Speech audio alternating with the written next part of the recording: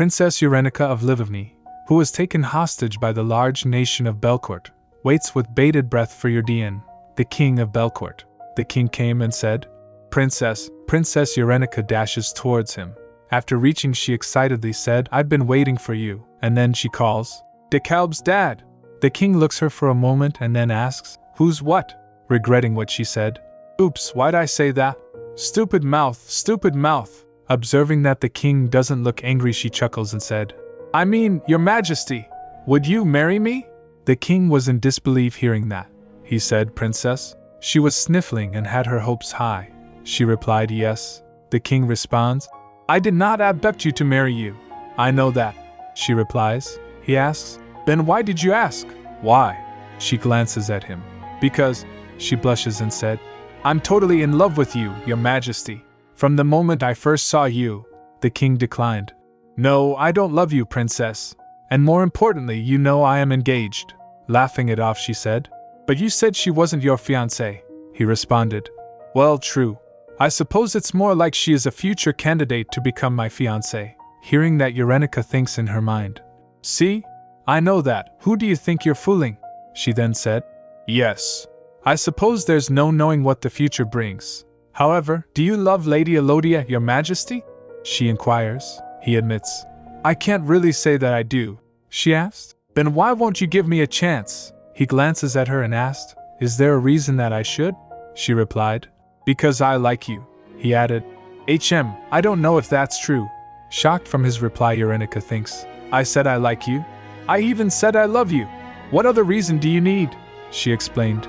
If you marry me, you'll gain a lot more than if you married Lady Elodia. He asked, for example. She replied.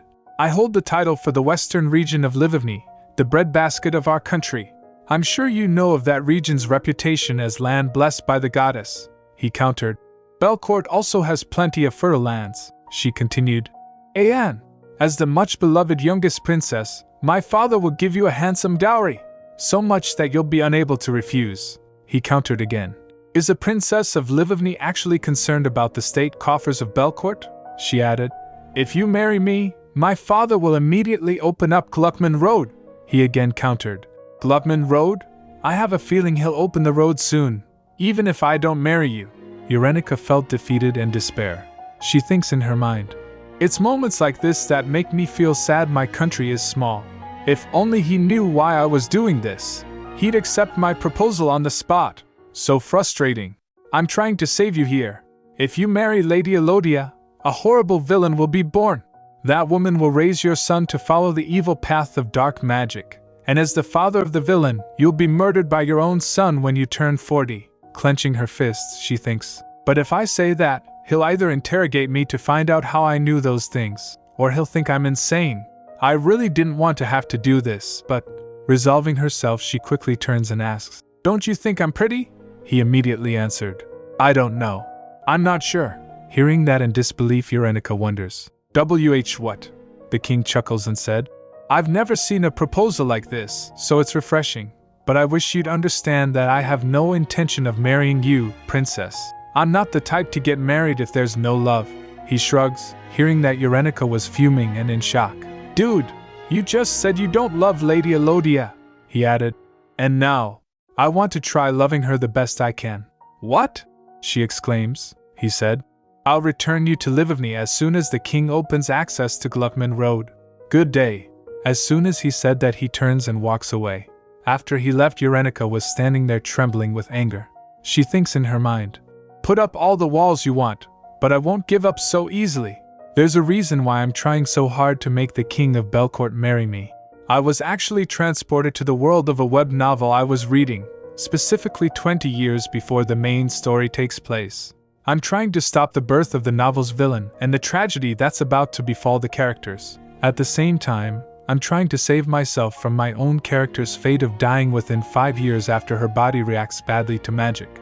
The only person who can save me is King Eurydion, but he totally rejected me. My desperate attempts to save the both of us from becoming tragic supporting characters begin with the villain's father turning me down with no hesitation.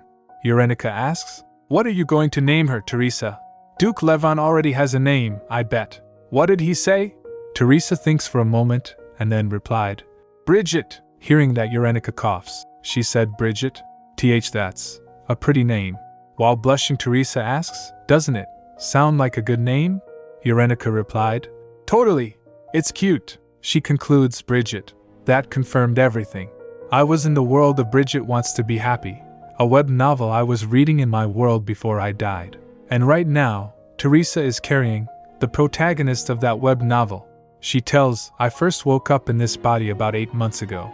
When I opened my eyes, I had skin as white as snow, fluffy light pink hair like sweet cotton candy, and clear, pale blue eyes. I was a total beauty. So pretty. Looking in the mirror, she asks, is this really me? As she spoke, she realized, was I just talking in a strange language? As she was wondering, Teresa came barging. She asked, Urenica, are you okay? Urenica got blinded by Teresa's beauty. The maids asked, Your Highness, did something happen?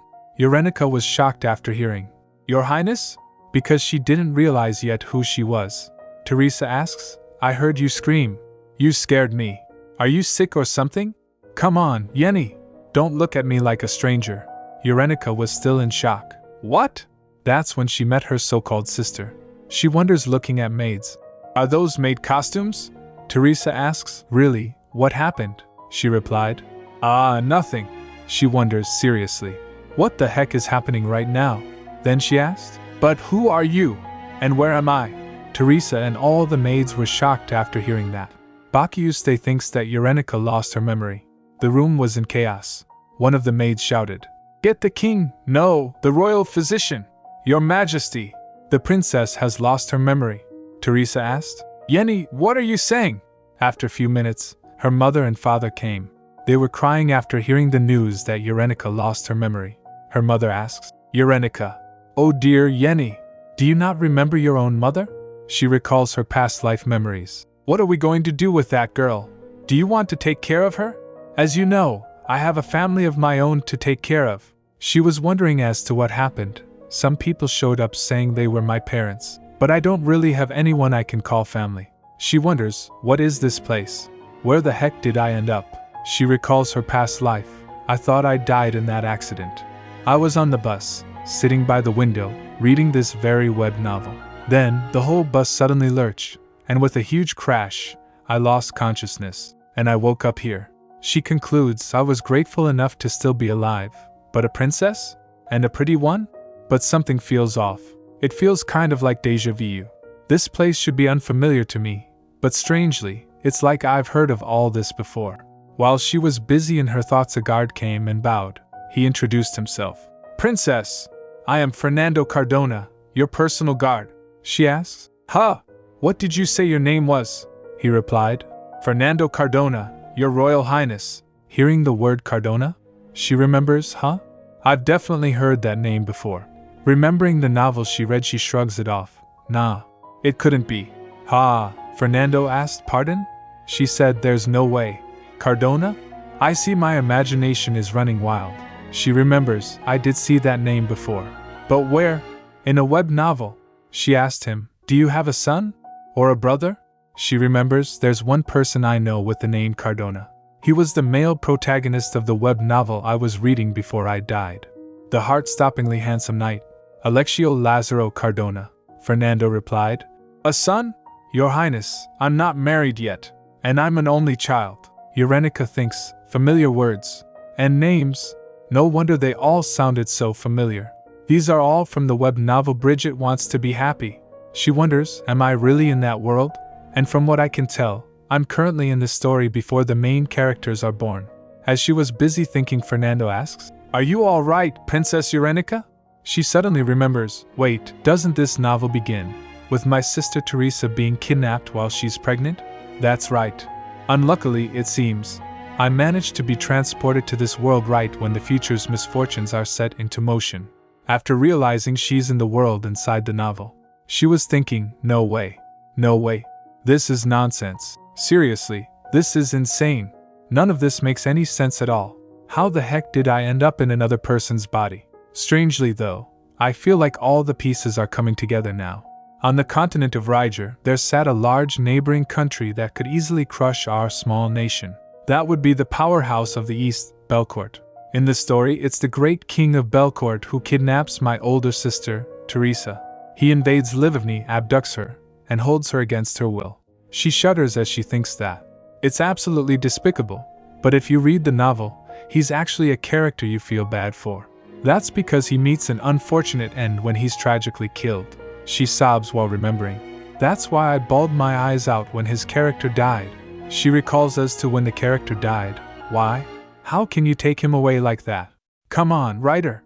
But even though I felt sorry for him, I'm still scared. Am I scared because he's the ruler of a powerful nation? Or am I scared because this fictional character is suddenly real? Either way, Teresa's kidnapping is the opening act of the original story. It's also the beginning of the disastrous events that befall the generation of the main character's parents. It's a passionate yet strange love story about a princess and her guard. Bridget wants to be happy.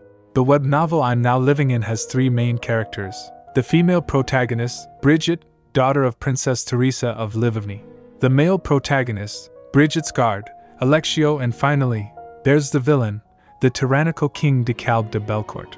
In Bridget Wants to Be Happy, the main plot revolves around the 2 protagonists healing the traumas of their sad childhoods. In other words, their parents' generation was doomed. We're not just talking about a few bad things happening. They were all doomed to die young.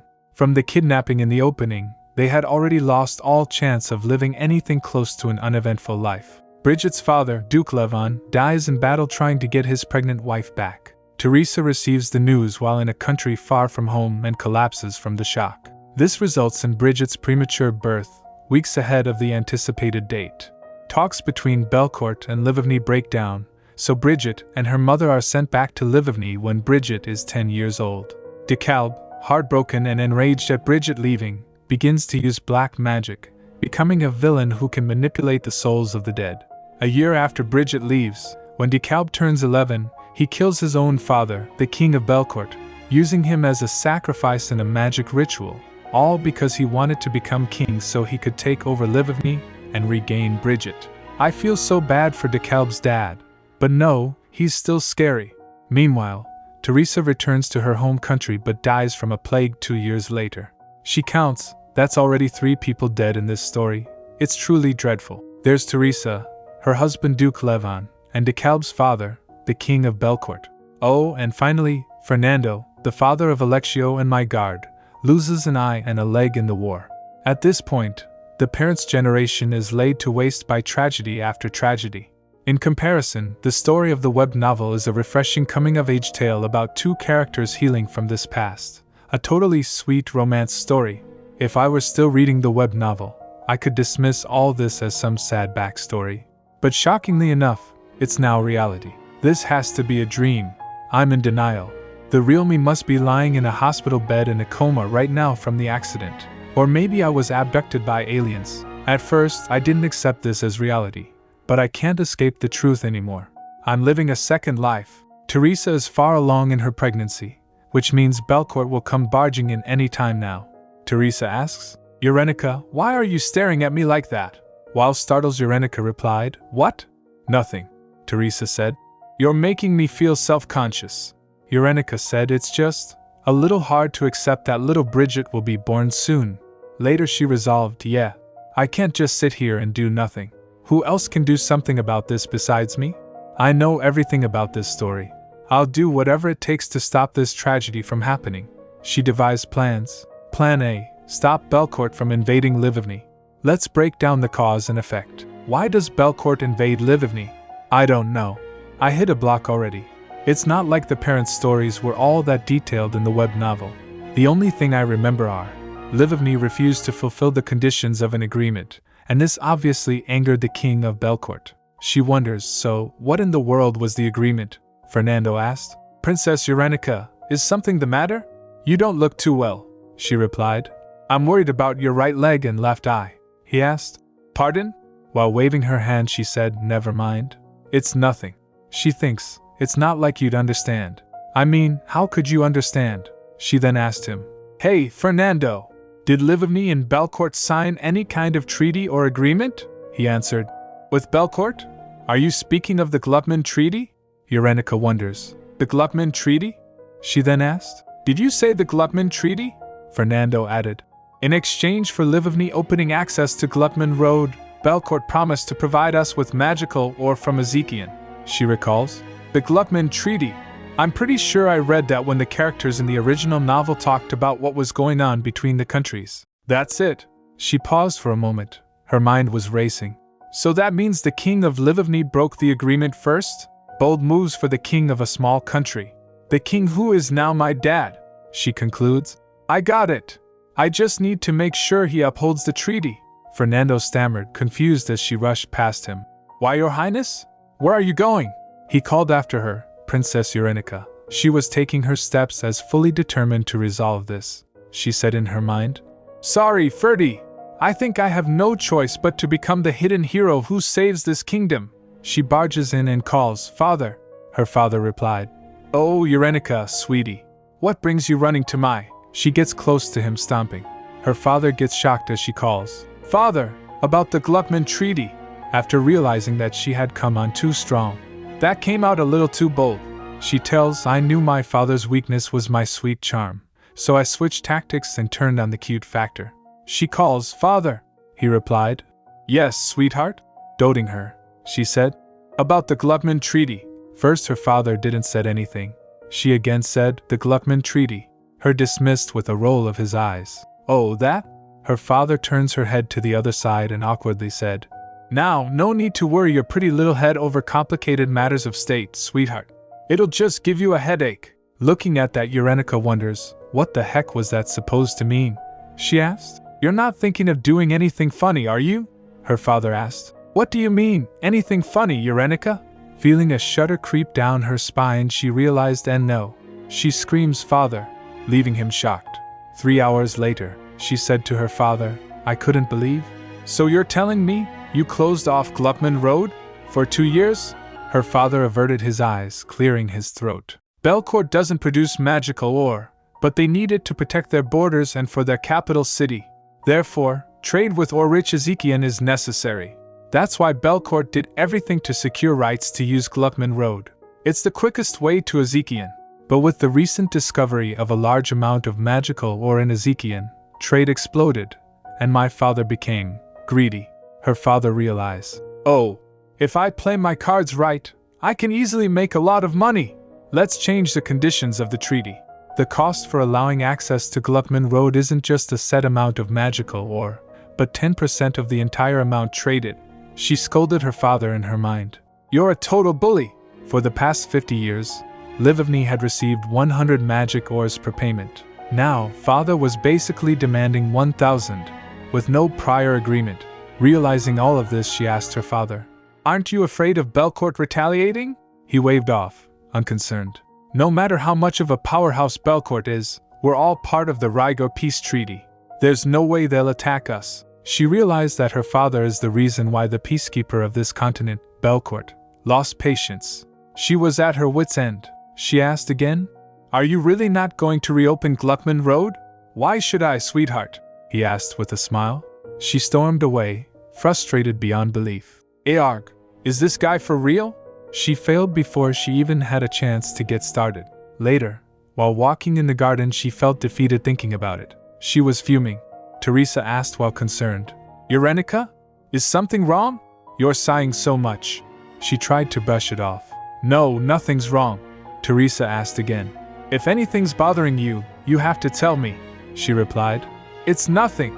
She thinks, I don't want to cause undue concerns while she's pregnant. Teresa said, Whatever happens, you can count on your big sister.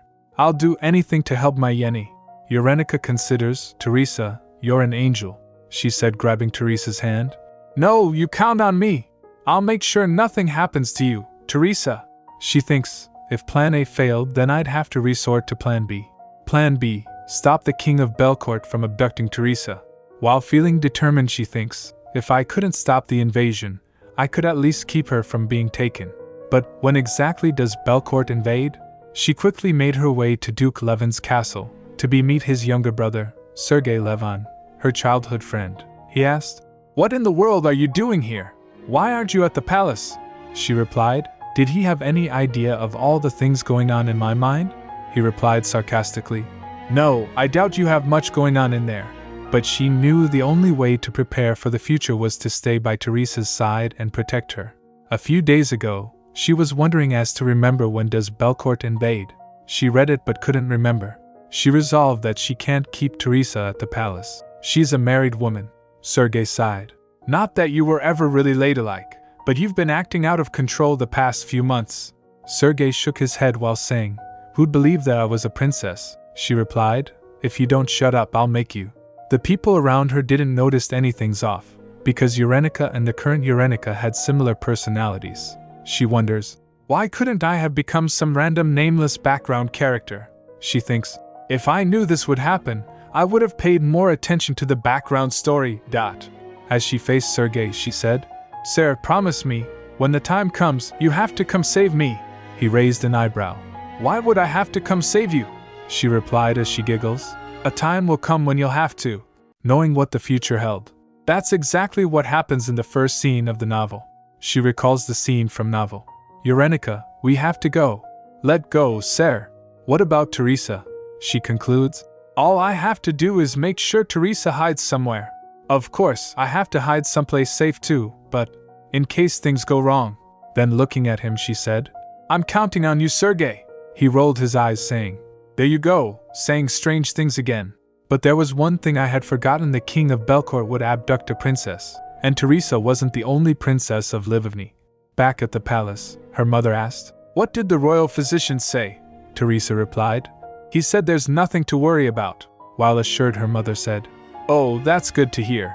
As they were talking, Urenica was feeling nervous and anxious. A strange feeling crept over her. Something felt off. She wonders, what's this bad feeling that suddenly came over me? She thought, maybe I'm just being sensitive from being on guard the past few days. But the nervousness only grew. She tried to shake it off, but it wouldn't leave. Her heart started racing. She thinks I'm nervous, but something's making me really nervous about today. Her heart wouldn't slow down. As she was busy thinking worries, her father said to Teresa, Make sure you look at and listen to good things for the baby. Teresa said with a smile of chaos. Urenica jumped to her feet. I gotta do something. She grasped her arm and said, Teresa, let's go back. You shouldn't be outside for too long. Teresa said. But Yenny, we've barely been here for 2 hours, she insisted, pulling her gently. 2 hours is more than enough. Her mother and father were surprised by her actions. He asked, What's wrong? Urenica responded, Teresa gets tired easily if she's out and about too long. She said to Teresa, I'll get you home. Let's go. Hearing that, her mother said, Oh dear, I thought you were all right, Teresa. While leaving, Urenica waves and said, You should all stay in the palace today. Promise, her father said as she hurried away. Get home safe. As they were leaving, suddenly they heard a voice. Find her, she wonders. What's going on? As they heard marching of soldiers, a guard shouted, We're under attack. Urenica was still wondering. No, is it the Belcourt army? I should look into becoming a fortune teller. Her heart pounded even harder. Yenny, what is this? Teresa asked, her voice shaking. Urenica pulled her along.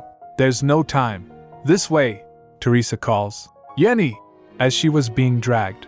But Urenica wasn't listening. She was in a hurry to hide Teresa. Teresa said, Yenny! Urenica, please. Mother and father are. They'll be fine. Urenica interrupted her. She thinks, indeed in the story, absolutely nothing happens to them. King Eurydion takes Teresa and leaves. They reach the hidden passage just in time. She peeked around the corner before explaining quickly. Teresa, she pointed to the floor. Go in here. She tells in her mind this is the secret passage that Bridget discovers as a kid.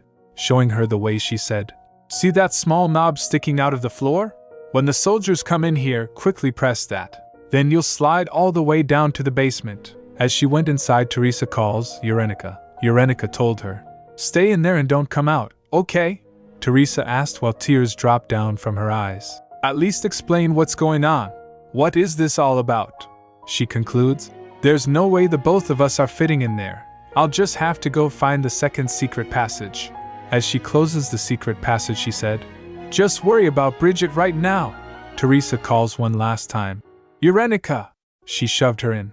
After that, she thinks, I need to hurry before the soldiers rush in. Peeking through a small gap, she sighed in relief. There. Now Teresa is safe. I'll see you later, she whispered as she turned to leave. Tears were falling from Teresa's face. The sound of swords clashing echoed through the hall. Urenica panicked. Oh no! They're already in here? Holy crap, this is totally serious. She was hiding from the soldiers behind the pillars. She needed to go to the east wing of the palace if she wanted to get to the second secret passage. She was wondering, should I even go there? Or should I just wait here for Sergei? She hesitated, torn between running to the east wing to reach the second secret passage and waiting for Sergei to find her.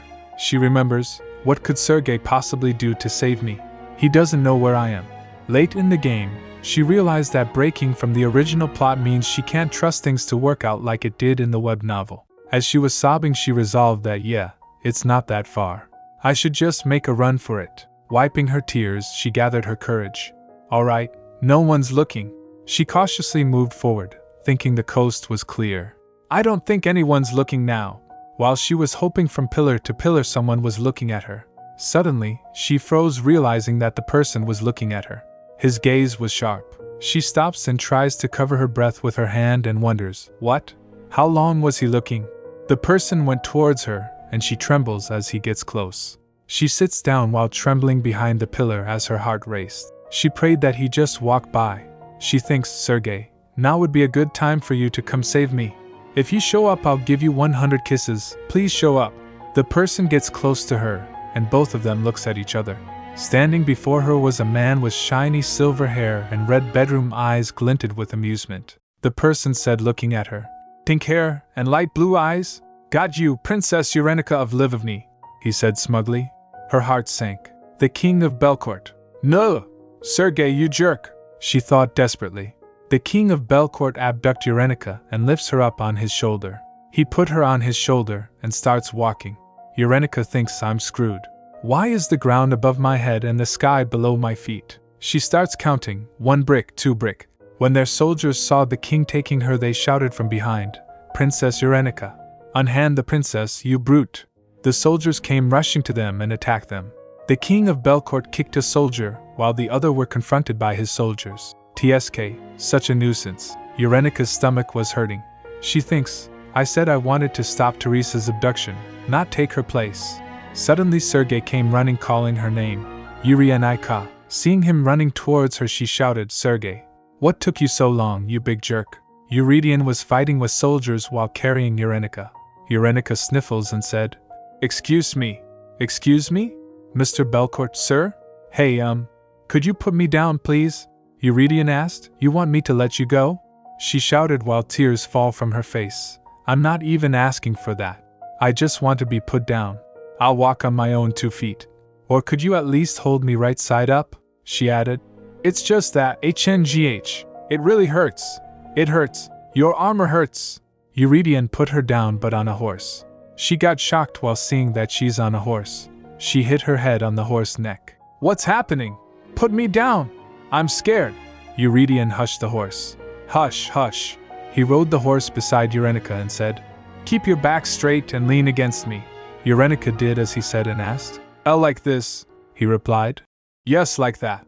He then ordered. Army of Belcourt, we ride. Then the horse lifts her legs and then starts galloping. We'll pass through the magic circle. Don't fall behind. Urenica wonders. A magic circle? She saw the circle, it was bright. My eyes. Eurydion covered her eyes with his hand and orders. Don't stop. Keep going. We won't stop until we're on Belcourt soil. After a while, Urenica was unconscious. She opened her eyes while Eurydion was talking with Mage. He said, I had no idea her body wouldn't take to magic this strongly. Eurydion asked him, So, you're saying you can't wake her up? Hearing that, Urenica thinks, It's all so noisy. She opened her eyes and first thing she saw was Eurydion. He said, You're awake? She said, Whoa, a hot guy. A hot guy talked to me. That's nice. Eurydion called. Princess, he asked the mage. Is something terribly wrong with her? He replied. Allow me to examine her, your majesty. He sat close to her and said, Your highness, if you'll pardon me. He activated a magic circle on his hand. Urenica felt nauseous. He extends his hand towards Urenica and said, One moment, your highness. Urenica thinks, What's this? Did I get motion sickness? And a headache. As he touched her head, she felt a surge of pain in her head. she thinks. It feels like my head's going to explode. It hurts. It's torture. She was in pain. She tried to reach out to someone to save her. She was praying. Please, someone, anyone, help me. As she touched someone's foot, her pain disappeared. What? The pain disappeared. A foot? It was Eurydian's foot. He was looking worried for her. He asked, Princess, are you alright? She replied while sobbing, I'm alright. She shouted, Wah, what the heck? She recalls, I was on full alert the past few days to protect Teresa, only to end up kidnapped and slung around like a sack. And then I was on a galloping horse, and I've never even been on a horse. Then I was tormented by a pain I never felt before in my life. If I knew all of this would have happened, she again shouted, no, I still would have done it all again. That's what makes it even sadder. Eurydian calls, Princess. She complained, you mean it? Horrible. If you couldn't get my sister, why didn't you just go home? Why'd you have to take me? She thought, on top of that, of all the things to grab, why did I grab his foot? Eurydian then lifts her up, and she was surprised. Huh. She looks at his face and thinks, so, handsome. Tears were falling from her face. Eurydian asked, what are you so sad about? Then she realized that she was floating in the air. Her foots were not touching the ground. After that, Eurydian put her down, and she was sitting on a Belcourt's flag. Eurydian wipes her tears and said, I did not know you were sensitive to magic. I'm sorry. Did it hurt a lot? She replied. Why yes, he added. And for the sudden abduction, seems like it was quite the shock. She thinks, ugh, this is humiliating. She snatches his handkerchief from Eurydian and said, I'll do it. She then tries to understand. But what was the pain I felt earlier? Not that I feel it anymore. Then Eurydian asked, were you sensitive around magic or magical ores before? She replied, I have no idea. A magic sensitivity? He again asked. You don't know? She shakes her head and said, I've never had something like this happen before. She then said to herself in her mind, though when I say before, I mean just the past 8 months that I know of. Eurydian then asked, Rolf, what happened? He turns his head to look towards him. Looking at him, Eurynica recalls, one moment, Your Highness. The guy who touched me before? The pain got worse after that man touched me. I know it, Rolf explained. If someone is more sensitive to magic than the average person, something like this can easily happen. Eurydian asked, could the person with the sensitivity not know about it? Rolf takes a glance and said while thinking, maybe if one grew up in an environment with little to no exposure to magic. Eurydian again asked, then why is she fine again? Rolf replied while anxious, I'm not quite sure myself, Your Majesty. He bowed and said, perhaps I can find out if I examine the princess a bit more, but it seems difficult to touch her. Eurydian takes a sigh and said, I see. Anyhow, I guess this means it's impossible to use a magic circle again. He stands up and instructed, we've crossed the border, so from this point on, we go by horse. The soldiers replied, yes, sir.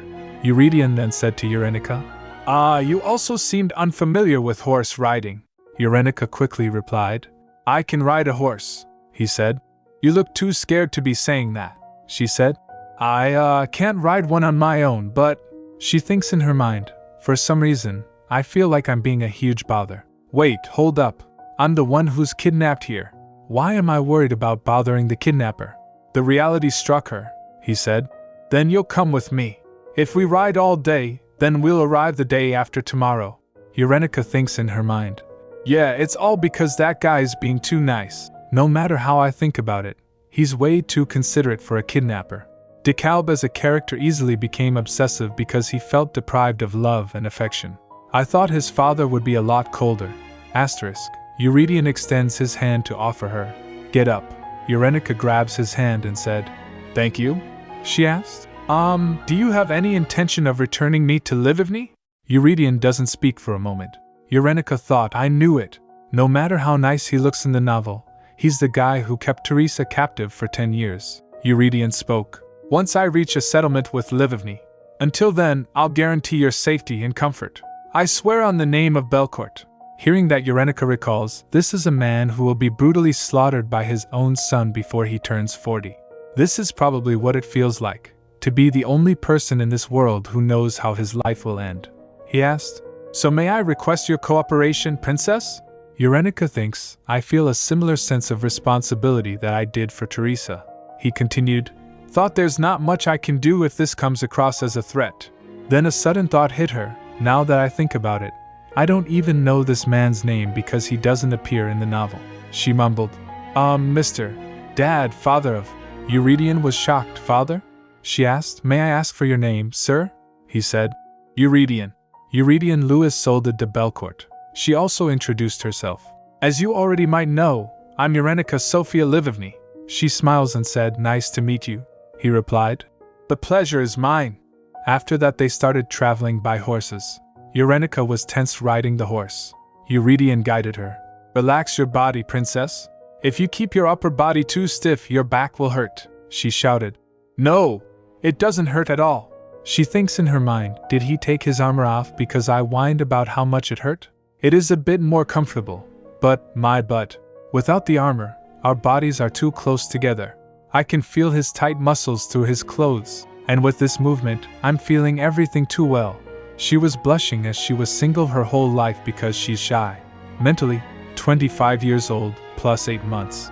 She looks at his face and thinks, also, does this guy not sweat? He smells clean and cool.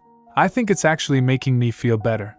It's almost like I feel energized. She starts taking heavy breaths. Then she realized, oh my god, I had no idea I was such a thirsty woman. She was about to fall but Eurydion catches her. She said, Sit still, princess. She replied, Yes. She thinks, Yup, this all feels too embarrassing. A few hours later, Eurenica was feeling pain and was lying on the ground. She thinks in her mind, Now what's going on? Humph. All I did was watch Rolf make a fire. I'm dying. As Eurydion picks her, she thinks, Now's not the time to be embarrassed about him touching me. As he pulls her close, she thinks, the pain's definitely subsiding. Eurydion embraced her and said, How strange. Isn't she a little too sensitive, Rolf? Eurenica was still trembling. Rolf replied, All I did was start a fire. Eurenica recalls, This is already the third time I had this strange reaction. First, when we went through the magic circle. Once, when they tried to use healing magic on me. And just now, all Rolf did was use magic to start a fire for the camp. Rolf said, It seems that the princess is a person unadapted to magic. Eurydion asked while patting her. Unadapted to magic? Rolf said. Yes. It's very rare, but every now and then there are humans who are unable to physically or mentally handle magic. Eurenica thinks, No. There's a more basic reason. She recalls Rolf saying, Maybe if one grew up in an environment with little to no exposure to magic. She thinks, to be someone who has not been exposed to magic in this world where magic exists obviously can also be interpreted as me not being a person of this world. I may be wearing Eurenica's body, but I'm still Ususu. Eurydion instructed. Refrain from using magic for now, Rolf. It seems she can't handle even the smallest of magic spells, so be careful. She mind raced, however. What I don't understand the most in this situation is, why does it hurt enough that I feel like I'm going to die? But then the pain disappears as soon as this man touches me. Eurydion lifts her up to his face and asked, Are you sure nothing like this happened before in Livovny, princess? She thinks, for the past 8 months. This is the first time I've even seen a mage since I first came to this world. Compared to Belcourt, Livovny is a weak country. Magical ore, only used to protect the borders. Magic users, mostly hires foreigners, as there are no royal mages. Tower of magic, none. Meanwhile, Belcourt, magical ore, imports tons. Magic users, systematically developed. Black magic is widely used in secret. Tower of magic, has one. My body rejects magic, and that's the kind of kingdom I'm being taken to? No joke, but I might actually just drop dead, she said. Could you just knock me out instead? Eurydion asked. What? She said. Just whap a real quick one in the back of the head. You should be able to quickly make it to the palace while I'm out, he asked. So you want me to hit you? She said. At least that pain is momentary. It'd be nice to open my eyes and be in a bed, he said. I reject your request. He put her down and said, I won't allow the mistreatment of another kingdom's royalty. She asked, Why do you have to be such a considerate kidnapper? She then pointed and said, That guy over there has an arm that's sliced open, and look at that guy's leg. You can't even light a fire without magic. That means we can't eat, and you can't heal them either. And I cannot continue to detain you any longer. If you feel bad about raising your hand to me, you could just go through a magic circle like before. I'll probably pass out from that," he asked. "What if I do that and something terrible happens to you?" She takes a glance at his face and said, "If something goes wrong, you could just hug me, like you did just now." She giggles as she said that. She thinks in her mind, "I am absolutely not saying this because I have feelings for him. Absolutely not." Then Eurydion takes a sigh and sighed. "That wouldn't be hard to do. But once again, I refuse your request. We can always manually build a fire. And you are an unarmed woman who cannot even hold a sword. You definitely are terrible at hiding yourself. Those men are seasoned troops of Belcourt. You cannot compare yourself to them," Eurenica admitted. "That's true, but," he added, "I asked you for your cooperation, not your sacrifice. Did I not guarantee your safety and comfort? Unless you want to make the master of Belcourt a liar, it's best you quit this conversation. But just in case, stay close to me. The borders of Belcourt are protected by magical ore." Eurenica felt touched and was almost about to cry. She then resolves herself and thinks, "No, I cannot allow it. I can't let a man like this die at a young age because his son uses him as a test subject for black magic," she said. "DeKalb's father. I'm going to save him," Eurydion asked. "Why do you keep saying so-and-so's father?" Eurenica said. "You can count on me."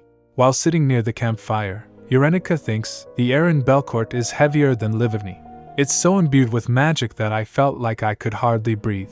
Yet, just being next to him makes it easier to breathe. This man definitely has some kind of miracle cure coursing through his body."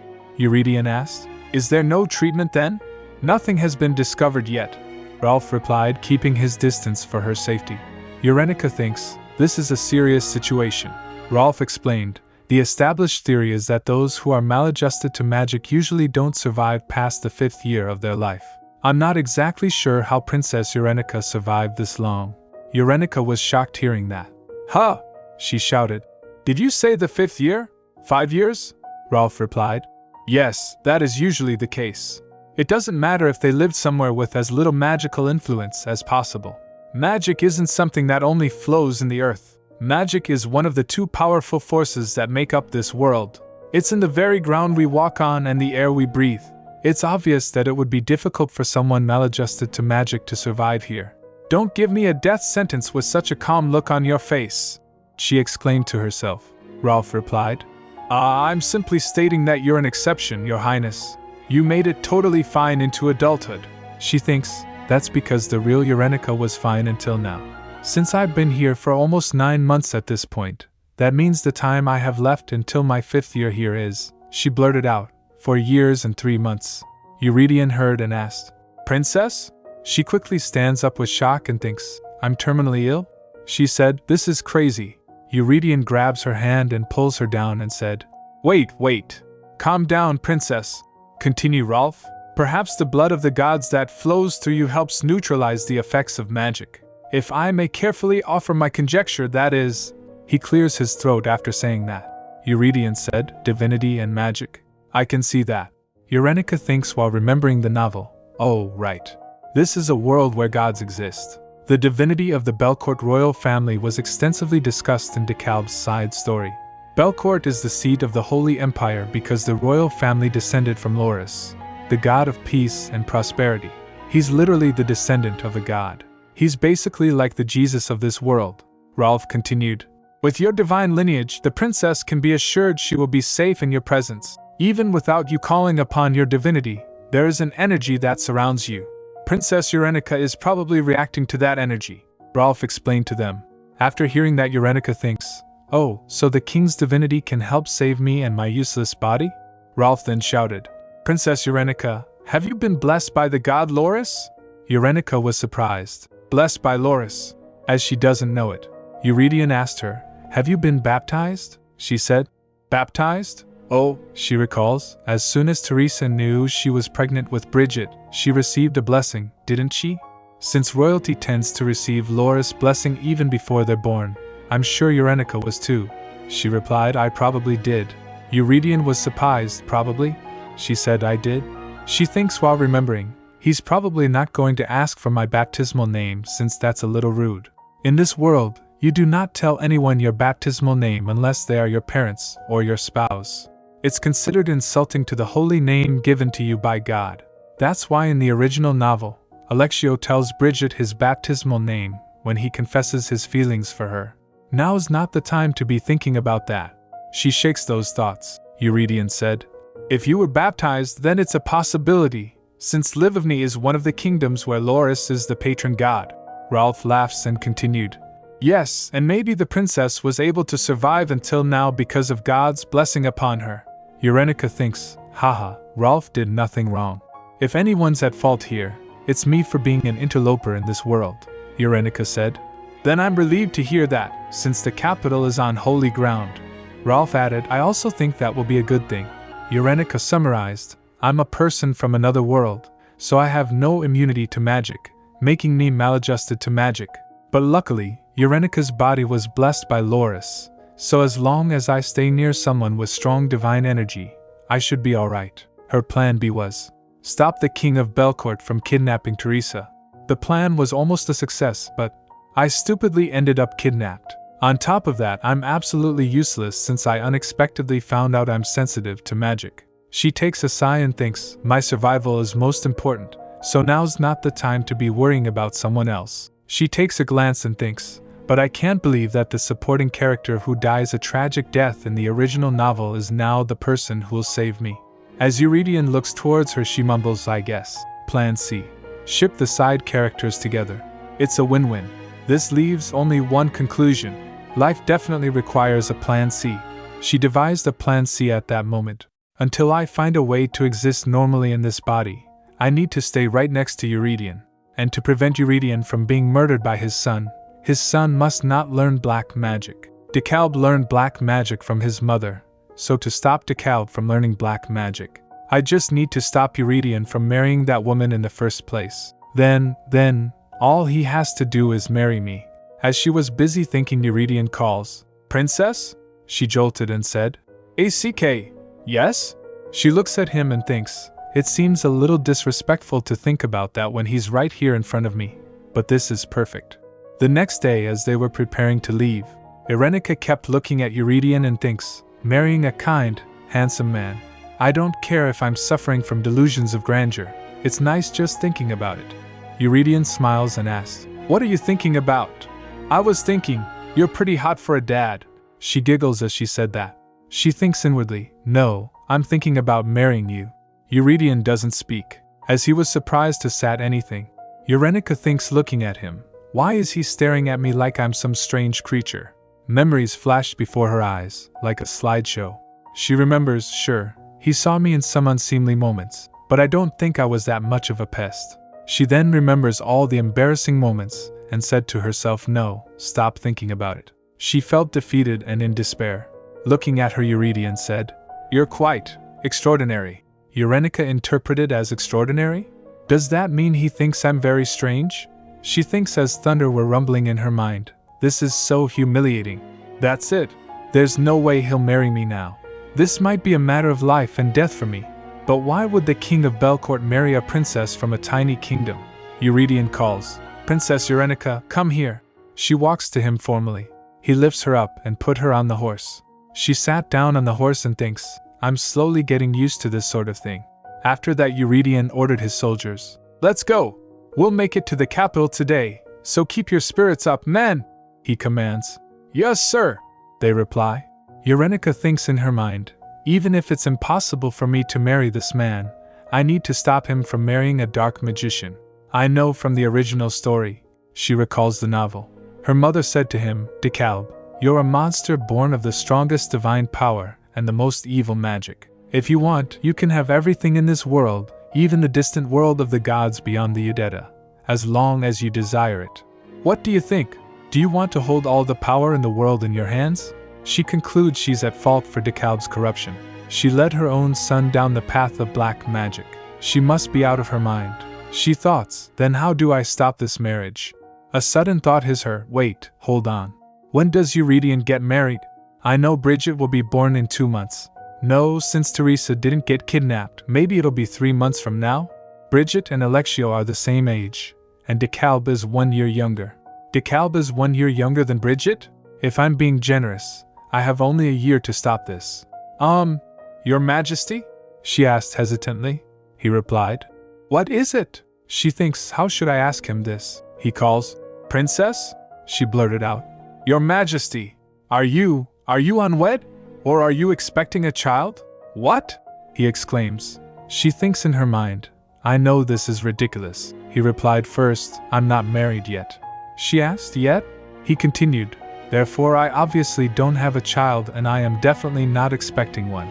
After hearing that, she thinks, unmarried with no kids is a good thing. But why did he say yet? Why do I have a bad feeling? He said you ask peculiar things, Princess, and with no provocation. They finally arrive in Belcourt. The city looks old and historical, while Livovny looks more charming in comparison. She was glancing all around. Eurydion puts her robe on her and said, The crowd's gaze might be uncomfortable. Irenica looks at the Corrid. The crowd cheers. Sire, long live Belcourt! Eurenica thinks, this is a huge crowd, and if it wasn't for this cape, I would have been completely overwhelmed. He's so kind-hearted, the perfect husband material. After reaching the palace, Eurydion puts her down the horse. She thinks, if I could, I'd kidnap him myself and make him my husband. Not that I really could. But a girl can imagine. Suddenly someone came running to Eurydion and said, Your Majesty, I'm so relieved you made it back safe and sound. You have no idea how worried I was. Eurenica was surprised looking at her. Lady Elodia starts the conversation with an emotional declaration. I miss you, Your Majesty. Her passionate words immediately grab attention, but Eurydion's calm and distant demeanor contrasts her fervor. The protagonist watches the interaction, stunned, thinking, whoa, no freaking way. Lady Elodia continues dramatically. Every day, my tears wet my pillow. Do you understand how that feels? The protagonist is speechless at the scene unfolding before her, observing Lady Elodia's stunning beauty and noting, she's gorgeous. Her voice is beautiful. The way she talks, it's absolutely bewitching. Even though the protagonist is a straight woman, she admits, I can't help being drawn to her. I wonder how Eurydion. Her thoughts are cut short when Eurydion responds to Lady Elodia's emotional plea with a flat. It's only been 3 days, Lady Elodia. Lady Elodia isn't deterred and counters passionately. Those 3 days felt like 3 years to me. Eurydion, however, seems unmoved, and the protagonist notices this, thinking, what's with that look on his face? How can he look so uninterested with this beautiful woman in front of him? She observes his reaction, or lack thereof, and muses. He says he's thinking of falling in love, but he looks like she barely registers on his radar. Making a pretty lady cry like that, so cruel. The least he could do is say something to reassure her. The protagonist debates intervening herself but ultimately stays quiet. Lady Elodia presses on, saying, Oh my, don't you think you're being a little heartless, Your Majesty? I might live in this very palace one day, so why should I not be here? On top of that, she pauses dramatically before adding, The man who might become my husband has returned.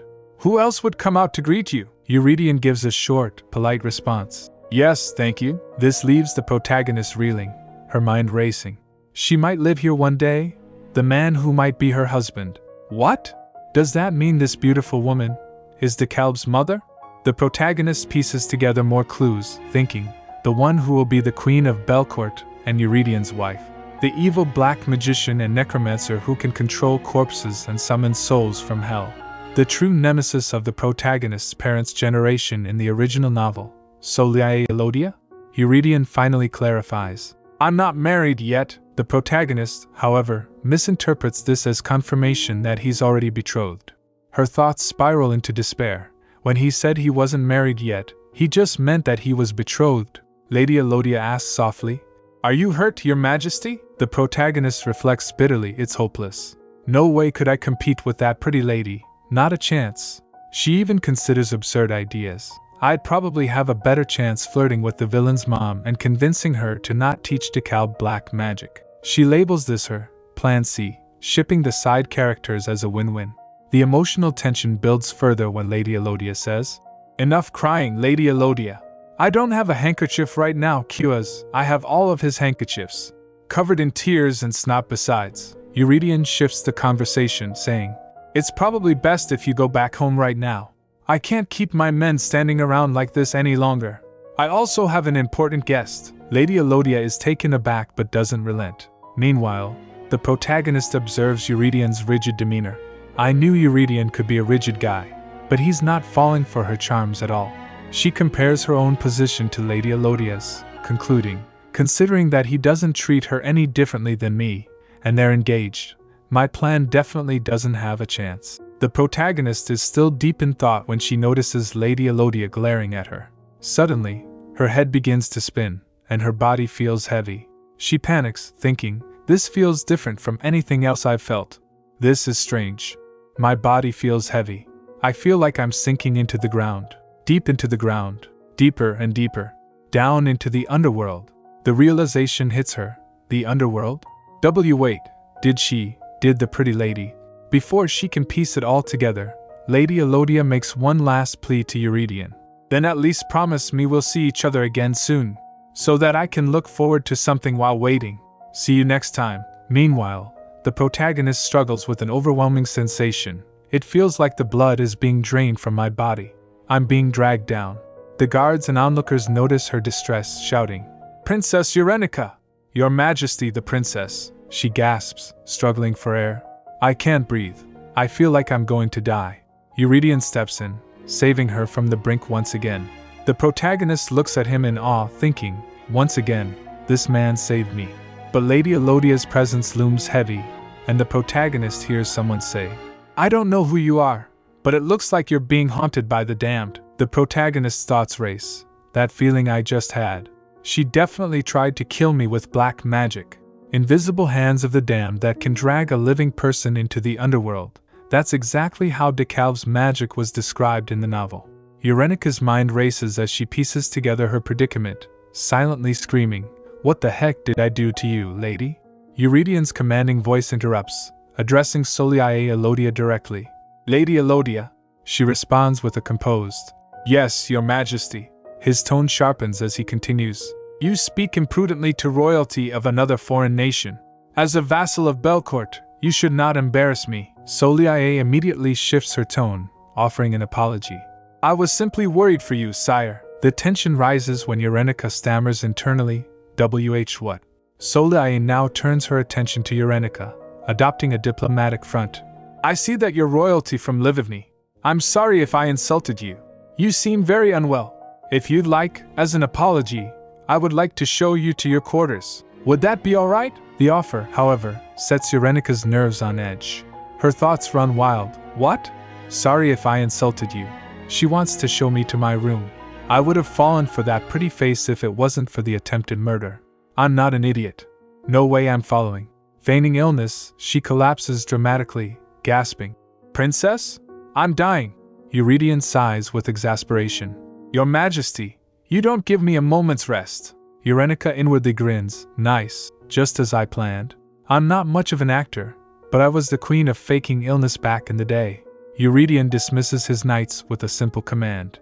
Men, good work. You may go rest now. They bow and respond in unison. Yes, your Majesty. He then turns to Solia, his voice firm. Lady Elodia, you should go home as well. Solia hesitates, her voice trembling slightly. Why, your Majesty? Eurenica's thoughts burst with defiance. You tried to kill me. You villain. You patricide enabler. You big meanie.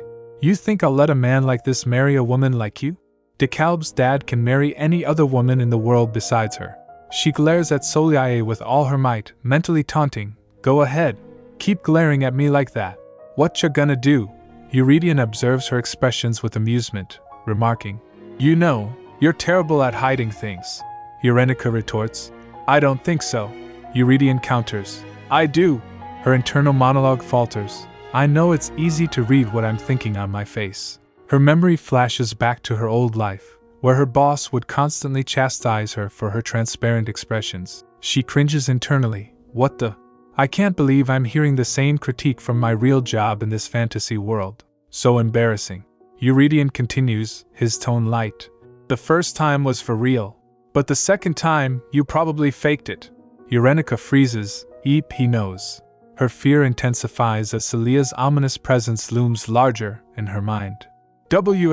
She scares me, she whispers. I thought as a black magician, she'd keep that hidden.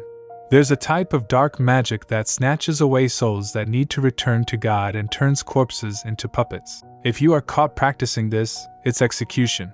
No question. That is why black magic is secretly passed on, from teacher to student, and from that student to their student, and so on. Eurenica reels as the pieces come together. Yet the fact that she openly holds the spot of second in command at the Tower of Magic is. Her thoughts trail off as she considers Celia's immense power. Oh, she must be very powerful, but she gives me a strange feeling. A sudden realization strikes her. I think I messed with the wrong person.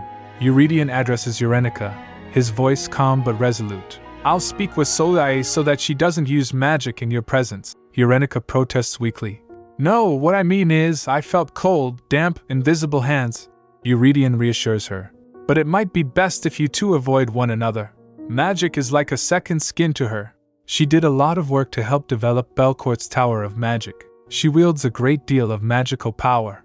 That's probably why you felt the way you did earlier. Eurenica's internal panic intensifies. I'm screwed.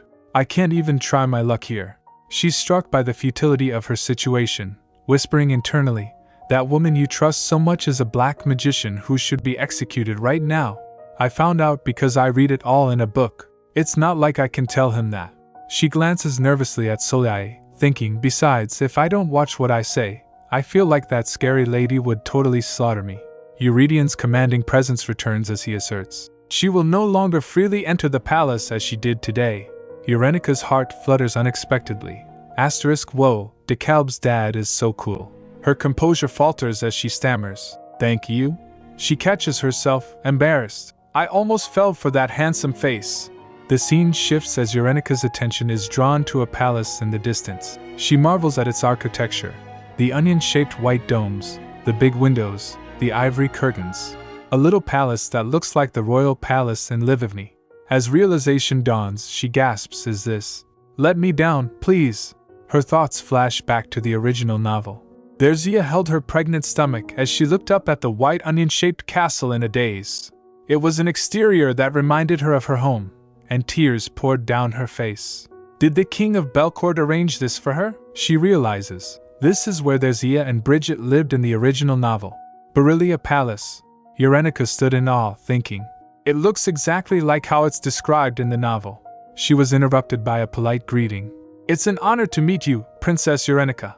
Confused, she replied with a hesitant. The maid, with light brown hair, approached her with a warm demeanor, pulling back the curtains gracefully. Your Grace, how are you feeling today? She asked, her tone gentle and precise. Eurenica observed her attentively, recalling the novel. This particular maid looked after Teresa with the most care out of all the maids in Beryllia Palace. Trying to mask her familiarity, Eurenica responded, I'm all right. But the memory of the novel lingered. Teresa and Bridget were closest to this maid, Marianne, during their time in Belcourt. This is my first time meeting her, yet I feel like I know her already. What the? This feels strange. Walking through the palace, Eurenica noticed every detail. The grand staircase, the radiant sunlight streaming into the room. This is where Teresa and Bridget lived, where Bridget's story began. The vivid sunsets described in the novel. It's all here. The world that had once existed as words on a page was now tangible. Standing in the room, Eurenica felt conflicted. Even though I confirmed a long time ago that this was the world of the novel I was reading, why do I suddenly feel this way? Is it because this is where Teresa spent 10 painful years? She steeled herself. No matter what, I did the right thing. It's a good thing I stopped Teresa from being dragged far from home while pregnant. Her thoughts were interrupted by Eurydion. Is the castle to your liking, princess?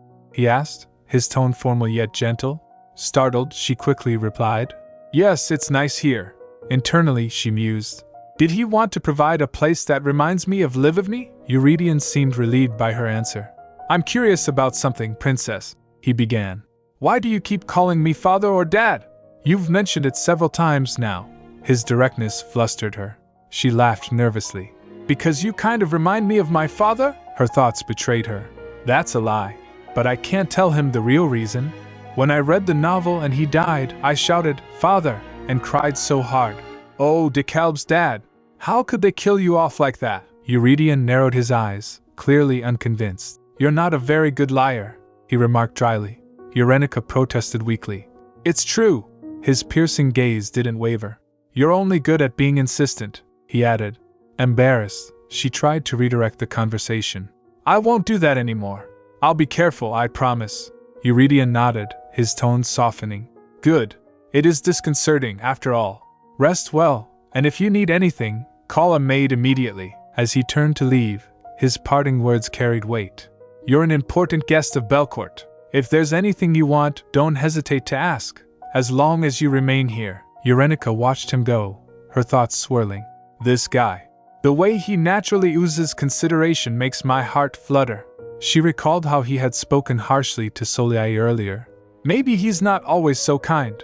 Maybe he's the type to cut someone off immediately if they cross a line. Before she could stop herself, she called out, Your Majesty, are you going to marry that woman? Eurydion paused, surprised. You mean Soliai Elodia? He asked. Well, I suppose that is what will happen. She's not lacking in qualities befitting a queen. Eurenica felt frustration rise. What does that even mean?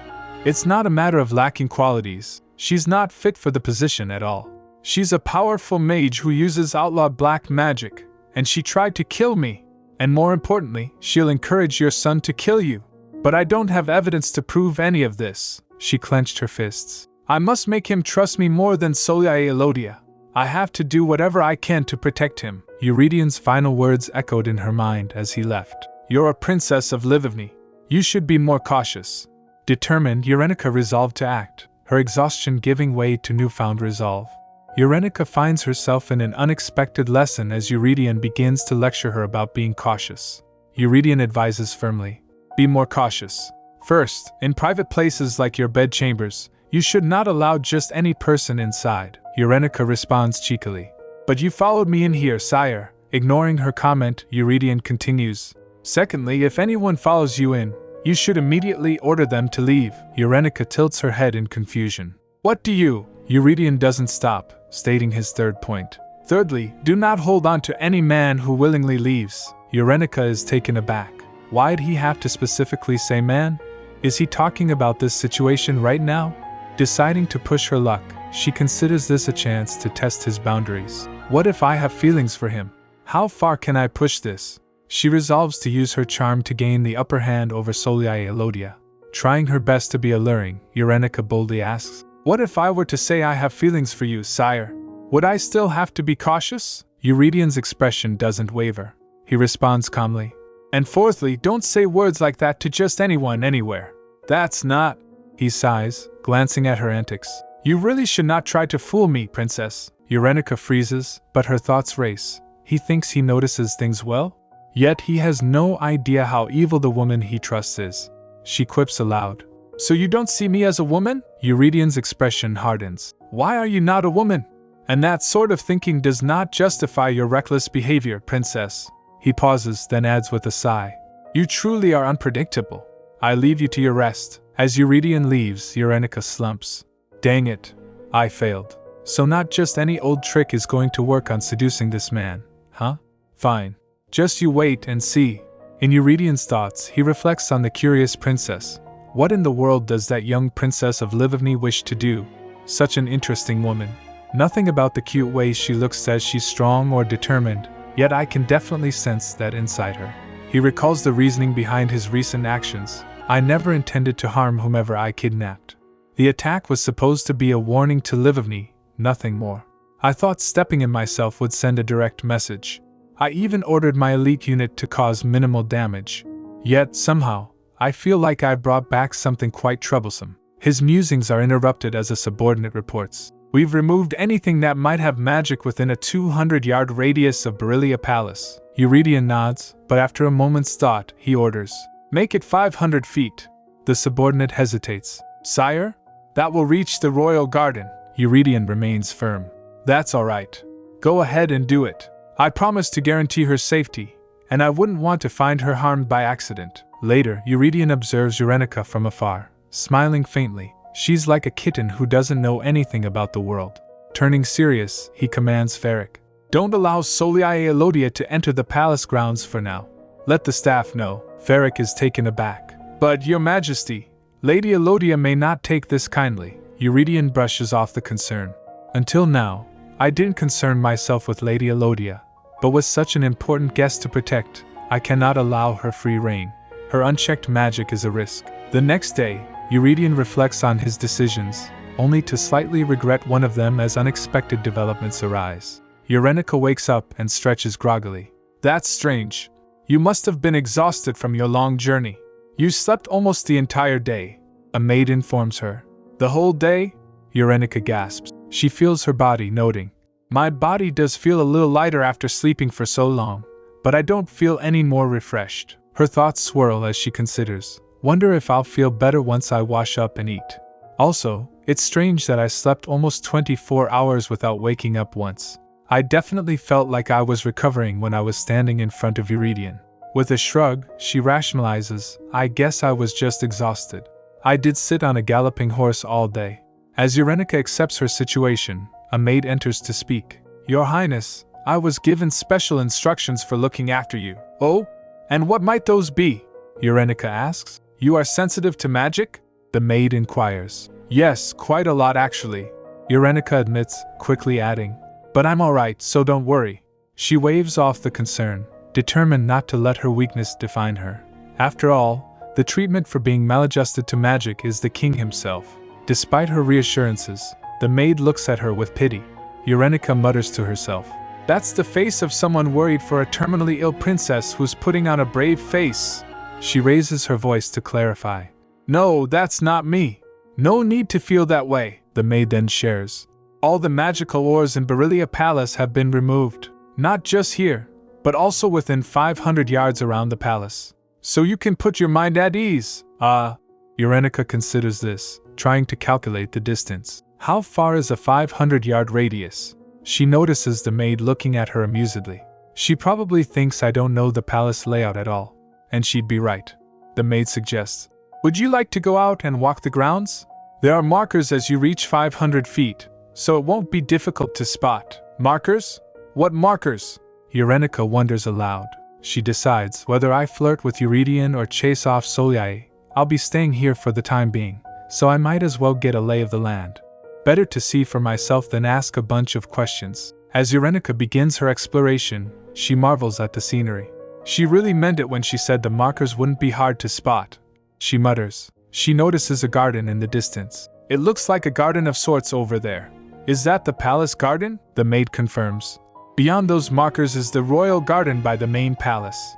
The 500-yard radius goes to the main royal garden in the east, Chiarda Palace to the west, the drill hall to the south, and the northern gate of the palace grounds.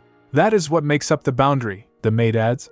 Within those boundaries you are safe, but if you were to go beyond them, it's dangerous because there's no way of knowing where and how magical ores are used, Eurenica finishes. She reflects, overall, this is much better treatment than any typical hostage would receive. But I'm still trapped. I can't exactly complain since the source of the problem is my own body's reaction to magic. The maid continues. The king ordered that if you wish to leave the boundary, to inform him immediately. Eurenica perks up, thinking, does that mean he'll come see me himself? She then sighs. Maybe I was just imagining it when I thought he was being weirdly guarded yesterday. Still, I'd like to go beyond the garden. Where should I take you, Your Highness? Before Eurenica can answer, a new voice interjects. I was assigned by the king to escort you wherever you wish to go, Your Highness. And you are? She asks. I am Thierry Schumart, a priest at the Temple of Loris. He introduces himself with a bow. Eurenica's thoughts race. I can't believe this king. He actually assigned a priest to me. Is this his way of saying he doesn't even want to see me? Thierry gives her a brief tour, explaining. The garden we just passed is Verishad Royal Palace's central garden. It was a special place for the late king and queen. Since there is no queen at the moment, the gardener manages the grounds, Eurenica pries. Does the king ever take a walk there? Thierry responds. The king's personal residence is Belcourt Palace, which faces the garden. He walks there frequently and also has tea time with Lady Elodia there. At the mention of Soliae, Eurenica's interest sharpens. Are they betrothed? They are not officially engaged, but there are considerations to make her the next queen. Thierry replies cautiously. Eurenica frowns. So it's not official. Lady Elodia is the one clinging to the king. But Thierry's next words throw her off. In my opinion, they might be engaged before this year passes. Eurenica reels, I'm back at square one. If he's not refusing outright, that means he doesn't dislike her. Does the king have feelings for her? Thierry clarifies. It seems more like he doesn't particularly dislike the idea of the union. Lady Elodia is a great strategic match as his partner. She's to be the next master of the Tower of Magic. Eurenica thinks bitterly. For a weakling like me, Belcourt Palace is basically the final dungeon. How am I supposed to seduce the king if I can't even get close to him? She steels her resolve. Then I'll wait until he comes out here. I have time, and I'll focus on the garden first. From that day forth, Eurenica makes the central garden her base of operations, keeping an eye out for the elusive king. She marches off to the garden, where she spends day after day, waiting. But no matter how long she waits, Eurydion de Belcourt is nowhere to be found. On the fourth day, Thierry approaches her cautiously. Your Highness, Eurenica glares at him. Did you lie to me? Thierry looks perplexed. Lie to you? As a priest serving Loris, I cannot lie, Your Highness, she groans, throwing herself onto a bench in defeat. Then what in the world happened? 4 days wasted. Sob. I'm so tired. Her frustration spills out. Doing absolutely nothing all day long is exhausting too, she cries, clutching her head. She begins to reflect. I thought my condition would only get worse when magic was being used, but that's not true. Just walking on the grounds of Belcourt itself takes its toll on me. If only I could hold Euridion's hand just once, she laments dramatically. Just sitting here, I feel my energy seeping out of me, Thierry gently explains. His Majesty must be busy these days, Your Highness. Usually, he comes out for a walk at least once every 2 days, but work has piled up since his expedition to Livigny. This doesn't reassure Eurenica. In fact, it makes her feel worse. Still feeling sad, she thinks bitterly. Does he just not want to see me? Was I too clingy? Her mind spirals. Was he annoyed with how I'd hang on to him all the time because I wasn't feeling well? She shakes her head, her thoughts growing more absurd by the second. I knew it. All the weird things I did totally made him see me in a bad light. Or maybe I'm just not his type at all. And then it hits her. Eurydion must like sexy and voluptuous women. Almond-shaped fox eyes, ruby-red lips. Someone like Soliae. That's it. That's why he married Soliae in the novel. A dangerous bad romance. The thought sends her into despair. It fits them so well. If I tried to squeeze my way in there, she pictures a dramatic scenario unfolding in her mind. The genre totally changes. Determined to shake off her self-pity, Eurenica stands up. No. Taste can always change, she says to herself. Starting today, I'm your type. But reality sets in again. Is what I'd like to say, but I can't even go into his palace. No, she declares, shaking her fists. Deliberately retreat. No such thing in my vocabulary. If you won't look at me, then I'll make you look at me. Day 5, 2 p.m. Eurenica crouches behind a bush. I think he's not coming out to the garden because he knows I'm waiting for him. Marianne whispers, Your Highness, why are you sitting there? Quiet, Marianne. Eurenica hushes her. Perfect hiding spot. If he doesn't see me, he can't avoid me. She waits in her hiding place. Your impenetrable wall versus my stubbornness. Let's see which one wins. From above, Eurydion watches her antics. If she'd just quietly stay in the garden and leave, it'd be fine. He sighs. But it's already the 5th day. Did she really not anticipate that I'd see her from here? He shakes his head. It's more than obvious that she's hiding and lying in wait. A princess of Livigny wouldn't have any business at my palace unless she was waiting for me. Eurydion had initially ignored her, thinking she'd give up. But no, she's not the type to give up, is she? He reflects, observing her sulking demeanor. It bothers me. She's like a kitten who's lost her mother. I shouldn't let this distract me, and yet, it seems like I'm interested after all. His gaze lingers on her for a moment longer before he quietly admits to himself, interested in her. Eurydion grew up as an only child. His few cousins had earned their titles and left the palace a long time ago. After the late king passed away, Eurydion was the only member of the royal family left in Belcourt Palace. From a young age, he had grown accustomed to peace and quiet. His life was ruled by strict routines, and very few things could disturb him. However, 2 things had recently been testing his patience. First was Livigny's constant impertinence, and second, the more exhausting issue, Soliae Elodia, the woman who proclaimed herself his fiancé. Soliae played her part well, acting as if she adored him. But Eurydion could see through her act. She loves pretending she's the one who knows me best, he thought. Despite her sweet facade, she always felt like a snake waiting for the right moment to stab him in the back. It's probably best to keep her at arm's length, Eurydion mused. If it weren't for the political necessity of keeping the Tower of Magic under his control, he would have cut ties with her long ago. He added, she knows this too. That's why she intentionally shows up, using her beguiling face to try and deceive me. I always need to stay cautious around her. There's definitely something else she's after. The tension with Soliae often disrupted Eurydion's desire for peace. Yet, when he compared Soliae to the Princess of Livovny, it felt strangely different. Despite how Eurenica also disturbed his daily life, he didn't feel annoyed or bothered by her presence. In just 5 days, Princess Eurenica has achieved something Soliae hasn't been able to do in 5 years. She lured me out of my routines. While he acknowledged the princess's charm, Eurenica, oblivious to her success, was struggling with her own battles. I'm eating and sleeping better than ever, yet my energy is low. I feel like the land of Belcourt is squeezing the life out of me. Eurenica tried to piece together the cause of her condition. Was it the magical or imported from Ezekian? Or was it the sheer number of magicians in Belcourt? Or worse, was it Celia's black magic still affecting her body? If this continues, I might not wake up one day, she worried. Despite her worsening state, Eurenica couldn't bring herself to ask for help. I can't demand a maid like Marianne to fetch Eurydion for me. And I can't just barge into the palace either. Frustrated, she shouted internally. I'm about to die here. This is cruel, cold-blooded. I should have known. He's not DeKalb's father for no reason. She started to rationalize her needs. I don't even need him to hold my hand or hug me. Just seeing his face or standing next to him might make me feel better. As if answering her prayers, Eurydion appeared, his voice cutting through her frantic thoughts. Princess. The sound of his voice was like a refreshing breeze washing over her entire body. Eurenica could barely keep herself upright but thought, he's the only thing that can save me from this suffocating land. Desperately, she reached out to him, her body suddenly feeling lighter. Eurenica collapses from exhaustion, her knees giving out. Eurydion steps forward quickly and catches her before she can hit the ground. She leans against his chest, clearly weak but relieved to have support. A soft glow begins to emanate around them, suggesting a magical connection or something unusual. Eurenica's face softens with relief, her tension fading. The scene ends with Eurydion holding her, the surrounding atmosphere calm and still. Eurydion, noticing Eurenica's weakened state, softly calls out, Princess, your condition.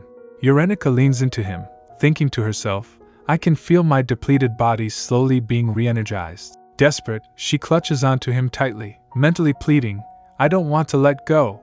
If I do, this heaviness I feel from the earth will squeeze me again. She looks up at him, her thoughts racing.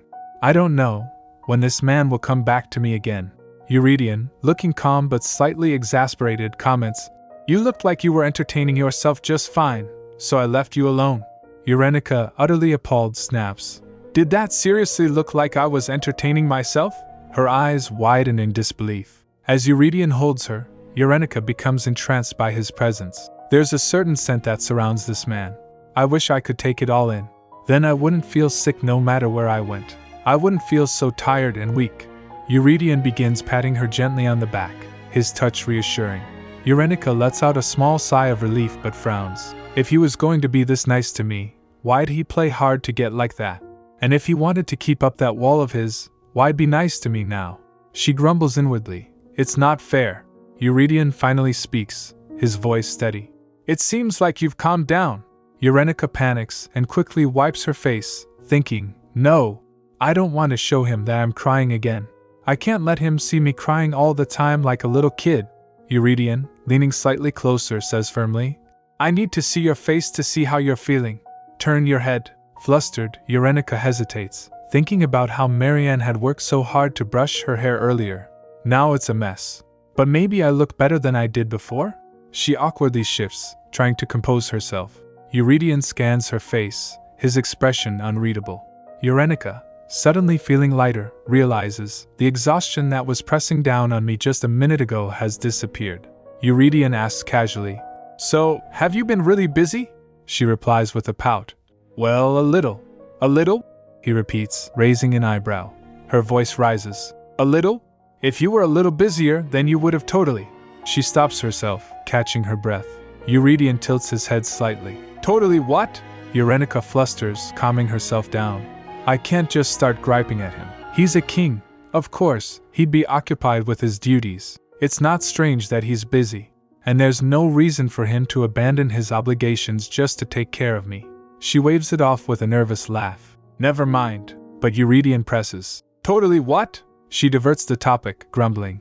Why has Shumart not been helpful? Her voice grows defensive. He's nothing like you.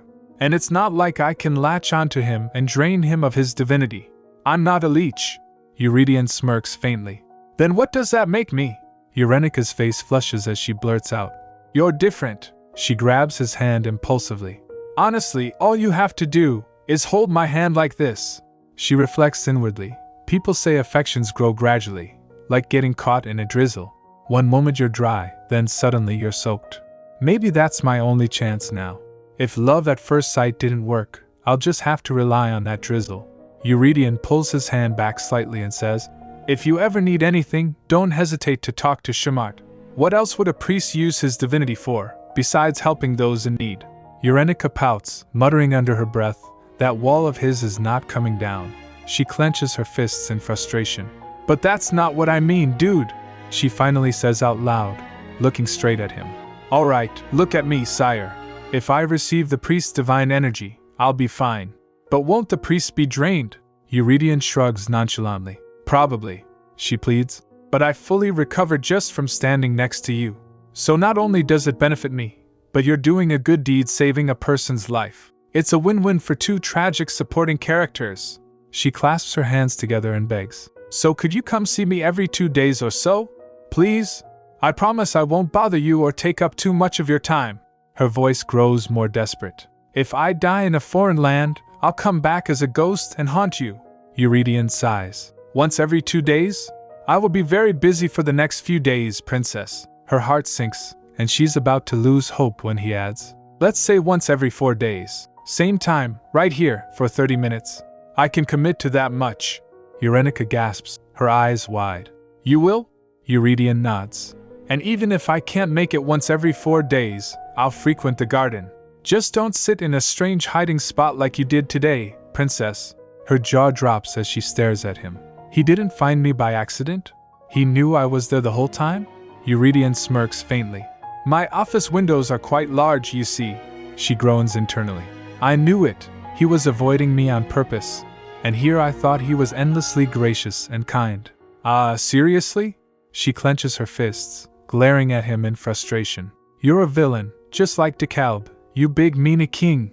Eurydion begins with a calm but firm tone, reminding Eurenica about Shumart. I've said it before, he says, his voice carrying a gentle authority. Shumart is a high priest who handles funeral rites. You don't need to feel guilty about receiving divine energy from him. He pauses briefly, glancing at her. If you ever find yourself too weakened, go see him. Eurenica blinks, confused, her head tilting slightly. Listening, for now? She thinks, her internal voice dripping with sarcasm. She narrows her eyes as she processes his words. The more I listen to him talk, the more it feels like he's quietly nagging me, but in a nice way. Still uncertain, she cautiously asks. But a high priest? Eurydion raises an eyebrow. Have you never heard of the name Shumart? I'm sure it's well known even in Livivny. Eurenica flounders, caught off guard. How would I know? Livivny might have more priests than magicians, but that's not saying much. She hesitates, her eyes widening. Wait, why? Eurydion smirks slightly, almost amused. Shumart is the leading candidate to be the next Archbishop of Vereshad. I nominated him myself. Her jaw drops. Ha! He continues nonchalantly. I'm the only one directly in line for the Belcourt throne, and he's one of maybe 5 people on this entire continent with as much divinity as I do. Her internal monologue screams, What? Thierry, so he really is an incredibly high priest. Realization hits her like a lightning bolt. And I made such an important person sit around and chat while drinking tea with me? She clasps her cheeks in horror. Eurydion watches her reaction, his voice softening. I wasn't lying when I said I'd guarantee your safety and comfort. But then she remembers her earlier thoughts about him. Cold-hearted, cruel, insensitive, evil villain's dad. She internally shouts, flustered at the contradiction. His expression shifts into something almost playful. Although, what you said earlier wasn't entirely wrong. Eurenika's eyes widen in surprise. Thank you? She murmurs, almost disbelieving. Eurydion continues unbothered. Meeting for 30 minutes every 4 days isn't much time, but at least it's something. Let's stick to that plan for now. Her thoughts spiral into chaos. Oh, I'm so touched. Just a little while ago, I was crying my eyes out, but this guy is like a walking, talking healing potion. She glances up at him, and her breath catches. Wow, he's so handsome. That face, it's unfair. How am I supposed to seduce someone who could make women fall for him with a single glance? Unable to stop herself, she blurts out. You're really handsome, sire. His eyes narrow slightly. What did I say about that? She immediately corrects herself. I mean, sire! But her mind is already reeling. He must really hate being called dad. Her thoughts drift as she studies him. There's still so much I don't know about him. The things he likes, the things he hates. Where is his line? How far can I go before he pushes back? But then, determination floods her. I need to be careful. Slow. I'll hover around and wait for my chance. Find every weak point in that impenetrable wall of his and attack them one by one. As if sensing her scheming, Euridion's voice cuts through her thoughts. I see you're thinking of something ridiculous again. Her cheeks flush. Not at all, she insists. But inwardly she panics. No, I can't let him reinforce that wall. Please, your majesty, let your guard down. Despite her internal battle, her plan takes shape. She reflects with satisfaction. From that day on, I visited the garden every 4 days. His presence alone melts away my exhaustion. He's like a miracle. Yet, she notices something different about him. He seems more on edge lately. Even his normally calm demeanor can't completely hide it. Is it exhaustion from his duties? Her heart softens as she catches glimpses of him relaxing. That expression, it suits him better than any of his usual seriousness. Breaking the silence, Eurydion asks, Princess. She snaps out of her reverie. Why yes? His voice drops, almost hesitant. Do you think you could write a letter to Livni? Her confusion is evident. A letter? Why? He hesitates before explaining. Your father threatened to demolish Gluckman Road if he didn't receive a handwritten letter from his daughter. The shock on Eurenika's face is palpable. Demolish it? What? Oh my god. Father! Her thoughts spiral into panic. Don't tell me Euridion's been on edge because of Livni? Eurenika's thoughts spiral further as the realization sinks in. It's already been 3 weeks since I was kidnapped. She clasps her hands together, guilt gnawing at her. I was so relieved that Teresa wasn't the one brought here, but I didn't even think to worry about anything else. Her expression softens as she recalls her past. In my real life, my parents passed away when I was young. I don't know much about filial love, but Eurenika, the youngest daughter of the king and queen of Livni, was so deeply loved as the baby of the family. Her imagination kicks into overdrive, picturing her family's reaction. Give me back my baby girl. Yenny! Yenny! Her hands tremble slightly. I can totally see how the royal family would react. They must be frantic. Tears prick her eyes as she berates herself. What's wrong with me? Sure, keeping myself alive is important, but how could I forget about my family? I completely forgot all about Livni. Eurenika reflects on her situation, guilt bubbling up. I really should have thought more about the family I left behind. My father probably thinks I'm locked away in some dark room without water or food. But then, her perspective shifts. To be fair, Eurydion has provided me with dresses, 3 full meals a day, snacks, and a safe place that even reminds me of home. I'm practically living in luxury. But still, guilt. Her thoughts turn to Livni and the family she left behind. I didn't even think about them properly until now. How could I have forgotten? Determined to reassure her father, Eurenika thinks about writing a letter but hesitates. It would be easier if my father could just see me through a magic sphere. Then reality hits. But that wouldn't work. Livni doesn't even have a magic sphere to connect to. Livni is a little bit of a backwater kingdom. Resolving to write a letter, she carefully drafts the contents. I'm doing well, father. The king of Belcourt has not been untoward to me. Please don't worry too much. Is Teresa alright? I hope nothing happened to her, especially with her delivery date approaching. As she's writing, Euridion's calm voice interrupts her. Write whatever you like. I won't check it. Eurenika freezes, her mind racing. Oh really? Maybe I can sneak in a clever hint to stall negotiations about Gluckman Road. But before she can implement her plan, Eurydion adds, "Actually, I'll read it after all." That look on your face made me nervous. Flustered, she sighs inwardly. How does he always see through me? When Eurydion eventually sends the letter without checking it, she feels a mix of relief and regret. If I knew he wasn't going to check, I would have written whatever I wanted. I hate him. Why is he being so mean today? Her thoughts grow more desperate. If my father opens Gluckman Road, Eurydion will send me straight back to Livivny. I can't let that happen. If I go back, I'll die an untimely death within 5 years, and Eurydion will marry a black mage instead. She silently prays, "Father, I hope you can sense what I'm really trying to say in my letter. Please take it as a clue to hold out as long as you can."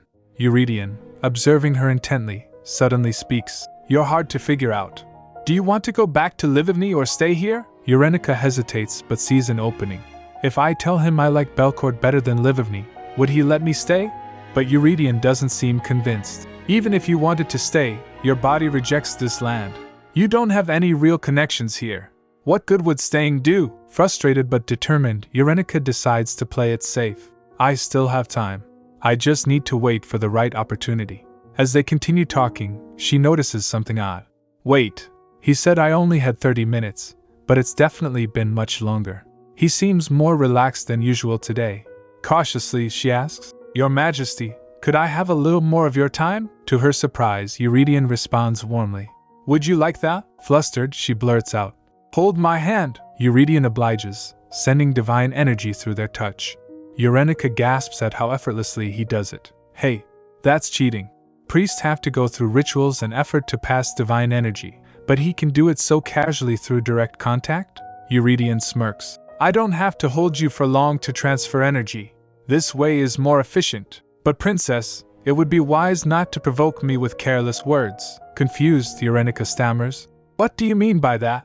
His expression returns to its usual stoicism, leaving her wondering if she imagined his earlier warmth. As he prepares to leave, Eurydion drops a final warning. Just so you know, it's best if you don't leave Berylia tomorrow.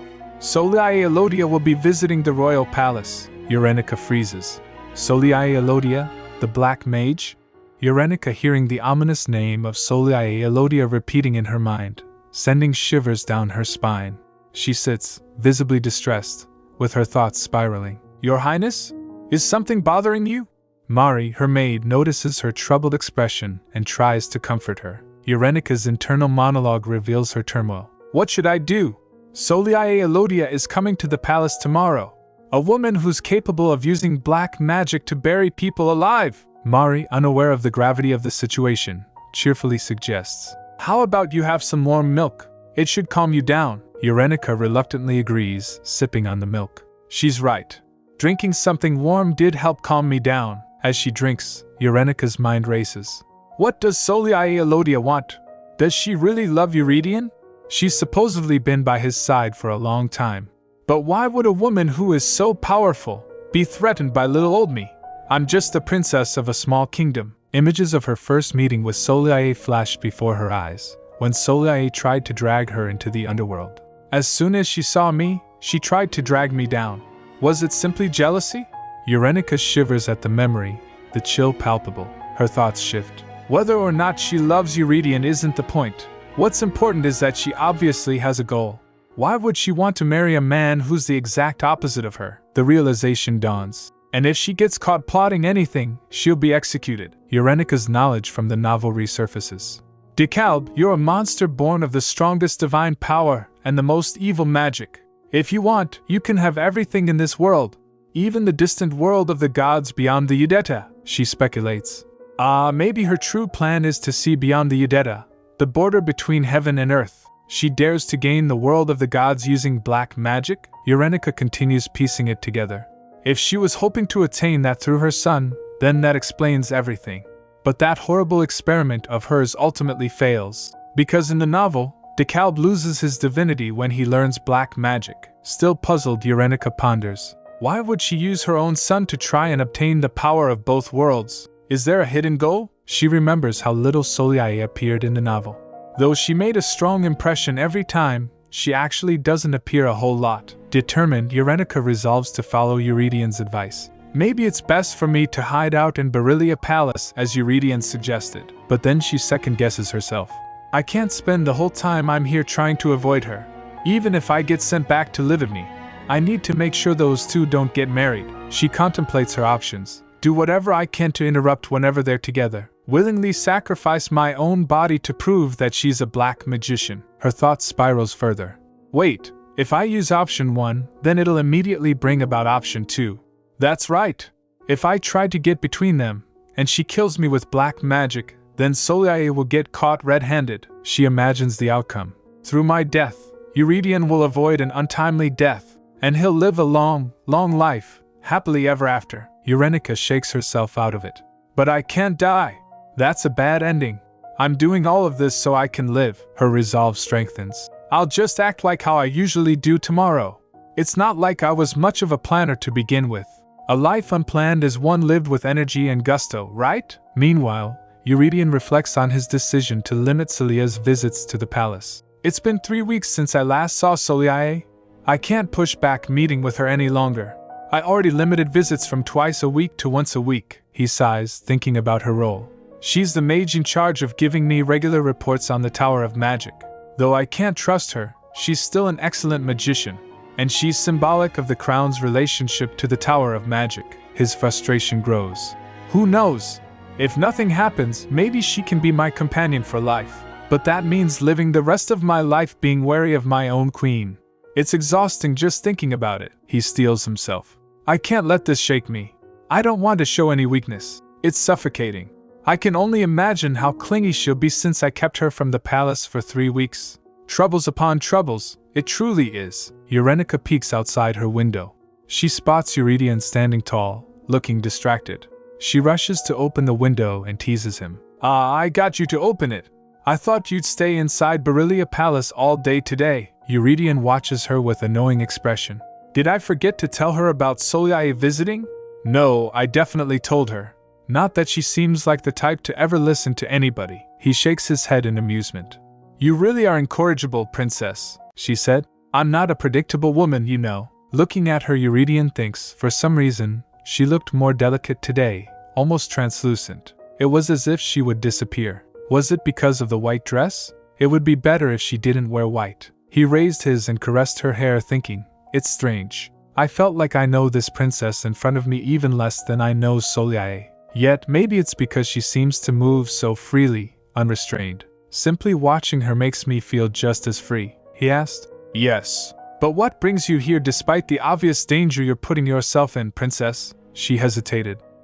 Well, today, he pressed. What about today? She clasped his hand and said, well, a brief pause. Then, I plan on kidnapping you. And how do you plan on doing that? He asked. She continued, because of the circumstances I'm in. I was hoping you'd cooperate with me. She wriggled slightly, as if testing the waters. She laughed. Would you prefer to allow yourself to be abducted by me or, he asked, or, she added, or would you rather have me bother you all day? He was taken aback for a moment, then asked, what are you unhappy about today to do this? She said, your schedule for today. I'm thinking about thoroughly interrupting it. He wondered, does she really mean that? She continued, you're not engaged to her anyway. So I figure she and I are in the same position. I'll guarantee your safety and comfort. I'm confident I can do that. So will you cooperate? She winked playfully. Though I guess nothing can be done if you decide to take what I said as a threat. He replied, I didn't know. He thinks in his mind, I have about half an hour to an hour until lunch with Soliae. She knows I was particular about punctuality, so she'll arrive exactly on time. I can't help but think about how Soliae dealt with any noblewoman who tried to approach me. She'd spin her web of rumors and involving them in scandals to get rid of them. Though this princess looks like someone who could never be implicated in a scandal, still, even without Soliae directly getting involved, if it even looks like I'm getting close to a princess I abducted from another kingdom, it probably wouldn't look great for me, or for her, she asked, shaking her head playfully. What do you think? Come with me, your majesty. He chuckled. I can't say no. He thought, it's as if she knew I wasn't looking forward to my meeting with Soliae. Eurenica was shocked. Your majesty? Eurydion jumped outside from window and said, go on, tell me, princess. She blinked. What? He asked. What do you plan on doing with me once you abduct me? She was in shock. What? It worked? He pursued on confused while she was in shock. Princess? She thought, did I actually manage to lure him in? She had tried to flirt subtly before, and he had avoided every attempt. Maybe being direct had been the right choice all along. She rolled her eyes slightly, then said, well, first, how about we run away? He's strangely going along with everything today. She extends her hand towards him. He agreed, accepting her hand. Then they walked while Eurenica leads the way. Her mind was jumbled, thinking, he's strangely going along with everything today. Did he decide to humor me? I mean, thanks. If Soliae were to see me stealing Eurydion away, I wondered how she'd respond. She might literally bury me alive with her own 2 hands. I need to get back to Beryllia and lock him up with me for the day. But why did I feel like I was the only one distressed about this situation? She stopped and turned towards him, thinking, I'm doing this so the both of us could live. She pouted, saying, one day, you'll be grateful to me, Your Majesty. He smiled. Perhaps one day I will. There's no telling the future. She felt annoyed, then resolved. We need to hurry and get out of here before Soliae sees us. After that she started walking again, holding his hand. Suddenly Eurydion stopped abruptly, pulling her towards him. He hides behind a tree, avoiding Soliae. She was in the garden looking for something. Eurenica was shocked for a moment, then understands the situation and thinks, what the heck? What's Soliae doing in front of Beryllia Palace? Celia's here, in front of Beryllia Palace? This is literally the worst situation for me. She tried to speak. But he stopped her. He mumbled, this is a problem. Eurenica thinks, if Eurydion leaves me to go to Soliae, that's going to be the real problem. She looked at his face that was watching Soliae and observed something strange. This isn't how people look at someone they're thinking about getting engaged to. What's he looking at? Soliae is the only thing he could see from this vantage point. What is she doing? But it was pointless to struggle, as Eurydion squeezed her tightly. She thinks I can't get out. Actually, it's strange that Soliae would be here to begin with. Any way you cut it, the most logical conclusion is that she's here to see me. As she shivers thinking about it, he whispered to her, Princess. She panicked. What? Her heart raced being so close to him. He asked, would you like to go look at Verishad? She nods back. She said inwardly, I'll go anywhere where Soliae isn't. Meanwhile, Knight Ferric approached. Lady Elodia. She halted and turns to him. Ferric. He walked to her and said, His Majesty has personally ordered that no one can enter here. She replied, Oh dear. Is that so? I'm sorry, I should have been more careful. Soliae thinks in her mind. I didn't know that. He directly made the order himself? Where'd he pick up that girl who rides at the slightest bit of magic? He gave her a whole palace, and either got rid of or blocked anything with even the hint of magic from getting near her. Though I have a feeling she won't last long despite his best efforts. Then she snapped her fingers, thinking, I'll need to nip this in the bud. He's already made it obvious that he's leery of me. It'll be a problem if his heart were to fully turn against me. She said inwardly, Eurydion Belcourt has the strongest and purest of divine powers coursing through him. The only woman he can marry is me. With the snapping of her fingers she pointed something towards the palace in which Eurenica was staying. Ferric then said, No need to apologize to me, my lady. Please return to the main palace. His Majesty is waiting for you. She nods and said, All right, let's go. She said in her mind, following Ferric. Liar, that man measures time down to the exact minute. There's no way he'd show up 10 minutes early and wait. It makes no sense. As she was following him she asked, Was it His Majesty who told you I was here? Ferric flinched and stopped. No. I saw you here, and knowing this area is restricted, decided it was best to warn you, she replied. I see. She thinks in her mind, I'm not detecting anything in particular. Divinity and black magic. The two are opposites, and the only thing that can cancel each other out. Yet paradoxically, they are undetectable to each other. That is why they are able to exist in the same world without much problem. Obviously, I wouldn't be able to detect his presence. But that also means Eurydion wouldn't be able to detect me here. Then, I wonder where my king is watching me from. The path on which she walked, the greenery withered away as to something ominous past. After she left, Eurydion asked Eurenica, Princess, do you have some kind of blood feud with Soliae Elodia? She averted her gaze, thinking, No, I didn't know better is all. I didn't think sticking my tongue out at the most powerful black magician in this world would bring about such severe consequences. He continued, I truly do not understand what this is all about. Eurenica blurted out, I don't have any ulterior motives. I simply wanted to keep you captive today. He was stunned for a moment, then said, I wasn't talking about you. I was talking about Soliae. But what you just said makes me suspicious. She retracted. I misspoke. I just need to shut up and stay still. She looked at her as he was busy thinking. What in the world could he be thinking about? Then he asked, what are you scheming this time? Her heart raced, feeling guilty. Surely, he's talking about Soliae again. After they planned to leave, Eurydion ordered his servant. Looking at him, Eurenica thinks, it's strange how unfeeling he is towards someone he's supposedly considering making his fiancé. I guess Eurydion is a lot more wary of that woman than I thought. Then, does he really wish to show me around the capital city? Or is that just an excuse to get away from Soliae? The latter does seem more plausible. Does this officially make this the getaway sequence? Then she cleared her throat and began. Your Majesty? Are we running away right now? He said. No. You're abducting me. What am I supposed to do with such an inept kidnapper? She was shocked. What? Is he messing with me? Looks like he's trying to evade explaining himself any further. He continued. At this rate, you'll lose me as soon as we walk the streets of the city. She asked, lose what? Then he turned to his servant and said, give me that. The servant brought robes. Eurydion puts the robe on Eurenica. He bundled her up. Every button buttoned, ribbon tied tight. She felt, I'm choking. Then he said, this is much better. She spined around, observing, is there a reason to wrap me up like this from head to toe?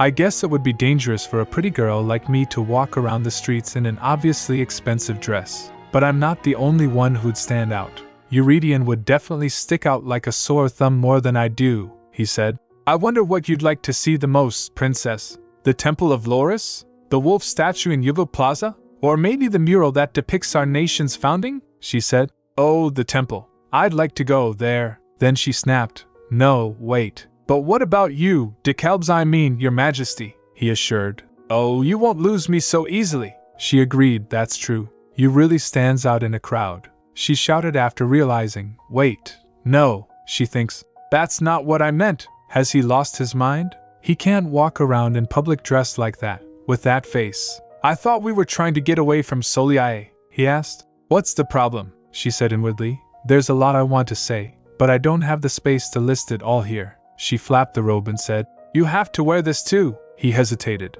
I don't think that's a good idea, but if you want me to, she said, you have to put the hood up too. After putting it on, she giggled. Hee. All done? He asked. Do you enjoy wrapping things and covering them up? She dead seriously said. No. My tastes lean more toward taking things off, but that doesn't really work in this situation. Also, you're one to talk, Your Majesty. She thinks he's the one who wrapped me up in this robe so only my face peeks out. He then remarked, it's almost scary how naive you are. She asked, startled. What's that supposed to mean? I'm a grown woman. I know lots. He smiled playfully. Yeah, right. Then he grabbed her hand so her heart raced. He said the palace might be quiet, but Verishad itself is a busy city. There's also the Tower of Magic and the Magic or Market. She thought to herself, I've held his hand many times before, but why is my heart pounding like this? He continued, all sorts of magicians and magic practitioners walk the streets too, so make sure you stay by my side. She smiled. Don't worry, I'll stick to you like glue. She thinks in her mind, my plan kinda went off the rails, but this is a way more effective date than what I had planned. I should be proud I managed to make this much progress. As long as I stay with him, nothing bad should happen, and nothing in the world scares me as long as he's beside me. She then said, shall we go, Mr. Hostage? He smiled looking at her. Yes. As they went outside the gates, a knight brought a horse and greeted. Good afternoon, Your Majesty. Eurydion nods to the knight. He then said to the horse, Rud, it's been a while. Hearing that, Eurenica thinks, Rud, that's the horse we rode the whole way to Belcourt. He's not as scary as when I first saw him. I should try to learn how to ride a horse when I have time. It's not a problem now, but there might be a situation where I'll have to escape on horseback on my own. He then turned to her. This way, princess. He lifts her up and puts her on horse. She grasped the horse and said, thank you. Looking down, she thinks, I'm so far up. Yeah, learning horseback riding might still be difficult for me. He gets on horse and said, posture, princess. She straightened up and said, yes, sir. He then said to the knight, take care of everything before I return. And, Raiden, make sure you and the other three follow unnoticed, understood? The knight bowed. Yes, Your Majesty. Eurenica wondered, what? Follow who? Then he pulled horse ropes, pushing it to run. And that's how she finally got to go outside the palace for the first time since she arrived at Belcourt. She was amazed to see the empire. Belcourt's small streets were so different from Livna, the capital of Livni. Just like the roads she had seen on the way here, they reminded her once again of how small and rural Livni truly was. However, she couldn't shake the feeling that people were staring. Murmurs filled the air around her. She wondered, was I imagining things? Suddenly Eurydion tugged her, saying, "Princess, your hood," she asked. "What?" he said. "It's best if you don't take it off. You'll draw attention," she pouted. "I didn't take it off," he said. "I'll let you down soon. You can do your sightseeing then," she thinks. So I wasn't imagining things after all. I didn't particularly like people staring at me. "Yes," she mumbled, slumping slightly in the saddle. He asked, "Who do you think you are, raising your voice at me?" The city bustled around them, lively and full of energy. "Extra, extra! Read all about it!" The chatter of townspeople, the rustling of newspapers, and the sounds of the busy marketplace surrounded them. It had been a long time since she had heard the sounds of other people like this. A little change of pace was nice. She thinks, I'd been too busy worrying about things all on my own. I should enjoy this. We are away from Soliae, and most importantly, I'm with the most trustworthy escort in the whole world. Then they stopped, and he left her back down. She slipped her robe from her head, saying, "Your Majesty." Eurydion pulled it, saying, "Be careful what you call me when we're outside the palace." "Ah," she blinked. "Then how about?" He refused. "No, I don't even want to hear it." "Humph." She crossed her arms. "I can't do anything." "Don't call me anything," he instructed. "You'll be next to me the whole time anyway. Actually, you won't even need to get my attention." She narrowed her eyes. He was so oddly standoffish. Fine then. She was going to call him Your Majesty, just to spite him. "Come on, don't be so immature," she sighed. Then he said, "From this point on, riding a horse will draw too much attention. Besides, walking is better if you want a general look at the city." "That's fine," she said with a nod. "I like walking." The truth was, Eurydion had no obligation to show her around Verishad like this. She felt a little guilty making him walk with her, especially without his usual guards. "I have to inspect the capital anyway," he said as if reading her thoughts. "No need for you to look so down like this." He hesitated before adding, "And there's something I wanted to check in on. Don't let the hood fall off," he reminded her. Sometimes, it was almost like he could read her mind. She hoped what he said was true, though she would be grateful even if he was only saying it to make her feel better. She couldn't figure him out at all. Sometimes he was kind and considerate, but then he would suddenly be cold and distant. He made her let down her guard, only to hit the wall he had built around himself. And yet, how could she not fall for even the smallest bit of kindness when he had a face like that? As her heart raced, she thinks, "First, I need to calm her heart down," she said. "Thank you in advance, Your Majesty. Since today, you'll be my health elixir, my shield," he said. "I just hope I don't lose you." "Pardon?" she asked, looking at him. "No, nothing. As long as you have fun, I'll be satisfied," he said smoothly. Hearing that, she thinks, there he goes again. "You're flirting. Admit it, you're flirting with me," she thought, exasperated. He then extends his hand and said, "Come." He kept messing with her feelings. As her heart raced, she said, "It's all because of that face of yours." "What?" he asked, puzzled. She said, "I'm saying you're seriously handsome, Your Majesty." He looked completely taken aback. "What in the world are you? Let's go," she said quickly, grabbing his hand. Her heart started beating really fast. Her face turned red. She thinks, what was this? It feels like I shot myself full of caffeine. Did I overdose on his divine energy? She avoided his gaze. She was blushing so much her face was going to explode. Verishad was a large city, with the royal palace at its center. 4 main streets stretched out in different directions from it. To the east and west were the noble estates Phila and Hylan. To the north was Anaxa, where the commoners lived. And to the south, they entered Elijah, the arts district, known as the high streets of Verishad. "Oh, we're here," Eurydion said. "This is considered the second heart of Verishad," he explained as they reached the bustling Elijah Plaza. "Wow," she breathed. "So this is that famous." She was about to dash away, but he grabbed her hand and said, "Don't go off on your own, princess." "Oh, yes," she said, returning to his side. He was glancing around, observing. Seeing that, she thinks, something feels off. He looks more on edge than usual. "So you've heard of Elijah Plaza?" he asked. She nodded. "Yes." Or maybe it was just the shadow of his hood giving her that impression.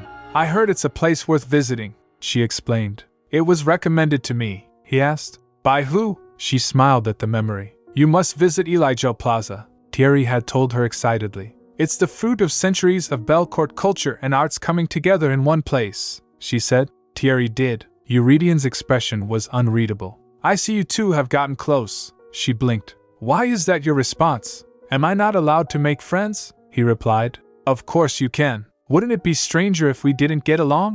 She wondered. I spent much more time with Thierry and Marianne than I have with Eurydian, after all. Then, he asked, does Thierry Chimard allow you to call him by his name? She frowned. Wait, are you jealous? He was at a loss for words. He said. Who? Me? Jealous of you? She said. Don't look at me like I'm talking absolute nonsense. You're hurting my feelings. And yes, Thierry and I have gotten to know each other, so of course, we're on a first-name basis. He said it's fine if I call him Thierry. She thinks, though that's only because we came to a compromise after I kept calling him by his proper title. Marianne had a similar experience, Eurydian said. Yes, well, if you mutually agreed to do so. But surely you're not allowing him to call you by your name, she hesitated.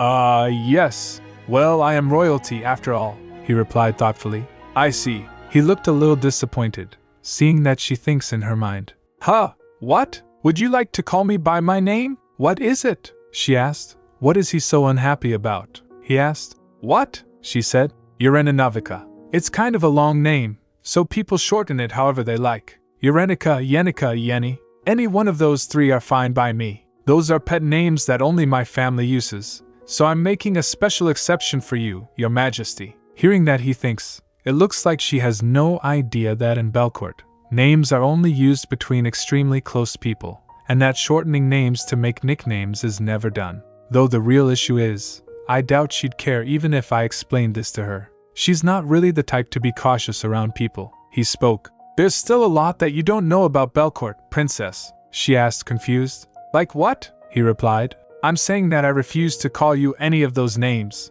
Anyway, do you remember what I told you before? She pewed, thinking.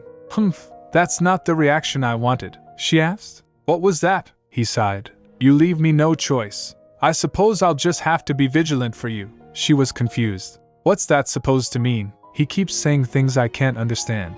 Then the realization hit her. Oh no. Does he not like the fact that I'm friendly with a priest that he puts a lot of trust in? That sounds like his problem, not mine. She frowned.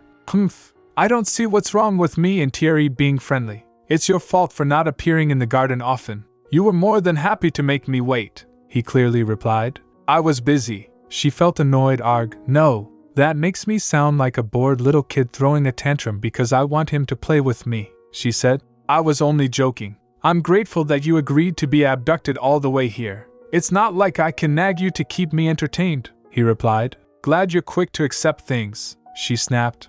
Seriously? Suddenly she felt a sudden surge of energy behind her. Someone was running and crossed near her. Eurydian guarded her, pulling her close. Careful. The person doesn't stop and a marble rolled back from him. Seeing that, Urenica wondered, a black marble? Did that man drop it? I felt a sharp pain like something just scratched me, but it's gone now. What was that? Due to Eurydian's divine energy, the pain vanished. Coming to her senses, she giggled. I guess he has someplace to be. He was in a rush. Oh, thank you for catching me, he smiled and said. It's times like these that make me glad you're careless, she asked playfully. Haha, are you mocking me? He replied. No. Like I said, I'm relieved, she said. I don't understand how that's supposed to make you feel that way, he said inwardly. It'd only scare her if I told her what it was, he replied. Heh, you don't have to do anything out of character. She was confused. Really, what is it? Did I totally miss something? But I don't notice anything in particular. She glanced around thinking. Then he tapped her forehead and said,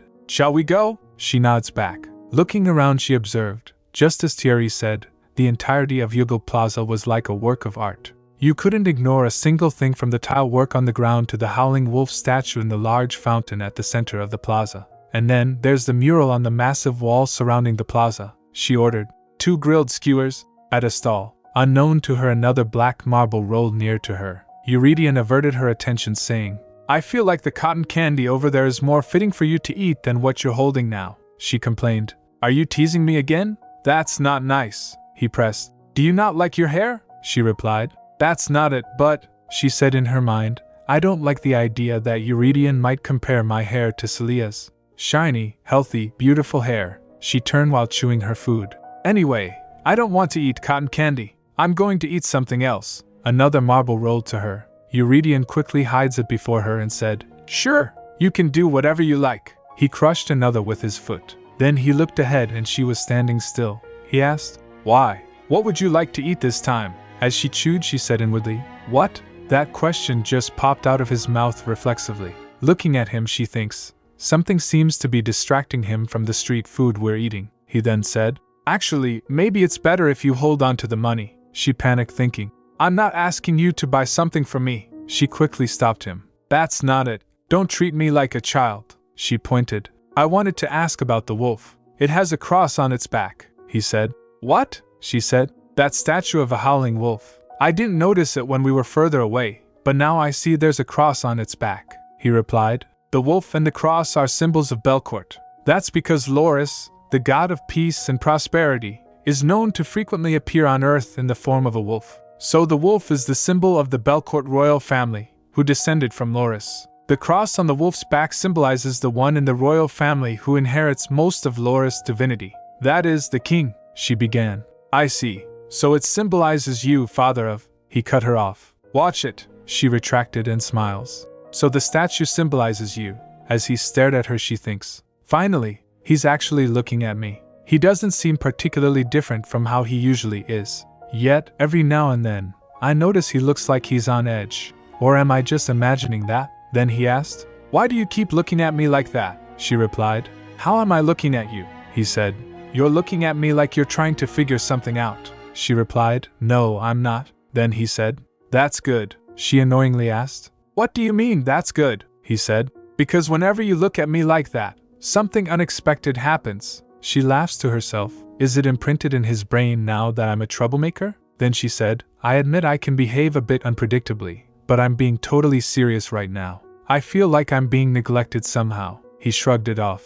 Neglected? That's not fair at all. Well, if that's how you feel, I can't really argue with that. What would you like to see next? She stared at him for a moment, then giggled. I want to go look at that wolf statue up close, he agreed. All right. Looking at him, she thinks, all he can see right now is me. Maybe in this moment, it's as close as I'll get to what I want. He followed her, thinking, I can't let my guard down around her at all. They went close to the statue and Eurenica was amazed. Wow, look, this is the perfect spot for a picture. She pointed with his finger, just like this, with the wolf in view. Click, she blurted, Oh, I guess they don't have cameras here. Looking at her, all playful, Eurydion thinks, she must have been pretty restless, cooped up in the palace. She said, This is so different from Livivny. We don't have a big plaza like this. Our royal palace is small. The houses are small. Even the roads are small.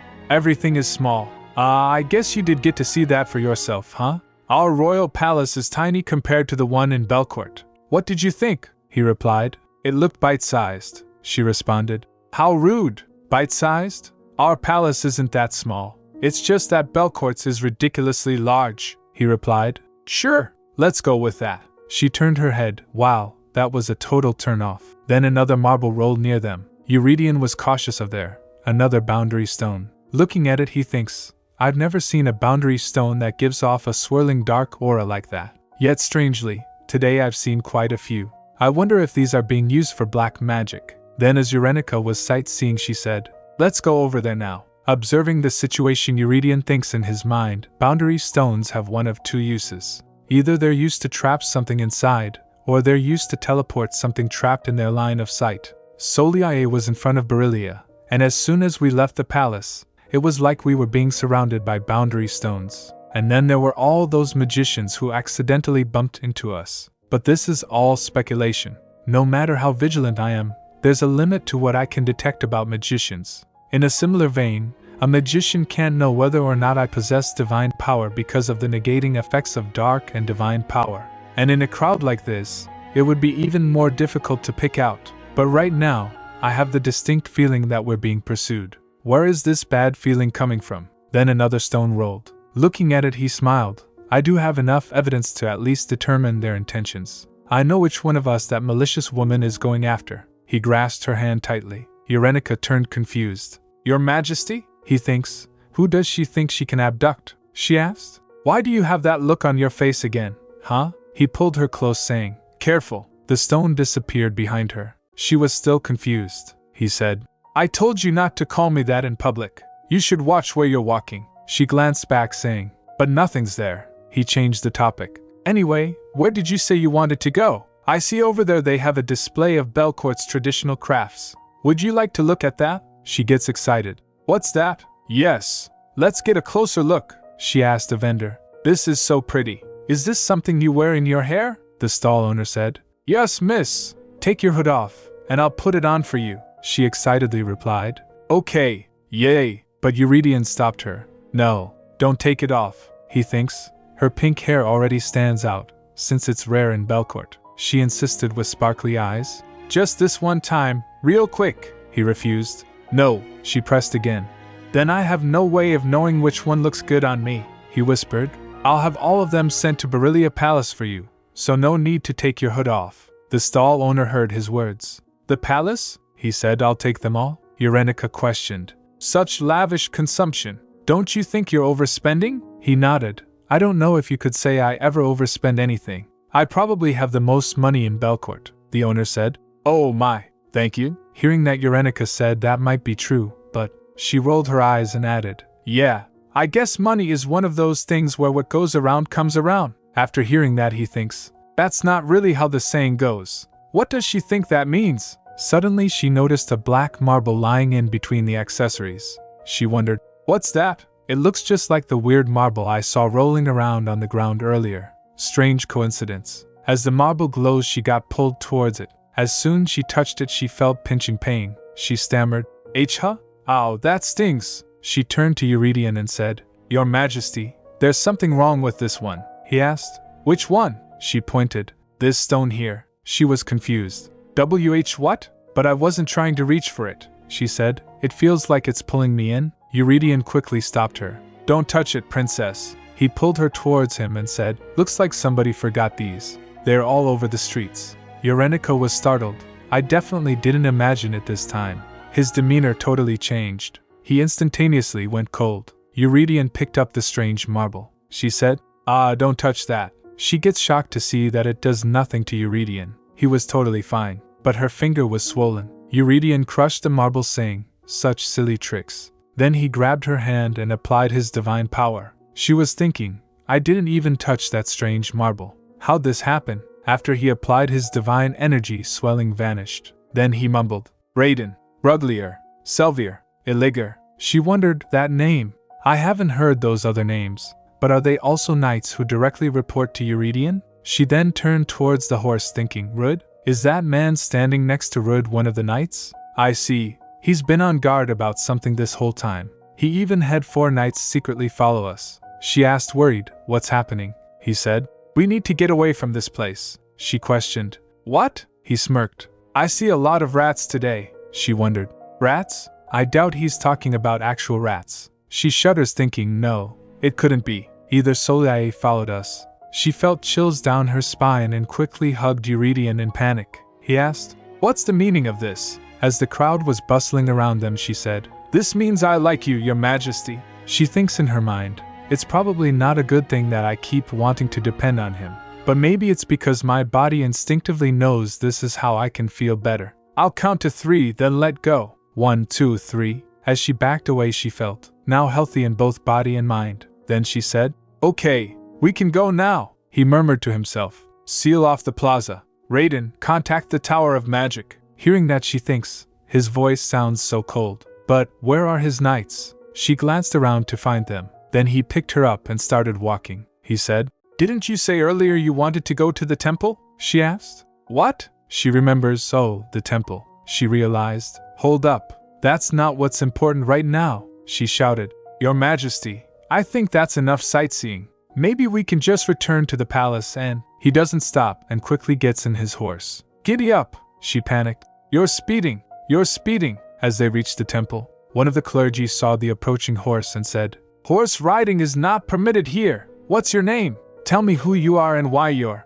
Eurydion uncovers his head and said, Move. The clergy panicked. Why, Your Majesty? But Your Majesty, Who is that with you? He replied coldly. None of your business. Urenica flinched, thinking, what? I've never heard him talk like this. He sounds so angry. Why is he acting like this? As the priest felt pressured, he was speechless. Then Eurydion said, This is my guest. She is someone who happens to be under Belcourt's protection, he replied. My apologies. I did not mean to be discourteous to an important guest. Then she replied, Thank you, Ak. But Eurydion raced the horse. Later, while getting off, she said, Did you really have to race off like that? I don't know why you're in such a rush, he asked. Are you all right? She replied. Pardon? Yes, I am. He looked worried and said, Is that so? She wondered what's going on. As she gets off the horse, she slumped. He caught her and said, I knew this would happen. He patted her back and said, Take a deep breath and then slowly breathe out, princess. It's not uncommon for people who have never stepped foot on the temple's grounds to feel this way.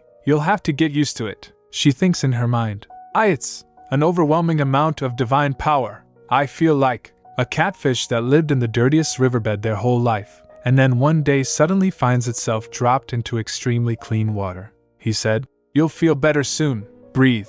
You have to breathe. After a few moments, she felt refreshed and totally fine. She said, Oh, that's strange. Eurydion said, That's because you're feeling pure, unadulterated divinity. Can you walk? She replied, Yes. He slipped the robe from her and said, I'm sure this felt stuffy. She replied, A little. After a slight pause, she said, But now I feel fine. He stared at her, looking worried. She thought, feeling blushed. It's embarrassing how he keeps staring at me so intensely, as if he's examining me from head to toe. She asked, What are you doing, Your Majesty? Then he grabbed her hand and said, Your hand. Looking at it, she said, My hand's all better now from before. She thinks he's not listening. Fine, go ahead and look at it all you want. Then he dropped her hand and said, I should have warned you not to go around touching just anything that you see, she complained. I didn't go around just touching everything. That thing drew me in. It felt like it was begging me to touch it. After hearing that, at first he smiled, then sighed. Yes, I see how that could happen, she asked. You don't believe me, he replied. Of course not. She looks at him, thinking, There's no doubt about it. That is a face that says, Sure, if you say so, I guess. It's like he thinks I'm some 10-year-old kid, he asked. It drew you in, you say? She realized, though he looks like his usual self, something's different. She called out, Your Majesty, he said, Go inside the temple. Princess Thierry should be around at this time of day, so you'll have a familiar face to talk to. She questioned. What? What about you, Your Majesty? He replied. There's something I need to check on. She grasped his arm and complained. But you said you'd be my hostage, she asked. What are you going to go check on? You've been acting strange all day. The way you suddenly said we needed to get out of that alley was strange. And how you kept looking around, like you were checking for someone or something, was also strange. Now, the look on your face, even the look in your eyes. She thought, there's no denying that he's been on high alert ever since we left the palace. Even when he jokingly announced he'd be kidnapped by me, he didn't look this tense. Then, the reason for all of this. She was freaking out inwardly, but she still asked, Your Majesty, are you suspecting? But she stopped there. The word Soliae doesn't come out from her mouth. He replied, I've never seen him look so serious before. She asked, confused, What? He continued, It's a shame you only notice things in moments like these. You're usually quite careless. She glared at him, thinking, I'm trying to be serious here. He continued, I simply noticed a few things while we were out that shouldn't be there. I've decided to patrol the streets to crack down on some unsavory things. It's been a while. For example, that magic ore that you almost touched earlier. There were quite a few, so it's dangerous for you to be out there. And it's probably safer for you to be here at the temple rather than go back to the palace since I won't be there. After hearing that, she resolved, maybe he isn't suspecting Soliae after all? But, I'm sure this is all her doing, but I can't tell him that. I still don't have any proof. I can't carelessly go outside, and I can't come out and say Soliae is a black magician. I don't have any special skills that can help me catch Soliae red-handed either. Someone like me would just get in the way. I'm more help if I step aside and sit still. Meaning, there's nothing that I can do, she said inwardly. This is so frustrating. Then she asked, When will you be back? He replied, By the end of the day, she said. Don't be late, he replied. You have my word, she said while fidgeting. I'm serious. You don't know what's going to happen. If you don't make it back on time, it'll make me nervous, he asked. What exactly is it that I don't know? She smiled nervously, thinking, I dunno. Like, the plot of the original novel? The thing is, nothing's certain in life. What if Soliae changes her mind if things don't go her way? If she can have the son she wants, she might decide to harm Eurydion instead. She spoke. Nothing, just make it back safely. What I mean is, don't get hurt or anything like that. He brushed her hair, saying, I see now that you like to worry over nothing. At first she looked unhappy, then she smiled, thinking, seriously? I wish he'd understand even half of what I was feeling. After he left, she said aloud, he left me alone. He did say Thierry should be around. I guess hanging out with Thierry is better than being all by myself. She turned towards the steps and thinks, the real problem right now is, are there this many steps so you can atone for your sins? She complained, how am I supposed to get all the way up there? She was wearing heeled shoes. As she started going, she thinks, Eurydion will probably return before I make it up these steps. Then someone called from behind, Princess? So she turned, then the person said, oh my, I wondered why His Majesty was looking for me. What are you doing up there? Looking at Thierry, she felt relieved.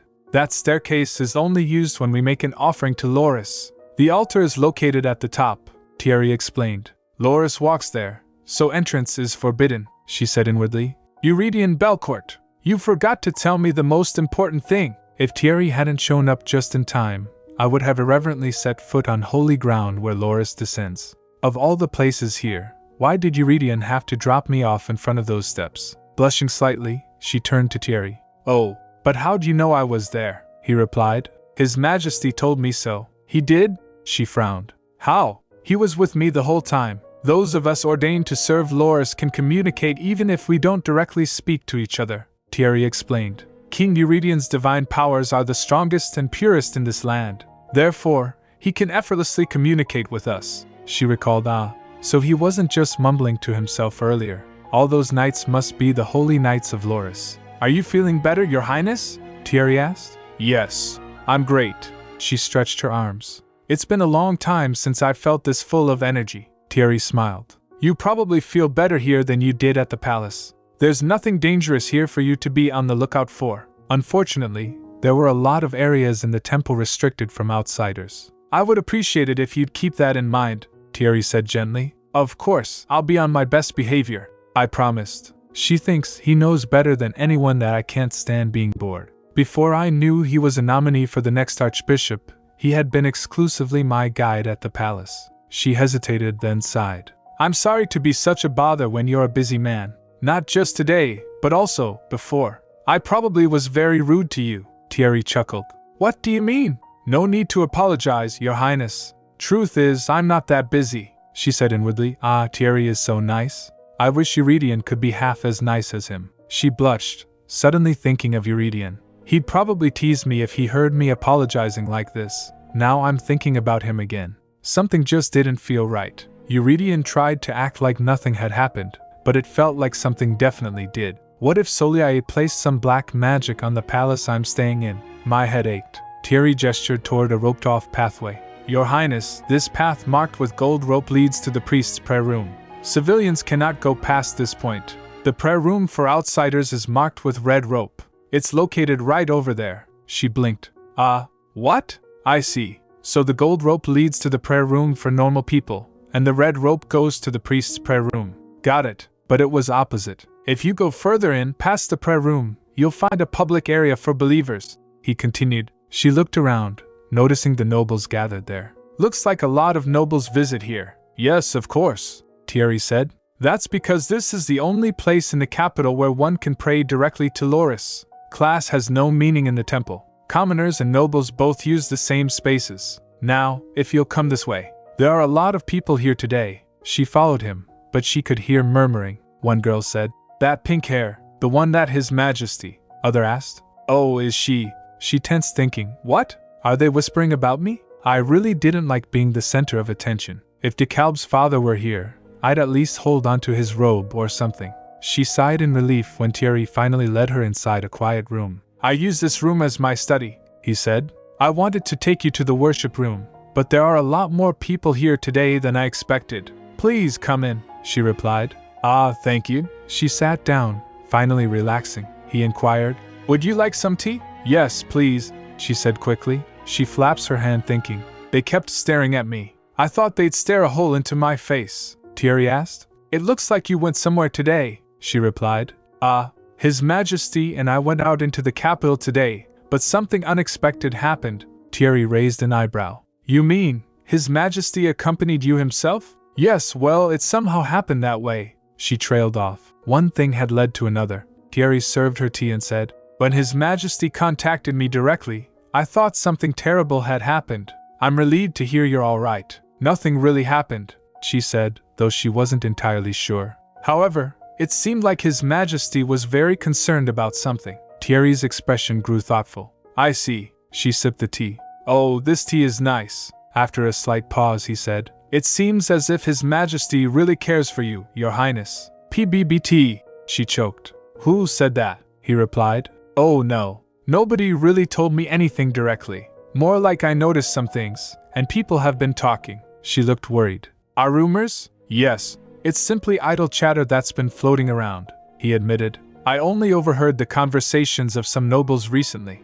I don't know anything for sure myself. She leaned in. So what are the rumors? Thierry hesitated. It just seems like there are rumors, tying you to King Eurydion a little. Her eyes widened. In a good way or a bad way, he replied. I don't think I should be the one to judge that. If they say there's something between those two, that's good. But if they say some strange woman appeared in the palace, then that's bad. Is it the former or the latter? She asked, waving her hand. He hesitated, then recalled the conversation. A noble woman said, I heard His Majesty wanted to teach Livavni a lesson, so he captured their princess and has her locked away in a dungeon. Other replied, What? Not at all. My husband told me he saw the princess around the palace. Another noblewoman had apparently said, I heard the king brought his true bride from Livavni. Someone else had murmured. Another said, If that's the case, I'm all for it. I don't know what this princess is like, but she has to be better than that snake of a woman. He then said, I think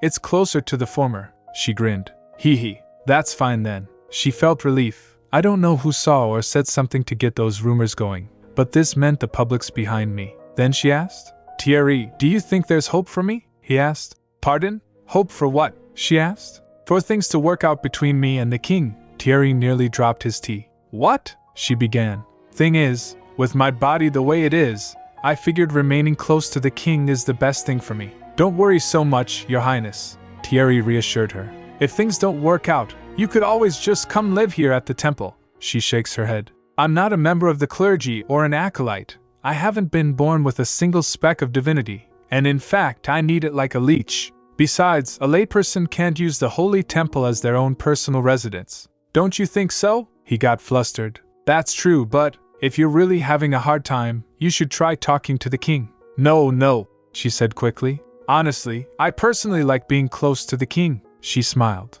Speaking of, Thierry, could you help me out? I need you to do something so His Majesty will like me. You know better than anyone else that I'm desperate here, Thierry. My life's on the line, she said to herself. Of course, it's not just my life, but Eurydian's too. Thierry hesitated, avoiding her gaze. You really need this. Please, she pleaded. He then said, I don't think you really need my help, but I'll see what I can do, Your Highness. Then let's shake on it, business partner. She grinned, reaching out her hand. She echoed, Be my emissary of love. Deliver my love to him. Thierry took her hand, giving it a firm shake, but then said, But really, Your Highness, I don't think you need my help at all. I'm certain His Majesty cares a lot about you. She blinked. Of course, he has to. I might be a hostage, but I'm still foreign royalty. Thierry smiled.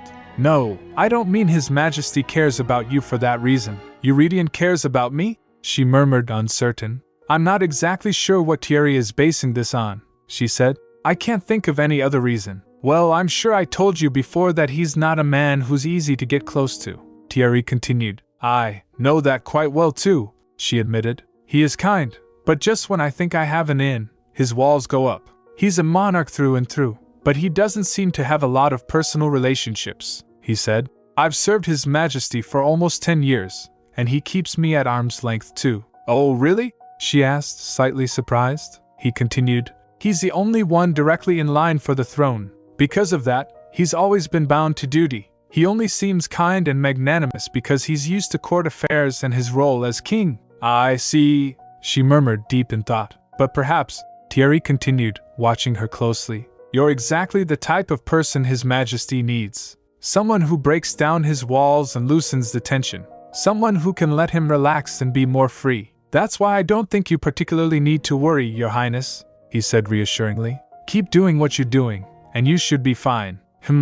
She pondered his words. I don't know if I'm special enough to do all of that. Anyway, Thierry said with a small smile. I'm happy that it seems you had an enjoyable day, she brightened. You're right. I had a lot of fun. I got to explore outside the palace grounds for the first time since I arrived here. I see, he said. Did you get to see Yugal Plaza? She replied, smiling. Yes. It was huge, beautiful, and so lively. Then we went into a side street, she continued, and there was a market. They continued chatting for a long time. After some time, I see, he said again, this time glancing at the time. I need to lead the afternoon prayer, so I have to go. I was going to ask if you wanted to come with me, but you look like you're tired. She laughed awkwardly. I think I'll stay here for a little bit. He stood up and opened the door. All right. Then get some rest, Your Highness. I'll be back in about 2 hours. Yes, see you later, she replied. See you later then, Your Highness. She watched him leave, then gazed at the setting sun. The warmth of the day still lingered, but something felt missing. She squeezed her hands together, trying to pinpoint the feeling. Is it because I missed the warmth I felt holding his hand all day today? Thierry's words replayed in her mind. Anyhow, you might be just the type of person that His Majesty needs. Thierry said I could be someone Eurydian doesn't have to be so tense around. She thought, is Eurydian really that relaxed around me? I can't be sure of that at all. Especially when he throws up his iron walls and thwarts all of my efforts, she sighed. Anyhow, whatever the case, while thinking she leaned on sofa. I wish he'd hurry up and return. Even if the Temple of Loris helps me feel better, at the palace, there's a man who makes me feel like I can breathe just by being around him. I prefer that a lot more. At Yeladeta, the boundary between heaven and earth, someone said to himself. What? Something's not right. There's a strange crumb floating around on earth. More specifically, it's in my temple, an unknown voice whispered. She felt an eerie chill. It's very small and frail, and it feels out of place. The voice hummed thoughtfully. Now I'm curious. Later Urenica opened her eyes. It was night. Her eyes fluttered open. How long was I sleeping? She sat up groggily, rubbing her eyes. What the? She frowned. It's dark. She yawned, stretching. I think I slept for about an hour and a half since Thierry left. Her eyes adjusted to the dim light. He might still be leading prayer. She glanced at the clock. I probably have about another 30 minutes until Thierry comes back. What should I do until then? She looked down at her options. Option 1, wait 30 more minutes. Option 2, go to the prayer room. She nodded to herself. Yeah, I'm at the temple, so I should go see the prayer room. She ruffled her hair, making a face at the mess. Maybe I should just wear it down. She brushed through it with her fingers. Still messy. Then she walked to the garden. She exhaled and stepped into the quiet hall. It's empty. I feel like I've taken the place over. She froze. A strange noise echoed. Her heart pounded. What was that noise? She turned, glancing around. I'm the only one here right now. She shudders. What the heck? Now I'm scared. She swallowed hard. Maybe I heard wrong. She remembered as she walked. The prayer room. Thierry said he'd be in the public prayer room. She strange beep sound continued. Just as she was about to rush forward, a voice called, Hey, her breath hitched. What? Who is that voice inside me head? A voice echoed inside her head. You, come over here. Her blood ran cold. Am I going crazy? She laughed to herself. Ha ha ha. I must be hearing things. She cried to herself.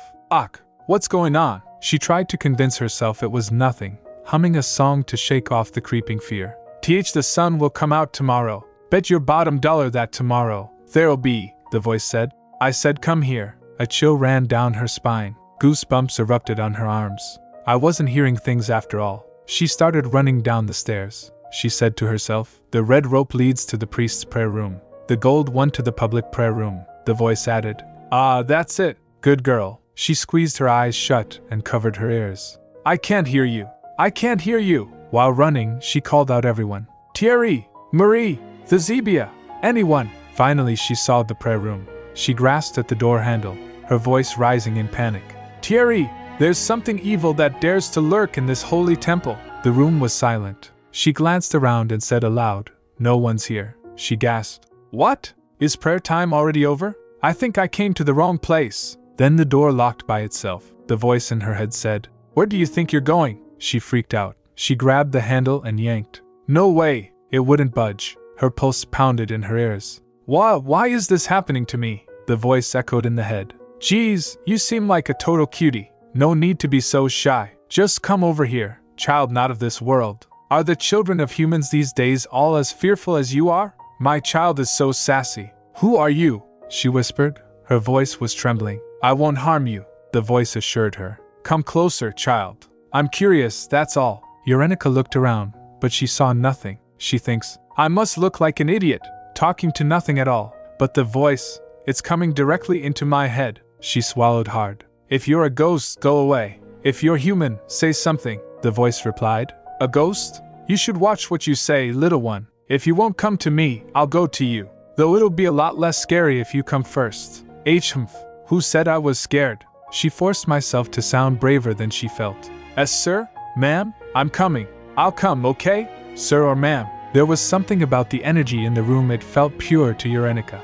Unthreatening. Familiar, like Eurydian. She resolved herself, right. This is a temple, a safe space. Nothing evil can enter here. She took a deep breath and walked towards the wolf statue. The voice said, I don't know why it has to be such a production to see your face. Urenica squared her shoulders. I'm not sure who you are, but you're committing a crime. You're holding someone against their will and haven't identified yourself. You're not supposed to do that, the voice replied. I thought you were a scared little thing, but I guess that's not entirely true. Your soul and your body are separated, the voice mused. I haven't seen a child like you before. Where are you from? She flinched, thinking. My soul and my body are separated? That's totally right, she asked while confused. Seriously, who are you? The voice replied. If I told you, you'd be scared. Urenica shudders in fear. I'd be scared. Is this one of Celia's cursed spirits?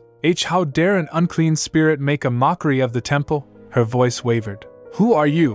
One of Soliae Elodia's familiars? She stumbled back. The voice asked. What? Who's that? A what with a grudge? She shouted. A zombie who died with a grudge. Go away, evil thing, the voice replied. Hey, I told you to watch what you say. A sharp punch hit her head. Ow, she clutched her head.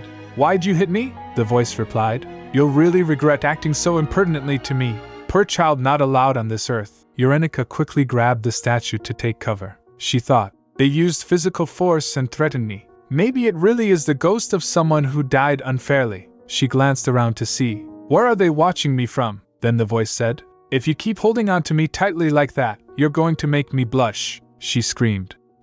Baking away from the statue. She stumbled back and was about to fall, but she fell to the ground. She was floating, the voice said. Such a clumsy child. But it's cute, she gasped. What in the world is happening? Then the voice said. Oh dear, I need to go now. Hearing that, she shouts. What? I have to go listen to my prayer, the voice said lightly. I mean, I am supposed to be good and merciful after all. Goodbye, child who speaks so rudely. I'm leaving. Good luck with your life. With the sound of whoosh, the voice stopped. Urenica fell to the ground. She groaned in pain, her body frozen in disbelief. She wondered what. You have to go listen to a prayer, she mumbled. But you're not a god, so why would you need to? Then realization hit her like a bolt of lightning. Are you a god? No way. They didn't exactly sound godlike. She shakes her head thinking, no. There's no way a god who never appeared in the original story would suddenly appear now. She complained to herself. Today felt so long, like 4 days instead of 1. Her gaze snapped to the locked door. She said aloud, First, I need to get out. She tried to open the door but couldn't. Nah, no way, she muttered. Hey, at least unlock the door before you go. After a while someone came and unlocked the door. She was looking pale and defeated. When Thierry saw her, he was shocked. Oh my goodness, your highness, why are you coming from that direction? He asked. That's the prayer room for clergy, he added. It's where we hear from Loris. It contains more divine energy and is holier than anywhere else. Are you all right? She replied. I'm fine. But stopped in the middle and asked nervously. Wait, what happens in that prayer room? She thinks in her mind. They hear from who? Thierry replied. Oh, you mean the priest's prayer room? It doesn't happen often, but sometimes we hear Loris's voice in there. After hearing that, Urenica reflected on what had happened earlier. She stammered, No way. Then that was really God. She was stunned and bewildered, still in shock. He asked her, "Your Highness?" She replied, "What in the world have I done?" She remembered all the bad things she said to the voice. She struggled keeping her calm. "Why you try to talk to me like that? How was I supposed to know?" Thierry grasped her arm asking, "Your Highness, where are you going?" My voice came out weak. "Thierry." Then she tried to remain calm and asked, "Thierry, do you hear the voice of Loris often?" He replied, "I'm not exactly sure what you're talking about, but hearing Loris' voice on Earth is something that only happens once every couple of years." He studied her. "Your Highness, did you do something?" She said in her mind while panicking, "I think I did, Thierry. Something definitely bad. I didn't cling to the all-powerful of this world and beg for help. Instead, I watched as my only lifeline slipped away." She spoke worried. "My life is hard as it is." He asked, "Your Highness, please tell me, what happened?" She replied, "The thing is, Thierry." As she was talking, she stopped, feeling a familiar presence.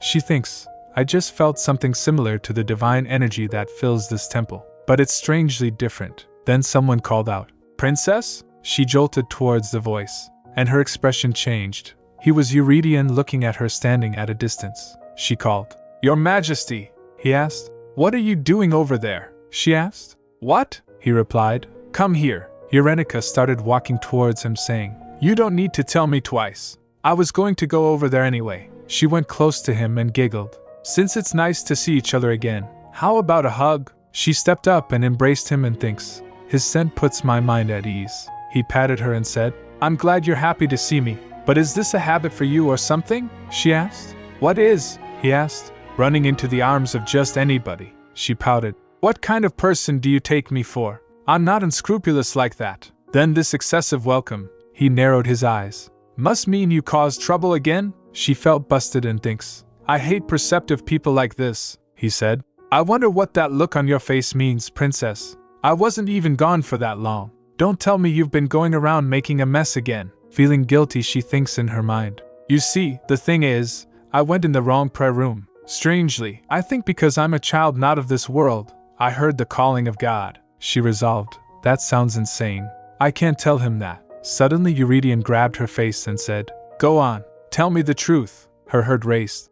How about you let go of me first?" She stammered. "You're too close," he countered. "You're the one who hugged me first," she said inwardly. "Obviously because I wanted to get some of that divine energy before your steel walls went up again." She mumbled, "Nothing happened. I'm not some troublemaking kid." He released her and said, "All right, that's a relief." She gave him a piercing glare. "Were you just messing with me?" Then he looked towards Thierry. So Thierry said, "You're back, Your Majesty." Eurydion asked him, "Yes. Did anything happen, Shamart?" Hearing that, Eurenica gasped. "If he lets Eurydion know that I went into the priest's prayer room, I'm going to be so embarrassed." "Don't tell him, Thierry," he replied. "No, nothing happened at all." She felt relieved. "Phew," she looked proud. "See, told ya." Suddenly someone called, "Oh my, is that His Majesty?" People were coming back from prayer room. Another said, "Do my eyes deceive me, Lady Hisario?" Other replied, "Not at all. I see him clearly with my own eyes too."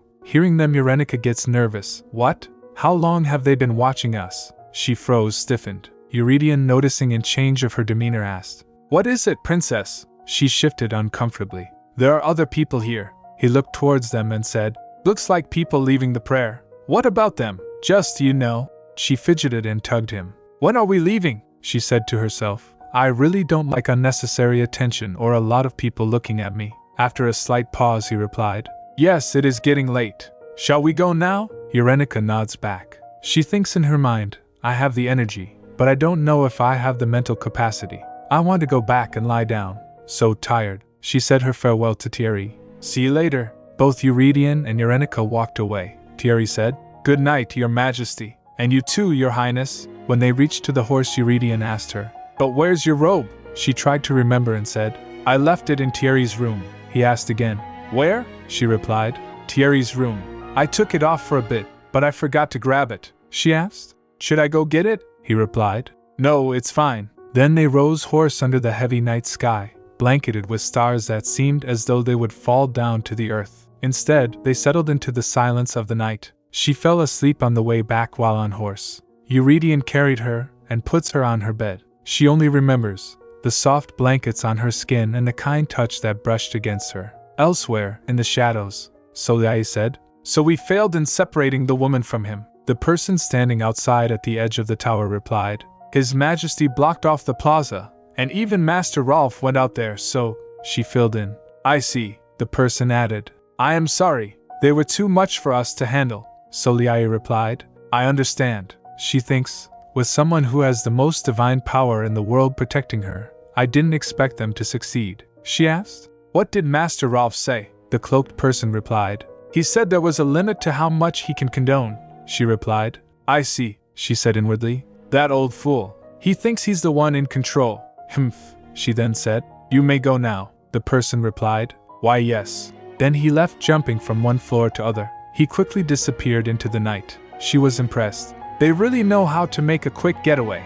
I didn't have to teach them a thing. For those like us, being evasive is necessary. If we're ever caught, it's a death sentence. Then she said aloud. He blocked off the plaza. He shut down all of Yugal Plaza just to investigate a few tiny boundary stones. She thinks in her mind. He never lets down his guard. Suspicion written all over his gentlemanly face. Have his walls finally cracked? That princess, who looks so frail and weak, managed to accomplish this. Not bad. Then someone ominous present there said to her. Why are you hesitating? Just kill her, she replied. I'm not hesitating. There's no need to complicate things by getting my hands dirty. The voice cracked. Coward, she shrugged. Caution, rather. It's the results that matter, not the process. She thinks to herself. Yes, as long as I marry him, as long as I'm able to accept that divine energy into this body, it doesn't matter whether I win his heart or not. All I need is his brilliant blood full of divinity. That body of his contains the purest form of divine power on this earth.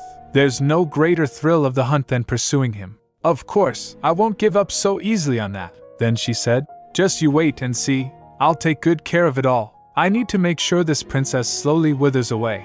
Make it so that she crumbles on her own, the ominous presence said. I shall eat away at her mind. For now, it is night, the time for cursed souls. At night Eurenica found herself in a past dream. What should we do about that child? Whispered one voice among the murmurs. Do you want to take care of her? Another responded quietly. The first replied. You know my situation. I've got 3 kids to support, the other said. You think I don't have a family to take care of? One said. Honestly, at 15, she should be able to take care of herself just fine. We can gather some money and send it to her each month for necessities, someone suggested. Eurenica recalled. It was a very old memory. It was one of those memories I didn't like to think about. It was my father's funeral, and I was 15. I felt their pity. Yet, at the same time, their eyes looked at me as if I were a tiresome burden. I didn't care what they had to say about me, but I would have preferred they said it to my face, not whispered behind my back. Now that I think about it, maybe my aversion to having many eyes on me, and people whispering about me, came from that moment. But that's the only impact my father's death had on me. His death itself didn't hurt me that much. My mother had passed away so long ago that I barely remembered her. And my father was too busy with his love life to be home for even a month at a time. I was always alone, with no one to lean on. Because of that, even my name, Un Su Su, had no meaning to me. Probably because that name was never spoken with any affection.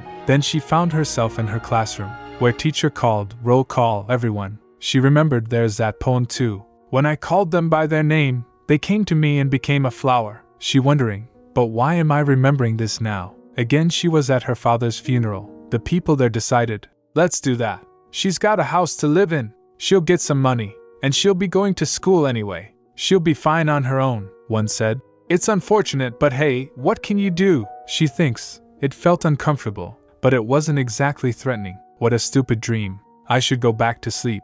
Then she opened her eyes and thinks, what a strange dream. What was that? I feel like I dreamed about something that happened a long time ago, but I don't remember.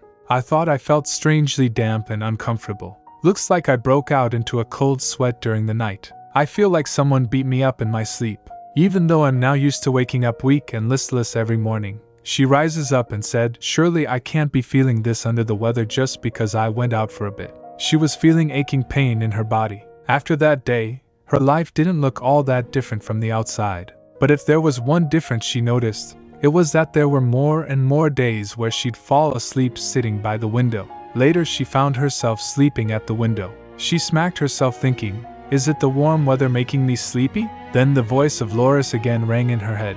You're quite the lazy one, child, she replied. My name's Urenanovika Sofia Livovny. She thought to herself, when did this voice start talking to me in my head? The voice replied, Yes, child who does not belong. I already know your name. Urenica felt annoyed as the voice was not listening to her. She thought, so this is how Eurydion feels whenever I accidentally call him DeKalb's dad. I'm sorry. I won't do it anymore. She closed the book that was on her lap. Then the voice said, Hey sweetie, are you going to meet him again today? She flopped on table and doesn't reply. The voice said, So you won't answer me now? Urenica thinks in her mind, that flippant tone. Guess this decided to abandon all decorum back in Udetta. My abduction to Belcourt, the strange affliction I now have, even inexplicably earning Celia's suspicions, those were all things I could understand. But this sudden appearance by the god Loris? She looked at the book and continued, It's silly to say this now, but the coexistence of 3 different planes of existence feels real.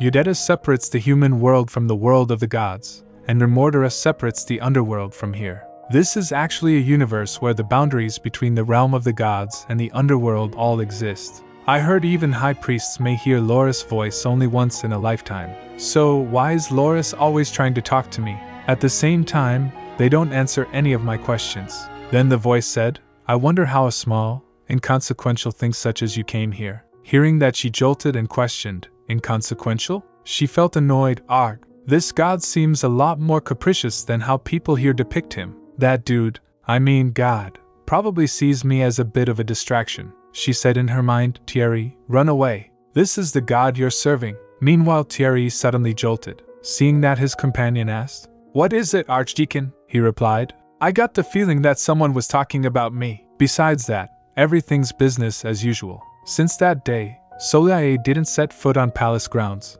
That's why it's just been one peaceful spring day after another. Another day the maid checked up on Urenica. She said, You don't look too well these days, Your Highness. Another maid asked. Your Highness, you look so pale. What? Later Thierry also asked. Is something wrong, Princess? If anything is bothering you, feel free to talk to me. After hearing everyone asking about her, she thinks, Am I the only one who thought everything was quiet and peaceful? She replied, showing no fatigue. I'm totally fine. I feel great. I've just had some bad dreams, Marianne said. It's stress, Your Highness. She turned to Thierry. Archdeacon, should we inform His Majesty so he can summon the royal physician? If she's having trouble sleeping, maybe a sleep aid herb would be good too. He gave the maid a serious nod. I was just thinking that myself. I'll speak with His Majesty. Urenica was confused. What? Why should I be stressed about anything? Or is that how it looks? She thinks, lack of magic tolerance. A high-profile hostage. Basically, a princess who is homesick? It's true I had some strange dreams, but otherwise, I don't feel any different. Does it look that bad to other people? Though I have been feeling tired a lot more these days. I feel better when I'm outside, but inside the palace, I'm exhausted. I just want to get under the covers and go to sleep. But it's not like I have a job or anything to keep me busy, so that just seems natural. Actually, it's already been 4 days since the last time I had my regular tea time with Eurydion. She concluded, All right. I know what will get rid of all these pesky symptoms. Time for me to go look for my all-natural cure. Then she went to Eurydion. He asked, looking at her, Are you all right? She was confused. Even you're saying that now, Eurydion said. Sounds like you've talked to other people, she replied. Yes. To the people in Beryllia and Thierry. Everyone seems to be so worried about me lately. She seriously asked. Do I look strange to you? She thought to herself. Am I dying from something? He took an examining look at her and said, Your complexion doesn't look good. You look pale. After a slight pause he mumbled, But I'm sure I got rid of anything that could cause this on that day. After hearing that, Urenica wondered, that day? She remembered Marianne telling her, While you two were out, we reorganized Beryllia Palace. You should be more comfortable now, Your Highness, she thought.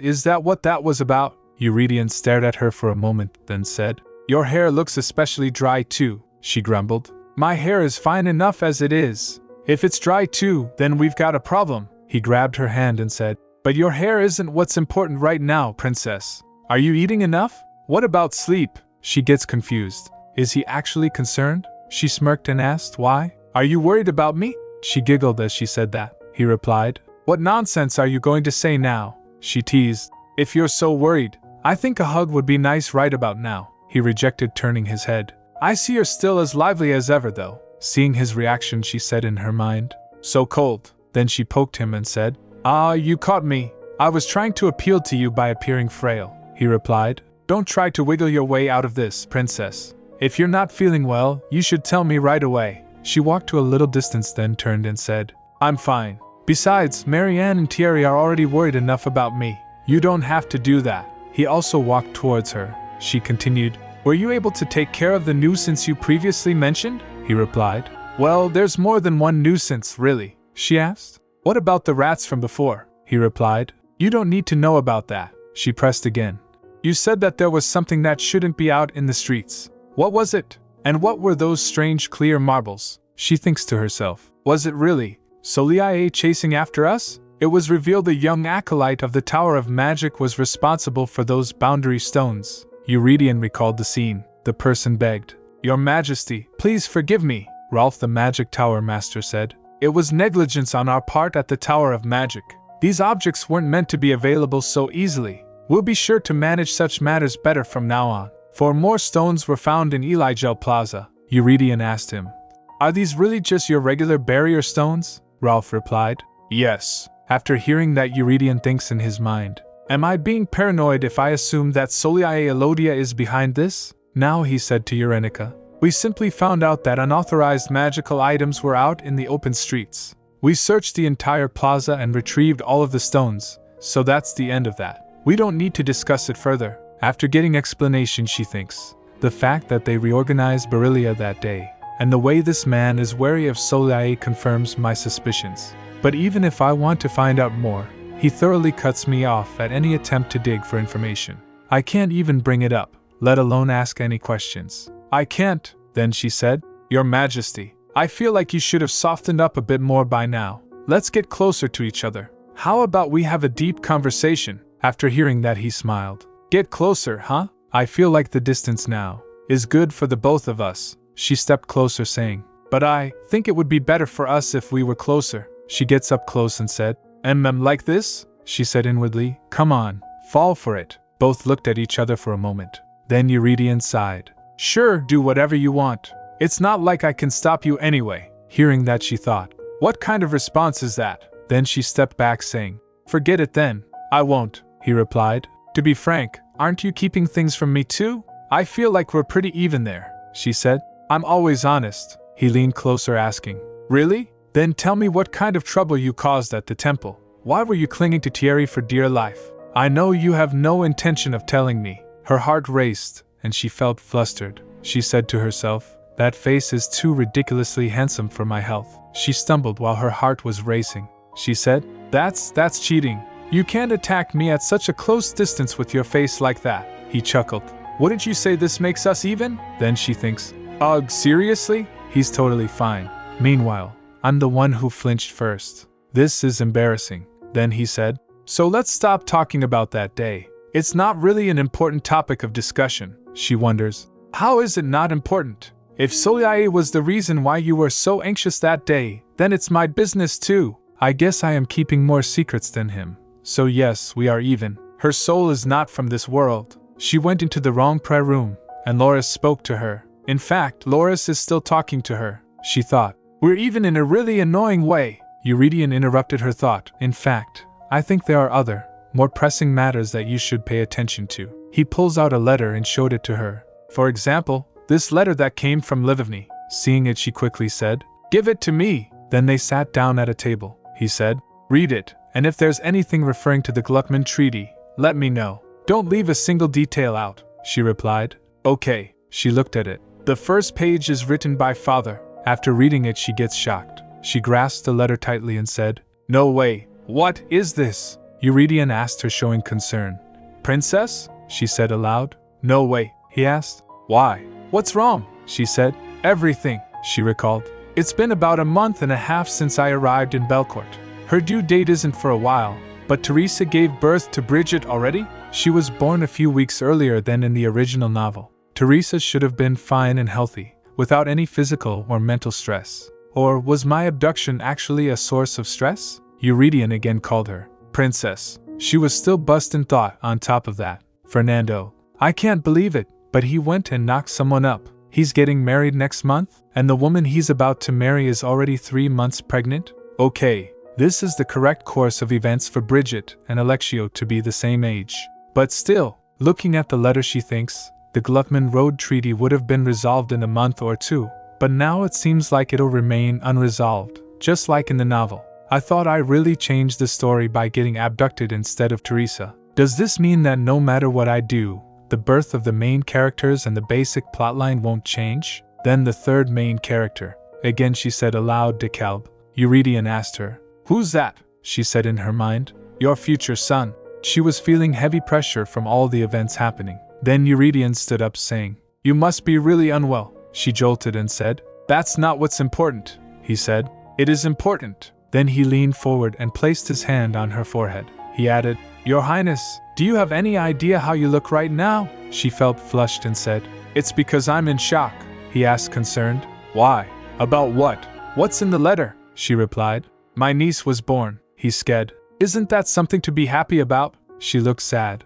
Yes, I should be happy, but, she said inwardly, Bridget, why do you have to be born so early? You're making your aunt nervous. The good thing is the letter says Teresa is in good health. I'm guessing she at least escaped her original fate of a horrible death. She said to Eurydion, I'm concerned because she was born a little early. After a pause she added, I totally went down the wrong path. Now's not the time for me to calculate what I can get out of this or not, but Eurydion doesn't say anything. Then she added, DeKalb's dad. Upon hearing that he said, There you go again calling me. She quickly puts her hand on his mouth and said, You marry me, she said to herself. At this rate, he really might end up marrying Soliae and fathering DeKalb. He frowned, then pushes her hand and said, Princess, I think you're really unwell. I think I'll have to have Beryllia inspected again, she replied. No, your majesty, I'm serious right now, he sighed.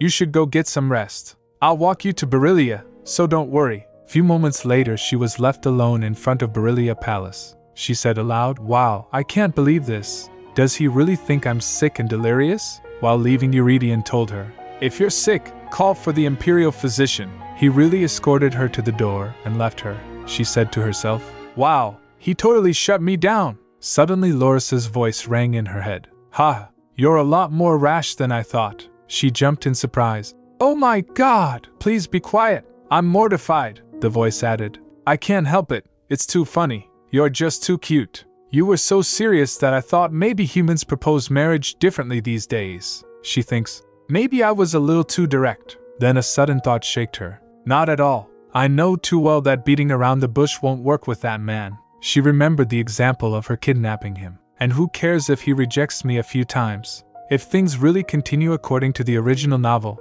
there's barely a year left until DeKalb is conceived. The voice asked, Little one, do you wish to change what has been set? She said in her mind. If by what has been set, you mean the original novel, then of course. However, if I change the course of things by a little, would it really affect the course of the general storyline? Just as Bridget and Alexio's births aren't that far off from the original timeline, DeKalb might be born and learn black magic from Soliae. Even if he doesn't meet Bridget, he might end up killing Eurydion all the same. The voice replied, Cute, stupid child, that's fate.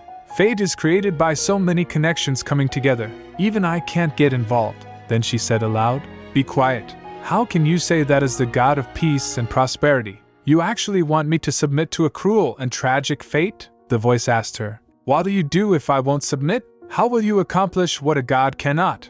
Especially as one who does not belong in this world. She felt anger. So you're saying a mere side character can't change the original story? But that's if I was really Princess Uranovika. She smirked to the voice. You don't know what you're talking about. I know a lot more than you do, the voice asked intrigued. What do you plan on doing? She stood and brushing her clothes and said, I plan on making your distant descendant mine. If you're not going to help, don't talk to me. She said in her mind, I'm the only one who knows what will happen in this world from this point on. I'm human, but I might know a lot more about fate and connections than the gods who live beyond the Udetta. Later Urenica went inside still talking to the voice. The voice was saying, Little one, you are such a naive and foolish child.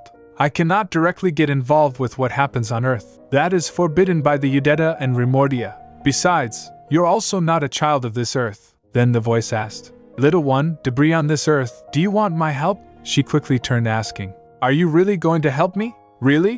Why'd you change your mind?" The voice replied. "You said don't talk to you if I won't help you," she asked, confused. "That's it," the voice continued. "I find it quite entertaining to watch you. You're quite the cute little piece of debris." "Alright then. So you plan on making him yours, little one? I can help you as long as I don't directly do anything. At the least, I can tell you where he is and what he's up to. He is the closest thing on this earth in my image, after all." Upon hearing that, Eurenica quickly changed her attitude. She replied, "Okay, I respect and honor you, oh great Loris. Please forgive me for how rude I was previously," the voice said. "Little crumb, at least try to sound a little more sincere," she replied. "I mean it," the voice said. "Yes, then go ahead and try to make him yours, the one with the most divine energy on earth." Meanwhile, Ferric was carrying books that Eurydion ordered him. The books were on topics like boundaries of the world, Udeta and Remordera, of matters that touch darkness, chaos upon the land, the age of the dead. Ferric thinks it was hard to know what he was thinking at times, but these days, I had absolutely no idea what was going on with him. Why did he suddenly want to read books like these? Upon reaching, he knocked the door. Eurydion said, "Enter." He stepped inside, balancing the weight of the tomes in his arms. He said, "I found the books you asked for, Your Majesty. Leave them there," he replied curtly. Ferric obeyed. "Yes, Your Majesty." A pause. Then, he asked, "Did Ezekiel refuse the terms again?" "Yes," Eurydion confirmed. "Now that things are finally settling with Livivny, Ezekiel is causing trouble," Ferric said. "I had no idea they'd announce an increase in tariffs for magical ore. The way they tried to sway Livivny, I wonder if they're trying to bury talks about the passage. It seems they look down on us because we didn't retaliate," Eurydion said. "They're underestimating Belcourt," Eurydion thinks in his mind. The good standing of being a protected nation under the Ryger peace treaty was destroyed with the raid on Livivny. It might be a good idea to just take down Ezekiel too at this point. He let out a deep sigh, brushing a hand through his hair. "You may go now. I'll call you if I need anything else," Ferric complied. "Yes, Your Majesty." As he turned to leave, Eurydion was deep in thought. "Though I don't plan on going to that extreme just yet, for the sake of the Livivny princess." But there was something else that troubled him. The Tower of Magic had been unusually quiet. Someone else had placed the boundary stones in Yugal Plaza, yet there were no threats in Berilia Palace. The entire palace had been inspected in secret without the princess's knowledge, but nothing out of the ordinary had been found. And yet, that only made things more suspicious. Soliae, who would throw a fit if another woman so much as walked past him, had remained silent about the Livivny princess. That day, she had been loitering around Berilia. Based on everything Soliae had done before, it would be normal for her to have interfered in some way. But her hands were strangely clean in all of this. Then, there was that thing. He recalled Eurenica telling, "That thing drew me in," as if begging me to touch it. Reflecting on everything he thinks, until now, I had thought Celia's goal was to become queen to exercise full authority over the Tower of Magic. He then recalled himself asking Rolf, "Is there magic that could enchant people?" "No, Your Majesty," Rolf said firmly. "There are no spells that can control people's minds. Even in all my years of magic, I'm incapable of that," he concluded. If I can't trust what Rolf told me, does that mean I can't trust the Tower of Magic itself? Has an unknown darkness taken root in Belcourt's Tower of Magic? He shook those thought. No, that seems unlikely. What am I thinking? That's impossible. Magical or was simply a rock surrounded by magical power. How could it possibly have any pull on a human being?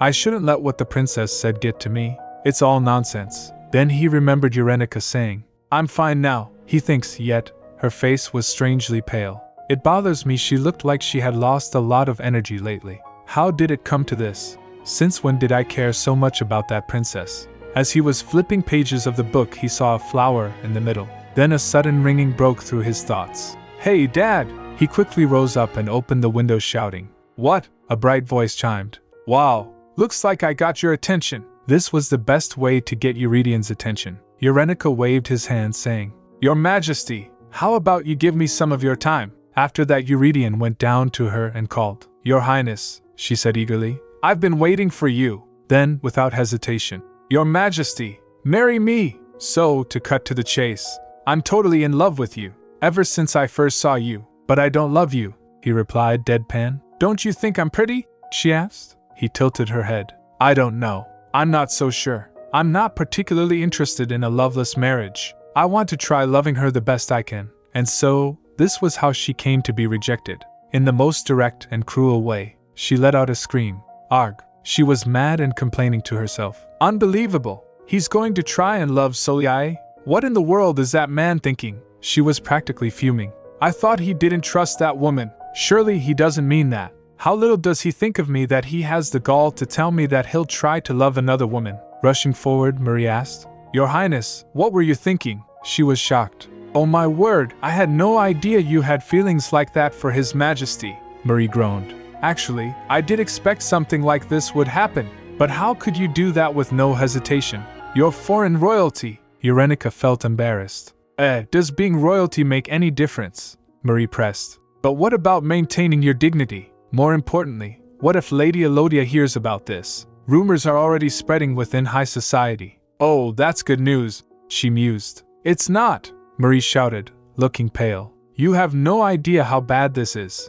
Lady Elodia is not one to show any mercy. I know that too, she admitted, she said in her mind. In fact, I don't think anyone knows that as well as I do, but she replied cheerfully. Don't worry, Marie. Even if things go wrong, Loris will watch over me. When did I say I'd do that? The voice whispered. She turned to the voice whispering. You said you'd help? Don't tell me you'll just sit there and watch if I get dragged to hell. I told you I cannot get involved in human matters, little crumb. Loris sighed. Especially when it involves magic. You need to find your own way out of this. She trembled. Wow, I feel so relieved that you have my back. She muttered sarcastically. If anything happens, you can come hide at the temple, the voice offered. It is holy ground where those that fear me cannot go. She sighed. Yeah, that's a good plan, I guess. She thought. I have no way to protect myself, so I would just have to avoid Soliae like my life depended on it.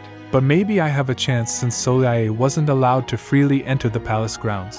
At least, there was a time when she had deluded herself into thinking that. Later she found Soliae standing in front of her. A chill ran down her spine. She said inwardly, AGH, what are you doing here? I knew I had a bad feeling about today, and I was told that Eurydion wouldn't be at the palace either. Were the black, withered flowers I saw when I left Beryllia Palace this morning a bad omen? A wave of dizziness hit her. Ugh, that can't be good luck. She began nervously laughing. Aha! Hello, nice weather we're having, yes? The sky is so clear, too. At that moment lightning rumbled as the weather was cloudy. She said to herself, crap. Stay calm, stay calm. Yes, it is a lovely day. Soliae responded smoothly. I like days like these. It looks like you do too, Your Highness, she said in her mind, crying. No, the day's been going bad from the beginning, and now I'm stuck here, she replied. Yes, it's always a good day, when it rains. She wondered, what kind of nonsense am I babbling right now? Soliae said. You don't look so well, she flinched. I've heard that a lot. She wondered, am I even answering correctly right now? Weird, it's like I can't think straight. Am I losing it? I should be running away. So why am I walking closer to Soliae? Then Soliae said, it looks like you're not getting much sleep these days. After hearing that, Eurenica recalled, the imperial physician said there wasn't anything wrong with me besides my sensitivity to magic. But for the past 2 weeks, I've had to rely on sleeping pills which weren't even that effective. I'd wake up before dawn, soaked in cold sweat. Now, it's a daily event for me to sit in hot baths just to bring my body temperature up. But how does this woman know that I'm having trouble sleeping? Then Soliae stepped up and leaned close to her. She said, are you still being tormented by the souls of the damned? Upon hearing that, she thinks, I'm pretty sure she had said something similar to me before. Her heart raced with fear. No, don't tell me. She's the reason I've been having nightmares lately. I can't let her know that I know she's a black magician. Souls of the damned? She forced a puzzled expression. I'm not sure I understand what you mean, but I'm surprised. I have been having bad dreams lately. How did you know? She thought to herself, if she finds out I've figured out who she really is, I'll be dragged to hell kicking and screaming. I heard you were a powerful magician, she continued, feigning admiration. I guess that's why. She gave her a thumbs up, thinking, please, just think that I'm nothing but an airhead princess. Please. Celia's gaze lingered on her. You seem fine, she replied. Of course I am. A shiver ran down her spine. She thinks, yeah, right.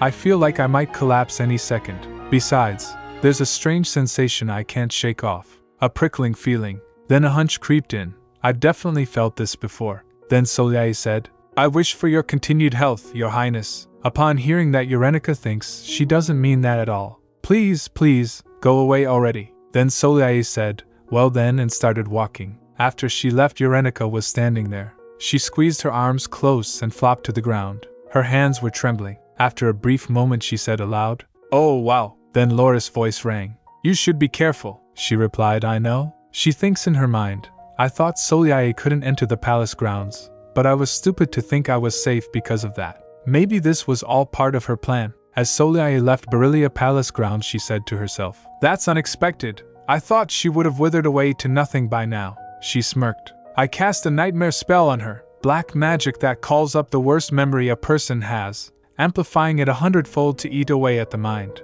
It's a spell that requires not that much magical energy compared to its effectiveness, but if she's sensitive to magic, she should have succumbed by now. In fact, her mind should have broken under the spell a long time ago, but she seems fine. It's quite strange. She tapped her fingers against her arm, considering something. Maybe I should increase the intensity? Her eyes flickered with a dark amusement. Her body is probably like cracked glass. It can't hold on much longer. Her face, and the way she acts, are lovely, so maybe it'll be worth it to cleanse the body entirely and keep it for myself. A slow smile stretched across her lips. Maybe that body is just the thing I need to make Eurydian mine. She sat in the carriage smirking to herself. He might care for her deeply, but I wonder if he would be able to accept a corpse? Her smile widened. Yes, very good. And then the carriage left the palace. Then Eurenica went back to her room. Pacing back and forth, she thinks, yeah, it was stupid of me not to piece it together. Holding Eurydian's hand once every 4 days used to be enough. There's no other reason why I'd suddenly feel worse like this. That feeling of being pricked by needles even though I didn't touch anything, and that same strange power that draws me in. Why didn't I immediately think of that? She remembered DeKalb's specialty was black magic that bewitched people. Bewitching? Where else could he have learned that? Those magical ores, and even the grounds around Berilia itself, were all ensorcelled by Celia's black magic. She looked in the mirror, patting her face. Is my body still properly working? What if some part of me that I can't see is rotting away? How pitiful! Laura's voice murmurs. I know I said you were pitiful before, but I didn't think you were this pitiful, though you don't belong here anyway. Simply think of it as an inevitable future happening sooner than expected. Is that supposed to be some kind of consolation? She muttered, asking. The voice added, Child, do you want to continue living on this earth? Gritting her teeth, she glared at the voice. Of course. It's not like I want to die. That's not what I meant, little debris. The voice continues. I know that you are from another world. Do you not wish to return to whence you came? She repeated, whence I came? I barely stay alive in this one. If I go back, I'll end up with an even more pathetic fate. I don't even know how to go back, and my body there is probably already dead. The voice asked. Then, child, do you wish to become a priestess of mine? She wondered, a priestess. I have been watching you, the voice states. That body your soul is wearing now is one blessed by me. Eurenica said, sure, because this body was baptized. The voice continued. Yes, so the only thing that does not belong here is your soul. Your soul is from a world that I have no authority in, so it is impossible for me to bless your soul to give it permission to exist here. However, if I accept you as my priestess, I can give you the power to act in my stead on earth. It might upgrade your existence from debris to a pebble. After hearing that, she thinks, so that means blessing my soul is difficult, but he can impart enough divinity in me so that I can take care of this body. I actually wanted to become a priest of Loris even in my past life.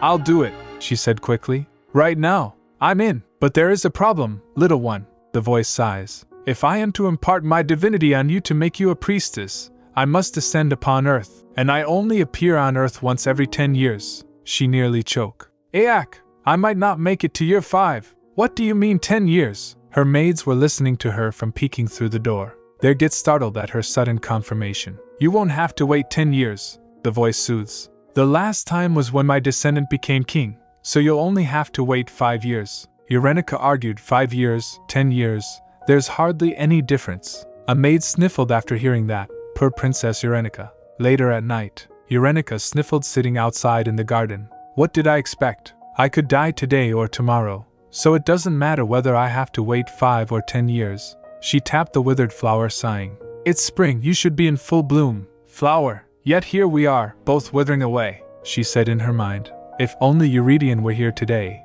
then I could call him immediately for help. Just my luck. Her body was aching. Then a maid approached. Your Highness, she tended to her. You'll catch a cold sitting out here like this. You're already unwell. Let's go inside, she said gently. Eurydion thinks, I don't know if I'm just imagining it, but I still feel that prickling sensation all over me. I really don't want to go back inside. But if I do catch a cold while I'm in this state, I might leave this earth, so I should go in. The maid put her on bed. Then Eurydion said, Oh, Marianne, I'll turn the lights out, she replied. Get some sleep, Your Highness, she said inwardly. I can't sleep. If I do, I'll go through hell in my dreams. She gets off the bed. I just need to stay awake until tomorrow somehow. And once it's light out, I'll march straight to Eurydion to send an SOS. She sat on a chair slapping her face. I just need to stay up for a few hours. A short while later, again she found herself in the dream. As the people were talking to each other on her father's funeral, she wondered, what's happening? Did I fall asleep? I don't remember doing that. I don't even remember closing my eyes. But more importantly, I'm lucid. I guess I was trying so hard not to fall asleep that I'm awake and aware in my dream. She looked around thinking, is this the nightmare that's been bothering me this whole time? How old was I when this happened? This was it. Honestly, I'm sick and tired of it. Why do I have to dream a dream I haven't had since I was in high school? I stopped having this dream when I grad. Then suddenly her mother's ghost started haunting her. She called, Elinsa, Elinsa, where are you going? She gasped seeing her. Mom, her mother shouted. Answer me. Oh, okay. Then, sweetheart, how about you come with? Yes. You go on with your mother. Another voice whispers. Other chimed in.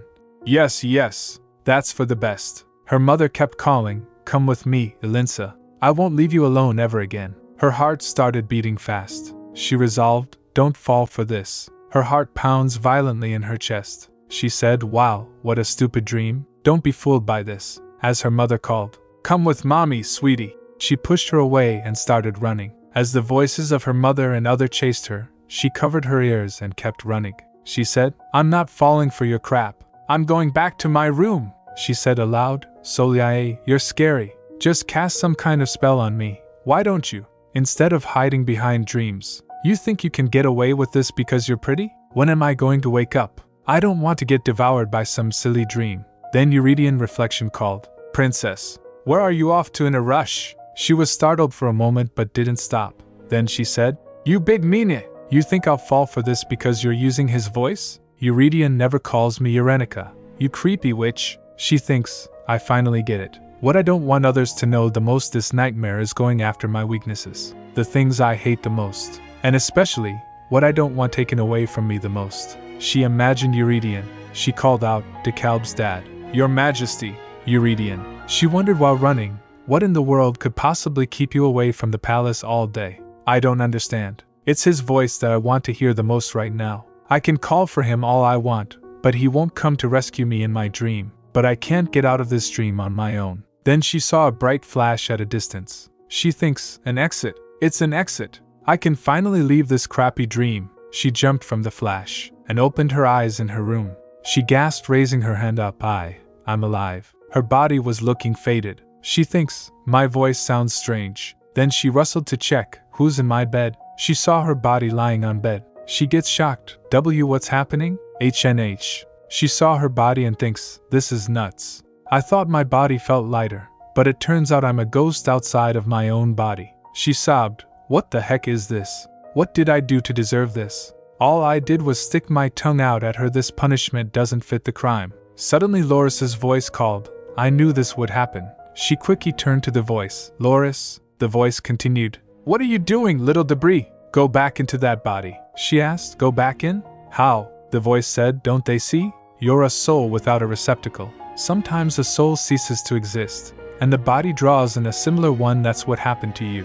If you don't go back soon, your body will die, and you'll be cursed to wander as a lost soul. Her body was groaning in pain. She crawled to her and asked, but how? How am I supposed to go back in? She brushed her hand through her body's hair. Before she can process it, her soul is pulled back. She opened her eyes and started coughing. She coughed and gasped. Suddenly back in her body, the voice scoffs. You made it in just fine. I guess this body fits your soul well. She almost cried. Ugh, seriously? I've never had anyone so unreliable watching my back before, the voice said. I showed you the exit. What do you think got you out of that terrible dream? She wailed. Damn, this whole situation is crap. If those lost souls had caught me, or if I had remained a lost soul, I would have died. My body can't take having these nightmares every night. This is ridiculous. I need to get out of this cursed palace right away. She stumbled out, trying to clear her head. As she reached outside, she was humongous flowers in front of her. They were withered. She wondered looking at them. Are these flowers from the one that was dead yesterday? She gets creeped out from them. She started running. No, I can't think about that now. I need to snap out of it. I need to get away. She was sobbing while running. I have to if I don't want to die an untimely death. After running for a while, she reached outside the Berilia Palace. Looking around, she wondered, where am I?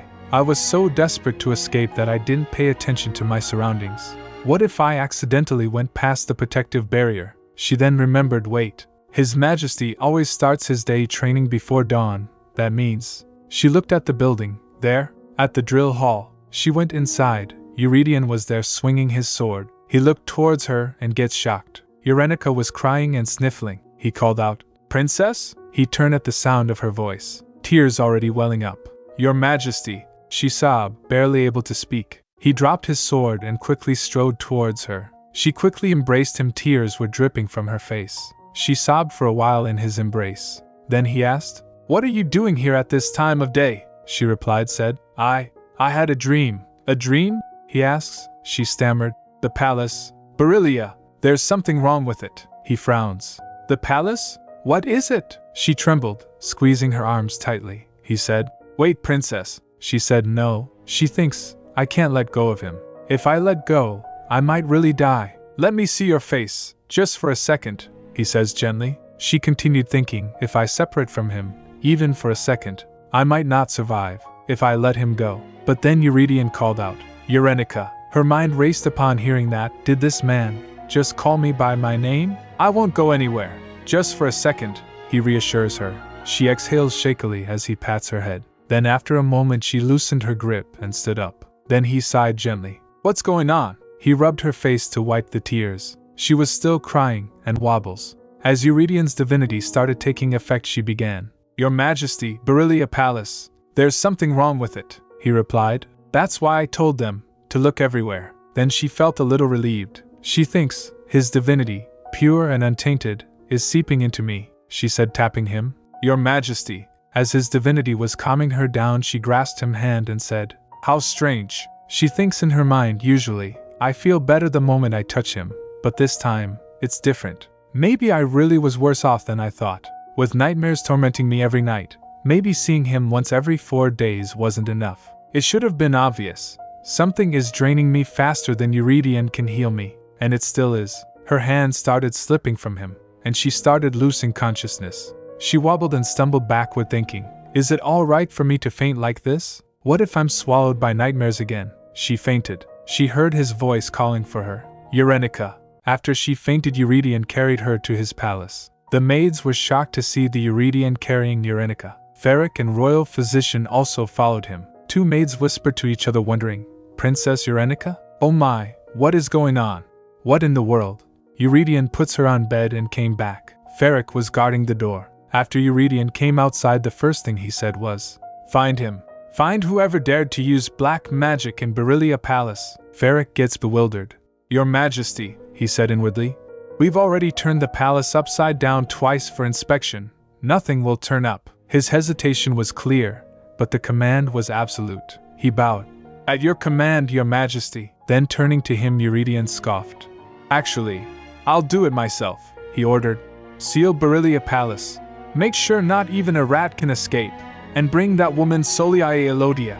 Bring her before me. Now, after saying that, he left. Ferric complied. Yes, Your Majesty. Later, Eurydion went to Eurenica's room. He sat beside her bed and looked at her. He said to himself, She's so small. While recalling, he thinks, I should have taken measures right then and there, regardless of what she said. How can she forget her shoes? What chased her away in such a hurry? She remembered her telling him, Dream. I had a dream. He thinks she did say she had a dream. But the princess would not have run out of the palace just because of a bad dream. Then he recalled Ferric telling him, Lady Elodia departed to the southern region on a mission last night by order of the magic tower. Then he activated his divine power. It's starting emitting in air, he said in her mind. She is surely hiding something. What an opportune time to be away. Then Eurenica shows signs of waking up. His divine power vanished. She slightly opened her eyes. So he called her. He leaned in and gave her a shoulder. She blinked and asked, "Is this a dream?" She embraced him while asking. He replied, "No." She said, "Is that so?" After a few moments she asked again, "Did I dream again today?" He replied, "No." He thinks in his mind, she's talking about her dream again. Then he asked, "What kind of dream was it? You're not the type to be so startled by a dream. What did you see in it?" She blinked and doesn't reply. He wondered, is she not fully awake yet? "You're really mean, Your Majesty. Such a mean it," she mumbles. He asked, "What did I do to make you so upset?" She replied, It's all because of your fiancé that I'm going through this." He flinched upon hearing that. She continued, "But you're still saying you're gonna try to love that woman." He replied, "I'm sorry. I didn't mean it. I was just upset." He thinks to himself, "It's true that I'm glad to hear her voice. She is adorable. Every little thing she does. I admit my heart is leaning closer to her, and I want her to have everything she wants. But," he recalled her saying, "marry me, because I like you." He concluded, it was obvious she wasn't being sincere. "But still, I'm no teenager, I shouldn't have said something so hurtful," she said again.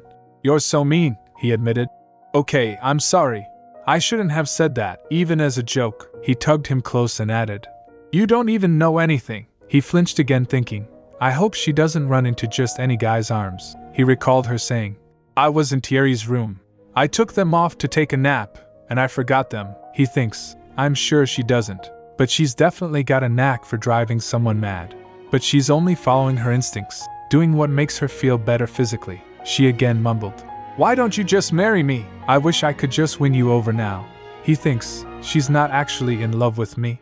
I know she's not completely being sincere, but still, rejecting her so coldly is difficult. Eurenica added, "If you knew how scary she can be, you wouldn't say those things. You're a dummy, so just marry me," he admitted. "I know." Stop, he thinks, that's not what I wanted. A light-hearted proposal, a light-hearted acceptance, then jokingly rejecting the offer. I don't want that. She won't remember any of this when she wakes up. I'll end up being the one hurt from this. Eurenica insisted, instead of solely marry me. He thoughtfully replied, "It's better for you not to get involved with me. You have no idea what kind of man I am. You have no idea what you will have to go through." As she doesn't insisted again, he checked she was sleeping. He smiled and puts her back to bed. He thought, I carry the kingdom on my shoulders. The burden is heavy, and it's not easy. This is the perfect distance between us. I can't reach out to grab you, but I don't wish to be farther from you. He said aloud, there's no reason for you to keep living here, where your body is suffering so much, even fearing for your life. At that, he tapped her forehead and brushed his hand through her hair. So this is perfect. And I shouldn't want to get closer to you. Well, you won't remember any of this anyway. The next day, Eurenica was asleep thinking, my favorite kind of fragrance. A person's scent so clean, refreshing, and soft. A comfortable blanket and bed. I love how this feels. Realizing everything, she opened her eyes and quickly straightened up. She thinks seeing herself in a bed, am I back at Berelia Palace? She looked around wondering, where am I? She tried to remember, where am I? How did I get here? What's the last thing I remember before I fell asleep?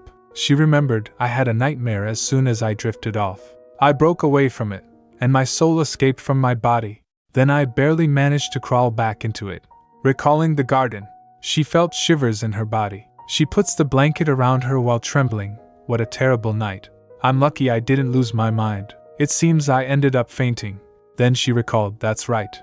I went behind the palace, to the drill hall, where she saw Eurydion. She laid down to bed again thinking, that's why I feel okay now. I thought it was a miracle. I better thank him when I see him again. I was lucky he came out to train that morning. Suddenly she heard a beep sound. After hearing that, she rises up from bed thinking, this sound again. It's like a dial tone. Loris's voice called. Hey you little crumb, you okay? Eurenica replied. I'm not sure, the voice said. Yeah, I'm not so sure either, Eurenica sarcastically said. Considering the fact that someone incredibly useless didn't help me at all. I'm fine, alive and kicking, the voice asked. Are you talking about me? she replied. Who else? The voice said. From the way you talk, it seems like you're all better now. Oh, here he comes, she asked. Who's coming? Then the voice doesn't reply. Eurenica reaches to the curtain wondering, is it the maid? But someone else pulls the curtains aside. It was Eurydion. He asked, are you up? Who are you talking to? Due to bright light she blinked, saying, it's too bright. He pushes the curtain all the way, saying, you'll get used to it soon enough, she asked, hiding in the blanket. Really? He then removed the blanket from her, saying, you've slept plenty. It's time to get up. Averting her eyes, she said, not really, but he replied, yes, really. You slept for a day and a half straight. How can that not be enough? It came as a shock to her. He added, you should eat, even if you go back to sleep afterward. You can't be skipping 3 meals in a row. She panicked, thinking, a day and a half? So what happened in the early morning? Was a whole day before? Not this morning? How much damage did my body suffer? Then she asked, wait, where is this place? He replied nonchalantly, my bedroom. Well, to be more accurate, you're sitting on my bed. After hearing that, she panicked and quickly gets off the bed, thinking, oh my, I slept in his bedroom? It was difficult for her to walk. Eurydion helped her and said, you can't go out like this, princess. Where are you going in your pajamas? She replied, It doesn't matter. I just need to go back. Her mind was puzzled. Go back? Go back where? He then said. You can't go back to Beryllia Palace anymore. Hearing that, she sat down on bed. He added, you don't want to go back there, and I won't let you either. She replied, that's true. She felt embarrassed, thinking, but still, the king's palace? Eurydien's bedroom, at that? Well, it's not that I dislike it, he continued. We haven't prepared a room safe enough for you yet. You can't be out and about, especially not dressed like that. I understand this can be frustrating, but I ask for your patience. How you were that early morning. I don't want to see you like that again, she asked nervously. Me? You were worried about me, he smirked, saying, was I worried? Of course I was. What kind of question is that? She giggled. Hee. You were worried about me, he replied. I can never take my eyes off of you. Never, she continued, smiling after hearing that. He pinched her cheek, saying, don't smile as if nothing ever happened. Ouch. You wouldn't be able to say that if you knew how startled I was. He continued pinching. She replied, I'm sorry. He then looked at her for a moment and smirked. So, do you want to eat first or wash up first? She gets shocked, feeling embarrassed. How can he say something like that so nonchalantly? She gets flushed and replied, I'll eat first, he said, turning. Okay, I'll have it prepared right away. She then asked him, how about you? He replied, I have something urgent to take care of. Make sure you don't go anywhere, at least until I'm back, princess. She nodded, thinking, well, I don't have that kind of strength anyways. He again said, do not, ever, go around by yourself. She thinks he doesn't believe me. Later she went out of the room. A maid guided her to her new room. Would you come this way, your highness?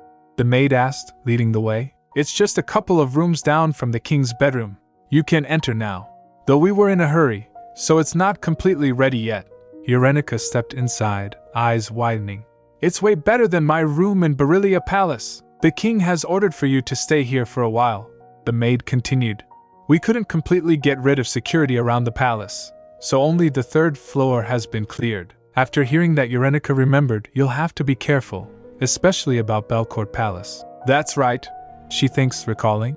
Thierry told me the king's palace is strictly secured with magical materials. Then she remembered Eurydion telling her, just stay put, at least for a few days. I had forgotten about that. A realization struck her. That must be why he asked me to be careful. It's not like I just poke around everywhere. Then the maid added, so His Majesty understands that it may not be the most comfortable, but he requests that you stay in this room for a while. She replied, all right, I'll do that. But then, a thought struck her. She wandered the room deep in thought. The dead grass and flowers in the garden. They must have acted as magical conduits to initiate the dark magic that caused all those nightmares.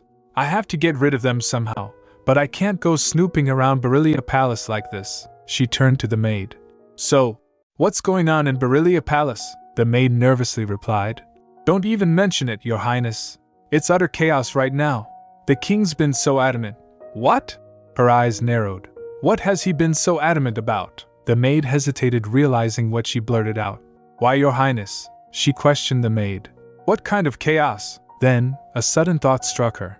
Did he, Already figure out that it was solely I who used black magic in the palace? Their heart pounded. That's the best news I've heard in a while. If that's true, the maid looked uncomfortable. It's just that every person who has access to the palace is being interrogated. Her eyes widened. What? That's not right. Upon hearing that, Urenica quickly rushed to leave. No, Your Highness! The maid stepped forward, blocking the way. You shouldn't go downstairs. It may still be dangerous. She questioned the maid. If you can get the king to come here, I won't go downstairs. Other maids cut her way, one added. He'll be here soon, Your Highness. Please come this way and wait for him here. She scoffed, thinking. They're really making me feel like an immature kid. A voice in her head chuckled. An immature kid, you little crumb. She blushed, replying in her mind. I know. It's not like I want to be like this. If you can just come down and help me, everything will go smoothly. The voice replied. Stop asking for something that's unattainable, kiddo. It's beyond my powers. Her irritation flared. What kind of a god are you? You're useless. She looked towards the stairs, thinking, I can't go down there, nor do I want to. Will he come if I throw enough of a tantrum and threaten to walk downstairs on my own? A voice broke through her thoughts. His Majesty is where we dare not approach, she asked. What is he doing? Marianne and the other maids did nothing wrong. As the commotion was going on, Thierry also came there. He called out, looking towards Urenica.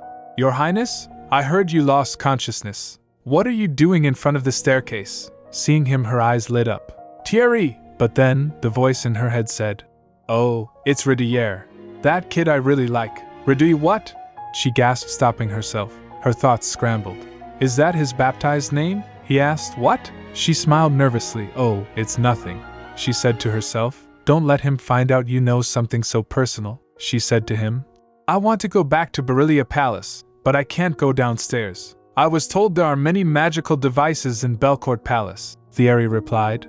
Yes, that's correct. You shouldn't go around by yourself. Then she asked. Yes, so, can you come with me? He nodded to her. A wave of relief washed over her. Yes. I knew I could count on you, Thierry, a voice huffed. What about me? You, be quiet. She snapped at the voice. He chuckled. Heh. Then, Thierry said, extending his hand. Shall we? After she reached the Berilia Palace, she looked around. But something was wrong, she thinks. It's not here. She scanned the area. The black grass and flowers. I'm not sure if I should feel relieved or nervous. As she reached inside, her expression darkened. She heard Eurydion commanding the servants and maids who were bowing down to him. I've placed the workers with access myself, and we've searched the palace twice over. Yet, how could someone dare attempt to harm a guest of the king under the king's watch? He questioned them. Do you still expect me to be so tolerant? He turned sharply. Marianne Levasila, answer me. The maid trembled. I never dared to allow the princess to be at risk.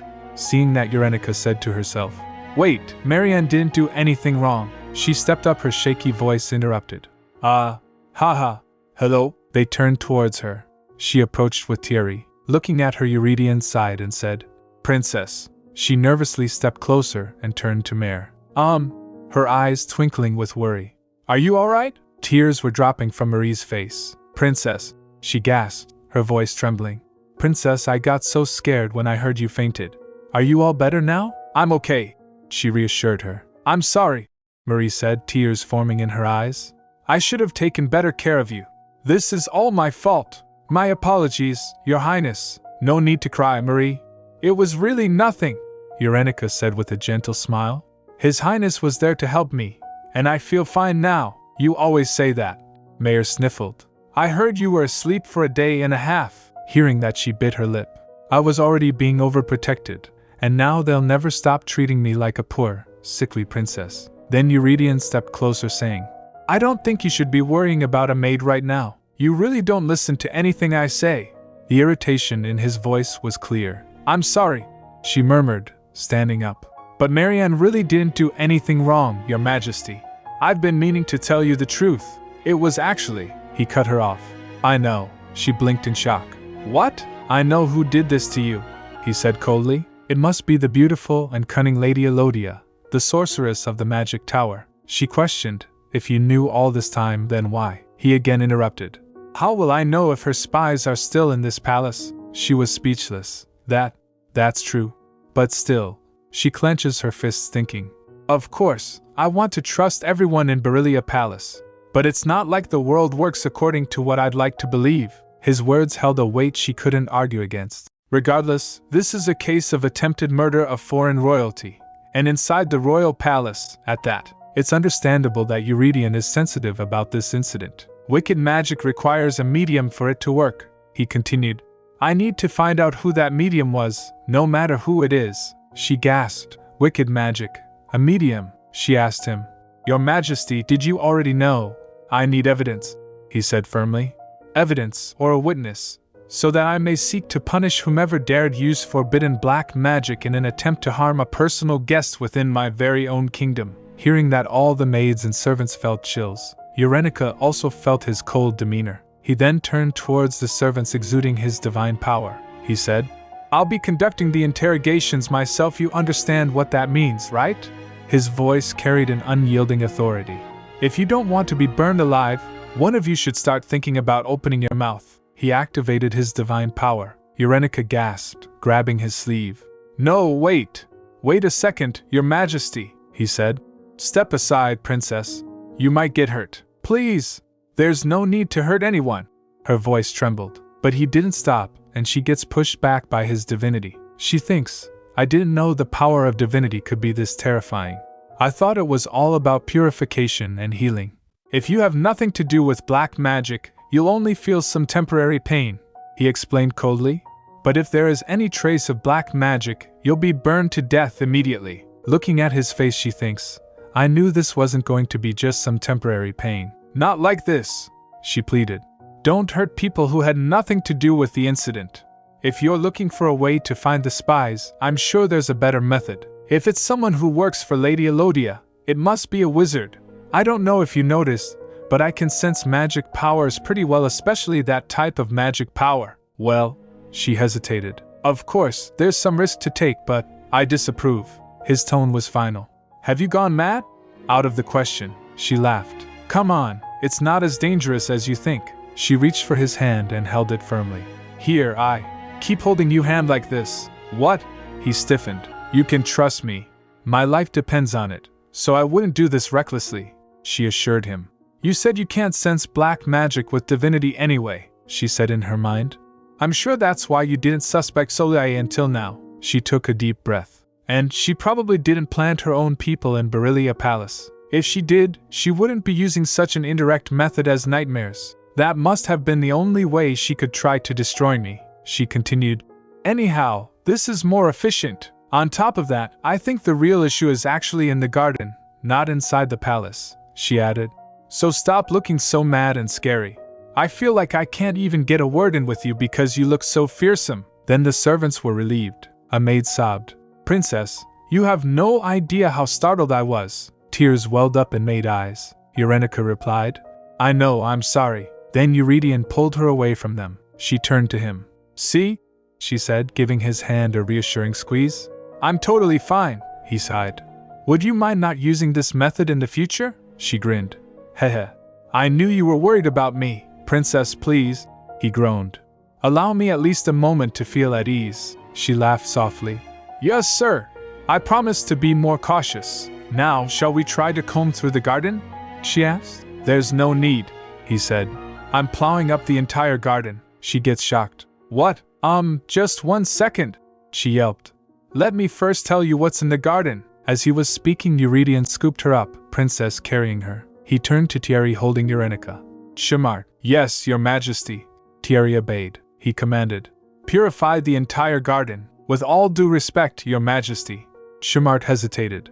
I'm not entirely sure if my body can handle it. Never mind the garden. Stop whining, Eurydion ordered. I'm not just whining, Thierry muttered under his breath. My order stands. Get it done, before I do it myself, Eurydion said, his voice unyielding. As you wish, Your Majesty, Thierry stammered. It sounded a little over the top. Eurynica didn't realize at that time what it truly meant to purify all of it, or how that made her returning to Beryllia a much more remote possibility. After that, Eurydion came back holding Eurynica. As he entered his palace, the nobles started whispering to each other. Realizing that Eurynica felt embarrassed, he said to Eurydion, Excuse me, Your Majesty, he asked. What is it? Can you put me down now? She asked, though it sounded more like a plea. She nervously laughed, thinking, it seems like his divinity energy has subsided compared to before. The sensation is strange. What a strange feeling. I am glad he seems to care more about me. He was always so cold before, but, she gasped, realizing. Glad? Am I enjoying the fact that he's so mad over what happened to me? Then a voice calls hesitantly. Your Majesty? Eurydion turns towards it. Who is? His tone shifts. Count Ivan, I clearly remember ordering no meetings today. The Count bows deeply. I bow before the Supreme Lord of Belcourt. His words are clipped. Keep it short. Make it brief, Count said. Yes, sir. It just seems that we can no longer delay the agreement with Ezekiel. It is an urgent matter, Your Majesty, Eurydion responded. Who are you to determine what's urgent or not? I thought that was my job. Seeing that, Eurenica gets confused. What's going on? Was he just seemingly caring and kind only on the outside? But on the inside, he's always this cold and ruthless. She glances towards the Count, thinking, he can be nice now, but you never know when and how. He may be merciful and tolerant at times, but he is still a ruler and a monarch. The Count was also staring at her, seeing that she thinks, is there something on my face? Why does he keep glancing at me?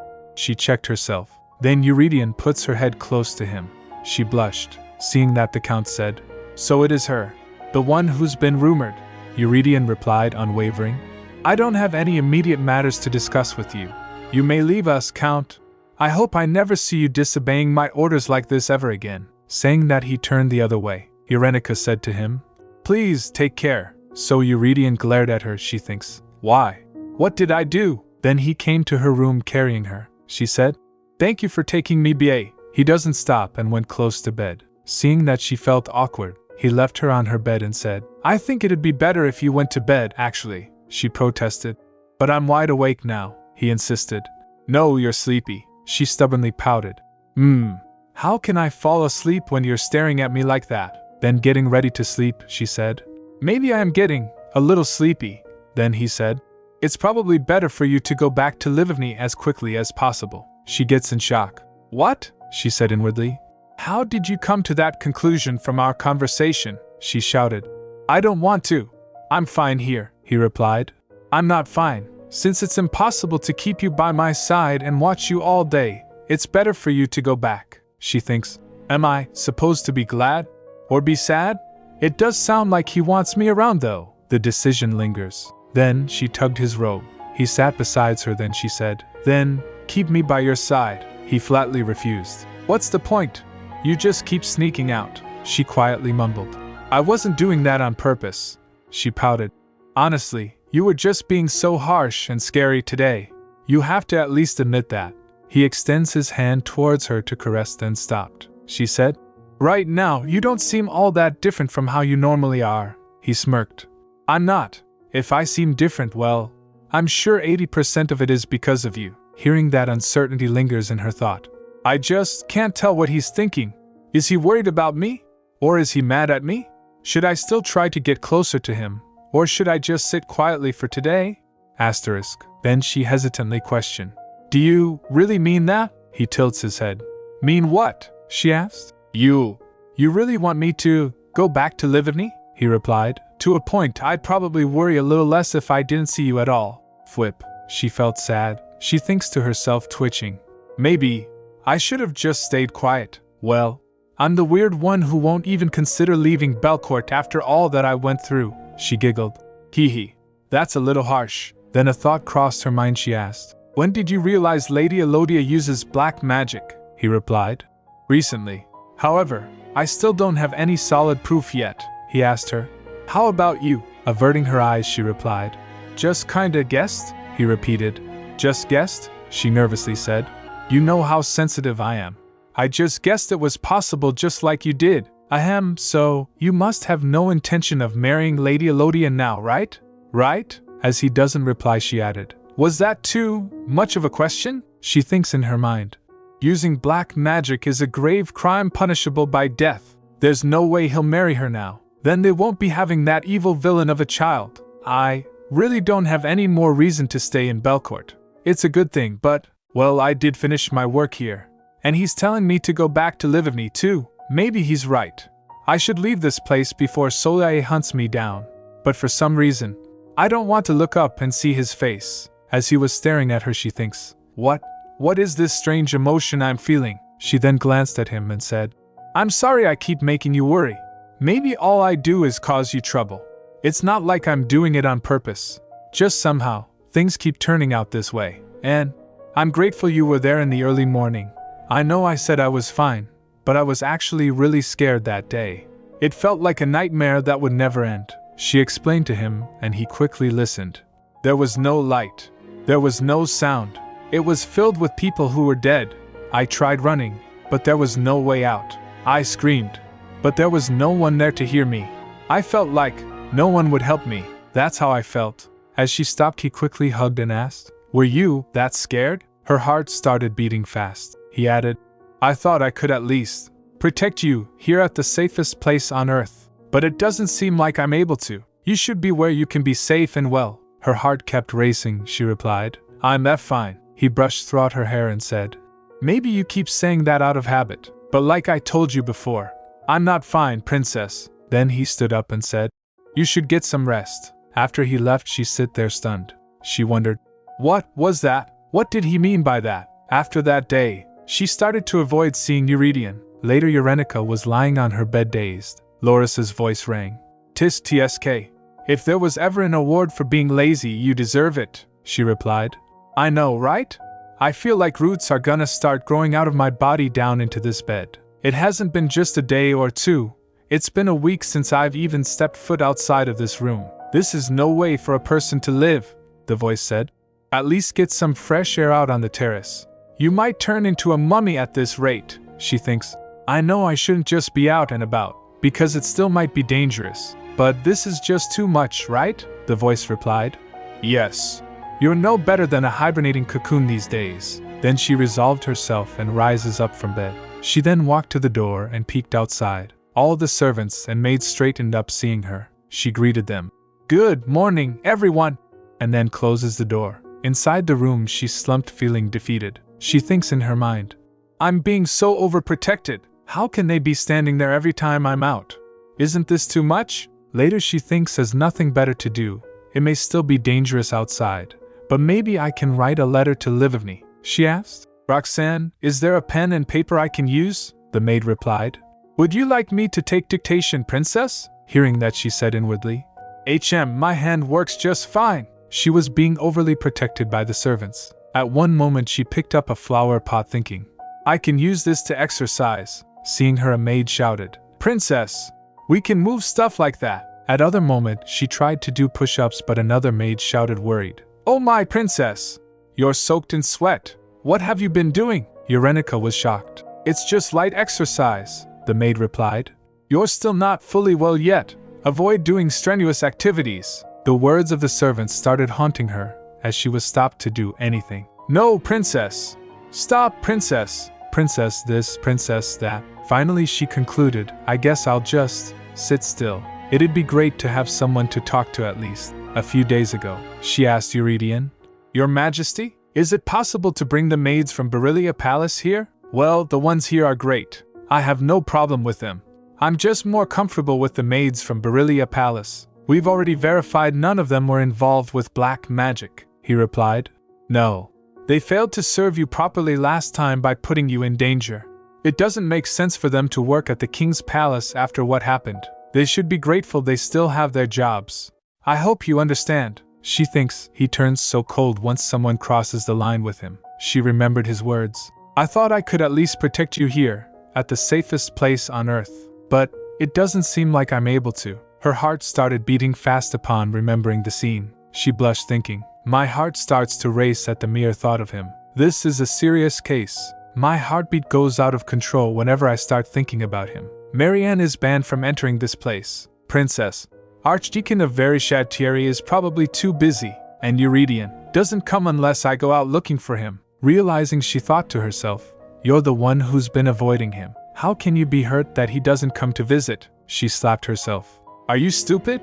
That man works like a clock, never deviating from his daily routine. I can probably figure out when he's free. Then Loris's voice called out, Why don't you try getting out of the room, you crumb? she thinks. It's probably better if I at least try to do something instead of just being locked up in this room until I'm sent back to Livivny. She said, I'm going. When she gets outside and was roaming the palace, a bunch of maids followed her. She felt irritated. I know they've been following me every day for the past few days, but this feels so burdensome. Did Eurydion order them to do this? Because, with the previous maids, I threatened to escape the central palace. I'm restricted to the 3rd floor anyway. Suddenly she saw Eurydion talking with Ferric at stairs. She called out, Your Majesty! He turned towards her. Princess. Then he went up while Ferric followed her. Upon reaching to her he said, I haven't seen you in a few days. She flinched, saying, Is that right? I didn't really notice. Then he asked, So what brings you out? You've been really good at avoiding me, she replied. That's not true. I haven't been avoiding you at all, he smirked. Really? I saw you run back into your room whenever you saw me down the hall. A few times. She gets flustered. He saw me. My heart keeps racing whenever I see him. It's driving me crazy. I can't exactly tell him that. She kept smiling to avoid suspicion and said, What a lie. That wasn't me. He accepted. Okay, let's just say I was mistaken then. How about lunch? She replied. I ate already. He asked again. Tea? She repeated. Tea. She was surprised. What is this? This is so unfair. He got me all weirded out. But he's feeling completely normal and peaceful. Then I'll be completely normal and peaceful too, she then said with a big smile. Why, if I said I haven't had tea yet, would you have asked me to join you for afternoon tea? He was taken aback for a moment. Then he said, Yes. She gets confused. What? He smiled and asked. Would you like some tea? She said to herself, This is so unfair. Then she followed him to his office. After getting inside she said, So this is where you work. He opened the window replying, Oh, is this your first time here? She said while looking around.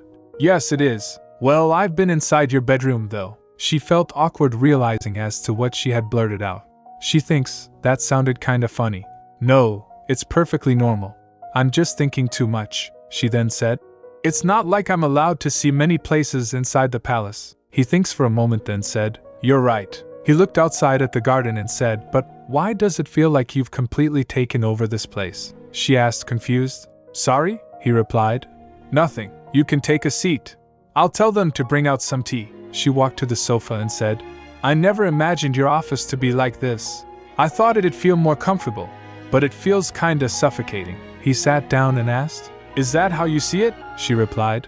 Well, a little, yes. Don't overwork yourself. He laughed at the remark. She then giggled.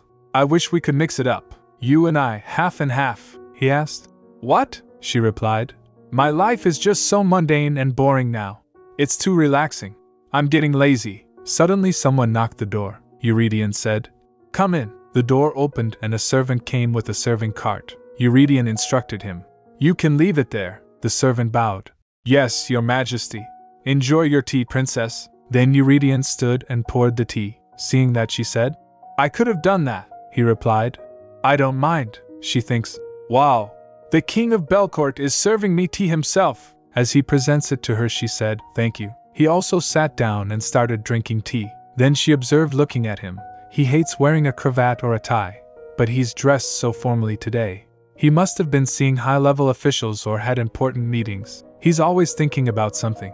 I can never tell what's on his mind. Is this when he turns cold and sensitive? If he gets a little more annoyed? Then he smirked and asked her, What do you mean by getting lazy? She replied, I'm just not nearly as active anymore. Everyone thinks I'm like a hibernating cocoon. His expression gets serious. A cocoon?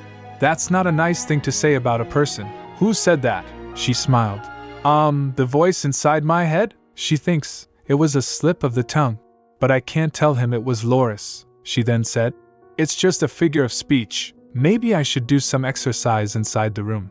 It's been over a week, and I'm itching to move around. As he doesn't reply, she pressed on. I'm not complaining or anything though, then he said.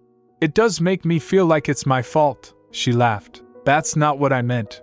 I'm sure you know that. Then he said while remembering. Well, I promise you wouldn't need to hesitate to ask me for anything. I guess I'm not good at keeping promises. Hearing that she thinks, I didn't mean for him to take it so seriously.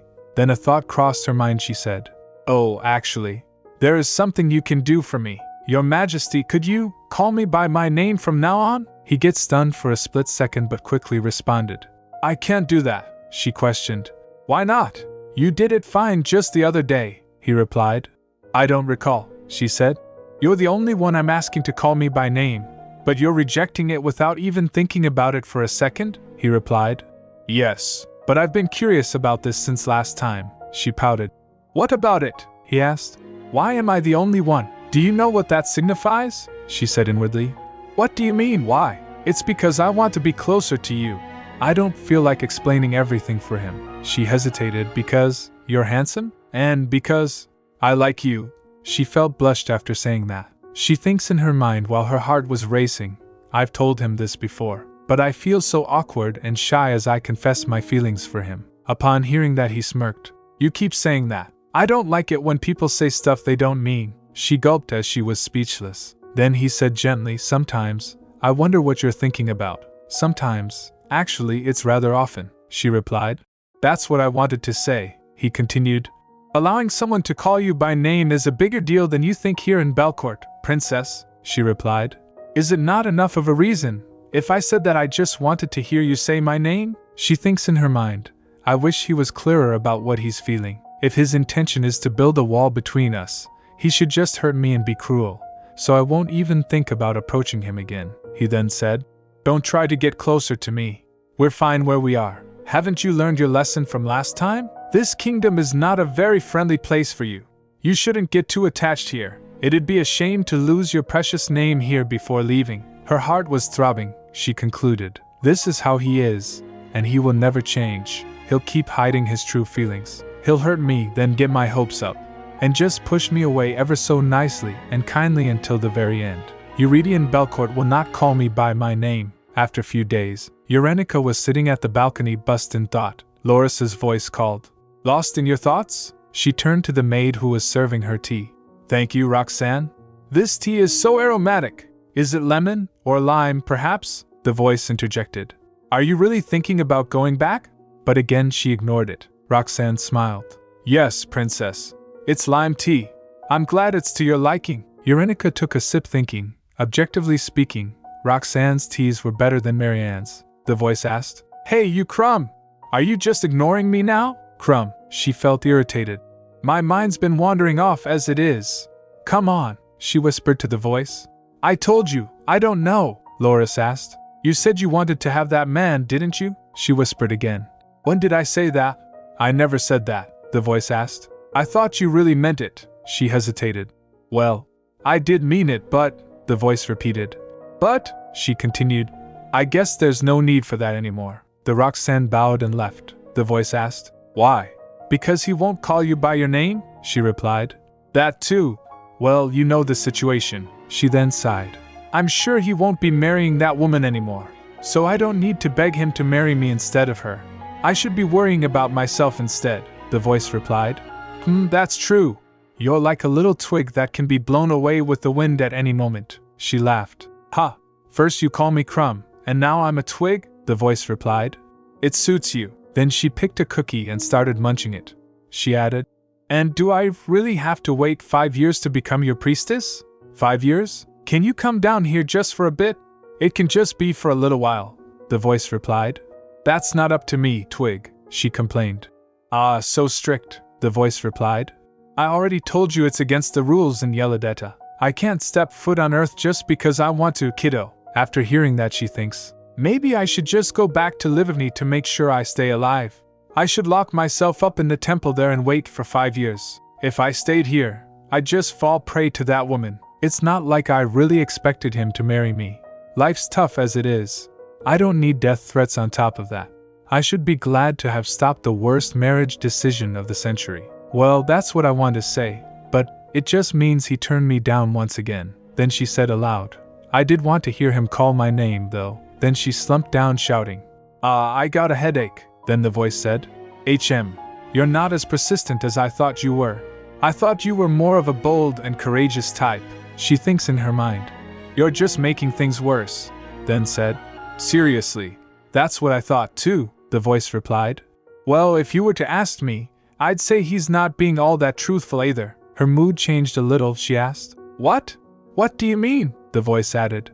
I do wish he clung on to you a little more. She again drooped. What's he talking about? Yeah, right. I'm the one who's swayed by his every move. My heart starts to race like it's broken, several times a day. I'm still shocked he won't call me by my name. She blinked, asking, when did it all start? It's probably when I came across him at dawn, and then the morning when I woke up in his bedroom. She questioned herself, what do I want? Then she picked up the pen and paper that were on table and started writing. Plan A, stop Belcourt from invading Livigny. Plan B, prevent Teresa from being kidnapped by Belcourt. She scribbled, realizing, darn it, all of these plans have already failed a long time ago. Then she wrote, and Plan C, flirt with Eurydion to stop him from marrying her. She thinks this was successful to some degree. Now for Plan D, she wrote, Eurydion Belcourt, divinity plus human, vitamin plus rapid charger, an ironclad wall that hurts like hell. I don't want to run into it and get hurt. Her mind was wandering off, but strangely he can be unexpectedly kind. That's not it. It all started the very first moment I saw him. Then, what does it mean that? Several days have passed since then, and even now, I still can't look him in the eye. She wondered, what does that mean? Then the voice giggled, asking, hee hee. Do you think writing down that stuff will help, Crumb? Then she crumpled the paper and throws it. Forget it, the voice said. Hey, I'm not sure if you should just toss that anywhere. She stood up, saying, what does that really mean? Why does he confuse me like this? I should just barge into his office now, and she gets flustered and sighed. I was already having trouble sleeping, and it's gotten even worse since that day. I haven't had any decent sleep for 3 days now. I can't figure it out right now. I should get some sleep first. I should be able to think better after that. She then turned to go inside. Meanwhile, the paper she threw fell on Soliae's head. She looked towards the balcony and said, "Hm. That precocious princess." She picked up a paper and read it. She smiled, saying, "Ha! I know he's been suspicious, and I know why he summoned me to the palace. I've been looking for a chance to flip the situation around in my favor. And look what just fell into my lap." She folded down the paper. Then the ominous presence with her said, "She gets on my nerves. There's something about her that bothers me, constantly," he insisted. "She's nothing, just kill her. I can't quite put my finger on it, but she gives me a bad vibe." Soliae said to him, "Ha! It'd be a waste to kill the princess now. I know how she can be useful." The presence replied, "Things always go wrong when I get this kind of a vibe." Soliae replied, "You're just being moody." Then he said, "Hurry, Soliae." She thinks in her mind, "I've invested 5 years into this. I won't rush into something and ruin it. Plus, I just came across something that gives me an advantage." Meanwhile, Eurydion was in his office reading the documents. His mind was racing, thinking about all of the Gluckman Treaty. This war of nerves over power is finally nearing its end. I wasn't planning on taking such a firm stance originally. I've already breached Livigny's borders once, breaking the alliance treaty. He sighed, thinking, I should have held myself back then. Even if I couldn't, I should have at least refrained from abducting the princess. If only I had just agreed to Livigny's request. Ezekiel, following Livigny's example, has also demanded a renegotiation of our treaties. And if I hadn't brought the princess here, she wouldn't have had to endure several near-death experiences. And Soliae wouldn't have started causing me this much trouble either. He smiled, thinking, but despite all this mess, I am relieved to have met her. He puts back the documents on table and stamps it. I don't want to be bothered by things like this treaty anymore. I don't have the energy to deal with it. There is something even more important for me to handle. The document reads, I have nothing more to say on this matter. If they have further requests, they should come speak in person, he resolved. If they are still acting this arrogant even now. I've never dreamed of conquering the whole continent, but it's not such a bad idea to go through with it. Then he straightened, thinking, I sent a message this morning, so she should be arriving sometime soon. Then after a knock at the door, Ferric came in and said, Your Majesty, Lady Elodia is here, he replied. Send her in, Your Majesty, she greets with a smile. He greeted her. Hello, Lady Elodia. As she walked to him, she said, You don't know how happy I was to hear that you asked for me. I thought I'd never see the day. It seems you've been asking for me for several days already, he replied. Yes. It's funny you had no trouble coming here as often as you could when I didn't need you here. But when I actually do need to see you, you are an incredibly difficult person to get a hold of. I was just busy, she says lightly. Please forgive me, he asked. Forgive you? Well, Not coming here fast enough isn't what you should be asking my forgiveness for, she stepped up asking. Then, for what should I ask you to forgive me? He began. A few weeks ago, I saw you in front of Berilia Palace, she replied surprised. Oh, I had no idea you had that much interest in me, he said sternly. Don't interrupt. You really did a number on Berilia Palace. You used magic I have personally banned on my palace grounds and upon a person under my protection. What do you think I should do about this?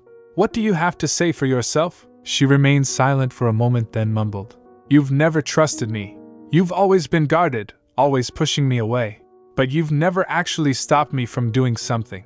Just like now, and you're wrong again. She extends her hand towards him, saying, if you were certain that I'm an evil sorceress, you wouldn't have called me here. Instead, you would have ordered my immediate arrest and punished me with death. Isn't that right? So if you called me here instead of doing that, it means you're not completely sure. You're still not sure if I'll be a benefit to your kingdom or a liability, he smirked. A benefit. Your confidence is fitting for someone who rules over the Tower of Magic, she countered. And that's why you're keeping me close. I am the ruler of the Magic Tower, and every mage in Belcourt works for me. When my aged master dies, all authorities related to magic will officially be handed off to me. But your majesty, do you know what I find so strange? It's your attitude. He was caught off guard for a moment, but he doesn't reply. She tilts her head slightly, watching him closely. Had I not attempted to harm the princess, would you still have reacted this way? Isn't this a little excessive? She continued. Your Majesty, I know you better than you think. I've been by your side for a long time now. You would have sent me off to be killed right away as soon as you realized that I am a black magic sorceress. Under normal circumstances, that is. She asked. What are you afraid of? What am I afraid of? He thinks to himself, then said, you're right. I am the lord of this kingdom. I shouldn't be afraid of anything. But now, the thought of what you might dare to do so fearlessly is what makes me fearful. She asked. Do you have any proof I am a black magic sorceress? She exhales lightly, saying, there are no cards in your hand. All you have are weaknesses. No matter what, I'm the one who comes out on top. You get it now, don't you? She leans closer, voice soft but firm. It's so easy for me to reach out my hand and touch the one I love so dearly. And of course, all of this is assuming that I really am an evil, black magic sorceress. Then he exudes his divinity, asking, so what is it that you want? She smiles, stepping closer, exuding ominous aura that dueled with his divinity. She said, well, your majesty put a leash around my neck. Marry me, as planned. Then, no harm will come to your kingdom or your princess. Meanwhile, Urenica was outside at the door listening. Her breath catches. She gets shocked. Just what is happening? She stepped back, trembling. She thinks, no matter what I do, I can't alter the course of the original plot. Eurydion Belcourt will not refuse her offer. Ferric was worried for her. He called, Princess? She turned to him, gasping. She mumbled in fear, mad. She's mad. Meanwhile, Soliae thinks, looking at Eurydion, he needs to think like a king because he is one. He can't afford to be at war with that woman who's got the entire magic tower in her hands. Urenica clenches her fists and said to Ferric, please, don't tell His Majesty you saw me here. And then she started running back. After she returned, the maids called for her, worried. Princess? Princess! Are you all right? What happened? She doesn't stop and listen and closes the door. While inside, she slumped to the ground. Then Loris's voice said, I told you, child, there are things even I can't change. She plopped, saying, you're right. She thinks in her mind, is there really nothing I can do here? Even this godlike being must have been created by the author of the original novel. Then there's no way for a side character like me to change this plot. I'm sure something's changed when I came into this world, but the ultimate direction remains the same. I never thought she'd hold the whole kingdom and me hostage for her own gain. It's no longer just about stopping them from marrying each other. Now it's a war against me and her. Weak and easy to kill versus untouchable power. She screamed. This is hopeless. The maids outside her room get startled by it. Loris said, you scared me. She asked, terrified, what do I do now? I'm no match for her. Then Loris replied, hey child, why don't you come to the temple first? She blinked. The temple? The voice said. Yes. You're just defenseless bait sitting in that palace. She felt defeated. That's undeniably true. Damn. The voice giggled. You know, just as a strategic retreat. She felt irritated. Ugh, don't be so nonchalant about it. Then she resolved, he's right. I heard their entire conversation myself. The decision I need to make has already been determined since the beginning. I can't cause him any more trouble than I already have. Later at night she tried to sleep but couldn't because of all the tension. She rises up thinking, it's still hard to fall asleep at night. Maybe I'll get some fresh air.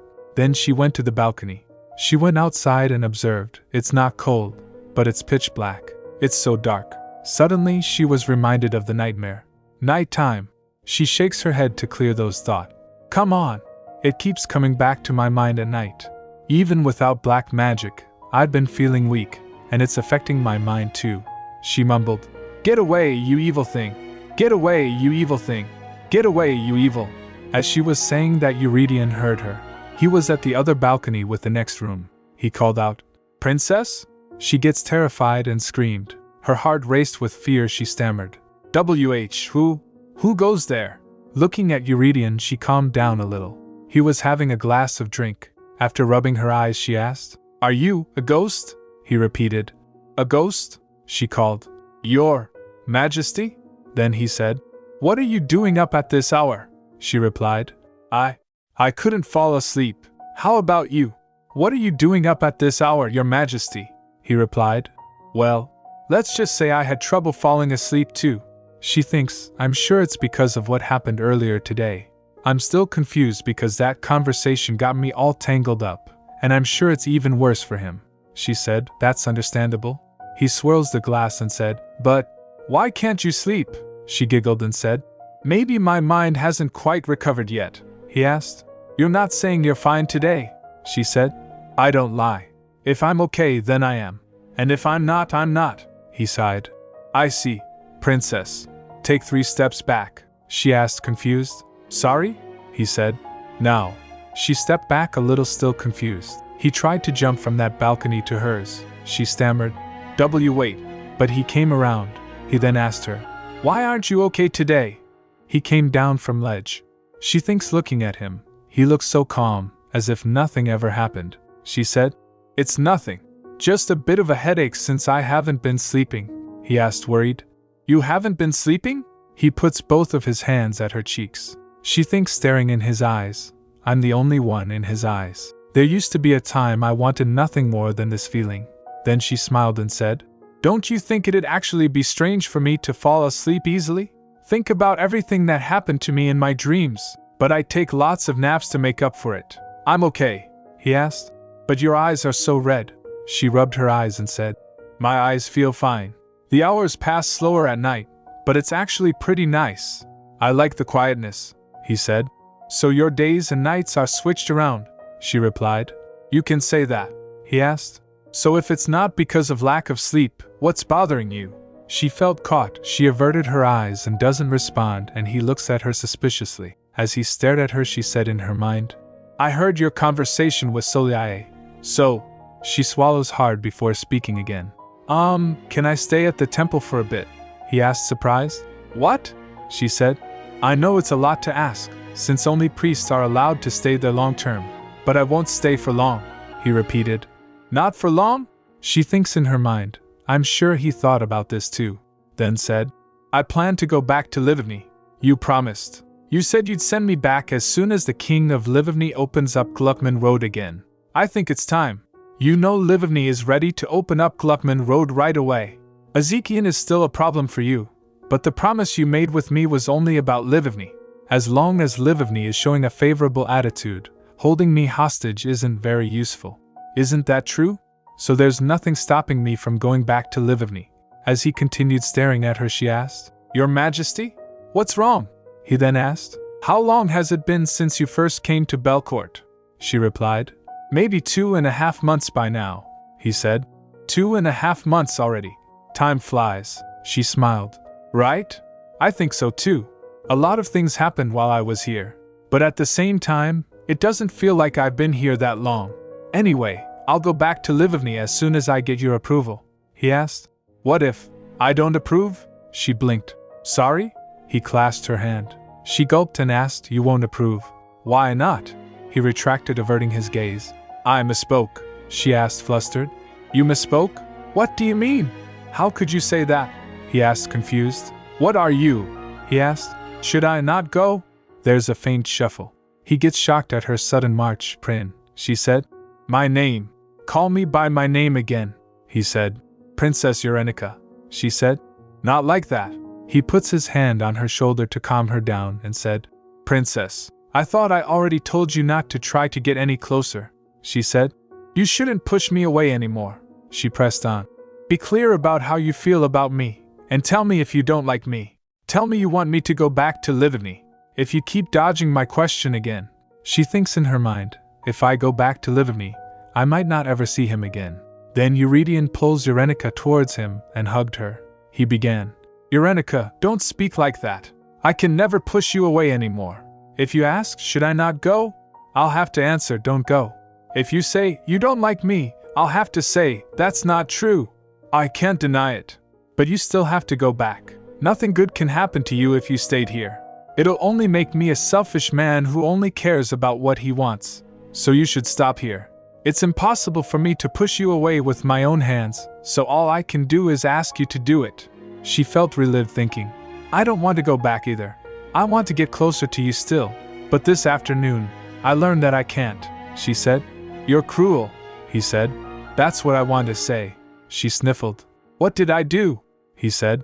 You're the one who made me say these words. Tears came to her eyes. She said, you should have told me these things from the beginning. He again called, Eurenica. She thinks in her mind, no matter what my name is, or even if I don't have a name at all, there's someone who addresses me with love.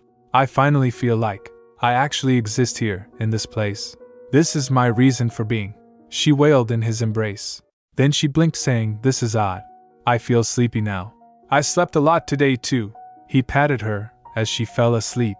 He laughed gently, then picked her up, carrying her to bed. After he puts her to bed, she asked, shouldn't you go back? He said. I should. She blinked again, thinking, he's not leaving. He's still so selflessly kind. The next day Eurenica was about to leave for temple.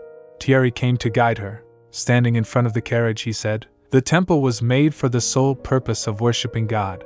It's simple and plain by design, especially compared to the palace. I'm not sure if you'll find it pleasant enough, she replied. It's totally fine. The palace was actually too big for me. Then he asked, shall we? So both of them gets on carriage. As the carriage drove past by Berillia Palace, Eurenica thinks, I wonder how Marianne's doing. Suddenly she jumped in shock, looking outside. What? Did something happen here? The palace garden was disoriented and was dug up, Thierry said. It's been purified per His Majesty's command. No evil spell can remain there, that's for sure. I had to put in quite a bit of work. It was done over and over again until His Majesty was satisfied. She was shocked, she said, but still, isn't that a bit overboard?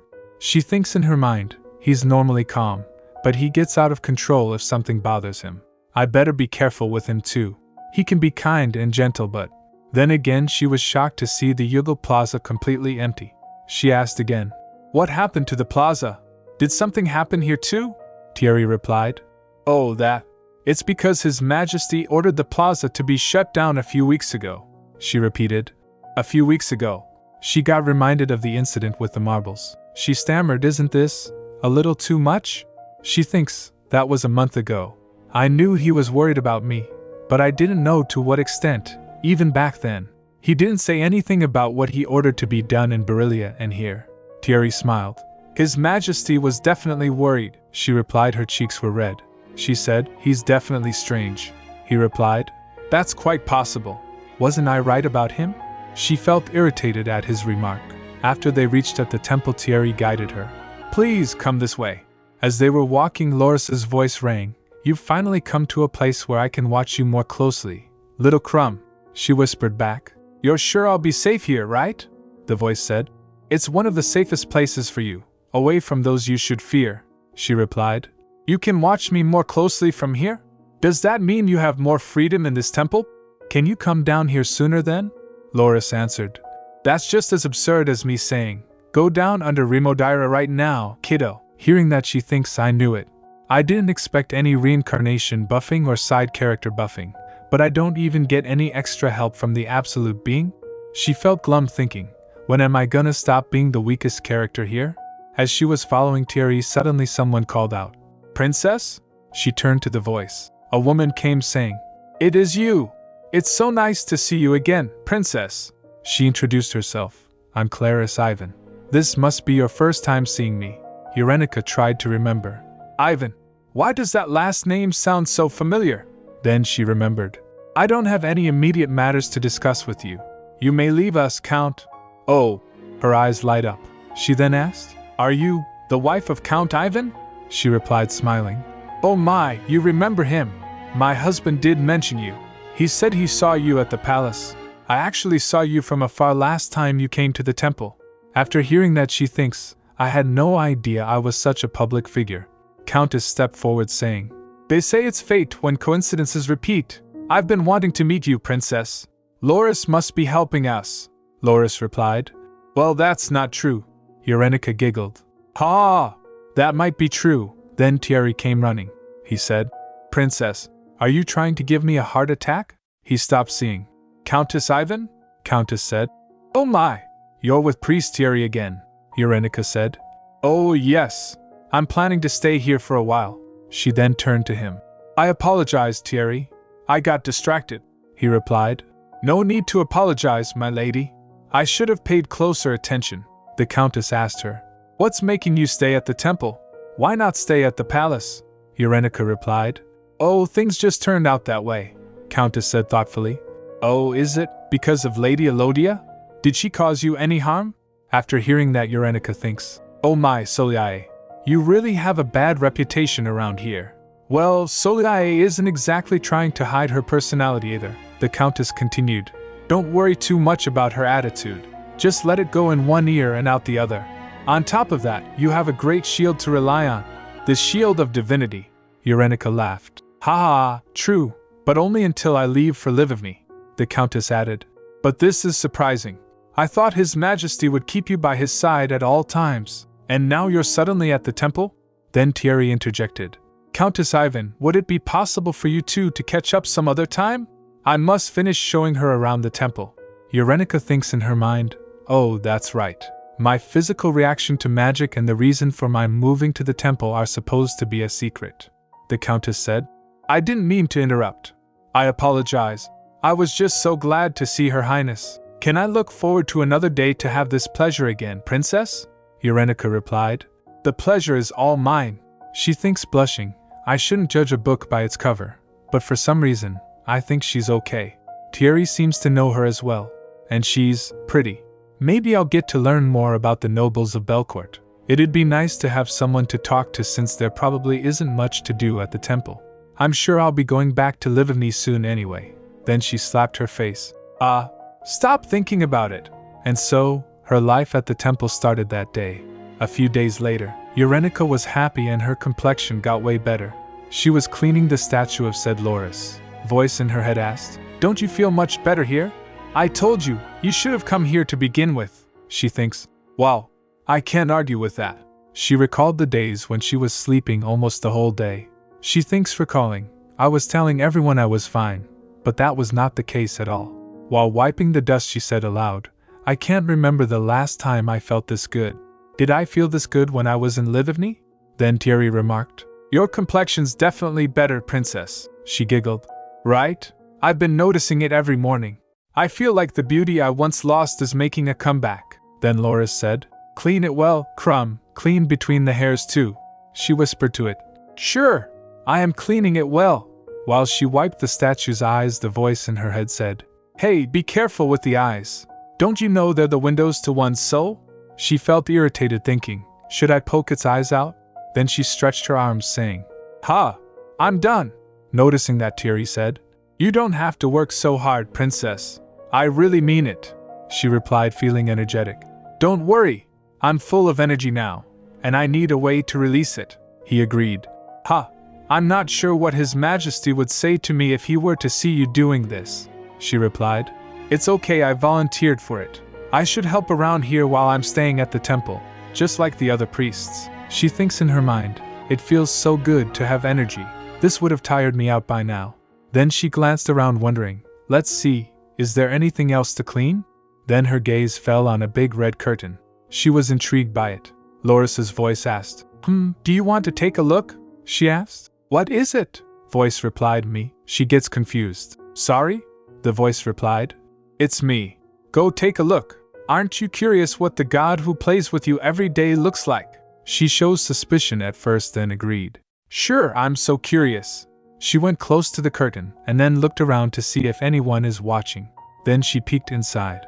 There was a big portrait inside. She gets amazed. Whoa, that's what you look like, Loris. You're gorgeous. I didn't know you took a human form, his voice said. It's one of my many appearances. To go down to earth in a familiar form to the humans is an extension of my unlimited grace. She laughed to herself. He looks so holy and solemn, yet speaks like a commoner.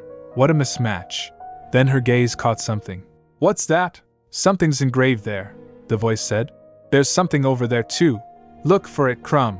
She asked. Look for what? The voice told.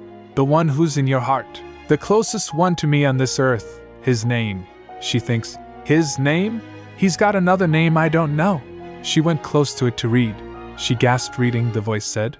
It's the name I gave him myself. Rakaith Lu Elithard Adria Belcourt, she said. A baptized name. It's the full name of the very first emperor of Belcourt, the voice said. It was Adria. He was my first child. Do you know the meaning of that name, Crumb? She thinks for a moment, then said, A name you used to confess your love? How would I know that? The voice asked. Is that all people think about in the world now? She asked, oblivious. How would I know that? The voice replied. One's baptized name can summon me to earth. Didn't I tell you there's something considered taboo in Yedetta, kid? She replied. Yes, you said that's why you can't just come down whenever you want to, the voice said. When I do go down to earth, once every 10 years, my children summon me with the names I gave them.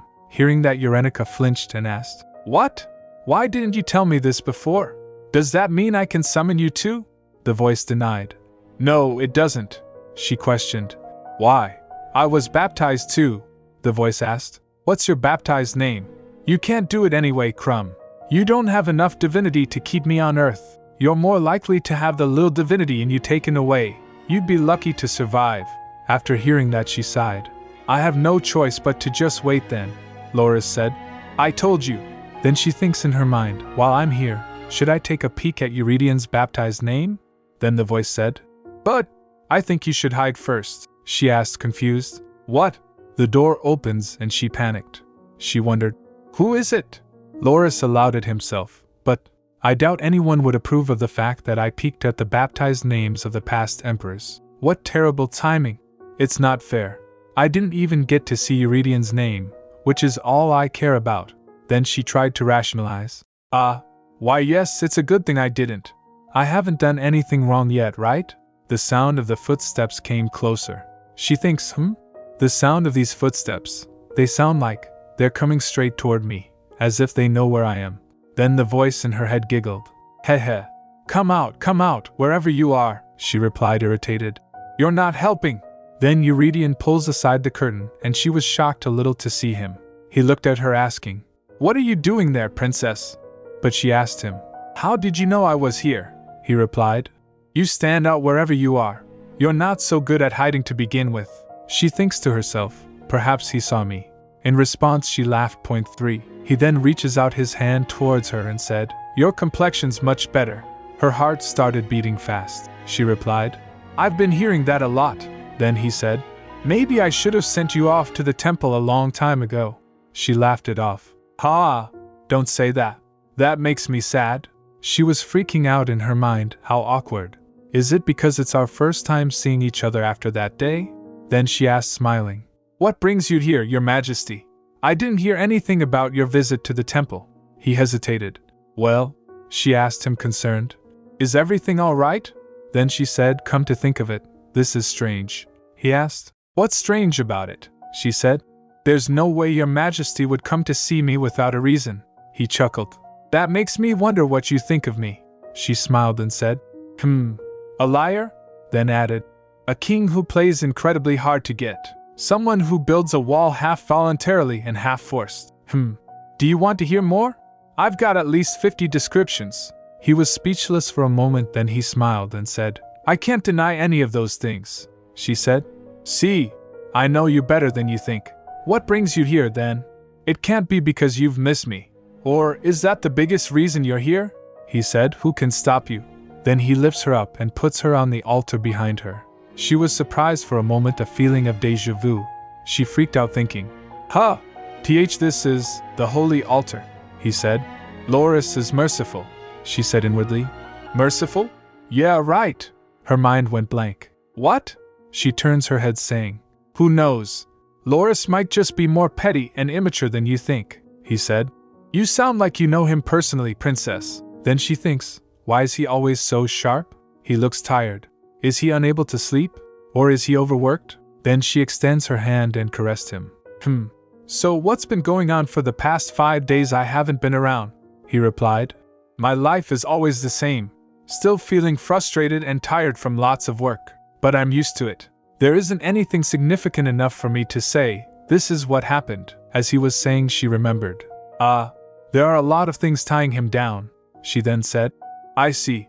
You must have felt so stifled. It's a problem that annoying things keep popping up to torture you. I could have comforted you if I were there. She smiled, caressing him. Then she said, smiling, I'm glad you're here today. I'm full of energy these days. I think I can transfer my good energy to you. He smiled gently. I see, she said while thinking. I guess we've traded places then. Then she extends her hand saying, yes, let's trade places. I'll be that person for you today. Human vitamin, or fast charger in other words. As he leaned and she hugged him and said, you did good today. She patted him thinking, and that night, Eurydion had told me I should stop. He said he wouldn't be able to push me away if I came any closer. But does that mean I should hold myself back and never express how I feel about him? Her heart was beating fast, and she was blushing. Then she said, I've missed you. I've really missed you. She thinks in her mind, emotions that were so hard to define take clear shape once they are spoken out loud. I'm not just sympathizing with someone fated for tragedy, and it's not because I need him to survive. I am deeply in love with this man. And now that it's clear, it's hard to understand why these emotions have just been circling around in my head all this time. Her heart wasn't calming down. After listening to her, Eurydion also gave in and said, I knew I couldn't push you away. Then he squeezed her tightly. After that they went to a room to talk. As he was fiddling with her hair, she said, So, what really brings you here? He replied, I told you. I was feeling frustrated. She acted as she already know. That can't be all of it. There's no way you didn't even make up an excuse to come and see me, he asked. Were you always this keen? She replied, irritated. Come on. I must assess the target's characteristics before I start hunting, right? He smiled. Hunting a target. You have a knack for making sense out of words that actually don't, she asked. Wouldn't you say that's what makes me so charming? But stop changing the subject. Why are you here? He said. I have something for you. Then he pulls out a letter from his robe and showed it to her. She said, Oh, a letter came for me? He replied. Yes. She opens it up and said after noticing, Is it not a letter? She unfolds the paper, then gasped looking at it. This is a list of Livavni's delegation? And the head of the delegation is, and my brother-in-law? He asked. Your brother-in-law? She replied. Fernando, and even Sergei is coming? They're all coming to Belcourt? He said. They're all men. She fell in thought. I'm not sure about Sergei, but it worries me that people like Levan and Fernando are coming to Belcourt. All the tragic characters from the original novel. At least Teresa isn't coming. I hope they're not following their fate in the novel. I'm sure that's not it. Then she asked him, They're a peace delegation, right? He looked at her and then hesitated before saying, Well, I'm sure they're a peace delegation if they cooperate with Belcourt. She laughed it off. Come on, don't make it sound so scary. You don't have any other intention? He asked. Any other intention? Like what, for example? She nervously said. Well, like swiftly conquering the tiny kingdom of Livavni. You wouldn't do that, right? At least for my sake? She said it playfully. Then he replied, thinking, Now that you mention it, it makes me want to consider it. He said, How Belcourt deals with its neighboring kingdoms depends on Livavni's attitude regarding the Tri-Kingdom Treaty. She said, There's no way Livavni would do anything rash while I'm in your hands. You know that. And even if I go back to Livavni, my father wouldn't be so stubborn like last time. she said to herself. Something's making him feel annoyed and cynical. After listening to her, he remains quiet for a moment, then asked, "Who's Sergei?" She replied, "He's my childhood friend. He's also the younger brother of my sister's husband. Well, he still feels more like a friend rather than family," she thinks. But it is a little odd that Sergei's coming. Sergei Levon. You little punk! It's not Sergei's fault, but it still makes me mad. I trusted his advice, and I ended up getting kidnapped. Then she looked at Eurydion and blushed, thinking, well, I guess things turned out all right in the end. Or not? I'm not so sure. Then she giggled, patting him. I'm sure it's good that it happened. Her mind was not at ease. A delegation from Livovny. He came here to tell me that my time to leave is approaching. Is this really the end once I leave? Then she said, this must be what kept you so busy these days. If it's a Tri-Kingdom treaty, I guess Ezekiel will be coming too. She smiled, saying, I heard they have a lot of magic stones there. How scary! I can see why there was so much work for you to do. Renegotiating the terms of the Gluckman Treaty hasn't happened in 50 years, right? He nods to her. She was panicking in her mind as the mood was not getting light. And no! Change the subject, change the subject! Then she blurted out. How's Lady Elodia these days? Again she panicked, thinking, that's a landmine. You idiot! Why would you bring her up? He replied, showing disgust. I wish I never had to think about her. But I still have to follow her traces, until the day I lock her up in the dungeons for good. She said, this puts me in a bad mood too. She thinks in her mind, I shouldn't have brought her up. But we do need to talk about this eventually. Then she puts both of her hands across his face and said, by chance, Your Majesty, I'm sure you already know that you should never ever marry her, right? He frowned. Do I look crazy to you? She pressed on. Never! Don't marry her or be engaged to her. Do you understand?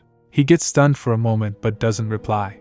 She continued, don't even say something ridiculous like she's dangerous, so I need to keep her close to me. I refuse to witness that as long as I am alive. Your answer, please. He stared at her, then said, is that what you've been worrying about from the beginning? She flinched, confused. Sorry? He said. I knew it. I thought it was strange that you asked me to marry you out of nowhere. She laughed, thinking, you got it all wrong, Your Majesty. That wasn't the first time. It was a while back before that. But she insisted. Anyway, please do answer, he replied. That's easy. Agreed. I have no desire to do what she wants. I'm not even sure what it is that she wants from me, but still. Eurenica remembered a line from novel. You can have anything you want in this whole world. Even the far, far away world of the gods beyond Udeta. She said to Eurydion, I'm sure it's because of your good looks. But in her mind she said, she wants to reach beyond Udeta, to possess even the distant world of the gods. And you have the most powerful divinity on earth to make that possible. Then a thought crossed her mind. Come to think of it, is Loris aware that someone on earth wants to take over what is beyond Udeta? He said. I wish that were the case. Then he grabs a lump of her hair and kissed it. She remains quiet for a moment, then melted down. Loris. Udeta. Someone wants, aware? Her mind went blank as she was blushing. Then she quickly hugged him. Later Eurenica was having tea with Countess Ivan. Countess asked, His Majesty didn't come today, Princess? She replied, thinking, he was here a couple of days ago. Maybe he'll come tomorrow? Since that day, Eurydion came to visit her at the temple every 3 days. She thinks in her mind, he continued visiting her without a clear reason. He still hasn't brought up anything about my return to Livovny. We probably get to see each other just a few more times before I have to leave Belcourt. But I'm happy to see him at least intermittently, since I thought I'd never get to see Eurydion anymore when I left the palace. The Countess said, Wow, I heard he's incredibly busy preparing for the Tri-Kingdom Treaty. I knew it. Eurenica wondered. Knew what? As the Countess was looking at her playfully blushing, she continued, I'm scared to hear your answer. I won't ask. After she took a sip, the Countess said, Oh, by the way, you'll be at the welcoming ceremony for the delegation, right? She gets confused. The welcoming ceremony? Will I? She asked. Do I have to? The Countess replied. Oh my. Yes, of course. So many people are curious to see you. I mean. Suddenly she stopped herself. Oops. Seeing her expression, Eurenica thinks, I won't go. So many people will be staring at me. I might melt. Countess continued. I heard Livovny is sending a delegation too? A foreign delegation can't come inside the temple. You'll have to go to the ceremony yourself, don't you think? Eurenica gasped then said. That's true. His Majesty hasn't mentioned anything yet, but I guess I'll have to go if I want to see my brother-in-law and Sergei. The Countess nodded. Yes, yes. And you don't have to worry too much about the social world. Most of the noble ladies are on your side, and His Majesty will be watching you the whole time. Lady Elodia can't harm you in any way. My husband and I will be in attendance, of course. I'll sit with you when you come. She gets flustered then awkwardly said. I'd be grateful, but… Clarice? Countess said. Yes, please go ahead. She hesitated. Why are you so nice to me? It's just that. You've been very kind to me from the very first moment I met you. Oh, I'm not saying it's burdensome or anything. I mean, technically, I'm just a hostage. Surprised, Countess asked. You're going back to Livivny? She nodded. Yes. I plan to return to Livivny with the delegation. Countess was surprised. I thought you'd be staying here a little longer. That's so soon. She laughed. It just happened that way.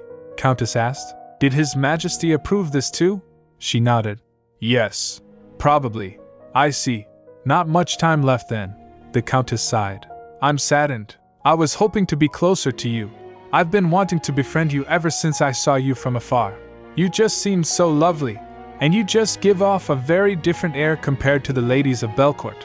Because, in Belcourt, well, it's known to be overly strict with decorum and class. I understand there's a certain level of respect and elegance the members of the noble families should carry, but sometimes it can get a little too much. There's just no room to breathe in this rigid lifestyle. It feels a bit suffocating. Oh, she murmured thinking, Eurydion used to say the same thing from time to time.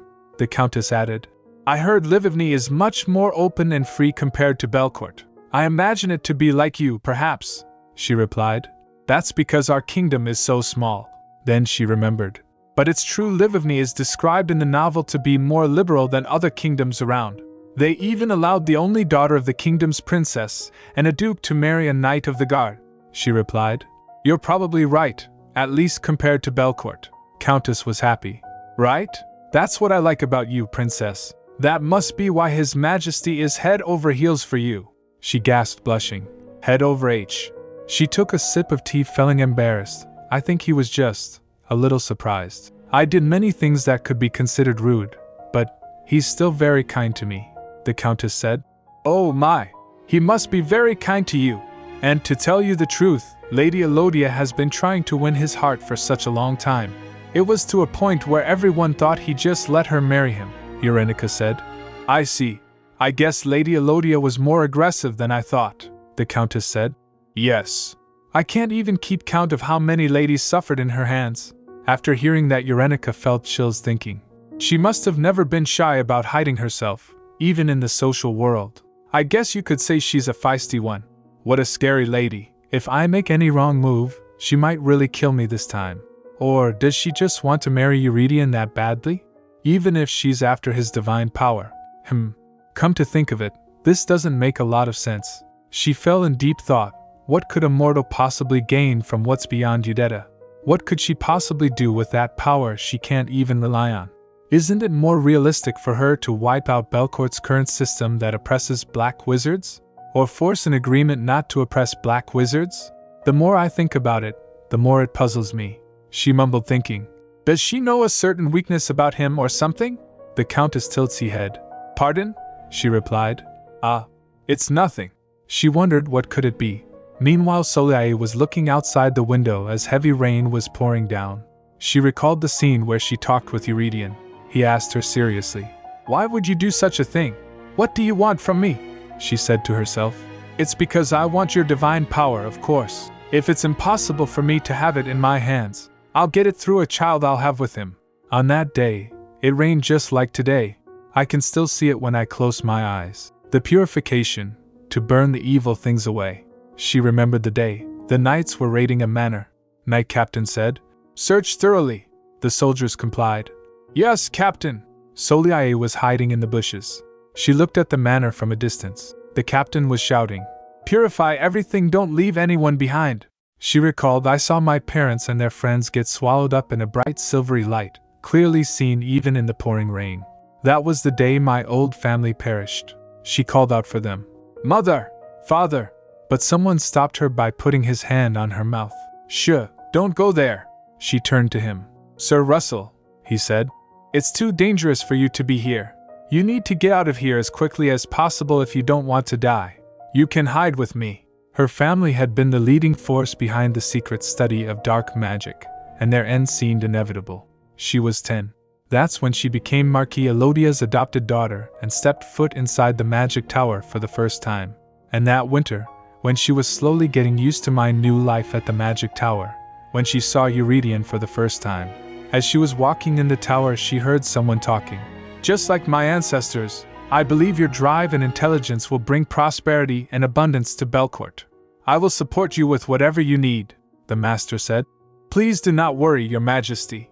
We won't rest until we meet your expectations. She remembered they were the ones who commanded the knights that burned my parents, teachers, and classmates alive. Their powers were the polar opposite of mine, and their mission was to ensure my kind was exterminated from this earth. And that terribly beautiful boy was destined to be the next emperor, wielder of the greatest divine power on earth. She clenches her fists thinking, my archenemy. You'll kneel under my foot one day. Back to his conversation with Eurydion, he asked her, So you're saying, you'll hand over your own leash to me, and you'll be my obedient dog? She replied. That's not so far from how I describe it, she said inwardly. I'm willing to do anything you want if it means I can achieve my ultimate goal in the end. I'll bark like a dog if that's what you want. And once my powers reach beyond Uodetta, my mission will be complete. At an early event, she approached an ominous figure by using magic circles and asked, If I bring you the greatest divine power on earth, if I fulfill this request of yours, promise me you'll wipe out the silver light. I want to create a world of my own kind, the Black Mages. We've been oppressed for centuries. It will be the final act of vengeance for my parents who died at their hands. Those were the conditions she proposed to her master. Back to present, she was busy thinking, I'm sure Eurydion won't reject my offer. Even if he doesn't accept everything I'm offering, he'll find a way to compromise. It'll be Eurydion who kneels in defeat at the very end. Considering that outcome, I have no problem wearing his leash for now. But, suddenly a voice crackled. She asked aloud, What is it this time? You've been acting so sensitive and strange, especially as of late. The ominous presence replied, There's no time. Soliai asked, What do you mean? Our plan? The presence said, I don't have a good feeling about this. Things will be complicated if we're caught. The forbidden rule of Uodetta and Remodaira, before they find out, she replied. It's already been 5 years since you crossed over to Remodaira, Hideth. It's a bit too late to mention what's forbidden or not, the presence said. This time, kill her. It rolled a skeleton bone on the ground. She sighed, thinking, I don't understand. She'll fall into my hands if I just sit and wait. Why is he in such a hurry? As if someone's after him? He just needs to wait a little more. Why is he rushing me? He continued. Kill what gets in the way, and take what you need, she called out. Hideth. He approached near, tapping her face. Soliai, you're always telling me to wait when our goal is right before our eyes. How long should I keep dancing to your tune? Kill what gets in the way, and take what you need, as soon as possible. If you don't, I'll do it myself. You do wish to keep that flesh of yours, right, Soliai? Then she think to herself, it's not like him to get so messy and aggressive. I've been carefully building up my plan all this time. She looked at the letter at table thinking, well, it is a path I was prepared to take, anyway, if that man rejected my offer. After a few days, Eurydion called for Eurenica. As she reached the palace, she asked Thierry, who was with her, why is he calling me to the palace all of a sudden? What's on his mind? Have you heard anything, Thierry? He replied. Well, I'm not so sure either. She thinks in her mind. He didn't make his usual third-day visit yesterday. I've been thinking about so many different things all by myself. I'm the princess of Livivny. Can I just refuse to attend the ceremony when my own people are coming? But Soliai will be there. I don't want that woman next to Eurydion. And now he's summoned me to the palace? It's always him who comes to the temple. I thought he'd never call me to the palace. Did something happen? Is it something related to Soliai? As the door creaked open, someone came running towards her, calling, Yuri and I ka. He quickly hugged her. She remembered the voice. She called out in surprise, Ak, as Sergei? He sobbed, asking her, Eurenica, you're alive and well. She was still surprised. It's really you, Sergey. But what are you doing here? He complained. That's the first thing you'd say to a friend you haven't seen in 3 months? Do you know how worried I've been? I thought you had at least a broken arm or leg. He again hugged her, sobbing. She said, Hey, calm down for a second. I understand how you feel, but let go. She patted him, saying, I'm totally fine. I've been as comfortable as I had been in Lvivny. I've sent you letters, haven't I? He then asked her in surprise. Both of your legs and arms are attached? She replied. Of course they are. I told you. I'm fine. He noticed. But you've lost so much weight. She averted her eyes. Well, there's a reason for that. She thinks he's still so quick to notice things. Then she noticed both Fernando and Lebanon, who were almost teary. She called out, Ferdy and Duke Lebanon? She asked, surprised. Lvivny's delegation is already here. Both of them rushed to her. Princess Urenica, my lady, Fernando asked. Are you all right? You're not hurt anywhere? She replied. Ferdy, I'm fine. But got cut off by Lebanon asking her. Your sister, my wife, threatened to kill me if you were hurt in the slightest. Are you really all right? She thinks everyone must have been worried sick. Now I feel bad, she said. It's been a while, Ferdy. You too, Duke Lebanon, Fernando cried. I'm not qualified to be your personal knight. I'll resign as soon as we return to Lvivny. She tried to comfort him. Oh no! It's not your fault, Ferdy. And I'm really fine. His Majesty treated me like a guest of the kingdom rather than a hostage. I've been living here comfortably ever since. I went sightseeing around Belcourt, ate a lot of delicious things, stayed at the temple, and met many good people. There's really nothing to worry, Abio. Then Sergey interrupted. You've definitely gotten skinnier, our little Porky, she gasped. Shut up, Sergey. Who are you calling Porky? He said. It's true. You were so plump just 3 months ago. She pushed him, saying, Get away from me. Go away. You're no help at all, even after not seeing each other for a while. He then said, She seems the same, judging by how she's acting. Then she noticed, I feel like someone's staring. She looked towards Eurydion, who was staring towards her, sitting on his throne. She gasped, thinking, Oh, right, this is the throne room. Eurydion asked, Are you satisfied now, Duke Lebanon? How dare you come to the king of Belcourt and demand to bring her immediately? Urenica got taken aback while he continued, Didn't you demand me to send you a handwritten letter by the princess last time too? While threatening to blow up Gluckman? Urenica felt bewildered, thinking, Oh, yes, they did do that. My father and brother-in-law. They don't know how scary Belcourt could get. Then she turned to him. I apologize. I think they were more worried in Lvivny than I, though. Eurydion cut her off. Does the Lord of Belcourt look like a joke to you? After hearing that, she wondered, why is he throwing a tantrum? He's definitely upset about something, judging by his facial expression and words. Then all three of them came in front of her as to shield her. Then she realized and giggled. Sergey said, Something must have happened here. She replied, feeling pleased. I know what this is, and it feels pretty good. He replied, Let's just go back to Lvivny right away and forget about the ceremony. She's definitely not normal. She then punched him, saying, Shut up, my friend. Then she turned to him, saying, I was wondering why he called me here instead of coming to the temple. She then introduced them. He's just a childhood friend, a buddy. This is my personal knight, and that's my brother-in-law. They've just been really worried about me. Little did you know, I was very loved in Lvivny. Eurydion repeated. Worried, she replied. Yes, I'm really sorry. I apologize on their behalf.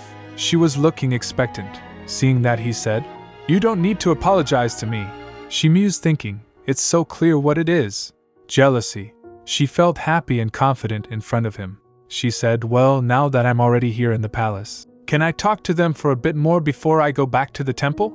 Sergey whispered to her as she was talking. Hey, Eurydion asked. Talk? She replied. We need to catch up. I haven't seen them in 3 months, after all. She said to herself, I have lots to ask. Bridget, about Teresa, Alexio, and whoever becomes Ferdy's wife. It's your turn to know what it feels like. I'm sure Eurydion will be so jealous. Instead, he smiled and said, The servants will show you where to go. I'm sure you can use some rest after your long journey here. Duke Lebanon began. We're fine. But Eurydion cut him off sternly. No, you're not fine. Then he flicked his hand and a servant came and said, Let me show you the way. the Duke agreed. Yes, of course. Eurenica also turns to go, but Eurydion stopped her. You stay right there, princess. Her heart skipped a beat, huh? She was shaking while wondering. I should, right? She shook her head, debating with herself. I should stay here since I haven't seen him in 4 days. Wait, no. I should put my foot down now. Another shake, more resolute this time. It's my chance to see him so desperate for once. A soft laugh escaped her lips. She said, I'd like to spend some time talking with my family since we haven't seen each other in a while. She started, hesitating. Well, perhaps.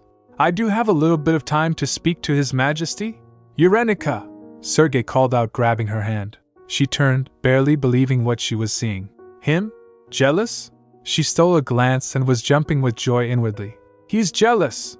Then Eurydion sighed and said, Come to me. Then he changed his attitude and again said, Can you please come to me? Her heart raced. How could I say no when he talks to me like that? She took a deep breath. Go on first, Duke Lebanon and Ferdy. You too, Sergei, and let go of me. They were shocked to see her denying to come. Sergei frowned, pulling her back. Hey, what's going on between you and the King of Belcourt? Please let go, she insisted, trying to shake free. She thinks, why is he clinging to me so much? It's not like him. Then Duke Lebanon took a glance towards Eurydion, then turned to Eurenica. He said, We'll be waiting for you, princess. Please promise me you'll tell us everything that happened to you so far, in detail. Of course, she reassured him. With a gentle push, she added, I have some questions of my own, actually. Sergei interjected. Hey, hold on. But she said, smiling, I'm sure you're tired from your long journey here. I'll see you in a bit. She tried to close the door behind her, but it wouldn't budge. Ugh, why won't it close? She muttered. Then an idea. A teasing smile crossed her lips. Hee hee. Shall I come to you, Your Majesty? He smiled and said, No. I'll come to you. His voice was firm. The sound of footsteps filled the space, steady, determined. Wait, what's with that face? She stammered, thinking. Eurydion gets close to her and leaned in.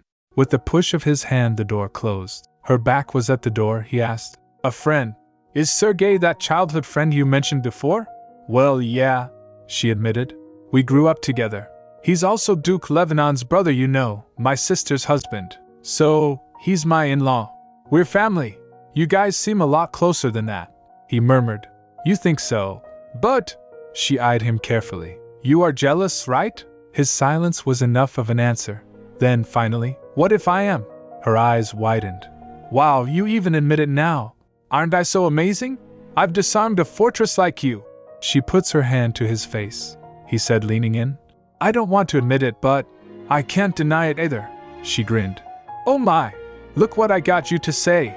His gaze darkened. So, do you plan to stay that close to him? Didn't you say he's more of a friend to you than family, princess? She glared, asking. Why are you calling me princess again? Eurenica, he said, his voice softer now. She said, he must have been really worried about me. We used to fight all the time, she reminisced. We were practically enemies before, but it's just been a long time since we last spoke. Belcourt and Livovny aren't exactly on good terms right now either. She met his gaze again. You practically invaded our kingdom and kidnapped me, Livovny's princess. Of course, they'd be worried about me, but you both are too close, he muttered. She replied. Come on, we're just friends. Still, his expression didn't ease. She sighed inwardly. Maybe I was too mean to His Majesty. While I have him wrapped around my finger, I want to punish him a little for pushing me away so much before. She winked, saying, a little hug between long-lost friends should be fine, right? Suddenly he kissed her forehead and said, Fine, right? Her heart pounded. How about something like this? He teased, inching closer. He again kissed and said, Definitely not something like this, right? That's ridiculous, she stuttered. Nonsense, he asked. Of course not, right? Her face burned with embarrassment and slumped. Wow, I'm so embarrassed. He lifts her face up and kissed on her cheek. She wasn't able to calm herself, and her heart was racing fast. Her cheeks were full red. She stammered, Really? I always lose out. This is so unfair. She huffed. Lose? He tilted her head up, asking, To whom? His eyes locked onto hers. Who's the one that has me wrapped around her finger? Who's the one that made me step over the boundary I've set myself? She froze. I don't think you have the right to say such things, he continued. Her mind raced, blushing. Who really has the upper hand between us? It's probably useless to think about that, she admitted to herself. I'm just not the type to worry about the future and push it away. His fingers tightened around hers. She smiled and said, Then, let's do it once to be fair. Do what? He asked, surprised. Then she puts her hands across him, pulling him closer, and kissed him. He was taken by surprise but gave in. She thinks, rather than feeling down about the imminent goodbye, I'd much rather be immersed in this sweet feeling and live in the moment. He's definitely the only man under the sky who can make me feel like this. After that, Urenica went to the garden, where Sergei asked her, So, what is going on between you two? Nothing, she snapped. He's my kidnapper, and I'm his hostage. He's the lord of this kingdom, and I'm his guest. That's all, she said inwardly. Well, of course, we're more intimate than that in secret. Ahem. She cleared her throat hastily. A secret relationship. A grin spread across his face. Seeing that, Sergei said, It's so obvious when you lie. Did you know that? Then Fernando chimed in. But princess, shouldn't we go inside the palace? Why are we out here? Look how nice it is out here, she stammered. It's the perfect weather. There are limitations to where she can go in the palace. She doesn't tell them, thinking, I'm sure the entire kingdom of Livovny will turn upside down if they find out about us. Anyway, she shifted the subject. How are my father and mother? They're fine, Fernando responded. His Majesty did lose a lot of weight, and Her Majesty has had some stress-induced digestive issues. Is he guilt-tripping me? She thought with a gasp. Everyone's been worried about me so much. I can't believe I totally forgot about them. She fidgeted, hesitant. Duke Lebanon, how's my sister? The Duke replied. She's healthy now, almost completely recovered, and she has no problem getting around. Her daughter is well too. I'm glad to hear that. She breathed in relief. I was so shocked when I read the letter. She's much better now, he assured. There's nothing to worry about. Then she turned to Fernando. So, Ferdy. Yes, princess. Ferdy looked startled and averted his gaze. She asked, So, when's your baby due? He stammered. This winter, probably near the end of the year. That's right, she mused. Alexio's birthday was in winter. Once he's born, I'll soon get to see the original novel's main character couple in their childhood. She was feeling proud, thinking, They must be so cute, my main characters. So, Sergei interjected, When's he sending you back? I'll be going back with the delegation, she mumbled. He scoffed. Oh, really? I guess the Lord of Belcourt isn't a complete bastard, Urenica said while gulping. You should watch what you say here, Sergei. We're in his palace in Belcourt. Then she fell in thought. I do have to go back to Livovny. It's not healthy for me here. And Soliae is still after me. On top of that, I don't want to make everyone worry about me more than they already have been. If I can just last 4 more years in Livovny until Loris comes, it might be possible for me to return to Belcourt. Oh, about that king of Belcourt. Sergei trailed off mischievously. He's young and good-looking, just like the rumors. Yeah, that's true, Urenica admitted. He's the best-looking man I've seen in my life. But what excuse can I give to come back to Belcourt later? She thought anxiously. He does come off condescending, though, Sergei added. But at least he hasn't ordered us around or anything, she concluded. I have no reason to come back here unless Eurydion asks me to marry him. You're right, she murmured. It was just a little difficult to win over his heart at first, but he's actually really kind-hearted. And, wait, what?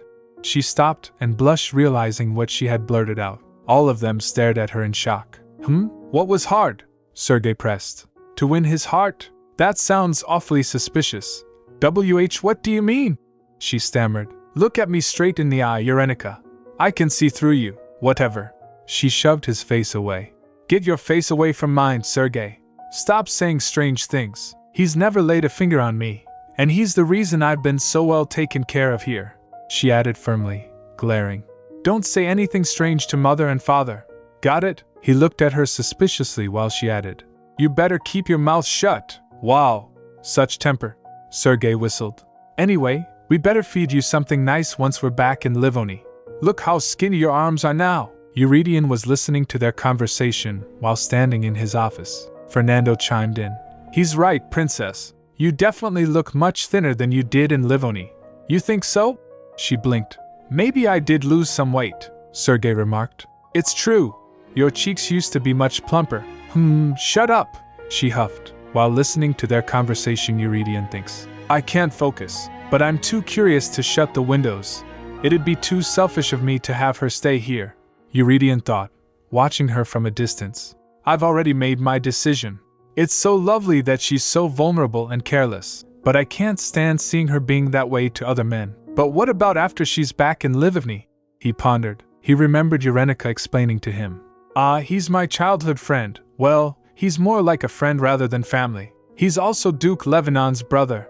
You know, my sister's husband. So, he's my in-law. We're family. I don't care what he is. Eurydion muttered. He's still a man. What? I have absolutely no interest in that one. Never. Really? These were Sergei's genuine remarks about Eurenica. While their conversation was going on, Eurydion thinks, but I do need to send her back. I really need to let her go. Eurydion clenched his fists. Do I really have to let her go? Do I have to? Really? Is there no other way? What am I saying? He rubbed his temples. I need to send her back, at least while Soliae Elodia isn't locked up in prison yet.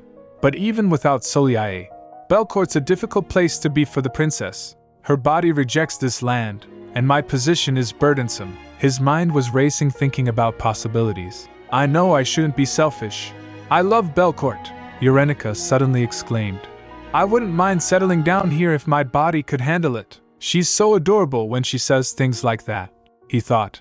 Maybe I can have Eurenica stay by my side once Soliae and her Tower of Magic are resolved. My divine power is strong enough to protect her. Her body rejects the land, but I can keep her near me at all times if she stays here permanently. And if it's necessary, I can pay 10 or even 20 times what they're asking me for Glupman. That's a reasonable price to pay to bring another kingdom's princess as my queen. But really, what am I thinking? He looked at the documents and said aloud. He rubbed his forehead again. I told her I love how free-spirited she is. It's not like I can lock her up in this palace forever. I should just get through the Glupman Treaty for now. I'll deal with Soliae after that, then get rid of the Tower of Magic. Yes, it needs to be done in that order. How many magic stones have they been siphoning off this whole time? His gaze darkened. It hurts to imagine what these magic stones have been used for all around the kingdom.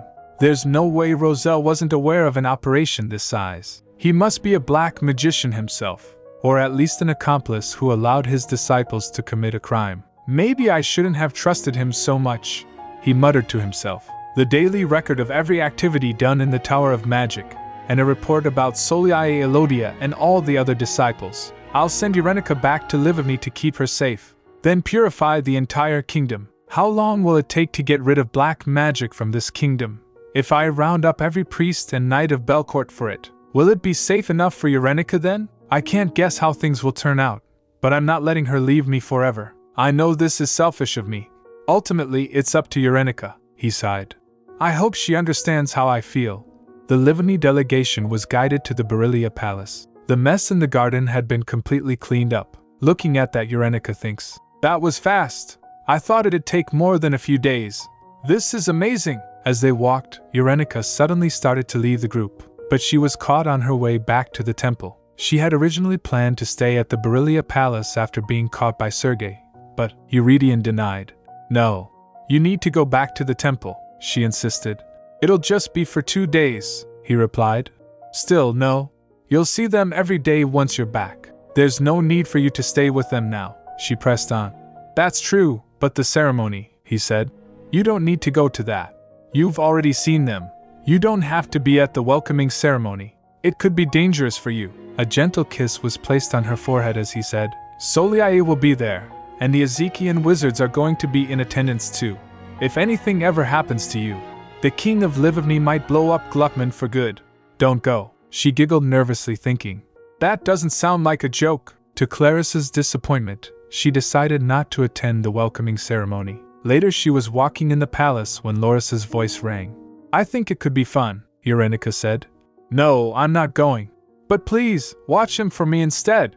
Make sure that woman doesn't approach His Majesty, his voice replied. Yeah, sure. I'll keep an eye on him. I've been feeling a little itchy lately though. I don't have a good feeling about this, she asked, confused. You don't have a good feeling? About what? The voice replied. I just keep hearing annoying stuff these days. I hope it's not bad luck. But don't worry about it, kiddo. It's not like I can detect magic powers. There's no telling why I feel this way. I just thought relying on your sensitive body could be more efficient, she said inwardly. But you're making me worry, she thinks. There isn't anything I can do at the moment. I should just be careful and stay safe, she sighed, trying to reassure herself. Just a few more days, and I won't be in Belcourt for at least a few years. Just a little more to go. She had thought she could stay safely at the temple for the duration of the Gluckman Treaty meetings, but Sergei insisted, so she replied, You're really trying to kill me, aren't you?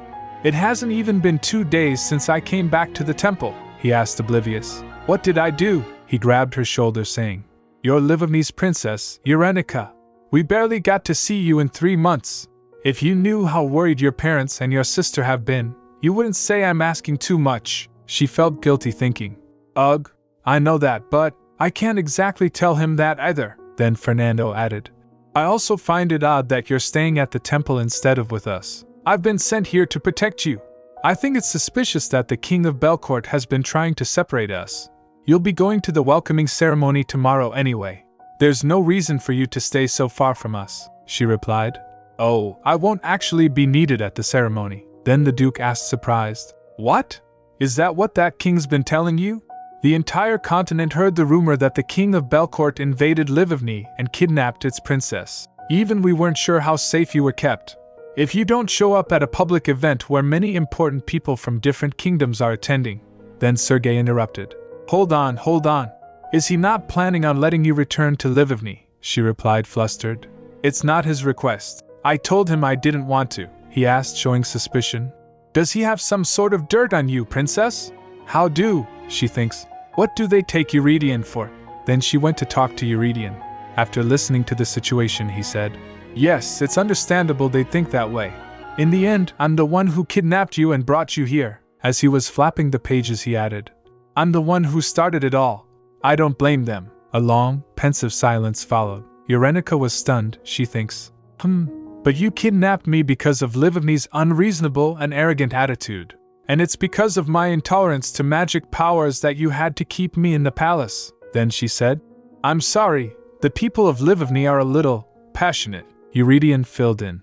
I'm sure they feel I took their princess away from them. But you still can't stay at the Beryllia Palace, he mumbled. She blinked and asked, Sorry? He said. I won't allow you to be in the same palace as them, she insisted. It's only for 3 days. It's not even that long, he said.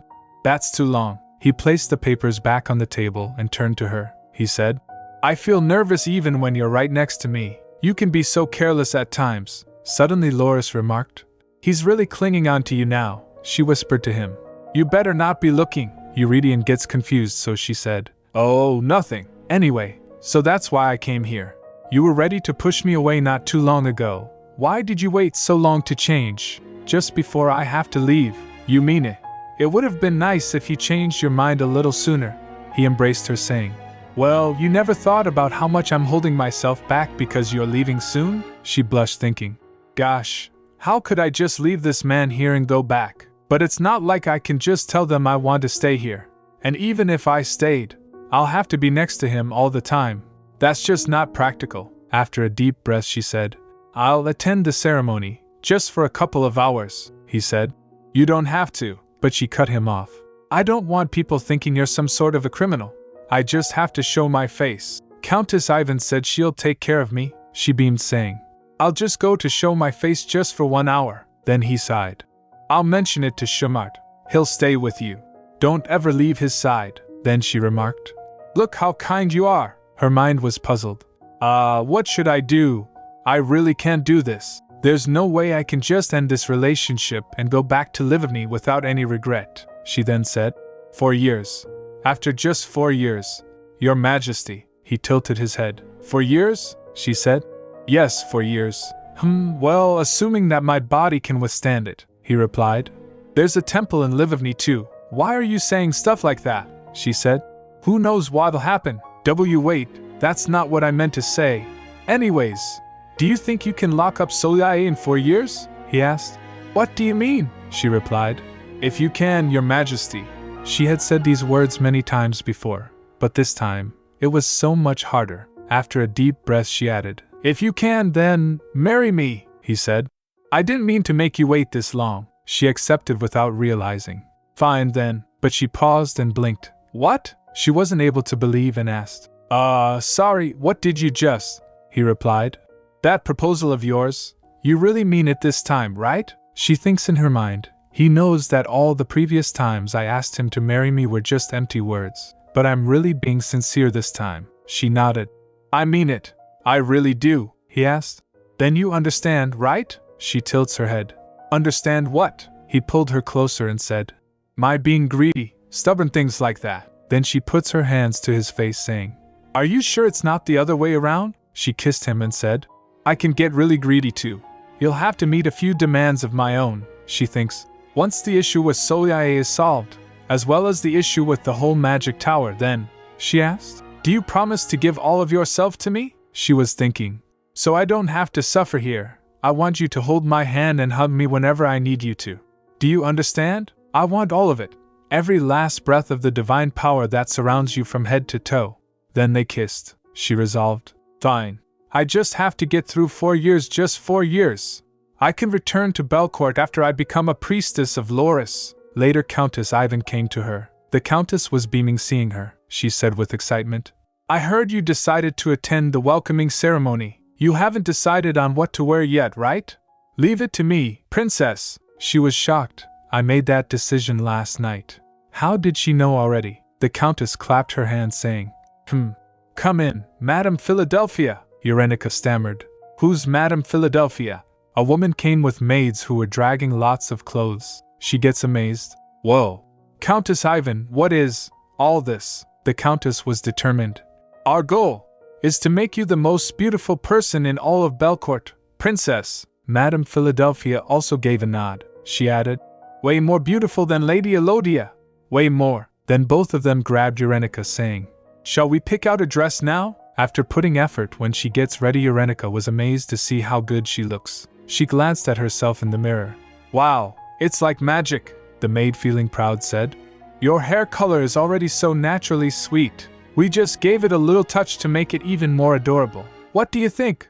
Do you like it?" Eurenica nodded happily. Then another maid asked, "Can I pick out your earrings?" Eurenica replied, "Yes. Please, Raelia." Raelia picked some. "Since your dress is blue, how about these sapphire earrings? I think these small and detailed cross earrings would go well with it too." Then Loris suggested, "Oh, that one. I like the one she's holding up now. The silver crosses. I like those ones. Pick those, Crumb." She took a look at them thinking, "A cross with silver and burgundy. It's the symbol of Belcourt. It's also the color that represents Eurydian. I feel like they'll somehow keep me safe today," she said. "I'll go with those." She puts them on, so the maid said, How pretty." Then she swirls around to take a look. After that, Eurenica left with Countess and Ferric. Raelia waved at her. "Have a good time, Princess." She was happy thinking, she was already pretty, but she's even prettier now that she's all dressed up. She chose the earrings I picked out for her too. Then Roxanne said, "Raelia, I'll clean her bedroom. Can you go down to the laundry maids? I gave them some blankets to be washed. They should be ready by now," she replied. "Oh, got it." Then she went laundry thinking about it. Washed blankets, washed blankets. Marianne told me I should be careful not to make any mistakes in the royal palace. She also asked me to take good care of the princess. I should go get the blankets first. Then after that. On her way back she was stopped by Soliae. Soliae asked her, "What is your name?" She bowed. It's Raelia." Then Soliae smirked and said, "Yes, Raelia. She uses her black magic and bewitched her."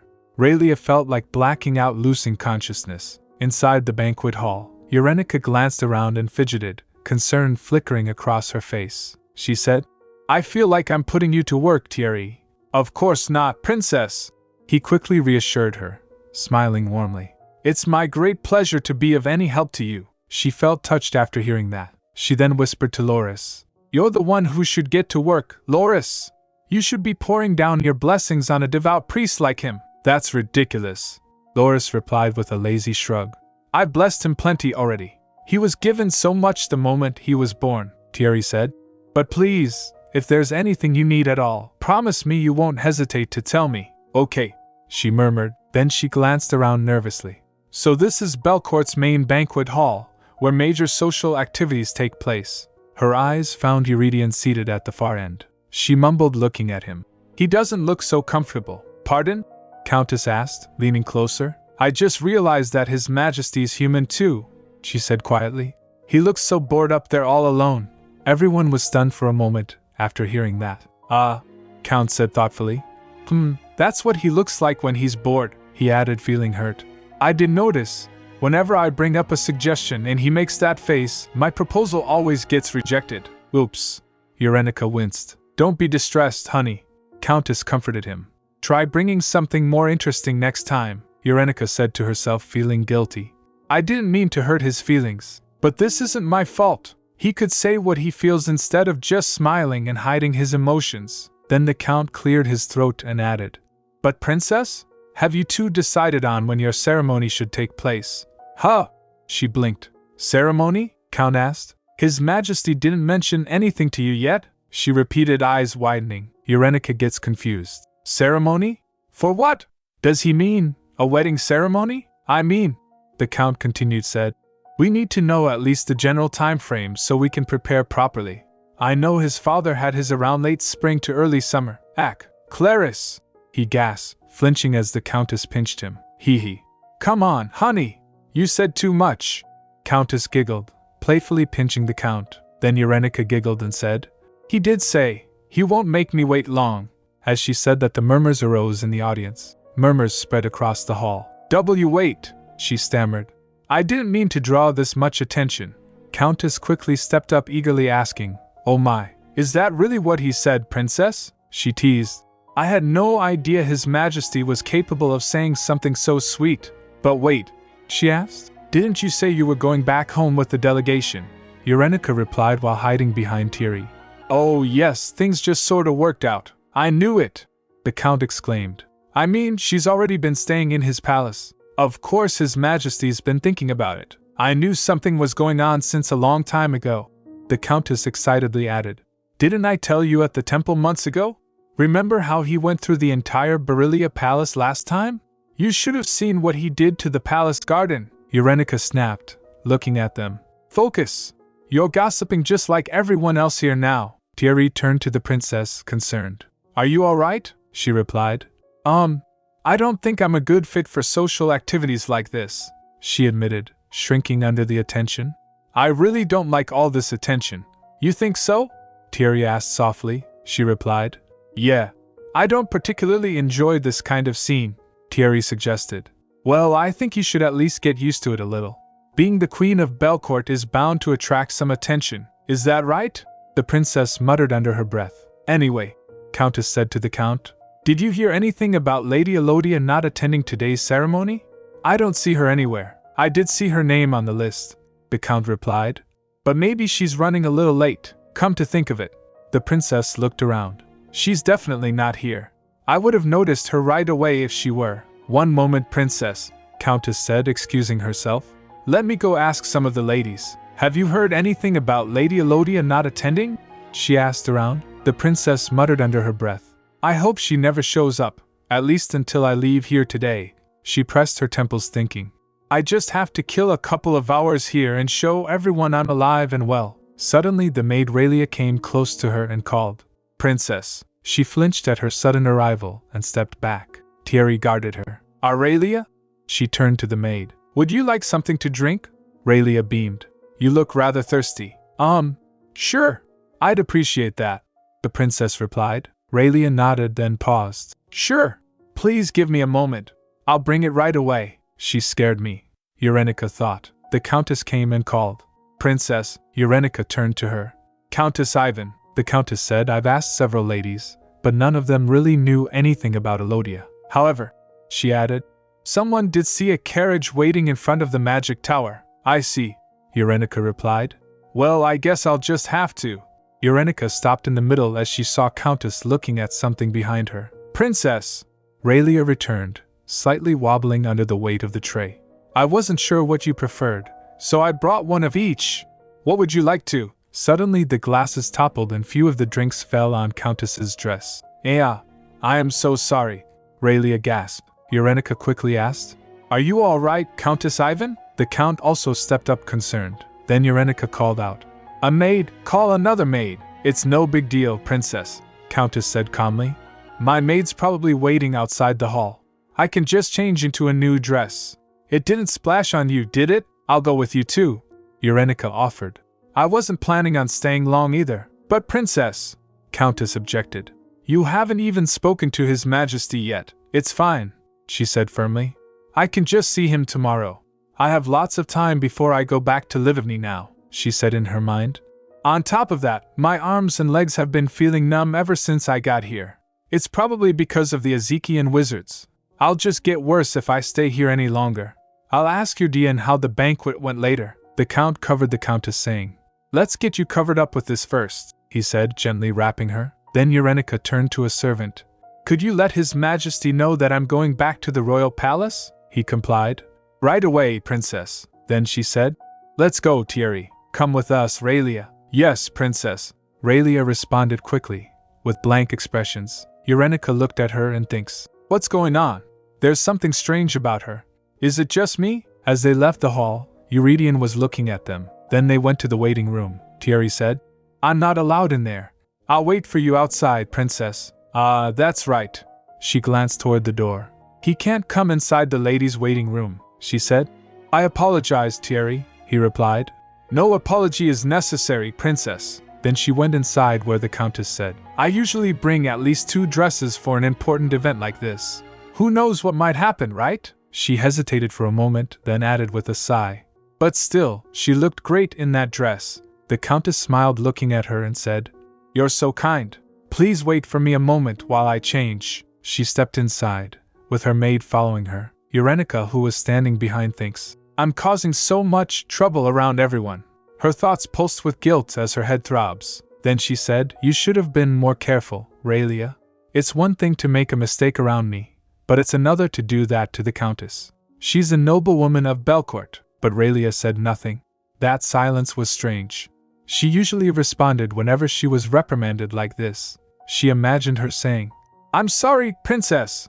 It's all my fault. Just like that, the princess thought. Then a sharp pull stabbed through her body, not unlike the pain from her dreams. She thinks, This isn't like the pain I felt before, but I still feel like I'm being stabbed by mana all over, even after leaving the banquet hall. But there couldn't be any mana in this room, she said while looking away. Well, I want you to apologize to the Countess properly once she's out. I was just planning on staying here quietly for a couple of hours, but look how big of a ruckus I caused. You didn't have to bring all those drinks, Raelia. Honestly, you scared me ever since you just popped up out of nowhere. As she was talking, a thought crossed her mind. She thinks, wait, that's strange. The Countess's maid had to stay outside. I was told that only those who were handpicked by the king's chief aide were allowed inside the hall. She recalled Raelia. She was never approved to enter. There was only one entrance to the hall, aside from the king's private one. How did she get in without ever being noticed by the guards? Did no one stop her? She asked. Raelia, how did you get inside the hall and walk straight to me? How? Her eyes widened as Raelia opened her mouth ominously. She was not in herself. Urenica stepped back trembling. She thinks in her mind, Clarice is behind me, and Thierry is outside the door. I don't know about Clarice, but to trick even Thierry, there's only one person I know who's powerful enough to do that, Soliae. Meanwhile, Soliae commanded Raelia from outside. But don't cause too much damage, Raelia. Raelia's voice cracked. Princess. Urenica gasped as the ominous energy exuding from Raelia approaches. She felt throbbing pain in her body. Suddenly the Countess called from the other room. I'm almost ready, Princess. Please wait just a little more. Urenica panicked, thinking, No, don't come out. What do I do? How can I? Her back was at the wall while she trembled. Loris! Loris! She whispered frantically. Loris! She trembled again. Raelia came closer and closer while stumbling. She came close to Urenica and called, Princess! A foul stench filled the room. She recoiled instinctively. Urenica wondered, what a terrible odor! How was I not able to smell it earlier? Looking in Raelia's eyes, she realized, she's dead. She's already. Come with me, Princess. The voice was cold. She grabbed Urenica by the neck and started choking her. Meanwhile, Soliae, who was in hallway, was talking to her master. He said, Hurry! Some disgusting energy is nearing us. Sure. Her voice was faint. While walking she thought, I guess this is how it all happens. It's my lord's command, there's nothing I can do to stop him. He'll swallow me up whole if I don't bring all this to an end to his satisfaction today. Her master again pressed, hurry, hurry, hurry. Now, hurry, before he finds out. She went up to the guard who was guarding the banquet hall. A lady. Soliae? The guard murmured. Soliae muttered, smiling.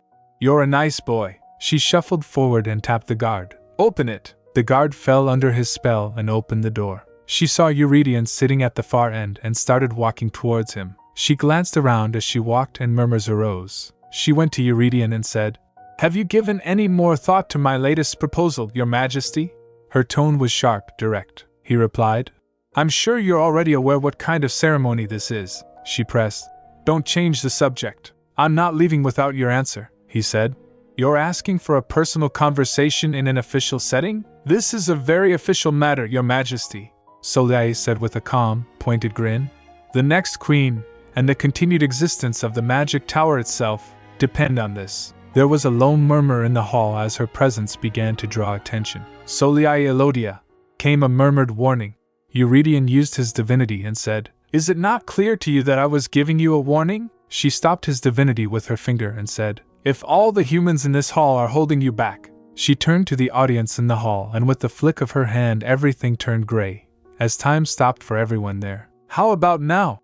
She challenged. Will you take this more seriously? Seeing that Eurydion stood up from his throne and said, I can't even count how many times you've illegally cast spells in my palace. What did you just do? She replied. You've got nothing to worry about, Your Majesty. All I did was stop their time temporarily, he said. So you want my answer? He activated his divinity and started walking towards her saying, You want my answer to your proposal of making you my queen and putting a leash on you? She asked. Don't you need the Belcourt magic tower on your side? He replied. Why would I need the magic tower when it's rooted in darkness? She added. The entire tower follows my command. I can promise you, it will loyally serve Belcourt if you have me by your side. Her tone shifted. But if you forsake me, it will prove to be just as you described, a force rooted in darkness. As she said that, she activated her dark magic and something emerges from her shadow. Eurydion can't see that as he can't sense magic. He thinks in his mind. The magic tower. Previous kings poured endless wealth from the royal tax coffers to create that huge organization that oversees everything involving magic. That magic tower. It's always been a thorn in my side. What's surprising, he continued, is that you're still trying to make a deal with me after causing such a mess. It'd be better to declare the magic tower an enemy of Belcourt, he said coldly, rather than let it continue existing until it stabs me in the back. He extends his divinity in the whole banquet hall thinking. It's a good thing the princess isn't here, he muttered, turning toward her. So, what other cards did you bring? You've dared to mention Livavni's princess before. If I put you away here and send her back home, he smirked. I guess you can't use that card either. Meanwhile, Eurenica was gasping as Raelia was grabbing her neck. She was trembling. Suddenly she felt all pain gone. She remembered. I've felt this before. My soul's leaving my body. Her soul left her body and her body limped. She wondered. What is this? My vision's getting blurry. Is it because I'm crying? No, that's not it. She realized. This means my body's dying. Her soul started fading a little. Suddenly someone called. Wake up. An astral image came and grabbed Raelia by her neck. The voice said. I was wondering where that annoying noise was coming from. I had no idea the forbidden rule of Remodira was broken. As he was grabbing her neck, flesh started rotting. Raelia screamed and groaned. Run, you little crumb, the voice said. Eurenica called. Loris, he said. Run like that early morning last time. Run as if your life depends on it. She was still confused. What do you? He said. I can't stay here for long. After hearing that, she started running towards the door. She went through the wall and stumbled. Thierry was outside looking dazed. Looking at him, she wondered. Thierry, can he see me? Is he still under her spell? What if I try to wake him up and beg him to help? That awful screeching noise echoed again. She thinks, I barely have enough time to save myself. Forget about begging. As she turned, Thierry called, Princess, why are you? Thierry's voice was faint and his head was not straight. He stumbled, saying, And why's my body? Did something happen inside? She clenched her fists thinking, "I'd better hurry up and run before Raylia comes out," Thierry said. "Princess, please say something," she replied. I'm sorry. I need to get out of here quickly. Thierry, you need to wake up and hide somewhere. Or you should check on His Majesty." Then Thierry tried to stop the princess. "What? Where are you going?" He called after her but couldn't stop her because it was her soul. He staggers and plopped to the ground. Eurenica thinks, "Thierry, they said he's the most powerful priest next to Eurydion. But is it really okay for me to leave him like this? But I had no choice. I'm in trouble myself. I just hope Thierry has enough strength left to save himself." She started running. "I need to go to the temple. The safest place on earth for me." While running, she saw the door of the banquet hall that was open. She stopped, wondering, "Why's the door?" She felt the ominous feeling coming from the banquet hall and trembled. She thinks, "I need to get out of here and go to the temple. But the Livni delegation and Eurydion are inside there." She hesitated. "No, I'm sure they're fine. Even Soliae wouldn't cause a scene in front of this many important guests from other kingdoms." But she still went inside the banquet hall. Inside she saw everyone standing froze. She wondered, what is this? They looked like life-size paintings, completely still. "Where's everyone from Livni?" Her gaze fell on Sergei, who was also froze. She called out, "Sergei, sir." Looking around, she thinks, "Sergei, is he alive?" It's as if time has stopped. Just how powerful is this woman? She's practically inhuman at this point. As she walked forward, due to the clash of divinity and black magic, the ceiling glass of the banquet hall broke. Eurydion's divinity was spreads everywhere. Looking at it, she thinks, Eurydion's, the Emperor's divine power. Her body started looking more vivid than earlier. Then she saw Celia's dark magic, with which her body started fading again. This is Celia's magic power. Damn it! I feel like I'm going back and forth between a hot bath and a cold shower. My soul might disintegrate if I get hit by magic like that again. Then her gaze fell on something. But what's that thing in the middle of this thick spell? She saw bones of a hand emerging from the middle of the spell that Soliae activated. Her mind raced looking at it. That's no human. It's not Celia's power. This isn't a power any human can possess. Suddenly she remembered Loris's words. I had no idea the forbidden rule of Remodira was broken. She thinks, is this what he meant? I need to summon Loris here to fight that thing. But how am I supposed to do that? I have no divine power at all. She sobbed, not only that, I don't even have a body. But if those weird bones really are a force from beyond Remodira, who knows what'll happen now? Even with Eurydion's immense divine power, is it even possible for any human to stop this? She looked at Eurydion and Soliae, who was engaged in a fierce fight. Soliae used a spell and it stroked a slight cut on Eurydion's face. While terrified, Eurenica stammered, that woman. How dare she attack? She left a mark on my man. Then she resolved, determined. That's it. I don't care if I have no chance at all. I'd rather try something, even if I die. As she ran towards the temple, her soul floats with the gust of wind. Her soul doesn't have any weight, so she got transported by the wind. She thinks, it's great, I can run straight through any, but there's no weight to my body. I'm swept away in every direction. All my bones would have been crushed if I had my body. After reaching the temple, she recalled Thierry telling her, Loris walks there, so entrance is forbidden. She thinks, if what Thierry said is true, there's probably no better place to call Loris than here. She went up and called for him. Loris! Loris! Can you hear me? She wondered, how do I actually summon Loris? Maybe this isn't how you do it. She remembered, when I do go down to the earth, once every 10 years, my children summon me with the names I gave them. She thinks, name. My baptized name, but I don't know my baptized name. Can I use someone else's? She began, Adria. Rakaith. Lou Elithard. Adria Belcourt. As she said, that letter appeared in the air and started floating. Eurenica was stunned for a moment, then she looked around. Then with the sound of rumbling, a light appeared from the sky. Then Loris' voice replied, Bring it to me. Eurenica flinched and asked, As sorry? The voice said. I need a medium to stay on Earth. Bring something. A medium? She echoed. Loris' voice replied, A cross is great, but it can be any object that symbolizes me. She asked again. Anything. She rustled through her pockets. I don't even have a body. There's no way I'd have something like that on me. Damn it. Nothing ever works out for me. Even if I do have something, I can't touch it. Suddenly the earring in her ear dangles. Then her soul turned into Eurenica's soul. she wondered. Huh! What? My voice, it's back. She observed herself. I was still halfway transparent. But this is Eurenica's body. But my body should still be in the palace, right? Then she remembered.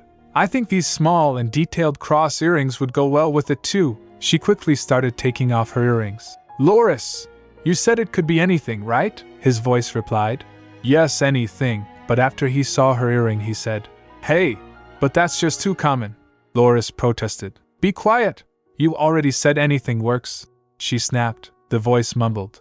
But I still have my pride as a deity. She felt anger. This god's just wasting time. Every second matters. Then she clenched her teeth and changed her attitude. She beamed. How about we think about stuff like that after you come down? The voice replied. You must be the first person ever who tried to summon me to Earth with something so lowly as that, kiddo. Then her divine power got sucked away and her soul turned back to original. Loris's voice said, And you dared to use my first child's name too. Then rumbling began and she gets swept away. She fell down and think, Arg, I feel like I've been tumbling around all day. Then Loris appeared in front of her and said, Hello, Crumb. She turned to him. Loris? He replied. I never thought I'd step on this earth with my own 2 feet again. She said, Esu. Succeed. But she wasn't able to complete and her voice gone. As she trembled, Loris said, Here. Take this first. The weight of my presence is too much for you.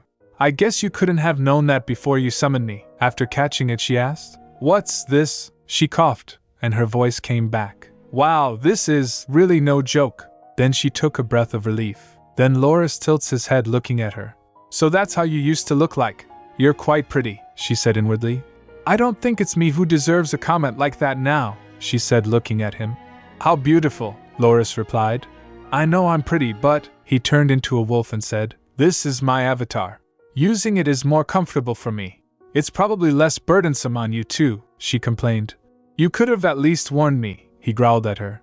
I don't think you have time to chat like this, Crumb, she asked. Sorry, Loris said. That child might completely destroy his own home if we're late. She gets confused. Who's doing what? Then realization struck her. Oh, I forgot for a second. Celia. Eurydion, Loris said. Shouldn't you go back before he finds your body? He'll flip out if he sees you lying there in that gruesome way. It doesn't look like that bastard will go back down under Remodaira on his own. I'll have to deal with him myself. She quickly gets up and Loris puts her on his back. Then she asked him. Under Remodaira, he mumbled. He's the one who broke the forbidden rule first. It'd be a mistake to think I'd just sit here and not do anything about it. Especially after you've summoned me here like this. He began walking towards the palace. Eurenica wondered. Who's he? I knew there was something else behind this other than Soliae.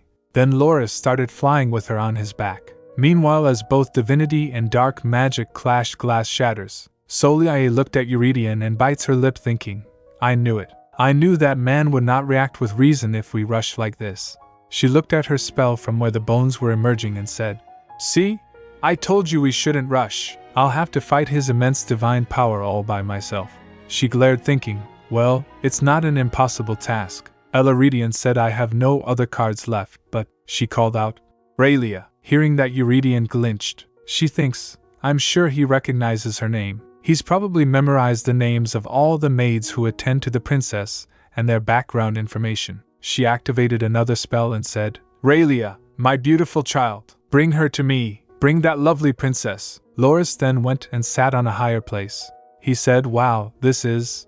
I know it's been a while since my feet touched the earth, but it wasn't this tiring before. Eurenica thinks, this is tiring for me too, Loris. Loris had to hold her in its mouth because she kept getting swept away by the wind. He said, It's because you're not in your normal state. He shakes his head and dangle. She asked, what are you doing? He said.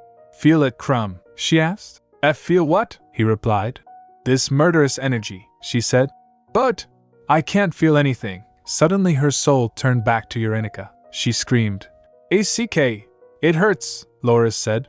Hey, it seems like you're going back and forth. Eurenica looked at the palace. Eurydian's divinity was covering the whole of the imperial palace. She was surprised. What is this? The entire palace is filled with this energy, she asked. Wow, really? What's going on over there? Loris replied.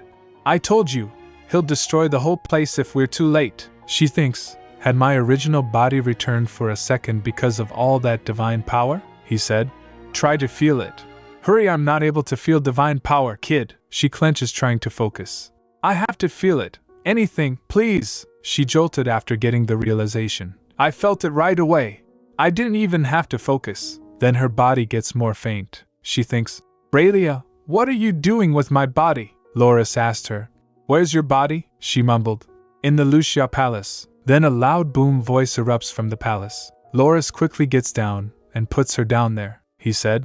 Go, little crumb, she said. What? No way. I barely got to summon you, Loris said. Go and find your body first. I can't use my power because my summoner's body is too weak. Go find your body first. Then call me again from where you can feel that disgusting energy the most, she repeated. Disgusting energy? He replied. The dirtiest and most disgusting energy you've ever felt before, with all of your senses.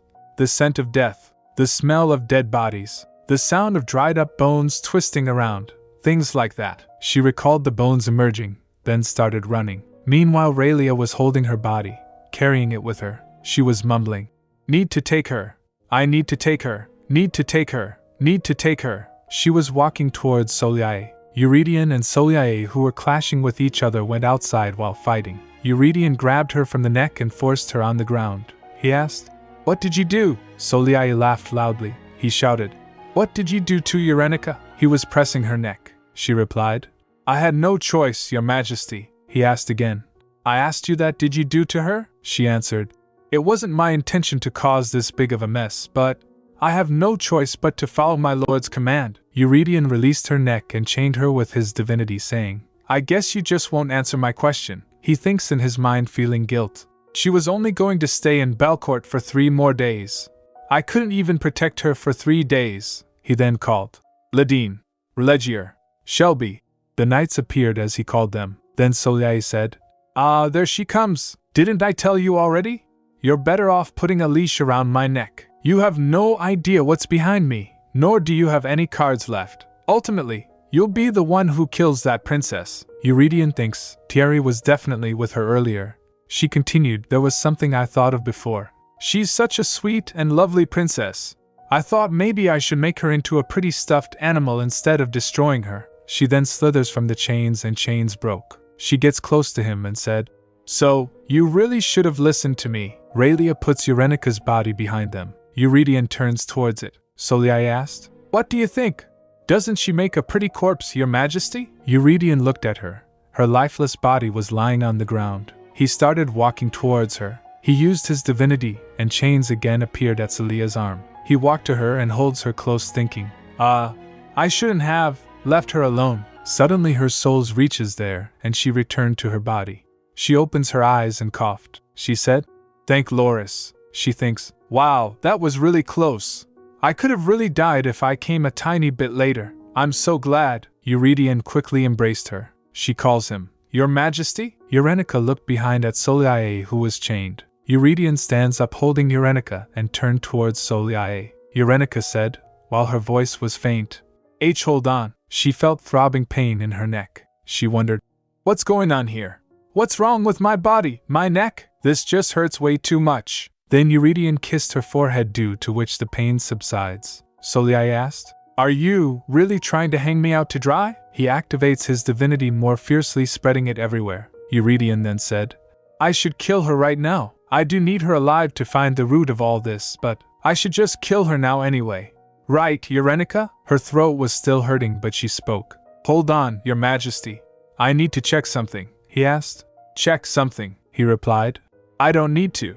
Neither should you, she asked. What do you mean? I'm not dead, your majesty. I'm fine, so just think this through a little more, he countered. You don't sound fine at all, Eurenica thinks in her mind. But there's definitely something behind Soliae. What does it mean that the forbidden rule of Remodaira has been broken? And why was Loris so mad? We need to find. Suddenly she felt shivers in her body. She remembered the one who touched foot on this earth by breaking the forbidden rule of Remodaira. The one who's not human. This is it. This is the murderous energy Loris told me to sense, she called out while her voice trembled. Loris! She looked towards Soliae and saw something emerging from the ground. she mumbled. This is mad. She saw bones of a hand emerging with a surge of ominous energy. She freaked out looking at it, and started calling. Loris. Then she gets down and started shouting his name. She shouted, Loris. You told me to summon you back. Why aren't you coming? Hurry up. Her earring tings and Loris' voice replied, It's because you're too weak. Don't blame me. As he said that, the divine power escaped Eurenika's body and she gasped. She felt throbbing pain in her body. She staggers and Eurydion supports her. Loris said, Hold it, Crumb. Wait until I manifest my form completely. Then she looked at the emerging hand and thinks, What the hell did Soliai summon? Eurydion asked her concerned. She replied, Don't worry. I just need to check something. He asked, What is that? She kissed his cheek and said, I just need to ask her one question. After that, I won't say anything, no matter what you do with her. Just let me do this. She thinks in her mind, I understand why he's worried, but I won't have any other chance to speak to Soliai face to face like this. Soliai said, You're trying to kill me. You won't be able to, Eurydion. One day, you'll end up wishing that you had ended things with me. Then Eurenika began. Soliai, what is that? She replied. Well, my lord, the king of the underground, the ruler of the souls of the dead, the king of Remodira, the realm beneath us, the god of the dead, Eurenika asked. Since when? Soliai replied. My dear princess, do you see this hand? You're not fit for magic. I heard you're sensitive to magic. Eurenika quickly asked Eurydion. Your Majesty, do you not see it? She remembered. One who uses divine power can't sense magic power. She panicked, thinking. They can't see it. They can't find it. That's why they've been so calm this whole time, Soliai said. You can feel two separate energies that cannot coexist. The chains across Soliai were about to break. The hand grabbed Soliai's leg, pulling her down. The chins broke, and with a flick of her hand, Soliai pulls Eurenika towards her. Eurydion tried to grab Eurenika but couldn't. Soliai brings her close and said, My dear princess, did you say Loris, the absolute being beyond Udetta? She replied. That's what I said, didn't I? Then Soliai said, What do you think, Lord Hydeth? Why don't we take this princess instead of that man? He replied. Fine. I can clearly see which one's been bothering you more, Eurenika stammered. Are you insane? Soliai replied. Unfortunately, I'm completely sane. Call that name one more time. The greatest divine power in this universe, not just on this earth, she resolved at that moment. It'll hurt like hell if I use the divine power I received from Eurydion. I'd rather be in pain for a bit. I don't want to be dragged down to hell, she said. Loris, I don't care if you take all of the divine power left in me. So come down here right now. Then with a sudden burst of energy, Loris appeared and saved Eurenika from Soliai. He asked, holding her in his jaw. Is this how you always are, Crumb? You don't have much common sense, she complained. You took the tiny bit of divine power left in me, and now you're telling me, what? Then he turned towards the Soliai and growled. He asked, When did you cross Remodira, Hydeth? Well, I'm the idiot who never noticed how you've been scratching this earth so openly. Then Soliai attacked Loris's avatar. Lorua tossed Eurenika away to engage with Hydeth. Eurydion catches her, and she rests in his arms, recharging her energy. Then Eurydion also steps up to fight. He said, Wait for me here. I'll take care of this quickly. He went Loris's avatar and said, I don't exactly know what's going on, but get out of my way, Loris said. You're being completely disrespectful, Eurydion replied. You need to shut up too. Then he used his divine power and surrounds it around Soliai. Looking at the situation, Eurenika thinks, the divine power around me, it's too violent, too strong. I can't hold it any longer. Soliai will die if she's left like that. She already tried to kill me several times. And Raylia. Who knows how many people she's deceived or killed until now. It'd be better to just get rid of her now. This is directly related to my own survival, so I should leave her to die. But if she dies now, will all of this really end? More of the bones emerges from the ground and surrounds Soliai to protect her. Eurenika grits her teeth, thinking, she's a black magic sorcerer who uses dead bodies and souls. She made a contract with the king of the underworld. But what will her death actually accomplish? Even if Soliai dies and the contract ends, the king of the underworld could easily find another contractor. He could approach me again, with a new smiling face. She resolved. You have to decide. What is more beneficial to you, emotionally and logically? Letting her die like that? Or letting her go? She turned to Loris. He asked. What is it? She said. Can we track her later? He asked. What? She asked. If we let her go now, can we still trace her whereabouts after? He answered. If she's connected to your senses, yes, she pressed. Is that really possible? He continued. You summoned me, and you're contracted with me. It's not impossible, but your body has to be able to withstand it. After hearing that, she thinks, even if Loris' avatar suffers while being on this earth, it'll be fine. He can always go back to Yudeta once he runs out of power. My body just needs to be strong enough, she said. Let's follow her then, that bastard. Let's see what he's up to. Let's see what that Lord of the Underworld is doing to Solyae, and what ends up happening to her. Let's go see what's happening down there, with my own eyes. She stood up determined and went to Eurydion and kissed him. She thinks, the simplest way to create space for Solyae and the king of the underworld to escape from Eurydion, and to fill my body with divine power so Loris can properly chase after them. Eurydion also gave in to the kiss. She needed more divine power. At that time, Hydath dragged Solyae to the underworld and Loris's avatar followed. Eurydion tried to follow, but Eurenica stopped him with kiss. While going down to underworld, Hydath said to Solia, I should never have entrusted you with this task. Solyae tried to said, but I did tell you.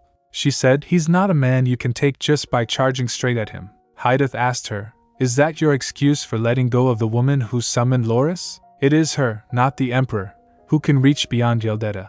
I should have known. She always gave me a bad taste in my mouth. They fell on ground. Someone comes shouting, Lady Elodia, are you all right, Lady Elodia? Solyae tries to said while turning up, but Hydath stopped her, putting his hand on her month. He said, sure, I admit it. I didn't know that little princess was capable of summoning Loris. He said, I never thought I'd see that arrogant face of Lalo's ever again. Solyae thinks, even with a tiny bit of magic power, she'd be in so much pain she'd feel as though she were about to die. I never thought she was capable of anything at all. With her naive smile. How did she summon the absolute being from beyond Yudeta? No. More than how, what did she use to summon him? Hydath asked her. Didn't I tell you we need to make sure we're not caught? No one can know the forbidden law of Yelideta and Remodaira has been broken. Solyae gets shocked when she heard next words of Hydath saying, I can't just leave it to you anymore. She turns towards him asking in surprise, What are you doing? Hydath said, your body. I need your body. She said nervously, don't be ridiculous. You won't be able to adjust to being inside a living body. Hydath said, you have the most murderous energy on earth. You should be able to handle it, don't you think? She breaks his bones saying, that's absurd. Hydath said, it may take some time, but... Then she walked towards others from Magic Tower. She asked them, why did you leave the Magic Tower behind and come down beneath Remodaira? Suddenly a thought struck her mind, and she realized. She said, Eurydion Belcourt. She thinks he must have planned all this. He must have given orders to lift the Magic Tower in case something happened. It seems like less than half were able to escape. She asked them, where is Master Mage Roselle? The girl starts crying and replied, he said, he's going to the south. The man next to her said, he told us he won't have anything to do with you anymore. Hearing this, she thinks, so he ran away. I guess he won't be joining the Emperor at least. She thinks, he must be feeling guilty about what he did to me before. I need to figure out exactly what's going on first before deciding on what to do. She tries to figure out thinking, the palace. Raylia, she said Ray. But the word didn't come out from her mouth because of a sudden interruption. She thinks, that madman. Is he burning the entire palace to purify it? Hydath asked her, don't you want to finish what you've started? A world where you and your disciples can live freely.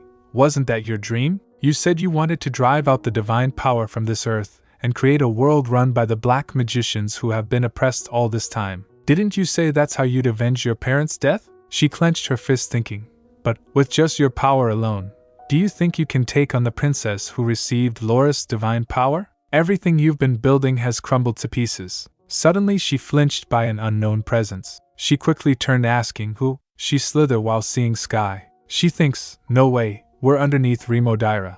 Why did I see her eyes just now? Hydath asked her, do you think you can do it alone, Solyae? She slithered again thinking, if I can't do it on my own, I should give my body to the contractor. She turns towards Hydath. He said, that's right, good girl. He moves his hand towards her. On the other side, Eurenica gasped suddenly. She thinks, my body. It feels like my body's being crushed. Her eyes started to close slowly while Eurydion shouts, Eurenica, Princess Eurenica, she thinks, is this really happening? When she woke up, 10 days had passed. She was on her bed while Eurydion and Richard were talking to each other next to her. She unconsciously thought, my body feels so heavy. Eurydion asked, so some went to the south? Richard replied, yes, by the same route the magic stones were stolen. Eurydion asked, has the palace been restored yet? Richard hesitated while replying, oh that's. He asked, what about it? Richard replied, it's been, thoroughly purified, and we only have about a quarter of the magicians left in the magic tower, and they are all under interrogation now. Sir Shumart has been conducting the interrogation himself, but it's going to take a lot of time and care. He can't sense magic power, so we can only know for certain once those magicians confess. Eurydion said, hearing this, useless. What a headache, she said to herself listening their talk. Why does he sound so angry? He asked Richard, is there any word from Ezekiel? Richard replied, yes, your majesty. They must have figured out the situation from seeing what happened at the palace. They notified us that they'll lower the fee on their own. She thinks, is he still mad? Eurydion said, I suppose exercising a bit of power inspires obedience most anywhere. Richard replied, your majesty, that's probably not the best policy. He interrupts him saying, so the fees have not been increased, and we don't need to spend tax money on the magic tower. We can use all the extra funds to restore the palace. She thinks, I like his voice better when he's being kind. After some time she heard someone crying. She thinks, what is this sound? It sounds like a ghost is crying. She raised her arm up in the air thinking, oh, shut up already. Sergei got hit by his hand. He said, Eurenica. She comes to senses and thinks, this voice is. He asked, are you awake, Eurenica? She said, just be quiet. He sighed, you're really awake. I thought you'd die like this. Suddenly she started coughing, causing blood shatters on bed. They both get shocked. Whoa. She gets asked nervously, did I just throw up blood? Sergei calls for the doctor, shouting, doctor. The doctor said after examining her, you seem to have strained your throat quite a bit, princess. She asked, I just need some rest before getting better, right? The doctor replied, it's already been 10 days, and you're still throwing up blood. The damaged organs must not have been healed yet. You need absolute rest, princess. And now that you're awake, I'll send up some medicine for you to take. Make sure to protect your throat, and eat soft foods like risotto and soup. Stay away from things that are too cold or too hot. And suddenly he noticed Eurydion glaring at him, and he started hiccup. Eurenica taps on his shoulder thinking, don't worry, I'll put in a good word for you. The doctor left, closing the door. She tries to smile while saying, it feels like it's been a while, ahem. She holds her throat thinking, wow, my condition's not good at all. She glanced at him thinking, he'll flip if I throw up blood in front of him like I did earlier. She picks the medicine jar and takes a pill thinking, I'll take medicine first. After taking medicine, suddenly she extends her arms towards him, putting him in a shock. She said, hug me now, come hug me. She realized something while noticing his face. She thinks he had those eyes when he was overworked. Has he not slept? Oh, that's right. I've been sick in bed for 10 days. He must have been worried. She winked at him saying, ahem. Are you not gonna give me a hug?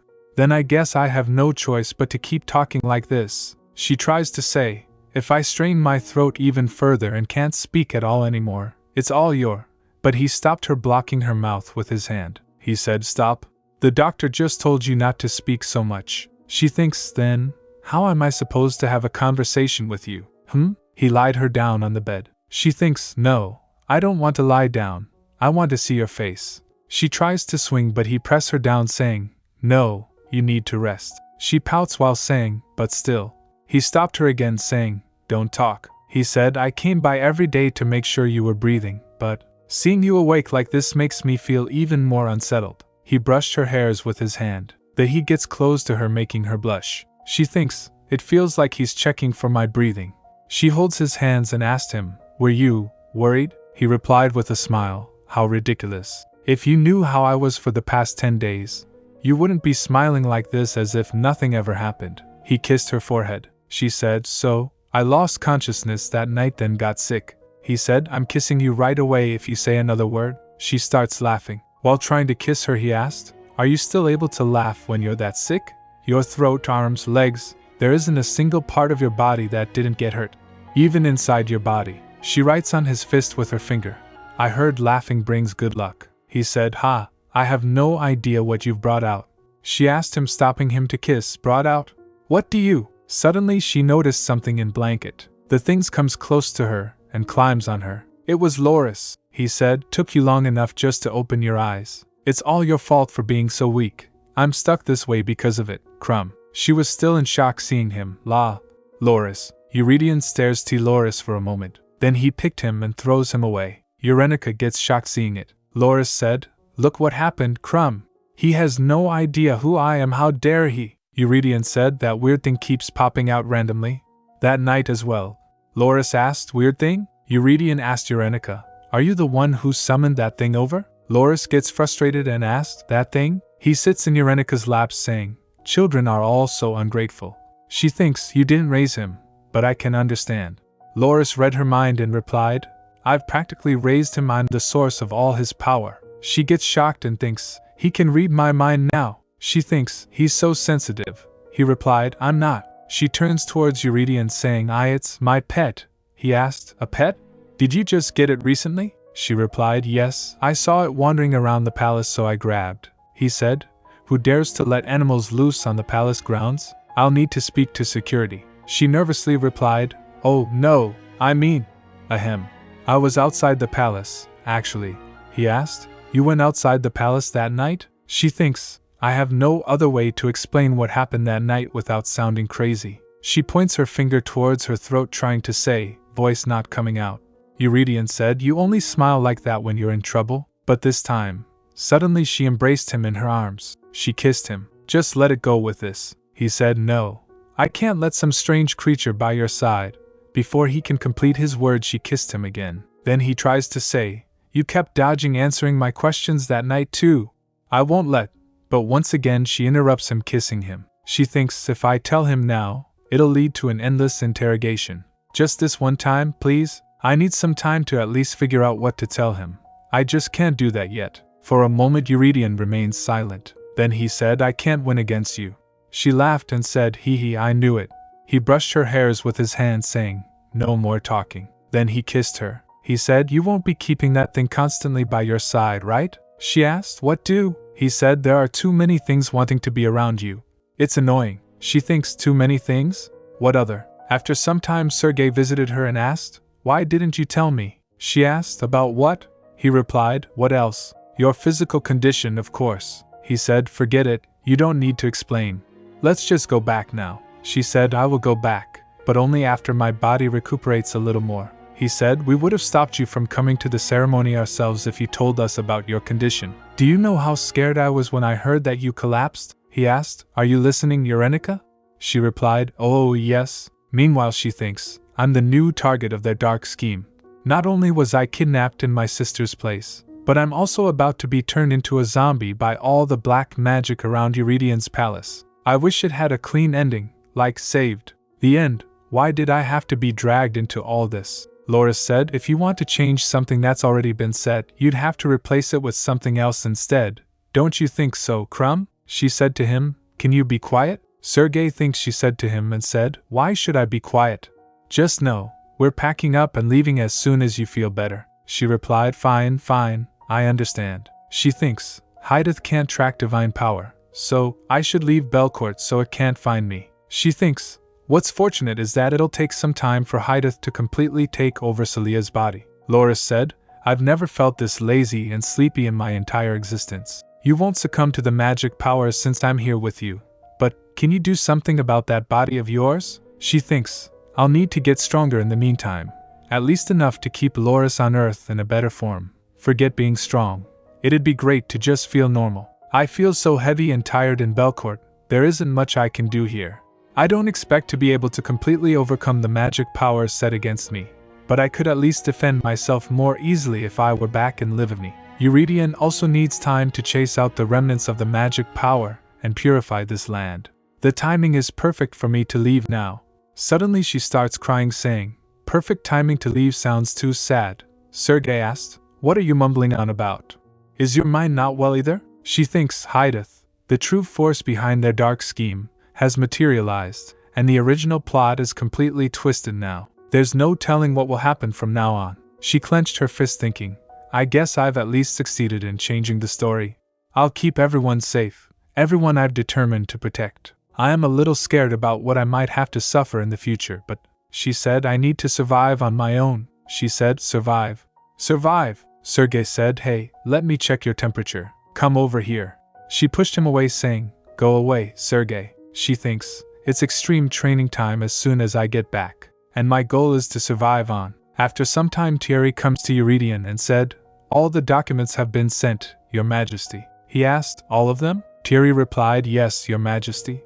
Rest assured, I have checked them all, and the purification process will start at the end of the month. Eurydion asked, how long will it take? Thierry replied, about 3 years. He said, make it 2. Thierry thinks, does His Majesty think I have multiple bodies? He said, yes, Your Majesty. He thinks, but I can't complain and tell him I can't do it, since I've failed in protecting the princess. And more importantly, I saw her in that form. He glanced at Eurydion thinking, I haven't had a chance to tell him since he's been busy late into the night for the past 10 days. Should I tell him what I saw that day? But I'm not so sure if I should tell him something like that without first speaking to the princess. She was dressed in a strange fashion I've never seen before. Thierry said, we've also heard that the Lord of the Magic Tower, Roselle, has headed to the south. I've issued orders to rush the purification process along every southern Rolite to Calcutta.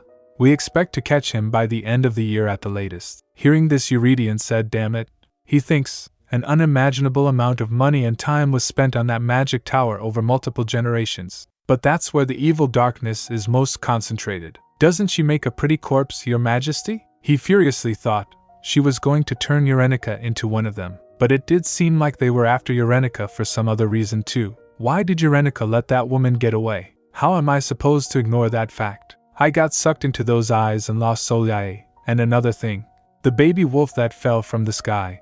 Loris. The way she called out to the god in such a purposeful way. What was that about? At night he went to Eurenica and she tells him, it's Loris Avatar. He asked, Loris Avatar? She said, I guess. He felt bad for me since I was struggling so much here. He remained silent for a moment. She said, and its name is… Laurie. Yes, it's Laurie. He thinks she just made that up. She said, I think I was able to recover quickly because of Laurie. You said your divine power wasn't enough either. I was relieved to have Laurie by my side. He asked, is there any proof this beast is indeed Loris Avatar, and not some demonic creature? She laughed and asked, could you be this disrespectful to the divine guardian of Belcourt? She said, I'm the living witness. I would have died if it weren't for Laurie. He said, don't say things like that. She replied, I'm just saying, oh, and when I let Soliae go, Laurie planted the seed of divine power in her. It'll help you find her location. He gets shocked and asked, can she be located? She replied, as long as Soliae is on Earth, and the seed remains in her. And I think something's attached itself to Soliae just like how Laurie came to me. Laurie says it'd be best to find Soliae before whatever it is has completely blossomed. He said it should take a few years. Eurydion said, so at least a year, that's enough time. She said, and for me too, I'm not completely well yet. The real issue behind my condition has yet to be resolved. He asked her, so you're going back? She nods saying I should. He thinks, I was thinking that she should go back as soon as possible too. It'd be too selfish for me to hold her back. He brushed her hairs and stares at her. He recalls the moment when she passed out in his arms. Seeing her, he thinks, as long as you're alive and well somewhere safe, I can let you go for a little while. I can be selfish later, after I clear out everything and anything that might be dangerous to you. She said, and one more thing. It's about the palace, Your Majesty. He asked, so when do you plan on going back? She replied, oh, in about 2 days. But more importantly, the palace. He interrupts her asking, in 2 days? He moves her head towards him saying, where do you keep looking at? She tilted her head asking, is there really a need to do all that? He said, you have a long journey ahead of you. She asked, what did I just say? Ignoring her words, he said, how's your neck? She points her finger towards palace's garden shouting, no, more importantly, look at what you're doing to the palace. He glanced at it for a second and then said, oh, that? She asked, oh, that? I should have known when you turned Berylia Palace upside down last time. She said, do you know how many devices run on magic power in the palace? You're burning everything. You dug the whole place up and no one can walk through it. She starts coughing. He shuts her mouth with his hand saying, stop. I understand. She said, you don't look like you do. He replied, I do, trust me. He thinks while self-reflecting, if I knew the palace could crumble so easily due to heavy purification, I would have began major renovations as soon as I became the emperor. I was too complacent. He asked her, how about your throat? She replied, it's fine. He asked, and the bruises? She said, they're almost all gone. Do you want to see them? He thinks, there's no way she's completely recovered yet, but she's always laughing at things. She asked him, Your Majesty? Want to know something cool? He asked. What is it? She said, by now I can tell what you're thinking just by looking at your face. He thinks, but I can't read your face at all. I thought she was the easiest person in the world to read at first, but now, I can never tell what she's hiding under her smile. She said, You're disgruntled about something right now. What's bothering you this time? He said, No, nothing at all. She said, Come on, you can't lie to me. Something's definitely on your mind. He asked, Is that so? He said, Then why don't you try to guess what I'm thinking? She pretended to think something. Then with a smile she asked, Do you want to kiss me? Hearing this, his eyes wide opened. He said, I guess you're not completely wrong. She said, See? He covers her with a blanket. She said, Come on, don't be so overprotective. Then suddenly he kissed her. She asked, That's it? He smiled and thinks she can be so provocative. He said, It's better to leave things lingering a bit. She asked, Lingering? He replied, Because then you'll be more excited to see me next time. She thinks something for a moment. Then she asked, Then how about this? She said with a smirk, I was gonna tell you something before I left, but I'll just hold my tongue. She moves her finger towards his lips saying then. She said, You'll come and look for me sooner, at least to satisfy your curiosity, right? She hugged him saying, I'll take care of the lingering. You just take care of the curiosity part. The moment to leave arrived and the doc said to Eurenica while she was ready to leave, Please have a safe journey back, princess. Take this medicine right after every meal. And this one here is a nutritional supplement. You should take it once in the morning and once in the evening. He said, Stay away from doing any heavy exercise for a while. And don't ever ride a horse. She said, I don't know how to ride a horse anyway. He said, and don't even think about getting near a magician or any magical instruments. He said, You may have gotten better thanks to His Majesty's divine power, but please don't forget that you're still a patient. She nods and replied, Yes, I understand. Marie comes and said, Princess. Eurenica suddenly hugged her and asked, I heard you were sick. Are you all right?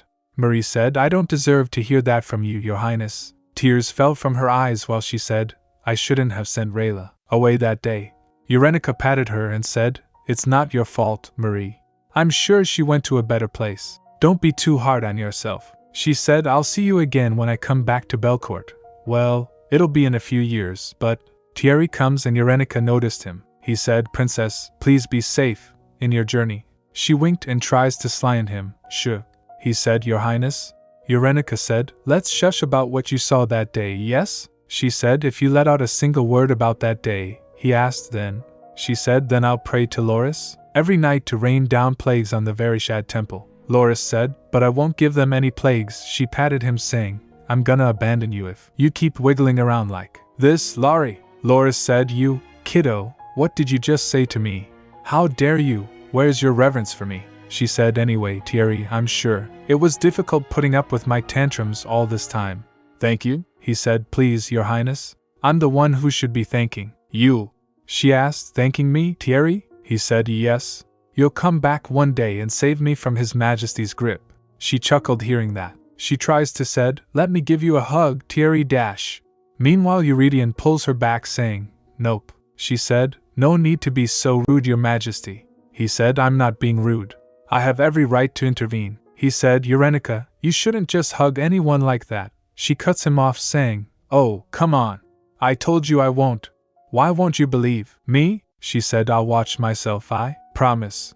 I won't just lie down or fall asleep anywhere, or hug anyone. He said, Don't let anyone into your room either. She nods saying, Won't let anyone in my room. Noticing his expression, she thinks, he still doesn't look satisfied. She glanced at her surroundings, ensuring that no one is watching them, and kissed him. Eurydion said, This makes it harder for me to let you go. She said, Come to think of it, you can have some lingering feelings too. I shouldn't be the only one who's left lingering. You should have a spoonful too. He said, I'll write you piles of letters. She said, Good. He said, I'll be mad if you don't write me back. She said, Of course, you will. She then giving him a cross said, and this, she thinks, is the other half of what I'll carry with me probably for the rest of my life, she said, is a spoonful of lingering. She thinks, it's got the perfect colors that represent Eurydian Belcourt. She mumbled, don't lose it. She thinks, it's a symbol of my well-being while I'm away, and also a symbol of the promise that we'll reunite again. She said, you can look at it every day while you miss me, and maybe regret how long it took you to accept my love. He said, that's not what you said last night. She said, everyone's words changed from the night before to the next morning. He said, sure. I guess I'll be doing lots of missing and regretting. Sergei waved at her and shouted, Eurenica. She hesitantly said, I better go now. She starts walking towards Courage thinking, something's definitely changed. While I was on this land that constantly pushed me away, the future isn't so clear anymore, which makes me nervous and scared. But I'm sure I'll keep marching toward the unknown and infinite possibilities for both me and him. She puts Loris down and he asked, hey, Crumb, why are you putting me down? Then suddenly she rushed towards Eurydian. She hugged him tightly. She thinks, I'll remember this feeling until the day we meet again. His pure and clean smell I've grown to love so much. His heartbeat that tells me he's alive. He hugs her back. She thinks, our hearts intertwined as one, beating full of life. And feeling their beating from within my chest was such a comfort that I didn't need to cry on the day I left Belcourt. Two priests were talking to each other. Have you heard? Father Shumart is coming to the south. One voice whispered urgently. Father Shumart himself? Why? Came the surprised reply. There must have been an order to pay close attention to the south in particular, the first voice said, lowering their voice even more. I also heard Kelkita is the ultimate destination to be purified, the other replied. Kelkita? The southernmost place in all of the empire? But wasn't it the first region to be purified? The first explained. That's right. This is top secret, but I heard there was an order issued to repurify the entire region. His Majesty believes the Black Mage's base is. He stopped talking as he saw someone standing in front of him. A sudden interruption. Oh, it was Thierry with Holy Knights. He uncovers his head and said, oh, it's nice to see you, brothers. Are you two on your way back from Ciella's? One of them replied. Yes, we just crossed the moat after submitting our report. How about you, Vice Bishop? He asked hesitatingly. Did something happen? I see you're being accompanied by Holy Knights, Thierry replied. Oh, please don't mind us. After our current job, we're simply on our way to the south. There's no need to worry about us, brothers. Focus on tending to your duties, one replied. Yes, father. One of them stole a glance at a holy knight, uneased and thinks, why do I feel so intimidated by this holy knight? I've never felt this before. One more thing, brothers, Thierry said, his voice firm now. Yes? They replied, a bit startled. Thierry said, secrets should remain as secrets. It's fine between us brothers, but be careful not to let rumors spread among the civilians. There's no point in keeping something a secret once everyone starts talking about it. The first one nodded in embarrassment. Why yes, Father Shumart. We'll keep that in mind, then Thierry said. We need to get going now to offer a prayer to Loris. Please take heart, brothers. They bowed their heads and replied. Yes, Vice Bishop. May Loris will always be with you. Thierry blessed them back. May Loris always be with you. As the group departed, after a few moments Thierry sighed, turning to a knight. Phew. Even an apprentice priest will notice you if you make it that obvious. You couldn't think of a better way to disguise yourself? It was Eurydian, he replied. But I didn't do anything. Sure, you're right about that, came the sarcastic reply. Then Eurydian said, you only give carrots, but never use a stick. I like everything about you except that you're too soft, Thierry thinks. Does he want me to change my personality? Well, I'm not a ruler, came the soft reply with a chuckle. Every priest of Belcourt is my brother. How could I treat my brothers harshly? They're devoted. You've seen their purification progress report yourself, haven't you? Eurydian replied. Please don't pick on me. I wish you were half as strict with your brothers as you are with me. Then he tings the earring that Eurenica gave her. He was wearing it like a necklace. Thierry looks at it and doesn't reply. Then Eurydian started walking, so Thierry suggested, please practice some self-control this time, Your Highness. If you destroy everything around the region like last time, I'll be the first to go on strike. As they started walking, Thierry continued, must I remind you how you scorched the entire palace grounds last spring and tore apart all of the Reynard region? I can't even keep count of how many times I told you to never do that again, Your Majesty. Eurydion replied. I know. I certainly feel bad about that, Thierry added. The princess will not like this idea. After hearing that, Eurydion said, Then I'll just have to not tell her anything, Thierry said. She's quicker than you think. It won't be easy hiding it. Stop giving Lise more work to do, Your Majesty. I beg you, he nonchalantly replied. Sure. Then they went to their horses and Eurydion said, Regardless, coming all the way here better pay off. Our information should be accurate. It took us several months to track him down. According to the information, the person they were looking for was hiding inside a cave. Later, inside a cave, they were chasing him. He was running away from them, but Thierry restrained him by using his divinity. He stumbled and said aloud, Ugh. What is this? Thierry reached there and said, I suggest you don't fight back. Do you know how hard it will be to deal with the aftermath of this underground cave collapsing? He looked at Thierry and said, Chamart. Thierry uncovers his head and said, Long time no see, Master Roselle. How long has it been? 1.5 years? A little longer? Roselle replied. I knew I was being followed, but I had no idea it'd be you, he replied. It's an important matter. Then he glanced towards Eurydion, who was disguised as a knight. Roselle asked, Chamart, Schlimart, am I to be executed immediately? I'm not a black mage, Chamart. I've never even attempted to perform any evil spells like that in my entire life, Thierry asked. Is that right? Then why have you been on the run this whole time? He replied.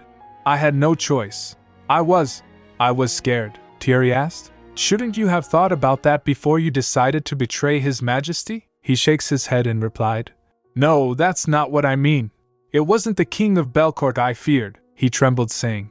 It was the child. The girl I've practically raised. The beautiful and insidious black mage.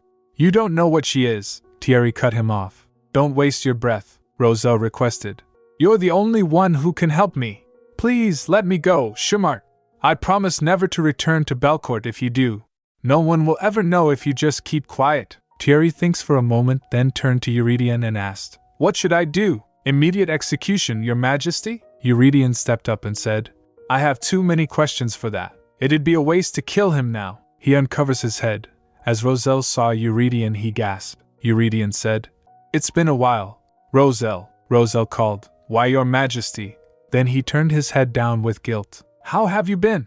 Eurydion asked. I thought about bringing you to the capital city first before interrogating you. But that'd mean I'd have to wait twice as long. And I just don't have as much time as I used to. He stepped forward, voice cold and heavy. I hope coming all the way here for you has proven to be valuable. He lifts Roselle's heads up with divinity and leaned to him and continued. You're the one who turned Soliae Rizad into a daughter of Marquis Elodia, aren't you? But 15 years ago, you were the one who reported that evil family to the former emperor with your own mouth. She was the only survivor of Rizad's purification. But, Your Majesty, that was, Roselle stammered. Whether it was out of guilt or something else, you sneaking her out of the purge is none of my concern. I'm sure you must have had your reasons when you decided to let that evil mage run wild all this time. But as you know, that's not what's important. He stepped closer and with the flick of his hand tightened the chains of divinity on him. As Roselle screamed with pain, Eurydion added, The only thing I care about is, where the hell is that woman now? And what is her scheme? That's all I want to know. Roselle groaned in pain and trembled as Eurydion continued. What does Soliae Elodia want from my kingdom? Roselle collapsed to his knees, gasping. Ugh, Your Majesty, you wouldn't dare deny having any knowledge of it, would you, Roselle? The king's tone sharpened. She should have been executed immediately for her crimes, yet you hid her by your side and kept her as your apprentice for almost 15 years. Right under my nose, at that. Roselle finally spoke. The underworld. I believe Soliae went to the underworld. I do not know how she did it, but she never had any problems traveling to and from the world of the dead souls. I'd never seen a black mage more talented than her at reanimating dead bodies and souls. He looked down, pale, and continued. She desired to possess the most powerful divine power on earth, Your Majesty. Ever since she first came to the Tower of Magic, she mostly kept to herself as she grew up, but she did ask me once, somewhat nonchalantly, he recalled her asking, Master Roselle, what do you think it's like to reach beyond Udetta? If we could get there, if it were possible. She said those words as if to do so would mean the solution to all things under the sun. After his explanation, they readied him to teleport back to the capital. Mages casted the teleportation circle and other knights took Roselle while restraining him. Then Thierry went to Eurydion and said, "You drained mana from a mage. You've gotten a lot more fearsome recently, your majesty." He chuckled. "I've finally realized there's no use in being merciful, but you left him breathing at least," Thierry muttered. "I assume you've decided not to kill him right away," he replied. "He's too valuable of a card to throw away right now. He's the greatest mage in all of Belcourt." He recalled the scene where he drained Roselle's mana and thinks, he would have burned to death anyway if he'd learned how to use black magic, but, he said to Thierry, "He should be grateful I didn't kill him." Thierry shakes his head and said, "If I were you, I would have." Then they went near the teleportation circle and Eurydion said, "I do need someone with ability to discern Soliae Elodia's power. The teacher should recognize his apprentice's force the best, don't you think?" As he went inside the teleportation circle, he recalled the scene a few moments ago, where Roselle told them, "That night, I felt the earth split open, and I felt it every time she crossed over to the underworld. So I knew it was her this time too." Eurydion thinks in his mind, "Beneath the earth, the underworld, under Remodira? I know she's a black mage, but a mere mortal breaking through into the forbidden realm? Impossible! Well, it's probably not a good idea to jump to that conclusion prematurely," he thinks, clenching his arms. Then he recalled Roselle telling him, "She'd target anyone who possessed a strong enough divine power." After that he thinks, "Anyone who has strong enough divine power. There's only a handful of priests, including myself and Schumart, with that kind of power." But then his expression twisted. "Why do those words bother me so much? Why do I feel so apprehensive?" He remembered Eurenica as he thinks that, and clenches her earring. He said to himself, "I hope she's not in trouble. She sounded happy in every letter she sent, but I doubt she'd tell me what's going on even if something bad did happen to her." Then he muttered, "How is it that it's only been a year and a half?" He thought, eyes darkening. "I've never been this worried about someone in 26 years. He frowned deeply. "Do we really have to wait an entire 2 years? It's too long." Thierry flinched after hearing that as he was following him. Then they went from one teleportation to another to reach their destination. After a few months, some people were talking to each other in the capital. One said, "I heard His Majesty was here during winter." The other asked, curious, "What are you talking about?" "I did hear that someone saw the Vice-Bishop of the very Shad Church here. And he wasn't alone. I heard His Majesty came in secret because some of the traders are hiding here in Hadjid." "What?"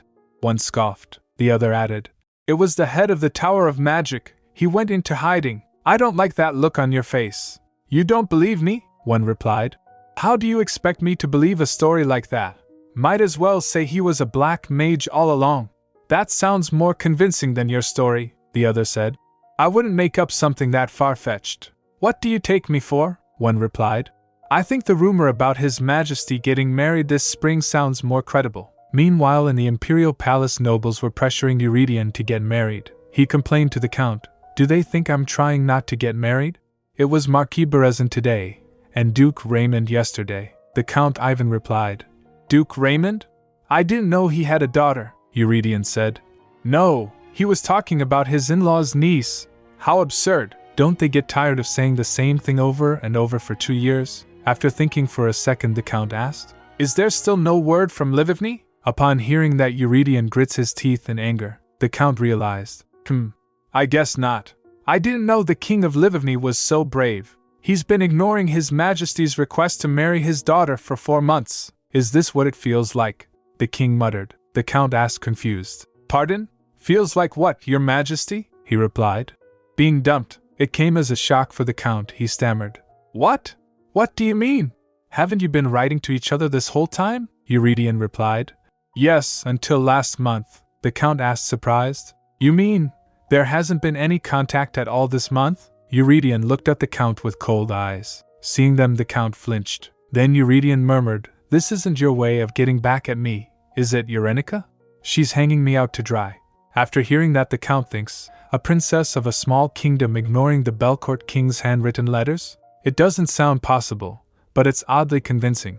Eurydion thinks to himself, is she really punishing me for declining her proposal for 2 years? What's on her mind? Did she have a change of heart? There was no sign of that. Was she not being completely honest in her letters? Then Roselle's words ran in his head. Soliae would target anyone who possessed a strong enough divine power. Then he started walking while the Count followed him. He fell in deep thought. Something's off. This is exactly why I sent a letter to ask her hand in marriage right after I came back from Hajj. I've already been feeling anxious about not finding any trace of Soleil for 4 months now. And now I have to worry about whether Eurenika's feelings for me have changed. It's hard enough not to see her face or hear her voice. How does she expect me to survive if she doesn't even write me? He recalled Soleil and thinks, or has that woman already stretched out her demonic hands to Livivny? Did something happen in Livivny? There's no way to find out unless someone writes me back. If that's the case, he said aloud, why don't I go see it for myself? The Count who was following him gets startled. Pardon? But Eurydion doesn't pay mind to him and continued thinking. Except for Kalkita, the purification process is almost finished anyway.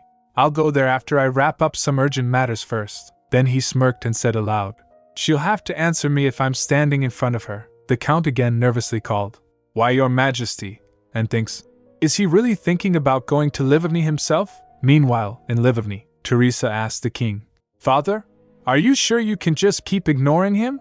They're letters from the king of Belcourt himself. But her father tore down the letter furiously and throws it away. Humph, the father huffed, brushing dust from his hands. He said, it'd be one thing if he were sending these letters as a king, but they're from a thief who wants to steal my youngest daughter, Teresa repeated. A thief? She thinks in her mind. He's the #1 bachelor in all of the continent, the king of Belcourt. No matter how I look at it, I think you're kicking away a huge ball of fortune that came our way, her father snapped. My Yenny is living with her daddy. She's not going anywhere, and it definitely won't be that dangerous kingdom. After hearing that, Teresa sighed. I do understand where he's coming from though. She was abducted to Belcourt only to return with a strange condition, feeling ill when coming into contact with any sort of magic power, unable to endure even the slightest trace of magic. Contrary to her letters that said I shouldn't worry about her, she came back to Livivny looking as skinny as ever. And now, as if she were notified of the day of her own death, she prays at the temple of Loris daily, even though she never had an interest in being there her entire life. I would have stopped Yenny from going to Belcourt myself, but for someone who's gone through so much hardships in Belcourt, she seems awfully close to the king. Then her father said, no one can take my beautiful daughter away from me. You better believe it, Teresa replied. Even if Yenny stayed in Livivny, I don't think she'd be so safe. Her father clenches his fist, saying, I don't care if he says he'll give us 10% more for using Gluckman, Teresa cut in. He did offer up to 12% last time, but her father refused. Still, no. I can't send my daughter in harm's way because of money. After that she left the room. While leaving she saw her father sobbing, calling his 12%. But he refused because of his love for her daughter. Then Teresa returned to her room and puts Euridion's letter in a drawer, thinking, I'm really not sure about hiding these letters from Yenny, she said aloud. Is this the right thing to do? I don't think this is right. After a few days, Eurenica was furious as her letter again returned. She said aloud, I can't believe this man. Eurenica fumed, crumpling the letter, practically vibrating with frustration. He's terrible. Is he trying to pick a fight? How could he ignore my letters for 2.5 months? He better be ready. He's gonna get it, she muttered, while throwing the letter in trash bin. At this rate, it'll be 3 months soon. Then she paused, sighed, and tried to calm herself. No, Eurenica, let's calm down. A month, she thought. I could understand if he was too busy. Something could have happened in Belcourt. Then again she snapped. But 3 months? Isn't that too much? That startled Loris Avatar. He said, You scared me, you little crumb. Eurenica mumbled, he hasn't had a change of heart, has he? Did he completely forget about me already?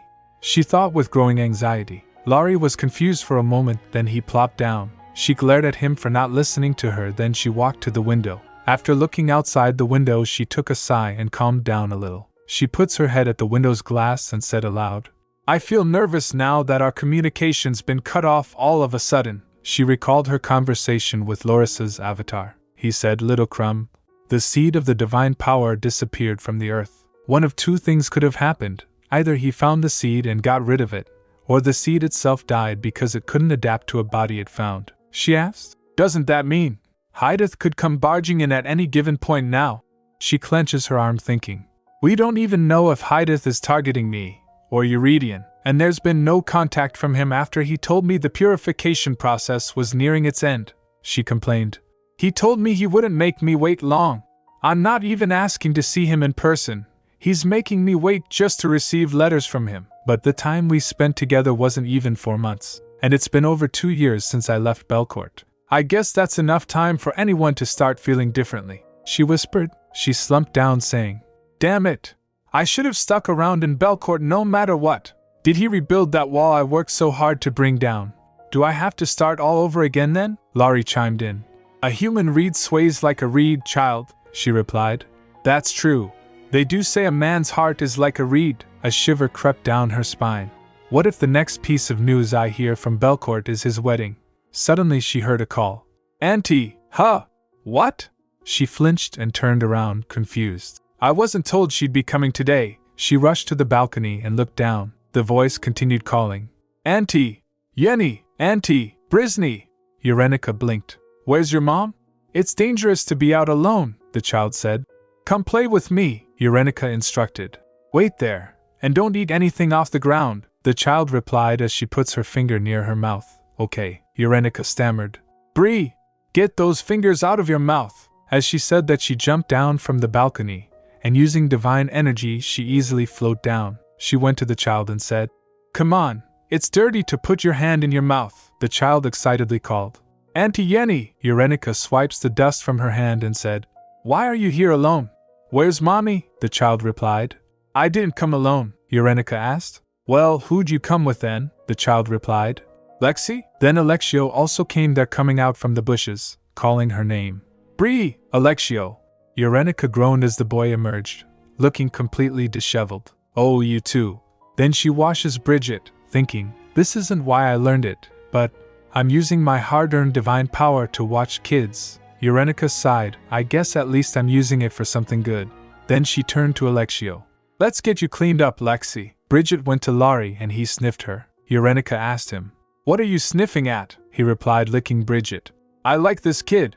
She gives out a clean energy. As he licked her, Bridget rolled down on ground. Kaya!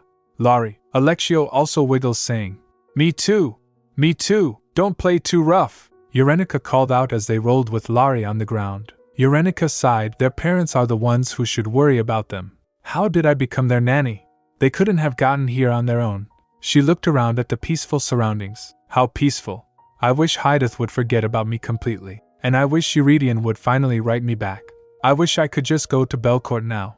She became distraught thinking about it. Suddenly someone came there huffing, calling her name.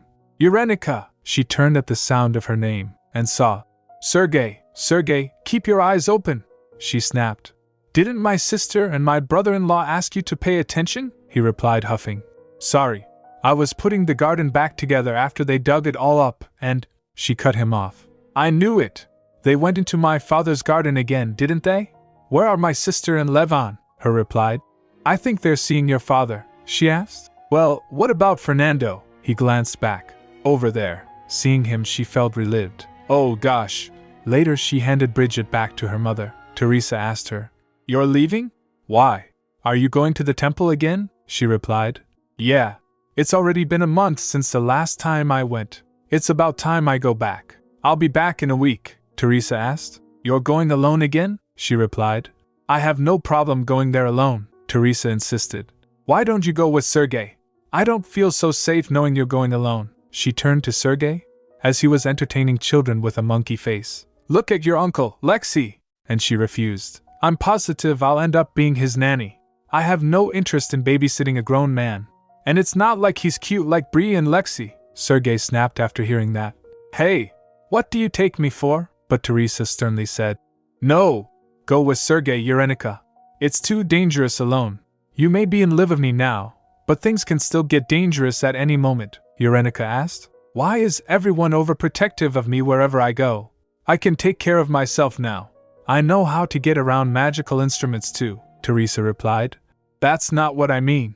You just never know, Yenny. Then Sergei came and interjected. I feel the same, Urenica. I'll go with you. The Levon Knights happen to be training under the mountain where the temple is, Urenica asked, confused. What's with you, all of a sudden? You've been worrying about me even more lately. Sergei looked at her for a moment, then snapped. Look at yourself in the mirror, she replied. Why should I? I know. My beauty remains the same, he He plopped down. Sure. I'm glad you think that way. No matter how I see it, you love yourself too much, she said, oblivious. It's an objective opinion of myself. Then she went to the temple, and was a little tired when she reached there. Laurie rushed to the temple building saying, Finally!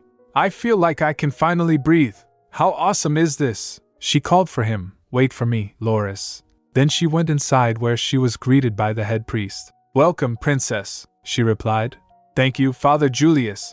It's been a while, he then asked. Will you be going to the prayer room again today? She nodded, thinking. I've been hiking up to this temple for 2 years, but I've never gotten used to it. I know the divinity training can be draining, but still, the priest said. Your dedication is amazing. I'm sure Holy Loris will listen to your prayers. Upon hearing that, she looked down at Loris' avatar, who was rolling at the ground, and said, Yes, Laurie said. It's been a whole month since I've been out. I can finally breathe. Then they went inside, Laurie said. Well, now that there are no eyes watching us, shall I check on your progress? Then he transformed into his giant form and said, Now I feel alive. That tiny body is so suffocating. He nuzzled with Urenica, she said. My divine power, draining out. You may feel like you're alive, but I feel like dying, he replied. How far did we get to last time? Did we move on to defense skills after going through all the attack moves? She replied. Yes, we went over how to bounce off the attacks, he said. Let's see, then what haven't we covered yet? She replied. Well, you taught me how to bounce off magic with divine power, how to put a shield around my body, how to put some weight behind my divine power to cause physical damage, and other little applications like sharpening it like a blade, he said. It's probably a stretch to try tackling the flame of purification, right? The most difficult divine skill to master, she replied. I didn't know it was that hard back then. I'm not sure. Then he straightened up and instructed. Well then, shall we work on improving your self-healing powers? It's all about speeding up your cell recovery by filling the empty spaces in your body with divine power. While that boy was around you, cells all over your body naturally became more active since his divine power was limitless. But that only works when you're around that boy. She felt sad thinking about him.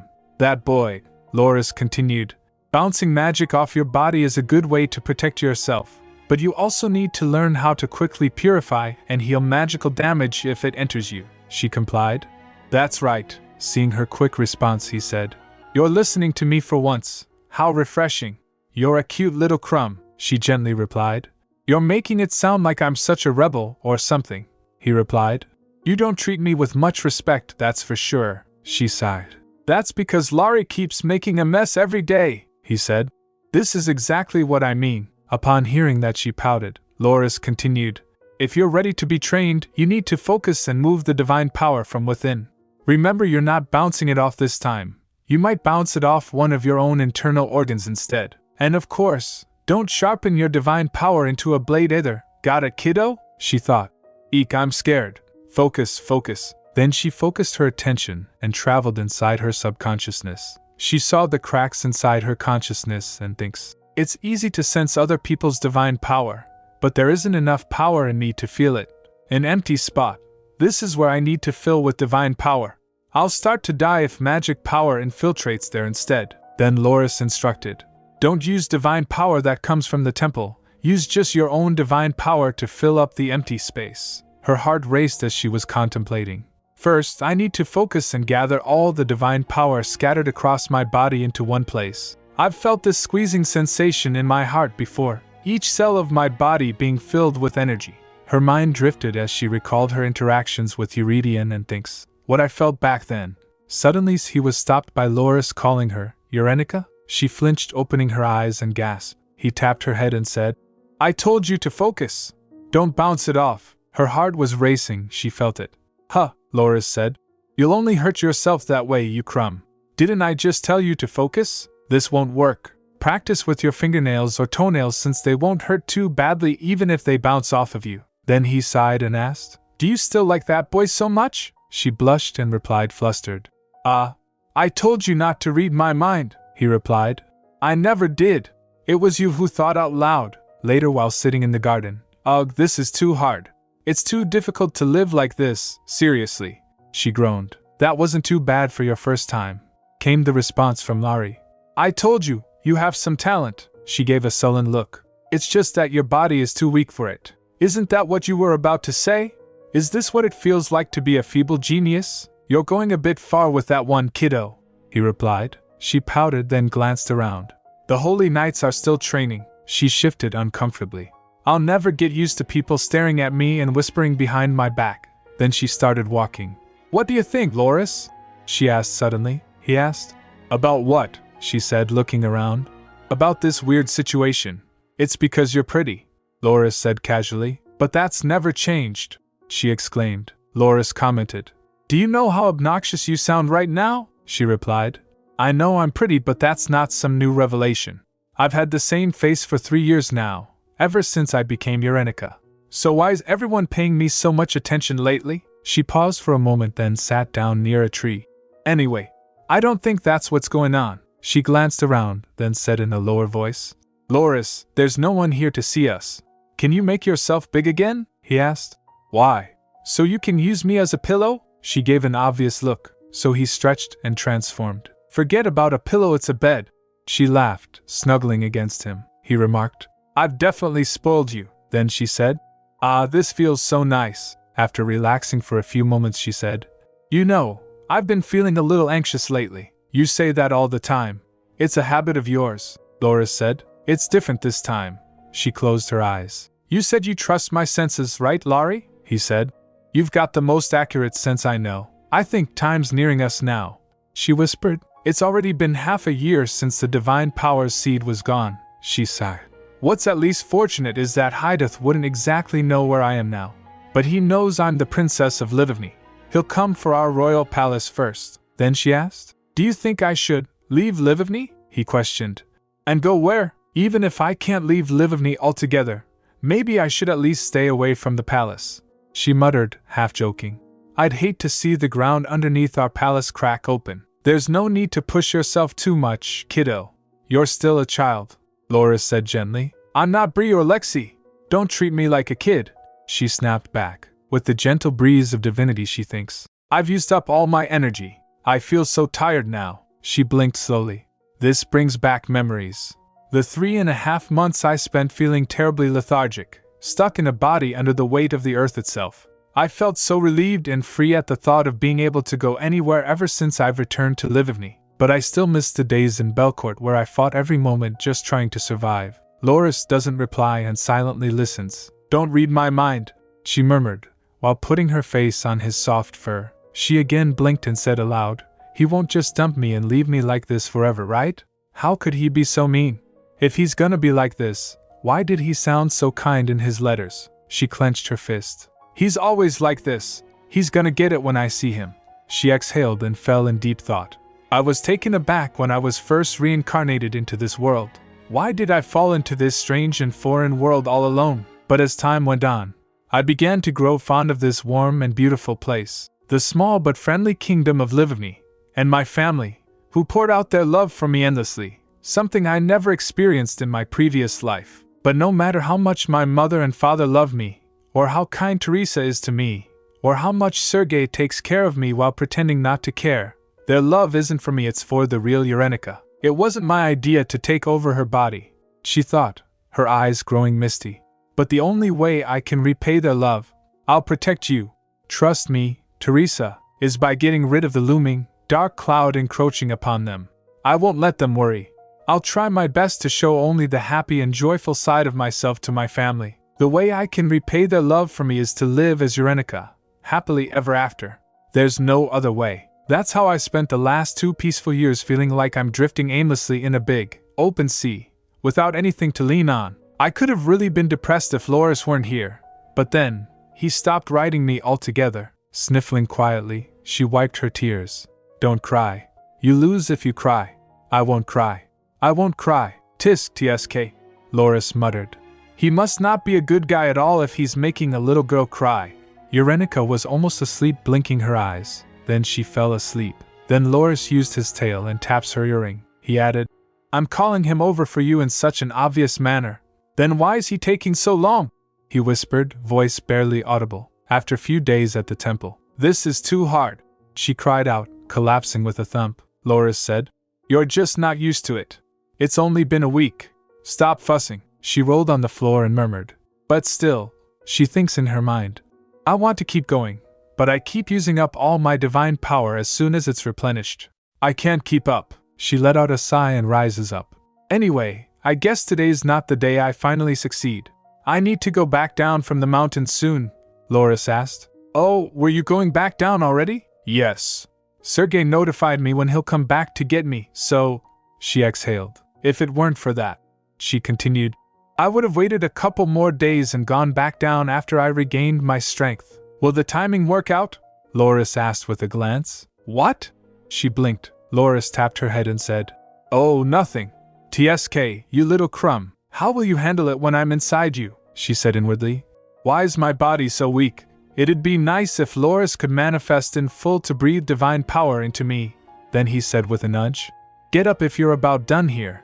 Let's go, she stammered. Jay, just a little more. It takes half a day on a horse to get back to the palace. I'll be tired again right away, Loris remarked. That was plenty. It won't take that long to get back either, she replied sobbing. Hold on. 10, no, 5 more minutes, but he continued nudging her. Come on, let's go. Hurry. Outside, Sergei greeted her while holding reins of 2 horses. She replied looking withered. Long time no see. He gets surprised. What's with your face? Are you not feeling well? It's proof that I'm living life to the fullest, she answered, her expression withered. He checked her forehead saying, You're not making any sense. You must be really sick. After checking, he said, You don't have a fever though, she replied. I'm aching all over, but don't worry. I'm hungry. Let's get dinner before we go back, he asked curious. What did you do at the temple that you're feeling this sick? You look so weak, like you haven't eaten anything for a week. Do the priests starve you in there? She punched him. Oh, come on, he complained groaning. But you can still hit hard. Then she pulled her horse's reins and asked him. Anyway, you're not gonna tell Mom and Dad again, are you? He doesn't reply. She snapped. What kind of answer is that? I'll beat you with these reins if you don't give me a straight answer. He flinched. Fine, I got it. Then she gets on horse saying, I still haven't forgotten how you blabbed to my parents and sister about my physical condition, he replied. How could I keep my mouth shut and pretend not to know about something like that? She thinks in her mind. I know, but it was too much. I don't know what he exactly said, but my family thinks I'm so ill that I'm just counting my days. Now they think Belcourt's the land of the devil, and the king of Belcourt is somehow the king of devils. Her anger was rising in herself. Then she said, Forget it, you traitor. As her horse began, he said, At least put on your hood, Eurenica. Then they went to the town. They reached at night time. The streets were still bustling. Looking around, she said, Is it because it's a holiday? It's still pretty busy around here, he replied. Maybe. Are you going there again today? Arthur's wine barrel? She asked. Why? Is there a different place you've checked out? He said. No, let's go there. We had to eat somewhere else last time because there weren't any empty tables there. Then he stopped for a moment. Wait, hold on. Let me fix your hood, she said. It's nighttime anyway, do you have to? She stopped talking in the middle as she felt someone's gaze and looked back. Huh! She looked back and thinks, a strange sense of déjà vu. Her earring clinked as from a breeze of divinity. She wondered, was that the wind? Then Sergei pulls her hood abruptly. I told you to keep your hood on, right? She looked at him as in shock. He asked, Why? Did you see something? She began. The wind, then retracted. No, it's nothing. It was just the wind. Let's go. Her hunch was correct. Someone was hiding at the corner behind her in a hood. The person grits his teeth and said, How annoying. Then they entered an inn. With the sound of jingle, the owner greeted them. Welcome. Sergei looked around and observed. Why are there so many mercenaries here? Then they sat down. As the waitress came for order, Sergei asked Eurenica. The usual, right? She replied. Yeah. Then he ordered 2 special meat stews and… Eurenica was hiding Laurie in a bag. He pulls his head out and said, I need to breathe, she said. Just a little longer. Do you want some carrots? He agreed. Yeah. Not understanding, Sergei asked. A wolf's eating vegetables? She replied. Come on, you've seen this before, he said. It still shocks me every time. Where'd you pick up that wolf anyway? Laurie frowned. Pick up? How disrespectful, she said to Sergei. How many times have I told you? This cutie was lost, so I brought him with me. See? Isn't he cute? He asked suspiciously. What kind of wolf never grows up? He's got the same eye color as you too. How could an animal have the eye color of the royal family? After hearing that, she thinks in her mind, our matching sky blue eye color is proof that I'm the summoner of Loris. I was told my soul's now tied to Loris since I summoned him. I guess the eyes really are the window to the soul. Then waiter came. Pardon me, here's your dish, Sergei remarked. Great! I love Arthur's wine barrel. Let's enjoy our meal. Suddenly Sergei was interrupted by one of his friends. He choked him almost jokingly and said, Sir Sergei, I thought you said you were going right back. Sergei frowned. Ugh, can't you see I'm eating? Leave me alone, Rix replied. What are the chances that we'd run into each other at a bar like this? Don't hurt my feelings. And who are you with? He replied, coughing. Don't worry about that. Go away, Rix. Let go of my neck first. Sergei agreed to go with them. He said, Fine. I'll go with you. He turned to Urenica and said, I'll come right back. Stay put and wait for me here, she replied. Don't worry, I'll be right here. Then Sergei said, Ignore anyone who comes to talk to. He was talking, but Rix dragged him away, saying, Let's hurry it up, sir. As he dragged Sergei away, two men who were sitting near Urenica's table glanced and nodded to someone, indicating something. Meanwhile, Sergei and his friends were enjoying themselves. Don't be so stiff, someone shouted. No, I really can't. I'm with someone, came the hesitant reply from Sergei as his friends were forcing him to drink. They shouted in unison to Sergei. Chug, he agreed. Fine, I'll drink it. Looking at them, Urenica said, Wow, I guess kids around that age grow up fast. Aren't you two the same age? Loris teased. She giggled. Yes, but still. Sergei feels like a little brother I should take care of. She's 27 years old inside, Loris remarked. You're both little crumbs. In your eyes, I'm sure, came the dry response. But, Laurie crawled out of the bag. She rubbed his belly and said, The way he is, it comforts me too. Meanwhile, Sergei was chugging on his drinks. Hey, little pebble, Laurie called softly. She replied. What is it? He asked. Do you not sense anything? Then he hopped down and went under the table. She asked, confused. H-U-H? Where are you going? Nowhere, he answered. I'm just more comfortable down here. Well, this is new. She tilts her head. You're usually bugging me to hold you day and night. She thinks in her mind. He normally never wants to leave my side, saying that he's weaker when he's far from his summoner on Earth. What's gotten into him today? As she was about to take a spoonful, her earring clinked due to divinity. She blinked, wondering, what am I sensing now? She looked around. What am I seeing? She clenches her hand and thinks, is this a dream? She blinked again in disbelief. It must be a dream. Then someone tapped her hand and she was overflowing with divinity. She realized, no, it's not. Then Eurydion appeared in front of her. Seeing him, she quickly clasped his hand and squeezed it. She was almost teary and said, It's a lie. Eurydion replied, That's not it either. Then she pulls his hood and said, Follow me. Then they went outside. She pushed him against the wall. He smirked. You've gotten more feisty since the last time She cut him off. Be quiet. She was still in disbelief. She asked, Is this a prank? He kissed a string of her hair and said, No. You've asked me that 3 times already. I got tired of waiting for you to write back, so I came in person. Her heart raced after hearing that. She shouts, What? You're the one who never wrote me back, he said. Is it? She bites her lip in anger and asked, Is it really you, Eurydion Belcourt? He leaned close to her and replied, Who else could do this? Who dares to get this close to you? She asked. Are you an illusion? A phantom? A mirage? Or maybe I'm just so tired I'm dreaming while standing up. Or, he asked, leaning more close, or, another man who keeps bugging you to be in your arms day and night? She stammered. What? What do you? He continued.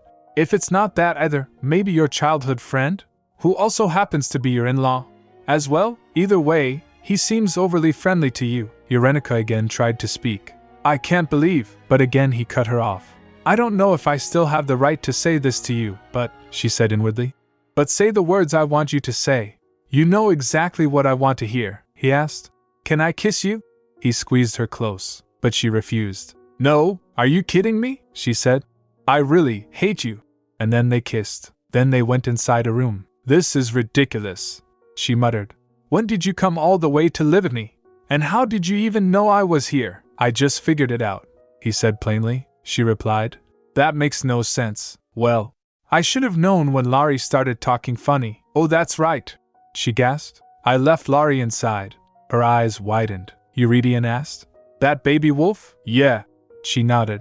Hold on, let me call him over. She was about to open the window, but Eurydion grabbed her hand gently and said, We don't need anyone bothering us right now. Her heart raced after hearing that. She said, But Laurie doesn't bother me, she admitted, flustered as she was blushing. Eurydion embraced her and said, He does. Then they have a lovely time together. Their misunderstanding cleared.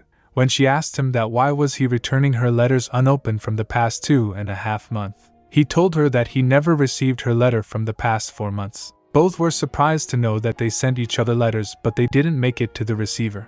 Eurydion told her how hard it was for him to endure all this time. The next day morning, as Eurenica was about to leave, she asked him where he will stay. He told that he don't know, Count Ivan will manage that. She was surprised to know that the Count also came. Then Eurydion asked her, Marry me, she replied, flustered. No, wait, he insisted. Marry me, Eurenica, she asked. What would you do if I said yes right now? He blinked, then said, If you said yes, you and I would go back to Belcourt immediately, she then asked. And if I said no, then I'd kidnap you again like I did in the past, she said inwardly. Isn't that the same thing? Ha! Stop saying strange things. Actually, sit down first, Eurenica said, flustered. She looks at him and thinks, I can't seem to get a handle on what this man is thinking, she said. What are you thinking about right now? He looked at her with a smile. That I'd like to kiss you, she shot up, embarrassed. Not that. I'll propose to you properly once we get back, he said calmly. But right now, all I want is a yes from you. A simple nod will also do. He clasped her shoulders, looking more serious than she'd expected. I know you're not the type to say something like this out of nowhere, she said, puzzled. Did something happen? The Belcourt purification work is almost finished, he replied. And? She pressed. He continued. And? I just feel insecure for some reason. It came as a shock for her. Insecure? About what? He said. The sacred seed has disappeared, so it can no longer be traced. You already know this, right? Yes. She nodded. Laurie told me. That's why, he said. I just feel like you shouldn't be left alone anymore. I'll make sure to protect you this time. I won't let what happened 2 years ago happen again. She blushed, her heart was racing. As he was looking at her, she said in her mind, Don't stare at me like that and use that voice to beg me, she said. I feel like I'm going to get enthralled. No, get a grip, Eurenica, she whispered to herself. Then she remembered Loris's words and thinks, It feels like the calm before the storm. Is there even a point in going back to Belcourt now? Marriage would be nice, yes, but now's not the time. He nervously looked at her, then asked, Should I take your reaction as a complete rejection? No, that's not it. Your marriage would be a grand event, she explained, shaking her head. It's not something to be talked about lightly, as if it were a simple tea party. It doesn't matter, he said. It matters to me, she countered. Also, is it really all right for you to be away from the Imperial Palace for days like this? Yes, he said without hesitation. I took care of everything before coming here, she gasped. Everything? He explained. It's because I planned on staying here if you rejected me. Well, I expect things to be running fine without me for about a month. If you're worried coming back with me, he continued, then let me stay with you. I don't want to leave you by yourself. It makes me uneasy. What? She whispered. I want to stay by your side, no matter what. I came with that intention.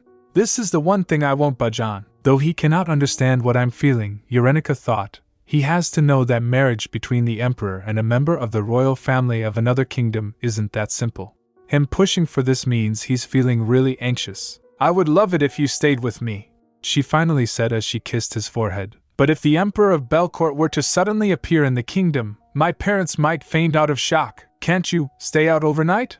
He asked gently. I never thought you'd suggest such a thing, Your Majesty, she teased. She suggested.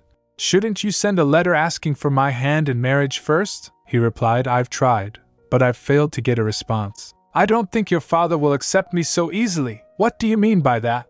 She asked. I feel like he already supremely dislikes me, he admitted. I won't be able to change his mind even if I send him hundreds more letters. I'd be grateful if he simply opened one, he added with a sigh. My father? But why? She asked. He replied.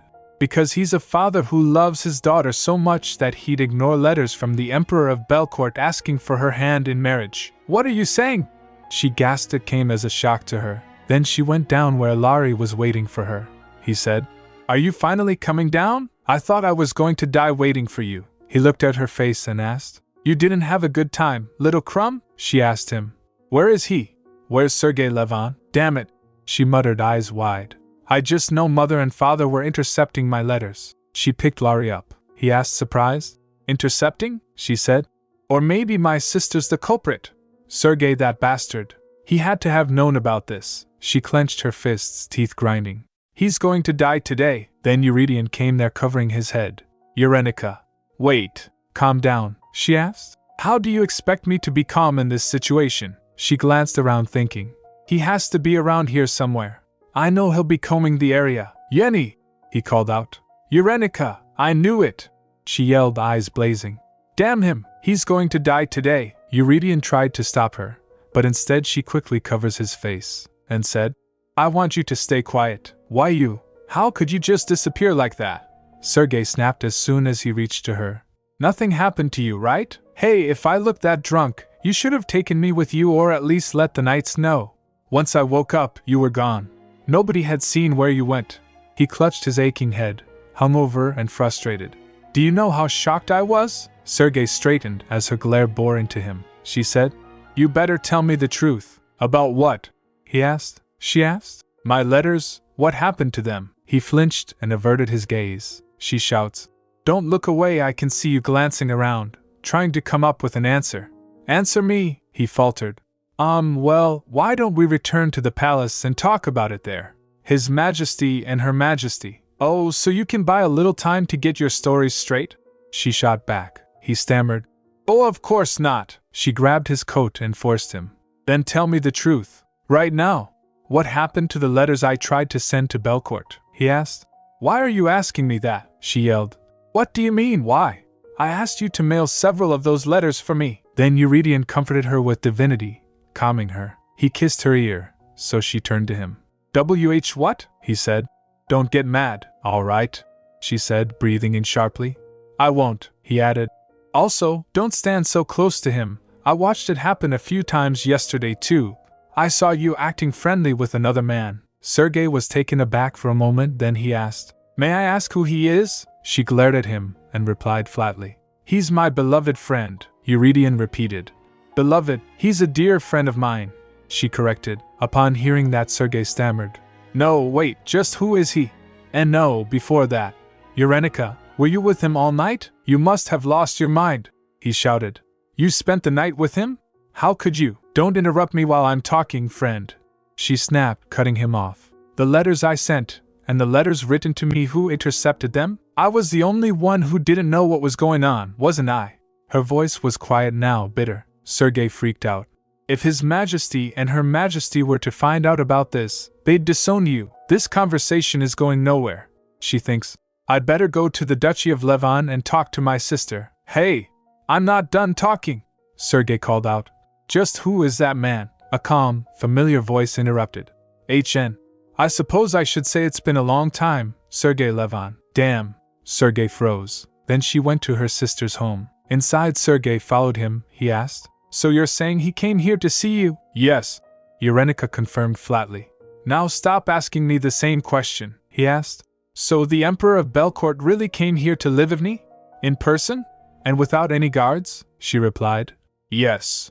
I also think what he did was outrageous. But that's what he did." "But still," Sergei protested. "He's a man, and if you keep talking like my mother, I swear I'm going to pinch you," Eurenica warned. Sergei asked, "Don't tell me, you're planning on bringing him into the palace?" "Yenny!" She beamed so her realized her answer. She thinks to herself, "I can't leave the Emperor of Belcourt on the outskirts of a foreign kingdom. So yes, I should bring him into the palace. And then I'll find out why his letters asking for my hand in marriage were being ignored. Oh, before I forget," she added, turning back with a serious expression. "What?"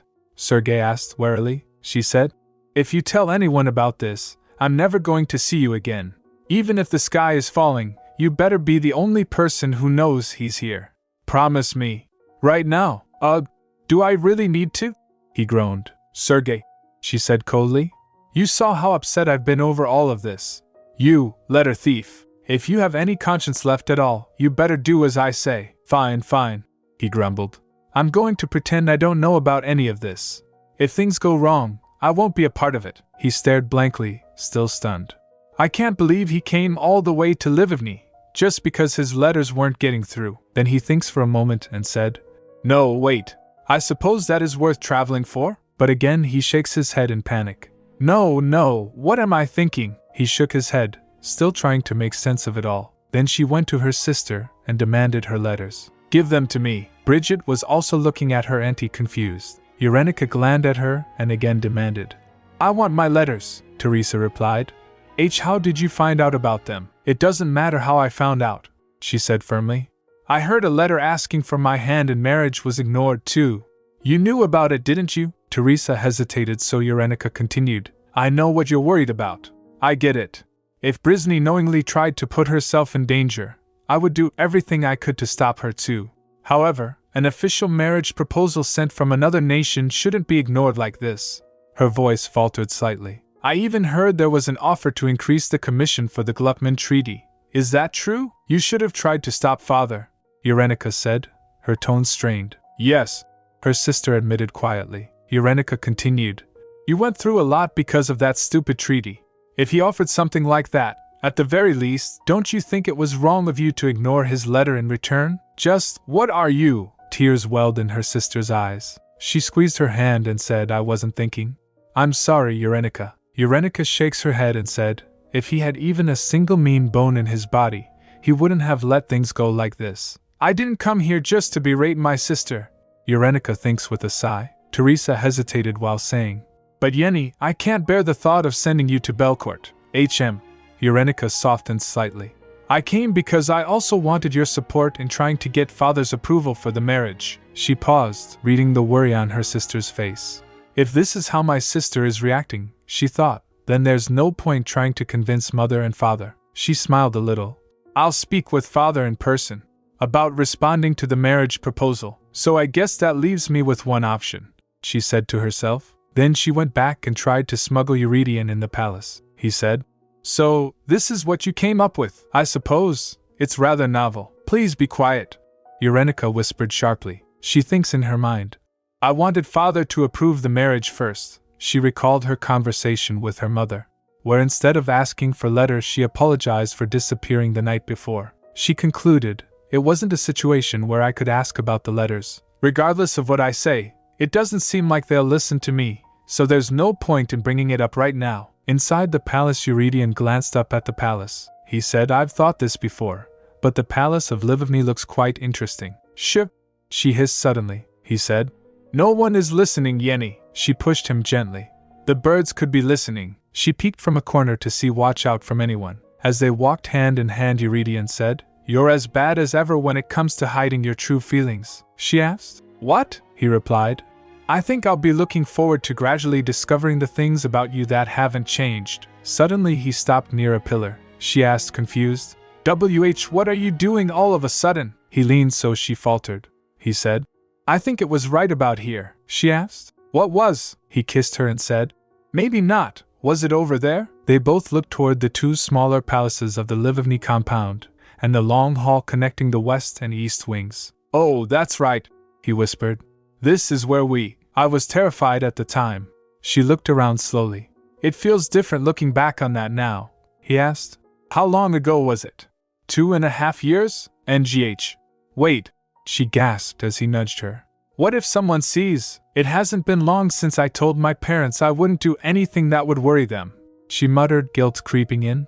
A prick of conscience. No one will see. Don't worry, he said softly. She thinks, there's no one here, but that doesn't mean no one will see. Then she turned to Laurie. Laurie, are you sleeping? She smiled. I guess he's sleeping. Who is? He asked, blinking. Then both of them stared into each other's eyes. Then she said, You can kiss me now. Or maybe I should be the one to kiss you. She teased gently. But my hands are full right now. She stared at him. You always seem to say just what I want to hear. She whispered. That's how the man who snuck over the border ended up hiding in palace in Livivny. 2 days later, Eurydion said to her, Let's go back. She refused. You should go back. He glared at her. I thought you loved me, she replied, flustered. That's different. If that's how you want to put it, I'm not going to follow you because I love you, he said calmly. But you can't hide me here forever. She thinks in her mind. He knows his face is my weakness. He's doing this on purpose. Anyway, hup, she sighed. The situation has completely reversed from 2 years ago. The guest has become the host, and the host has become the guest. The person who was trapped is now the trapper, while the trapper has become the trapped. And one other thing that had also flipped. This time Eurydion was the one pestering her to marry him. She snapped. Say that again one more time, and I'll run away. Why? He teased. Does me saying it make you feel bashful? 2 years ago, you used to say it to me quite a bit. In fact, all the time. Don't compare me to you, she huffed. Your ability to do damage is far greater than mine, he replied. Now do you understand how I felt back then? She felt embarrassment and anger at the same time. Then she tried to snatch the book from his hand using divinity. He gets surprised for a moment, then smiled. He used his divinity that was overflowing to protect the book from her reach. Not a chance. Wow, this is incredible. Wait. No. But still, this is fascinating. She stared, stunned. She thinks, observing the divinity. The strong and intricate flow of divine power. There isn't any room for any other power to interfere. He's practically a walking divine power factory. It's not like you were completely clueless, he said gently. I didn't know much back then, she admitted. I guess, the more you know, the more you notice. Can't you just give me half your divine power? She asked. If I had that, there wouldn't be a single thing in this world I'd be afraid of. You can have it all, he said without hesitation. Just marry me. She blushed, then turned her head, saying, You keep circling back to this, he said, looking at her face. Hold me, Eurenica. Kiss me. She was still blushing but refused. No, I don't want to. If I say yes, I know you're planning on taking me to Belcourt and keeping me hidden away. He became anxious after hearing that. She thinks in her mind. It was almost strange how uneasy he looked, but now I understood. He came because he figured out what I was hiding. He knew Hyde Th is the one pulling Celia's strings, and that I could become Hyde Th's target instead of him. If I follow him and stay under his protection, I wouldn't have to worry about dying anymore. However, I would have to worry about Hyde Th targeting him again and him losing his life. I've tried so hard to change his fate. I can't let things go back to the way they were. You cannot change my mind, she said firmly. Unless you give up on that plan, I won't follow you to Belcourt willingly. I'm going to read, she added, demanding the book. Please give that back. He stared at her for a moment. All right. I understand what you're saying, but I have to keep trying, he replied softly. I don't ever want you to fall into danger again, she said. I feel the same way, and I won't accept I'm fine as an answer from you any longer. After hearing that, he said, Then smile for me. He tapped her hand while giving her the book. She blinked and asked, I haven't upset you, have I? No, of course not, he said gently. She gets anxious thinking, why do I feel like I've wronged him somehow? Should I have ignored everything and just held him when he asked me to? Then she placed the book down and said, I'm not upset either. I just worry about you. I know. He smiled softly. I'd just rather see you smile. Then she looked in the glass at her reflection and asked, Have I changed in some way? He replied, You look even more beautiful now. Please don't say things like that, she blurted, flustered. At least warn me first. Then he went ahead and kissed her. She recalled her conversation with Laurie. Laurie explained, Your changed appearance? That's most likely influenced by your soul's state. What else could it be? The strange energy is still strong, but you were exposed to divine power for a long time. This probably means your unstable soul is assimilating back into your body. Since that shell of a soul has begun to melt into you, it's only natural to notice some changes. He added, If you were next to that child, you'd probably change even more, and faster too, she asked. I see. Does that mean my soul will no longer get flung from my body like it did before? He replied. That will depend on how much you train. She flinched as she remembered that. Oh, that's right. Why didn't I think of that, Your Majesty? She asked. Can you show me how to use divine power to self-heal? He asked. Self-heal? Why? Are you hurt somewhere? She replied, shaking her head. No, I'm not, but I'd like to prepare for the future. Just in case. I've learned how to deflect magic and counterattack, but I still find it difficult to use the divine power I have within me. I see, he said, thoughtful. It's something you need to feel for, so it's hard to put into words. I've never had trouble using divine power within me. Here, try and feel it for yourself. He clasped her hand, explaining. As she focused, she drifted into his subconsciousness. There was divinity all around. Wow, she whispered. The energy feels sharp and raw. It looks like the real genius has been in front of me all along. But is it always like this? She asked, overwhelmed. Yes. If I don't rein it in, he said. Is it overwhelming for you? Then he controlled his divinity and said, I'm sorry. I should have been more careful. It's all right, she stammered, he said. Raw power is harsh and unstable. You're typically supposed to keep it in check since it's so easy to channel, she gasped quietly. I couldn't even begin to try and read it. You're incredible. It's not my power, he said humbly. It's just something that's been passed down to me by my ancestors. Then he checked her pulse. She laughed. I'm all right now, Your Majesty. I was just taken off guard like when I first went to the temple. I'm really all right now, he replied. Since it's a power that can't detect magic, it's not useful when it's really needed. I know that, she replied. It's something that even Loris can't. Even Loris? He raised an eyebrow. She beamed at him. So you probably can't either, he said. Well, I suppose. Then she said inwardly, nice save. She exhaled slowly. I've become keenly aware now that I'm able to fully feel divine power. Eurydion has the strongest divine power. That's why Soliae and Hydeth went after him. Then she huffed. I feel like I'm holding a great man back. I don't know, he murmured. It seems to me like you don't trust me. What? She asked, startled. How did you come to that conclusion? He continued. You don't have to learn how to use divine power if you stay with me. Oh, of course, learning how to use it is for your benefit. But somehow, it makes me think that you don't fully trust that I can protect you. She gets anxious after hearing that. He thinks I don't trust him. But that's not it. Well, maybe that was what I was thinking.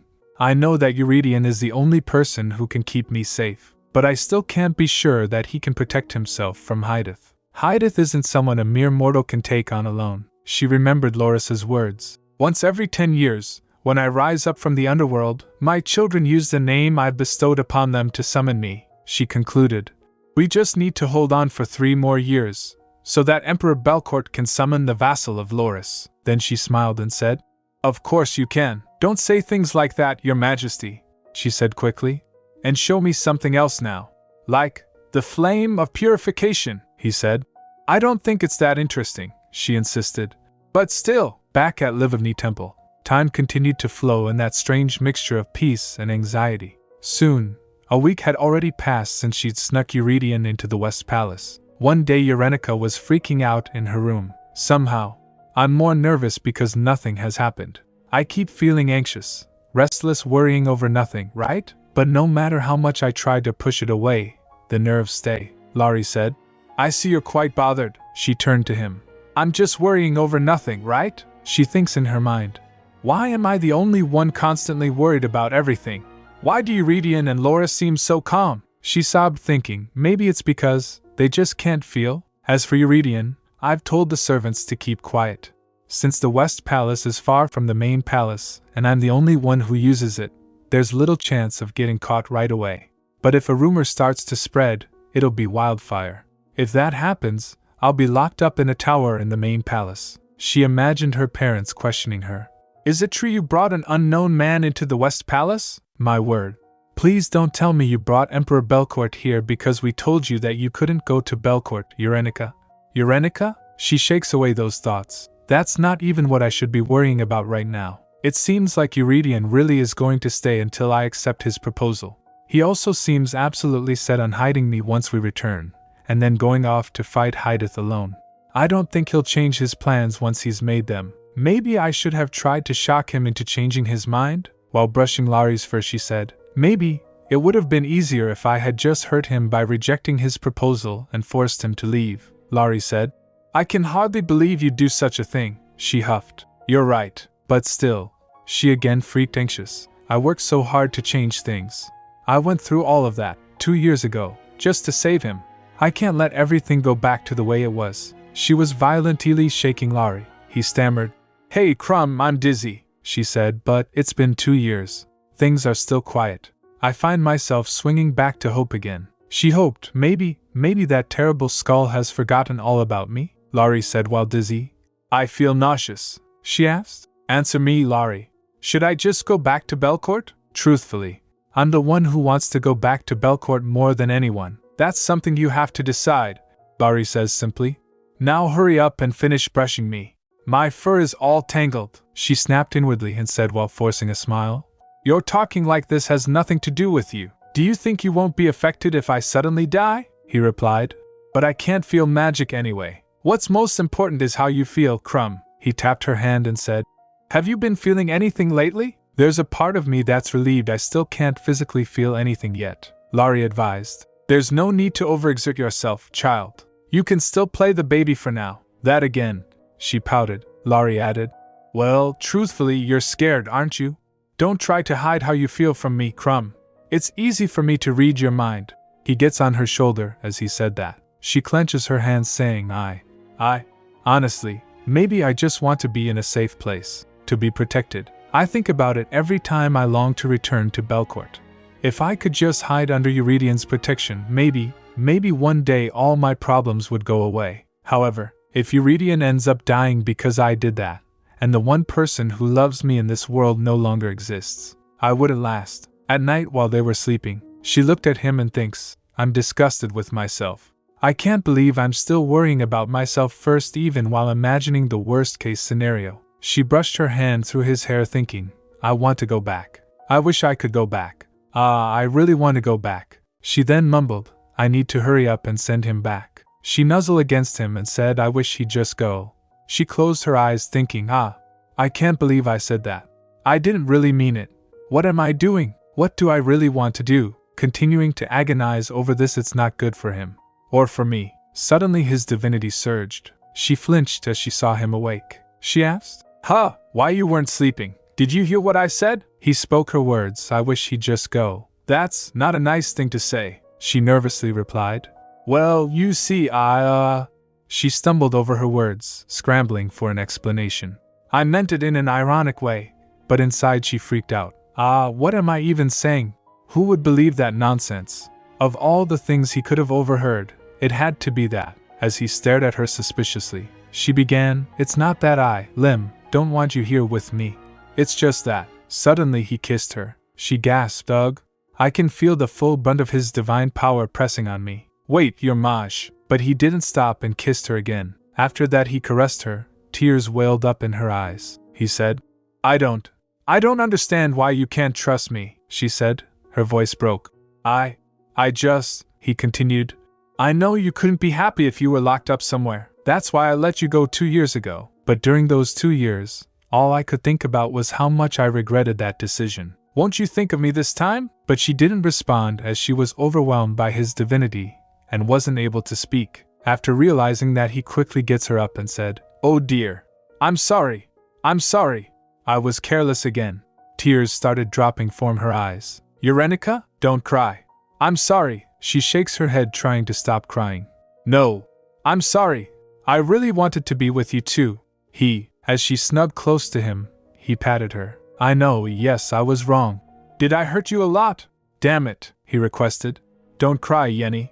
Please, show me your face. She shakes her head in denial. She cried thinking, I really don't want to send him back. I want to stay here with him. Eurydian thinks, it feels like I've just kicked someone when they were already down. After that night, Eurydian treated her even more delicately, as though she was made of glass. He was careful during divine power training, too. After what happened yesterday, your inner divine power might have been disrupted, he said.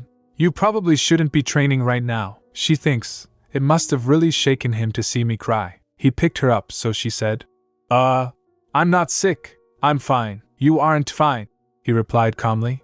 Do you still have that habit of saying you're fine when you're not? But it's true, she pouted. She thinks in her mind, he didn't look mad or upset, but he was being strangely gentle, almost too careful. Maybe I'm the one who feels guilty. There are definitely things to feel guilty about. Keeping things secret, being stubborn, ending conversations by crying, even when she didn't mean to. Later while having tea she began. Your Majesty? He replied. Yes, she said. It's already been a week. Don't you think Count Ivan will be waiting? He glared. Who? She played it jokingly. And never mind, you're silly, he said. She thinks in her mind, because of that, I've been tiptoeing around him too. This whole topic has practically become taboo. And on top of that, I keep sensing magical energy from somewhere. I'm on edge. Still trying to keep the servants quiet about Eurydion being here with me. Times pass quickly while she's been buried in these worries. 2 days later, Bridget reached West Palace while playing. She stared at the palace and wondered, where Ami? She was playing hide and seek with Alexio. Lexi! She peeked out. Where should I hide? She tried to find Alexio, but there was no one there. She was about to cry, but she remembered her aunt's words. Don't cry. Brave girls don't cry, right? She clenched and steeled her resolve. Bree isn't going to cry. Then she went to the garden while roaming there. She looked around and said, Am I the only one here? She was about to cry again. Suddenly she heard a voice. Why are you doing this? Come on, Eurenica shouts. Have I done something wrong? Bridget quickly turned to the voice. That's Aunt Eurenica's voice. Eurenica was shouting. Don't read it! If I've wronged you in any way, Eurydion said aloud. Please tell me. I'll at least try to be better. Bridget walked towards them. I told you not to read it. She tried to snatch the letters away. Give it back. I must have been out of my mind. I shouldn't have given him those letters. Why not? He asked, half teasing, half curious. Aren't these the letters you tried to send me anyway? That's why you gave them to me to read, didn't you? I didn't mean for you to read them out loud. Her voice cracked slightly. He read again. If I don't get a response this time, I'll stop writing to you altogether. He paused, then smirked. Your tone really changed over the course of a few days. Come on, she protested, trying to snatch them back again. He said, I could see you getting angrier even in your letters. She quickly snatched them out of his reach. If you keep doing this, I'm going to read them all out loud. I wouldn't have a problem with that, he added with a grin. Fine. I won't read them out loud. She relented, then softened. Come here. You're about to fall. Somewhere off to the side, Bridget was observing them. Who is Auntie fighting with? Auntie's acting strange. She fights, gets mad, and then laughs too, Eurydion replied. I don't want to. You're making that face again, he chuckled, pulling her close. I thought you'd become a bit more aggressive since the last time I saw you. I didn't realize you were showing signs of that in your letters too. Keep talking like that and I won't let you touch me again, she warned. Eurydion apologized. All right, I'm sorry. Bridget looked at Eurydion and said, Pretty. Eurenica said. You shouldn't be out here this long, she said, glancing around. Someone might see you. I didn't think I'd enjoy being locked up, he admitted. But it's not bad. Eurenica stopped him from talking by covering his mouth and said, My goodness, locked up? Is there anything you won't say? She scoffed quietly. Bridget wondered, looking at them. Are they fighting again? Eurydion then hugged her to calm her down. Bridget thinks maybe they aren't fighting. Are they playing then? She said, looking at them. Bree wants to play too. Then Laurie appeared near her and whispered. Children shouldn't be looking at such things. Bridget stumbled, suddenly seeing Laurie. He continued. You shouldn't interrupt adults when they're on a date. Let's go. I'll take you back. He dragged her away. The next day, she came back. She was extremely curious about the person with Eurenica whom she never saw before. At first she looked for her aunt, but after not finding her she decided to play by herself. She tugged the swing under the tree and said, I'm going to play by myself then. She gets on the swing and it flounders. She was about to fall. But Eurydion caught her. A soft voice drew her attention. A child? Bridget looked at him and said, Pretty. He picked her up, she said. Pretty person. The small girl stared up at him, wide-eyed with wonder. A pretty person, a good person, he asked her. I wonder who taught you those words? From my auntie. She beamed. I wonder who this aunt is. He thinks, recalling Eurenica. He wonders, what are you supposed to do when meeting a child? He puts her back on swing and asked, What's your name? Bree. She answered proudly. He repeated, Bree? The child replied, Yeah. He noticed those sky blue eyes. Wait, are you a live-of-me royal? He asked. She clearly replied, Bree is Mama's daughter. Then she stretches her arm and said, Please hold me, he asked. You want me to hold you? Yes. She chirped enthusiastically. He thinks in his mind, the only physical trait she shared with Eurenica was her sky blue eyes, but her way of speaking, her mannerisms, they were so similar, I couldn't seem to say no. He picked her up and awkwardly said, I guess I'm pretty whipped. How did you end up here? She tugged his hair and said, Sparkle, sparkle. It's the same color as Laurie, Eurydion remembered. Laurie? Laurie! Ah, that wolf, he thinks. If this young child knows about Eurenika's wolf, then, he said, you must be Bridget, so that's why you called yourself Bree, he murmured. How did you get here all by yourself? I walked a lot, she said proudly. Ah, I see. Yes, he supposed she would have had to walk quite a bit to get there, he asked. How old are you? I'm 3, she beamed. Well, Bree would like to ride the swing. The swing? Sure, he nodded. Then he puts her down but noticed her hesitance, he added. I thought you said you wanted to ride the swing? No. Together, she declared. Together, he repeated, realizing she didn't want to ride it alone. Then while on swing with Eurydion she hummed. Climb the mountain and pick me flowers, she sang out, imitating someone.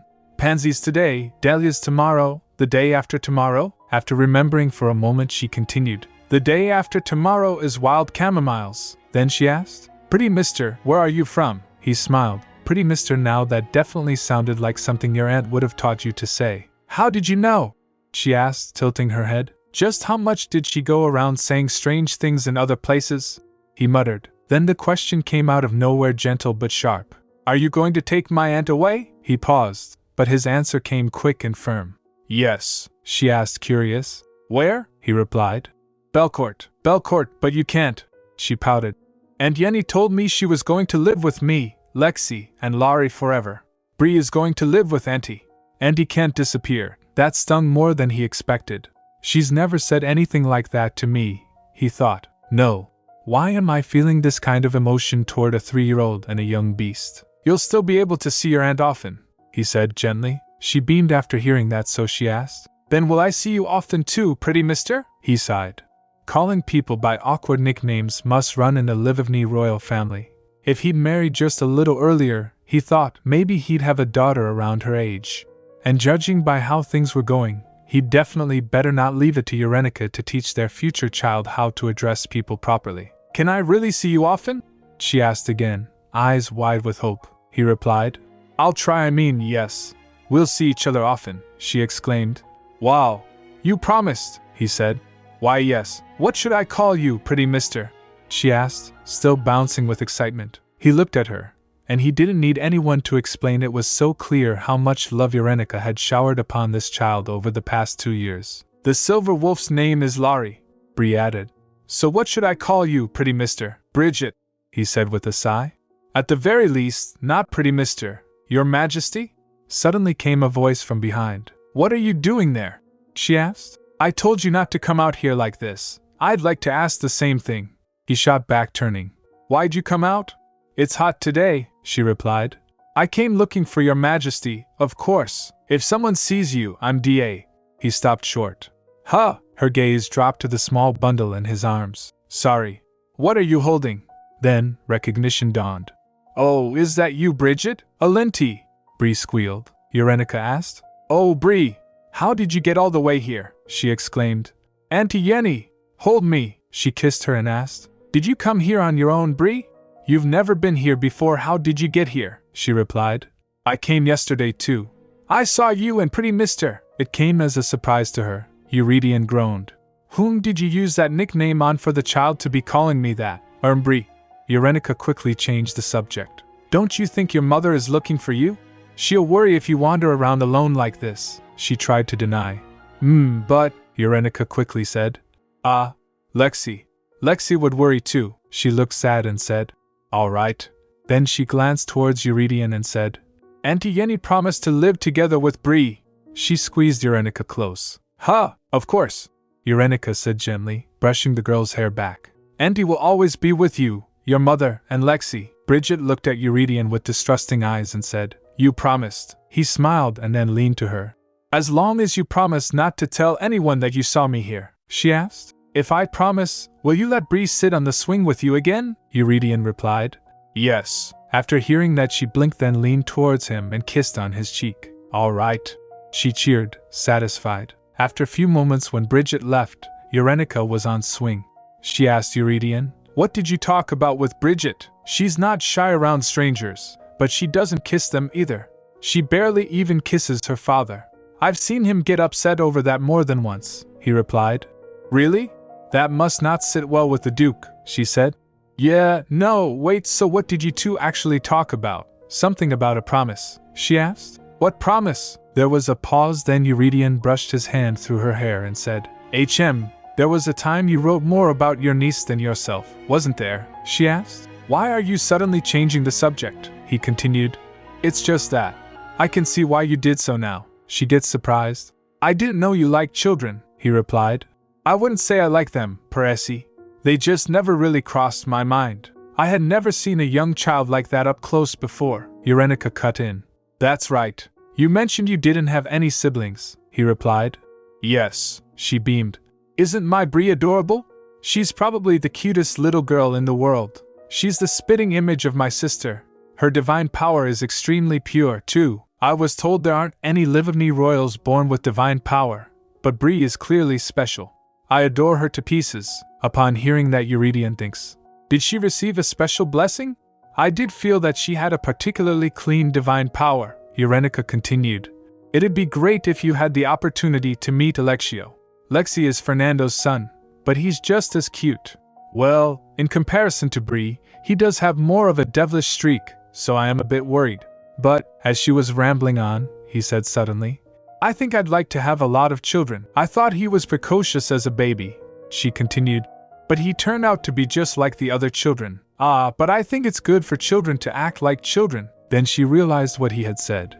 Wait, what did you just say? He grabs a string of her hair and kissed it, saying, I think it'd be nice to have a noisy palace. 6 sounds like a good number, doesn't it? She was taken aback at his answer. He continued, No.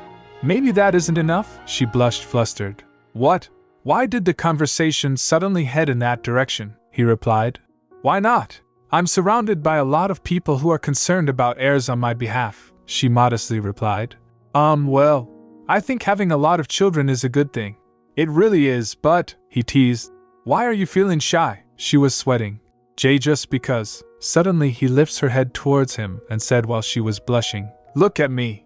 I think it would be really nice to see children who look like you running around the palace. What do you say? He kissed her. She replied, blushing. Alright, then he said. So let's go back. Then he straightened and said, I'm sorry about what happened that day, she asked. Pardon? He continued. For not controlling my power better. I also didn't mean to push you. Well, she faltered and thinks. I didn't think Eurydion would bring it up first. How should I respond to him? However, he said gently, I hope you can understand where I'm coming from. You told me you loved me, she quickly said. I do love you. I'd be lying if I said those words didn't shock me. It's because I have a tendency to overthink things, she said. I just had a lot on my mind that night, after hearing that Eurydion thinks, but I have an inkling as to why she said it. I also know she didn't mean it. I know she said it because she was worried for me. But seeing her trying to come up with an excuse, she's just so lovable. As he smiled, she noticed and asked, You're enjoying this, aren't you? He chuckled. Maybe a little, she snapped. Ugh, seriously? Do you know how bad I felt these past 2 days? I felt like I had wronged you, like I had done something bad, he replied, trying to calm her down. You did do something bad. He leaned close to her, and he said that. She shouted, Yes, I suppose so, but wait, get away from me, he asked, saddened a little. Really? I can't kiss you, she replied, flustered. I feel attacked by you saying things like that with that face, he countered. I never attacked you though. Then he lifts her chin up and stared at her, thinking, I continue to want to keep her within my sight and reach. I want to make sure she's never put in danger. She asked him, why are you looking at me like that? He answered, I'm fairly certain I have a fixation issue. Maybe it's a side effect from having stayed apart for so long? She asked, confused. What side effect? He replied, Don't worry about it. Then he thinks in his mind, she'd be terrified if I told her the truth. I also made her cry 2 days ago. I couldn't control my emotions. Instead of regretting it later, maybe it's better if I put up defenses, even if Eurenica doesn't want me to. But no matter what, she refuses to let me take on the danger all on my own. If we split the danger, would it really be halved? Or would it become doubly dangerous? Which choice is more selfish? Then he kissed her and said, I don't know either, Yenny. She looked at him for a moment, then said, What's this? He asked. What do you mean? She tilts her head. I didn't say I didn't want to, so why did you stop there? He gets surprised for a moment. Then she gets close to him and said, I'm sorry for saying what I said. I just want you to know I didn't mean it, he said. I know.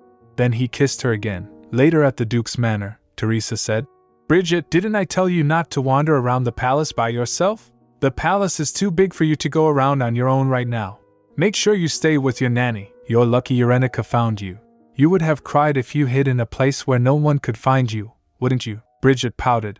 Bree doesn't cry. Teresa kissed her and asked, How did you end up at the secondary palace anyway? She replied. Bree knows where it is now. It's the place with the swing, Teresa asked. The swing? She said. It's where Auntie lives. And where the pretty man is? Teresa tilts her head. Pretty man. She tried to recall. Is there a knight worthy of that title at the West Palace? I see right now. The only man nearby is Sergei. She asked her. Was someone with Urenica? She fidgeted. It's a secret. Bree can't say anything because of the shush. I gave him a kiss too. I want to go again tomorrow. And the day after that. He sparkled like Laurie. She was feeling sleepy. Teresa patted her thinking. A secret? Something must be going on. Also, isn't Laurie Urenica's wolf pup? He sparkles like Laurie. There was something off about my last visit too. I'd better visit the West Palace again soon. Suddenly someone called her from behind. Duchess Levon. Teresa turned to her. Oh, you're here, Miss Rissad. You're early today. The lady bowed, then Teresa continued. The Duke is likely in the study. If you wait a moment in the sitting room, he'll come down. Would you like a cup of tea? She uncovers her head but still had a mask on her eyes. She was Soleil. Thank you. Looking at her, Teresa thinks in her mind. The mage that my husband personally scouted and brought back from the border. I heard she was much more powerful than the mages hired to protect the border.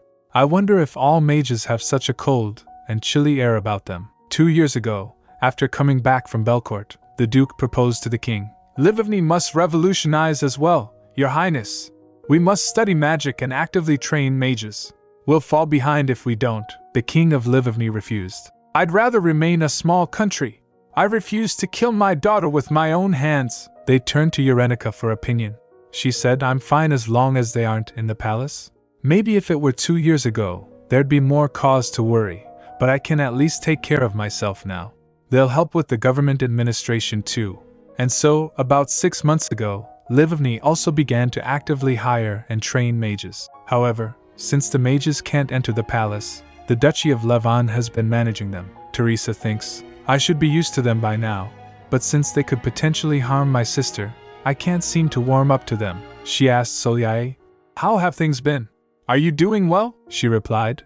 Yes, except for the part where it doesn't seem like there's any magic in this land. Teresa said, My husband has been keeping me updated about everything.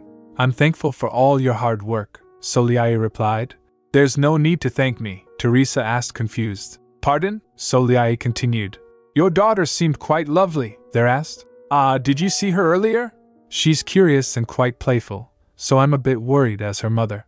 All I want for her is to grow up well, Soleil replied. I see. Then she looked up to Teresa. Then a maid came and whispered to Teresa, Your Grace, the Duke is coming down. Then she stands up and said to Soleil, It seems my husband is coming down now. I'll leave you two to talk, Miss Rissad, Soleil replied. Yes, thank you, Your Grace. Then Teresa left with the maid. The next day Bridget came to West Palace. She was playing with Eurydion. Looking at them, Urenica thinks, I can't keep him hidden here like this. We're bound to get caught eventually, Bridget said. Pretty uncle, Eurydion replied. I think you like me too much. She asked him, Why are you the same color as Laurie? He replied, I don't know. It'd be faster if you asked your aunt instead. Looking at them, Urenica thinks, Bridget has been coming here for 3 days straight. If she accidentally tells Teresa, just thinking about it makes me shudder. I need to stop imagining it. Then she heard Bridget saying, Bree is sleepy. I want you to hold me. Eurydion hugged her awkwardly, and she fell asleep. As she fell asleep, Eurydion quickly turned to Urenica. She chuckled. He asked, Do children normally sleep this much? Urenica replied, It is past her nap time, but our little princess here must be exhausted from making the long trip here every day. Then she picks Bridget from him and said, Also, Your Majesty, that's not how you hold a child. He gets intrigued, so she continued, I didn't know there was something you were bad at, he argued. You can't be good at everything the first time, she said, looking at him suspiciously. That's true. While patting Bridget, she said, I'd better send her back now. Someone might discover you if she stays here any longer. Then she went outside the room and gave Bridget to a nanny. She instructed, "Take her back to the main palace, Mary." The maid complied. "Yes, your highness." After that she turned to Eurydion. He was looking disappointed. She said, "Are you sure it's not you who likes her a lot?" Then Eurydion hugged her from behind. She sighed and said, "If she keeps going back and forth like this, my sister will eventually figure it out." Then she extends her hand to the doorknob, but Eurydion stopped her by clasping her hand. He said, "I know," he teased. "So how long do you plan on hiding me?" She replied, "If it were up to me, I'd keep you hidden forever, so only I get to see you." He laughed. "I wouldn't mind that either," she said.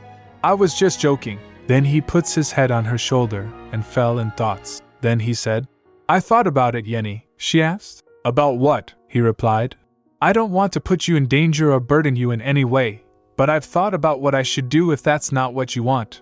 I think I was going about this the wrong way.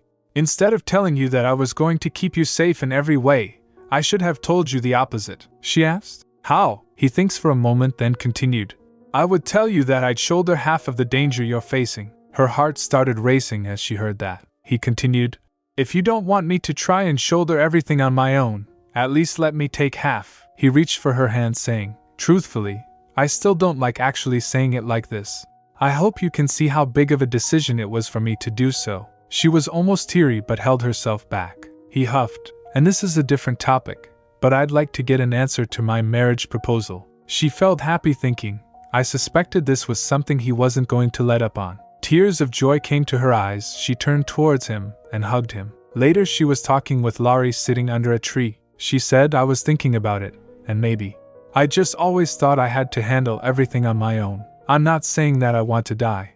It's just Soleil was scary enough, but even she doesn't hold a candle to hide in. However, it's not just me who is in danger. Since I'm the one who changed the novel, maybe I thought I had to be the one to suffer the consequences.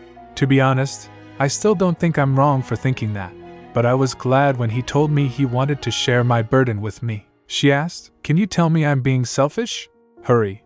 I'm wavering badly right now." Laurie tapped her shoulder and began, "Child, I keep on saying this, but you don't have to wear yourself out or force yourself to play a part." She asked. "Play a part?" he said. "It's all right if you lean on that boy a little more." Then he looked towards the window from where they can see Eurydion standing there. Laurie said, "From what I can see, that child would rather face whatever danger together with you than watch you suffer and die." Then Eurenica recalled her conversation with Eurydion from a while ago, where Eurydion asked her, "Why did you remain by my side 2 years ago? You already knew that Soleil Elodia was the black magician. If you had told me and asked me to let you go, I would have done that," she answered. "Well, I knew how dangerous it was. I couldn't just turn a blind eye and leave," he said. "It's the same for me. I don't want you to shoulder the burden alone. If you feel the same way about me, let's shoulder it together. Let's stay together." Back to present, Laurie said, "Why do you keep on thinking that you have to take care of things on your own? Do you think that if you're alone, things will be alright no matter what happens? You should stop trying to be a martyr. It's exhausting, little crumb. What you're doing to him is cruel. Also, do you really think Hydeth will let things slide if you just stay here and worry all day long?" She snapped. What? Those aren't words of comfort or advice. Was I just cursed?" Laurie said. "Instead of getting dragged away and killed by yourself, don't you think it'd be better to die with someone?" she asked. "This is a curse, isn't it?" Then she calmed down a little and said, "You're not wrong though," Laurie said, "right? After all, I am wise," she said. "Fine. Let's just say you were right this time." Then she stands up and started walking. She recalled, "Perhaps my feelings were already heading in that direction at that moment. I should be honest. I don't want to be alone. I want to be with him," she mumbled while walking. "Yes. Let's go back." That's what I was looking for the opportunity to say. Later Teresa visited the West Palace. She greeted, "It's been a while, Mary. Where is Eurenica?" "I came because I thought I might have a spot of tea with her," the maid stammered as to caught off guard. "Tea, Princess Teresa." Meanwhile Bridget excitedly ran calling, "I'm tea!" Eurenica and Eurydion were hiding. She saw Teresa from the window, and the maid quickly suggested to them to hide in the closet. Eurenica freaked out thinking, "Oh no! Bridget is here too. She must have told my sister about Eurydion. We caught them heading here through the window, and barely had enough time to hide." Eurydion chuckled looking at her flustered. she whispered to him. Don't laugh. Then they heard Mary telling Teresa. The princess just stepped out for a walk, Teresa asked. Really? When? The maid replied. She left about half an hour ago. Then Bridget exclaimed. Bree knows where Auntie goes a lot. The maid flinched. Bridget? Huh. She's not here today, Bridget said. We were supposed to play on the swings today. As they heard that, Eurenica asked Eurydion, Did you promise to push her on the swing? He leaned towards her. She gasped, thinking, he's too close. Her heels struck the door. The maid flinched after hearing that. Teresa also turned to the voice. She said, Huh! Did you hear that? The maid panicked a little. I didn't hear anything, Your Highness. Eurenica's heart raced, thinking, I absolutely cannot get caught by Teresa in this state. Teresa asked the maid. How has Eurenica been nowadays? I haven't been able to check up on her lately, the maid replied. As always, she's healthy and cheery. There's no need to worry, Princess Teresa. Bridget was in the room looking for Eurenica. She peeked from the corner and went near the door. Teresa asked the maid, Well, is she seeing anybody? Has anybody been visiting the palace? Tell me the truth, Mary. What has Eurenica been doing here lately? Meanwhile, in the closet, Eurydion leaned in to kiss Eurenica but stopped very close. While Teresa was saying, It's a bit strange that Bridget keeps on coming here. Eurenica felt angry a little because Eurydion stopped in the middle. She wondered, he normally kisses me more deeply than that. Is he trying to frustrate me? Again, Eurydion gets close to her and whispered, We're about to get caught. It seems, you will no longer be able to keep me confined here. As she was saying, Please ack. He bites on her ear. She pushed his away a little and said, That's mean. You're doing this on purpose, aren't you? He replied. I didn't do it on purpose per se, she argued. Then why did you do that? He said. You want me to not do anything while you and I are in a tight and enclosed space? Don't you think that's mean? She said inwardly. He's so shameless. Then he bumped his head into hers and said, Give me this at least. At first Eurenica's mind went blank, then after a moment she thinks, But my sister and Bridget are out there. Hiding in the closet like this makes me feel extremely guilty and depraved. Then he lifts her chin up and both of them looked at each other passionately. Then she pulled him close and they were about to kiss. But Eurydion retracted and said, We shouldn't be doing this, she gasped. What? He tilts his head. Your sister suspects that you've snuck a man in from the outside. On the outside, Mary and Teresa were talking to each other. Bridget went back to them and called Mama. Teresa said, Bree, can you please wait just a moment? Eurenica glared at him. Did you really just say that to me? He replied. I see no reason why I shouldn't. After all, you're the one who hid me in here. After hearing that, Eurenica huffed and said, Kiss me. If you kiss me, I'll follow you. Let's go back together. That came as a surprise for him. He asked. Really? She replied. Only if you kiss me. Then they kissed. After that, Teresa left with the maid. Eurenica and Eurydion came outside. Then he grabbed her hand and asked with a serious expression, Eurenica, that wasn't just you teasing, was it? I find it odd that you've suddenly had a change of heart. She hugged him and said, I meant it. You can kidnap me and take me away if you wish. I won't resist. You'll let me say goodbye to my family at least, won't you? My beloved Eurydion. He kissed her forehead as he said that. Of course. Then she winked at him. Kidnappings are done best during the day. However, I don't think the timing is right this time. So shall we aim for the wee hours? Later, when Eurenica met her sister, Teresa said, Eurenica? I was just at the secondary palace, and you weren't there. Eurenica quickly hugged her sister. Teresa asked, Huh? What's gotten into you all of a sudden? She replied, Nothing. I just want to do this. You'll understand me, won't you, Teresa? She asked her. What are you saying?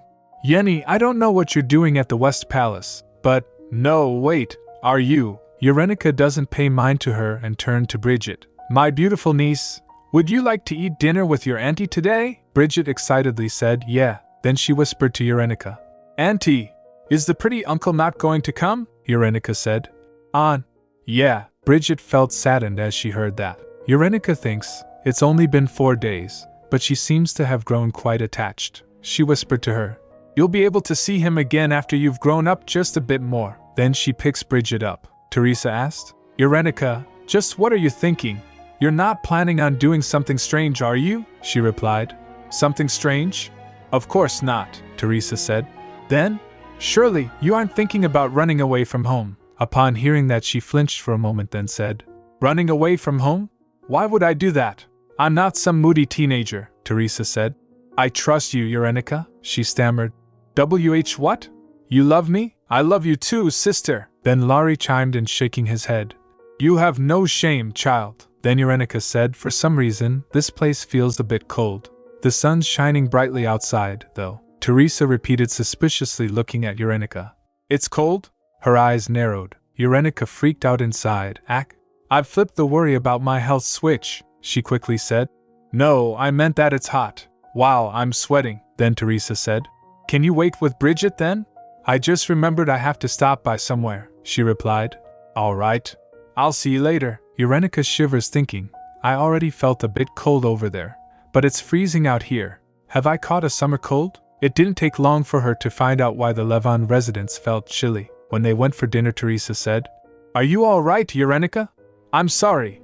If I had known you were coming, I wouldn't have invited Miss Rissad to dinner. Eurenica's heart sank as she saw Soleil sitting at the dining table with the Duke and Sergei. Then Eurenica said, Am I dreaming? She felt an ominous feeling from Soleil and thinks, I thought today felt oddly cold.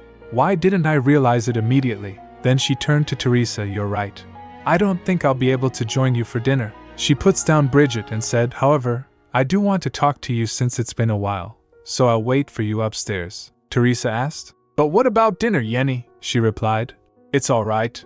I don't feel like eating right now. Then she looked towards Soleil and said, I'll wait for you upstairs. She returned to her room, and as she closed the door she plopped to the ground. This is insane. How can this be happening? Laurie also came through the door and said, What timing? She grabs him and asked, What did you say to me again yesterday? Didn't you ask me how long I was going to wait for someone who might never come? Laurie apologized. Why yeah. I'm sorry. I misjudged. I should have believed you when you said you felt uneasy. Then she released him and said to herself, this is terrible. Why now?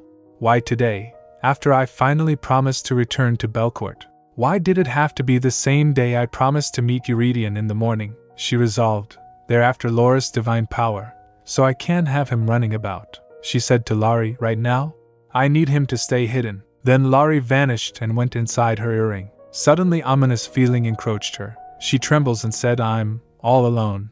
Then she slaps herself saying, no, I have to snap out of it. Snap out of it. Snap out of it. He's just dematerialized. I can always call for him again. I can hear his voice too. She stands up thinking, first, I need to figure out what's going on. I need to focus my senses like I practiced, and read the magic flow in the air. There's a strong concentration of magic. It's filled the room below like a dense fog. Meanwhile, Bridget was sensing her family getting swept by dark magic. She called, Mama, Papa. She gasped as Soleil came close to her, Dark Lady. Eurenica got a reaction from her dark magic and her finger throbs. She thinks in her mind, just maintaining my resistance is hard for me. It's a threat. With the amount of magic swirling below, everyone downstairs will be killed if I run away right now. Good thing I'm filled with divine power. It could have been even worse. I'm glad. I got to at least kiss him before all this. Yes, that's right. She mumbled, brave children don't cry. Brave children. Tears came to her eyes. She said, I really wanted to go back. She remembered Eurydion's words. Eurenica, that wasn't just you teasing, was it? I find it odd that you've suddenly had a change of heart. She trembled, saying, if I had known this was going to happen, I would have sent him away sooner, even if it would have hurt me more. If I knew this was going to happen. Her heart sank and tears were falling from her face. She fell in despair. What do I do? I have to find a way to tell him.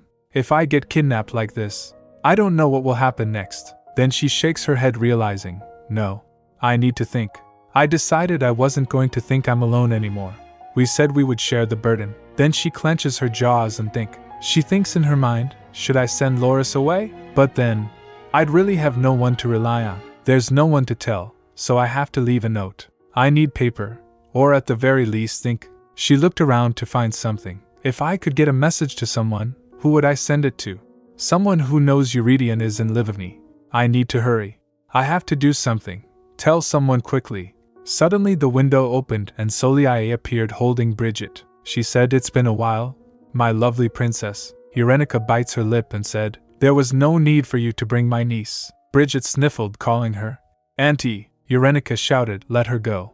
It's me you want, isn't it? Soliae said. I knew my princess was quick on the uptake. Eurenica demanded. Put her down. Right now. Release everyone downstairs, too, Soliae said. I don't believe you're in a position to be making threats, Eurenica said. Even though you'll never be able to reach Udetta again. If you make me upset and I decide I no longer want to live? Soliae smirked. I suppose you're right. You're more vicious than you look, she replied. I'll take that as a compliment. Bridget, come to me. Then Soliae releases Bridget. As she was falling, Eurenica caught her using her divine power. Bridget cried as she went to Eurenica, calling. Auntie, Auntie, Eurenica said. You're all right. Who's a good girl? Let's dry those tears. Bridget sniffled. And Mama, and Papa, they're frozen. Then Soliae shouted, Ugh, she's so noisy. I let go of the child. So it's time for you to come to me, princess. As her bones crackled, she added, Do you have any idea how long it's taken me to get used to this body? I've waited long enough. Upon hearing that, Eurenica said, That's what I want to say to you. If you were going to come, you should have come sooner. However this ends, it would have been nice to just get it over with, don't you think? Soliae looked at her and thinks, So lovely. She'll be the one to get me to Udetta, my sacrifice. Then Eurenica leaves Bridget inside the room and said, Bridget, brave girls don't cry, right? She sniffled, trying to stop herself. All right. Eurenica calmed her down using divinity and whispered, Go downstairs and find Sergei. Only tell Uncle Sir what you saw. Do you understand? Bridget repeated. Uncle S. Sir, Eurenica said. He's the only one who knows that he is here. Now go. Hurry. Then she gently pushes her to go. Then Eurenica went to Soliae and they vanished. Bridget mumbled, Uncle Sir. Then she falters and started walking. Meanwhile, Eurydion went back to inn. The Count said, Your Majesty, you've returned. It's great here. Livigny's air is so fresh and clean. There's a lot of good food to eat too. I'd like to return here for a vacation with my wife. It's a small but lovely kingdom. After hearing that, Eurydion repeated, A vacation, huh? Then the Count asked, Did you have a good time as well, Your Majesty? He replied, Of course I did.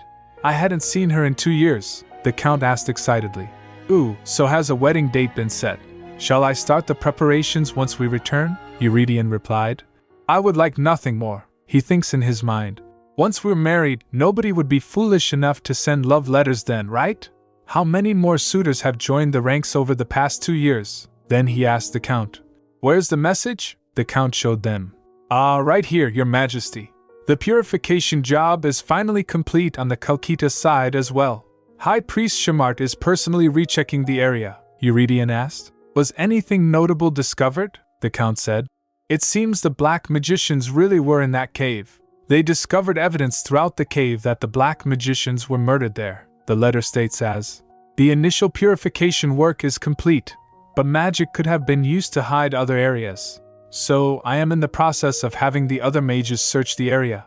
I'll send a follow-up report soon, Eurydion thinks. It took 2 years and a month to purify Belcourt. It felt like it would never be done. Then the Count asked, But where is the princess? Eurydion rolled the letter back and said, She'll be here in the wee hours. She wanted some time to say goodbye, the Count replied. I see. That makes sense. Her Highness won't be able to come back for a while. Then he realized and asked, startled, Wait a minute. In the wee hours? But why? It's not like she's being kidnapped. Eurydion confirmed. She is being kidnapped, the Count gasped. What? I had assumed Your Majesty would have gotten approval and you'd be escorting her away formally. He shrugged it off. Let's just say it's an elopement of love, he added. What does it matter as long as she's fine with it? This is an approved kidnapping, the Count said. There is no such thing as an approved kidnapping, he retracted, seeing Eurydion's face, and said. I mean, of course. There is. Yes, an approved kidnapping. Of course. Yes, it makes perfect sense, he asked. HM. Then, do we just wait until Her Highness arrives? Eurydion said. Yes. Have everything ready so we can depart for Vereshad immediately. Suddenly his necklace fell to the ground. Looking at it, he thinks, the cross that led me straight to Eurenica and Livigny, the necklace chain broke. This has never happened over the last 2 years. But why all of a sudden? As he was busy thinking, the Count continued, but Eurydion completely ignored him. He decided, I don't think I can wait until the early hours of the morning. It was a fleeting thought. He didn't realize that it would turn out true. That he didn't need to wait. After some time, Sergei came there calling. Emperor Belcourt! They get shocked to see him. Meanwhile, Urenica opened her eyes in a cave. Her head was throbbing. Damn it. This is the worst. This damn magic side effect. She eased her pain with divinity. She thinks, I still have plenty left of the divine power I had absorbed, so I guess it's not as bad as it could be. She recalled Celia's words, I knew you were smart. I like that you didn't resist. They teleported right after that. She thinks in her mind, I fainted after teleporting when I got kidnapped 2 years ago too. It's like it's happening all over again. Maybe it's a little better this time since now I can heal myself. Then as the cave was dark she wondered, how much time has passed? Where am I? She observed, the air feels musty. My body feels heavy, like it's being pushed down by someone. Heavy. It feels heavy, like someone's pulling down on my feet. She realized, Belcourt. I must be in Belcourt.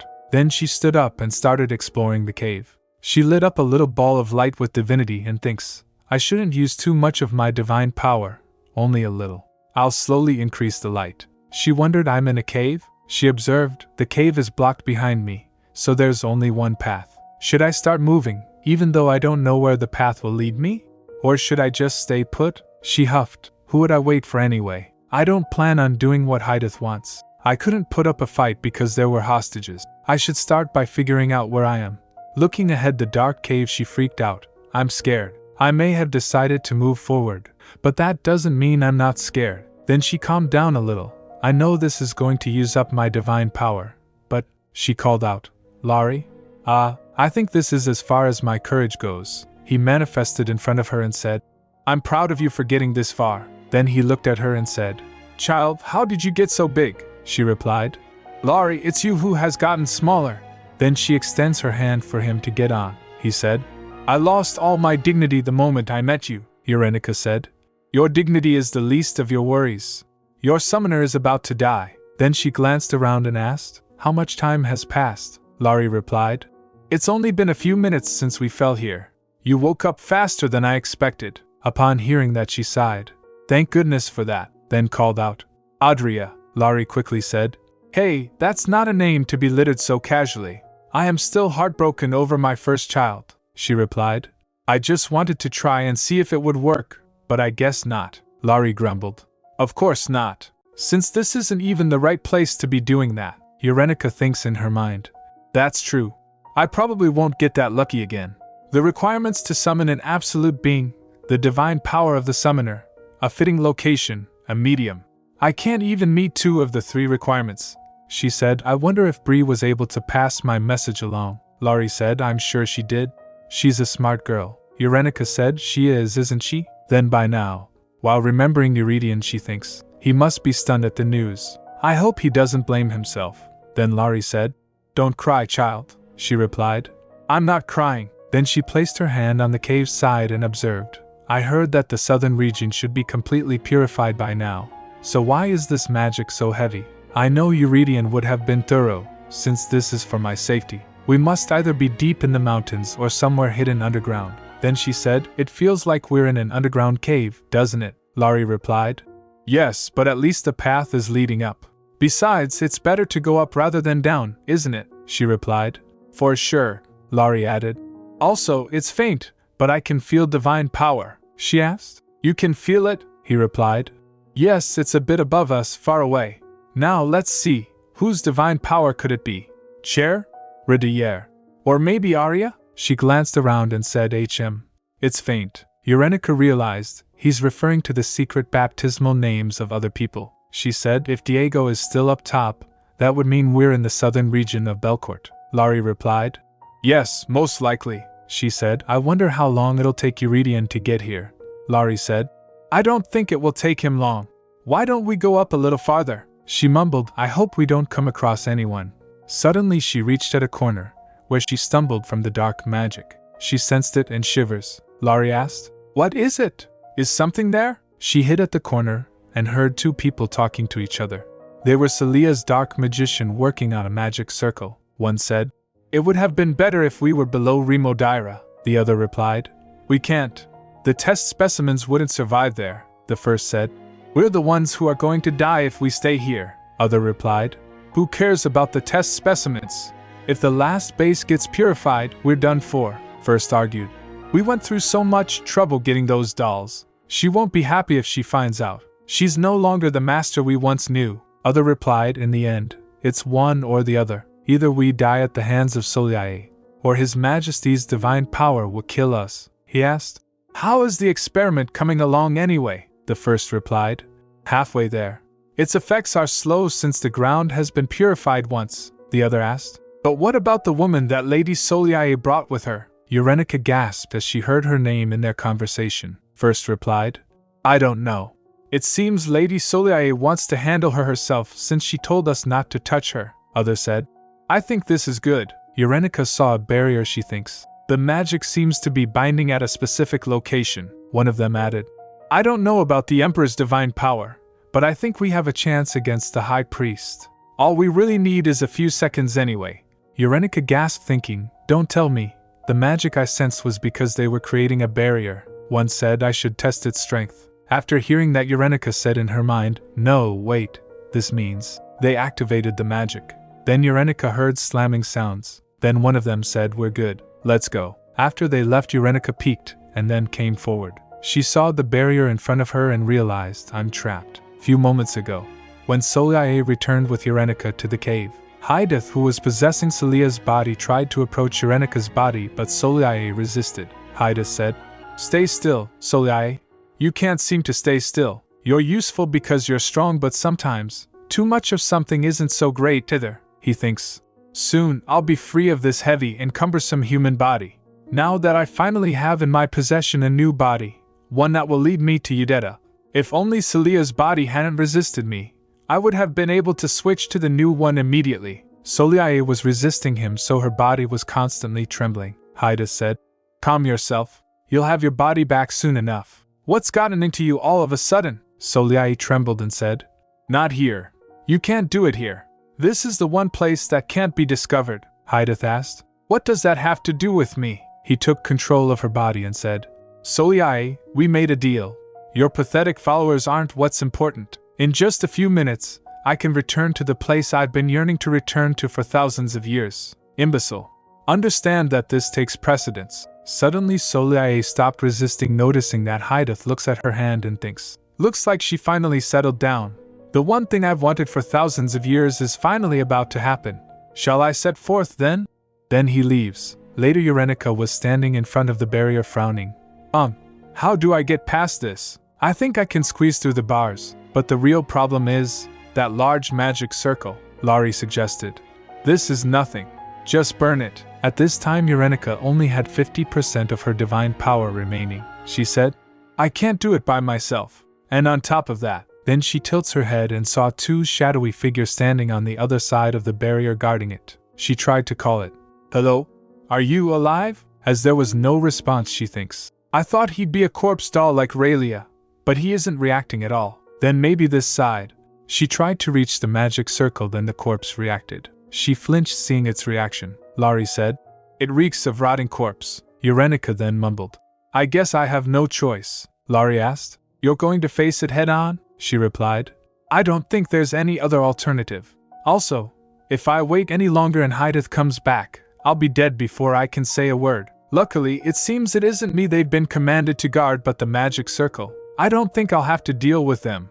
I just need to create an opening and pass through. Normally, only magicians can read magic circles, but nobody knew that if I focused, I could detect where the flow of magic was thin enough to poke through. She observed the magic circle. There should be a point where the shock effect is weaker. She found it and disrupted it enough just to pass through. As she was crossing it, Laurie fell from her grip, but she quickly saved him from the corpses. The corpses only cared about the magic circle, they completely ignored Eurenica. Laurie said, I almost died. Eurenica's heart was racing, she said to herself. It's me who almost died. Then she looked towards the corpses who were at the magic circle and said, they don't seem too bright. Laurie remarked, well, they are corpses. Then she said, anyway, we made it through. I don't have a lot of divine power left, so we better get going. Hold on tight. Then she put Laurie on her shoulder and started running. They reached at another barrier. Laurie said, Crumb? Again? More bars? Seeing it, Eurenica felt anger, but she stopped seeing Soliae standing on the other side of the barrier. Soliae looked at her and said, hello? Eurenica realized. It's Hydeth. She said, Hydeth? He replied, I thought you were smart, but I guess not. If you were to get hurt, I'd be in a bad spot. I'd like my new body to be as intact and unharmed as possible. Urenica flinched and shivers. She asked, your new body? He replied, yes, my new body that will be full of divine power. As he said that, he crossed over from the barrier. Urenica wondered, shocked, what body? Then he came close to her and embraced Urenica. He kissed her forehead and said, my lovely body. Urenica felt pain surging through her bozy. It hurts. It hurts. It hurts. Haida squeezed her and said, I'm finally going back to Yudeta. Urenica was feeling throbbing pain. Suddenly she heard a heartbeat. She clenches her teeth thinking, I can hear a heartbeat. She realized Celia's body. I thought she died that day. Could she still be alive? She resisted Hydeth, pushing him away, and said, can you hear me? Hydeth replied, I can hear you loud and clear, princess. Then Urenica said, Soliae, you're still alive, aren't you? Why have you let your body be taken? No, wait. But Hydeth interrupted her and asked, where is Loris? Instead, Urenica shouted, your followers are here. You said this place was the last resort. Shouldn't you protect this PLA hup? Hydeth stopped her from talking by placing hand on her mouth. He was looking blanked, as he lost any reason. He said, attack me, princess? Use that wonderful divine power of yours. She realized, Hydeth has completely lost it. She resisted him and said, I'll let go of me right now. If you don't, I'm going to bite my tongue right now and die. He quickly backed away and said, well, I can't let that happen. You have no idea how long I've waited for you. Then he prepared himself to take over Urenica's body and jumped towards her from Celia's body. Urenica stumbled, thinking, I'm about to be devoured. But suddenly one of Celia's followers came there and said, oh, Lady Soliae? Hydeth stopped hearing that and quickly backed away. The follower continued, there you are. I was looking all over for you. I've done everything you asked me to. However, I wasn't able to repair the areas that have been destroyed by divine power.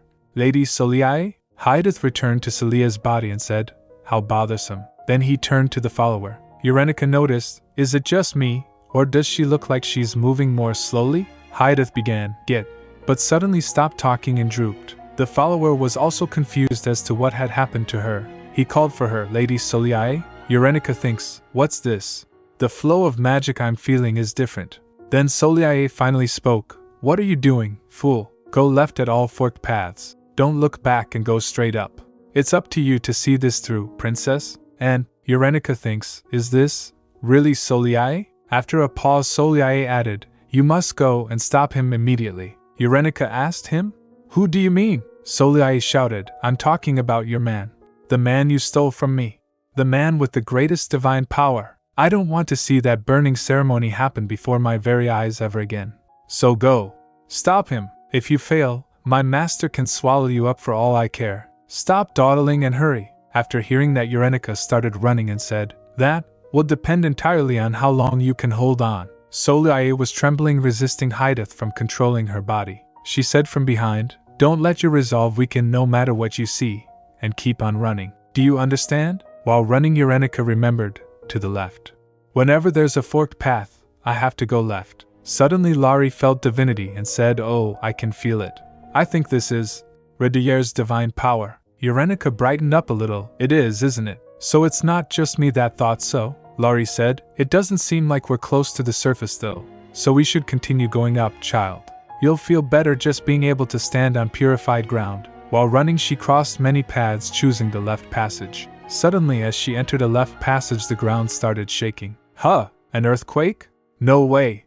I never thought I'd die by getting crushed in an earthquake. She squeezed her eyes close. As to nothing happened to her, she opened her eyes and saw the path moving. Laurie said, the path is moving. She replied, why yes, it seems like it. She thinks, so this is Celia's magic. A moving path? She said to Laurie, she's on a different level. I thought she was just telling me how to get out, but she actually made a path for me. The rumbling continued as she was moving. After a while it stopped, so she said, is it over? Laurie was about to fade. He said, hurry, Crumb. She nodded and started moving again. Then she reached another forked path. She said, the path seems to be sloping more upwards now. At this rate, we should be able to reach the surface in no time. After a few moments, she reached at a door. She opened the door and think that no one's around. Then she felt a soul smell and said, ugh. What's this smell? She saw corpses hanging with the magic circles on both sides of the hall. Huh. What's all this? She gets shocked and felt dizzy. She remembered Celia's words. Don't let your resolve weaken no matter what you see, and keep on running. Do you understand? She realized this is what she meant. Laurie said, this is what's on the land I blessed? How infuriating. After looking around she thinks, soulless shells swallowed up by black magic. This must be the exhibition hall. She said the mages from earlier said the experiment was halfway done, didn't they? Laurie replied, that's right. She said, so that's why she said I shouldn't let my resolve weaken.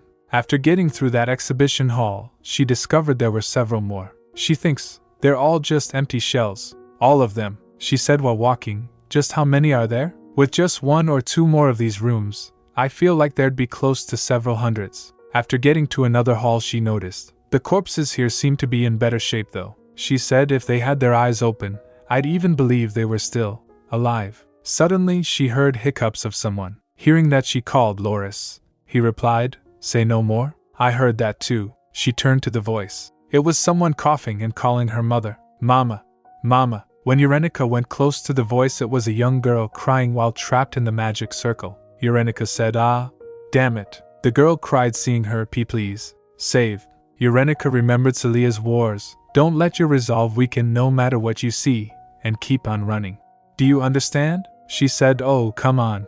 Then she puts down Laurie, and said, I think it'd be best if you went on first, Loris. She asked, you can still sensation share, right? Laurie asked, you want me to go first? She turned to the girl trying to set her free. She said, remember that you have to go left at all forked roads. When there isn't a forked road, run straight ahead. She said in her mind, I have about 30% of my divine power remaining. She instructed Laurie, leave tracks. I'll do my best to hold on so that you aren't reverse summoned to Udetta. That way, either I can follow the tracks up, or someone can follow them down to me, Laurie said. But you hardly have any divine power left. She replied, that's why I'm counting on you to move quickly. Then she turned to the girl trying to cut magic circle. I have to calculate this carefully so that I'll still be alive and breathing even after I destroy this magic circle. It's all about speed now. Who will be faster? Hydeth completely taking over Celia's body? Or Loris getting to the surface? She said to Laurie, I'll follow immediately. Don't forget to leave tracks, alright? Laurie was hesitant but then he grits his teeth and started running as Urenica interacted with the magic circle. He shouted, just make sure your earring doesn't break. Meanwhile Eurydion was with the Count and Sergei. He mumbled, Kalkita. The Count gets startled, he said, pardon?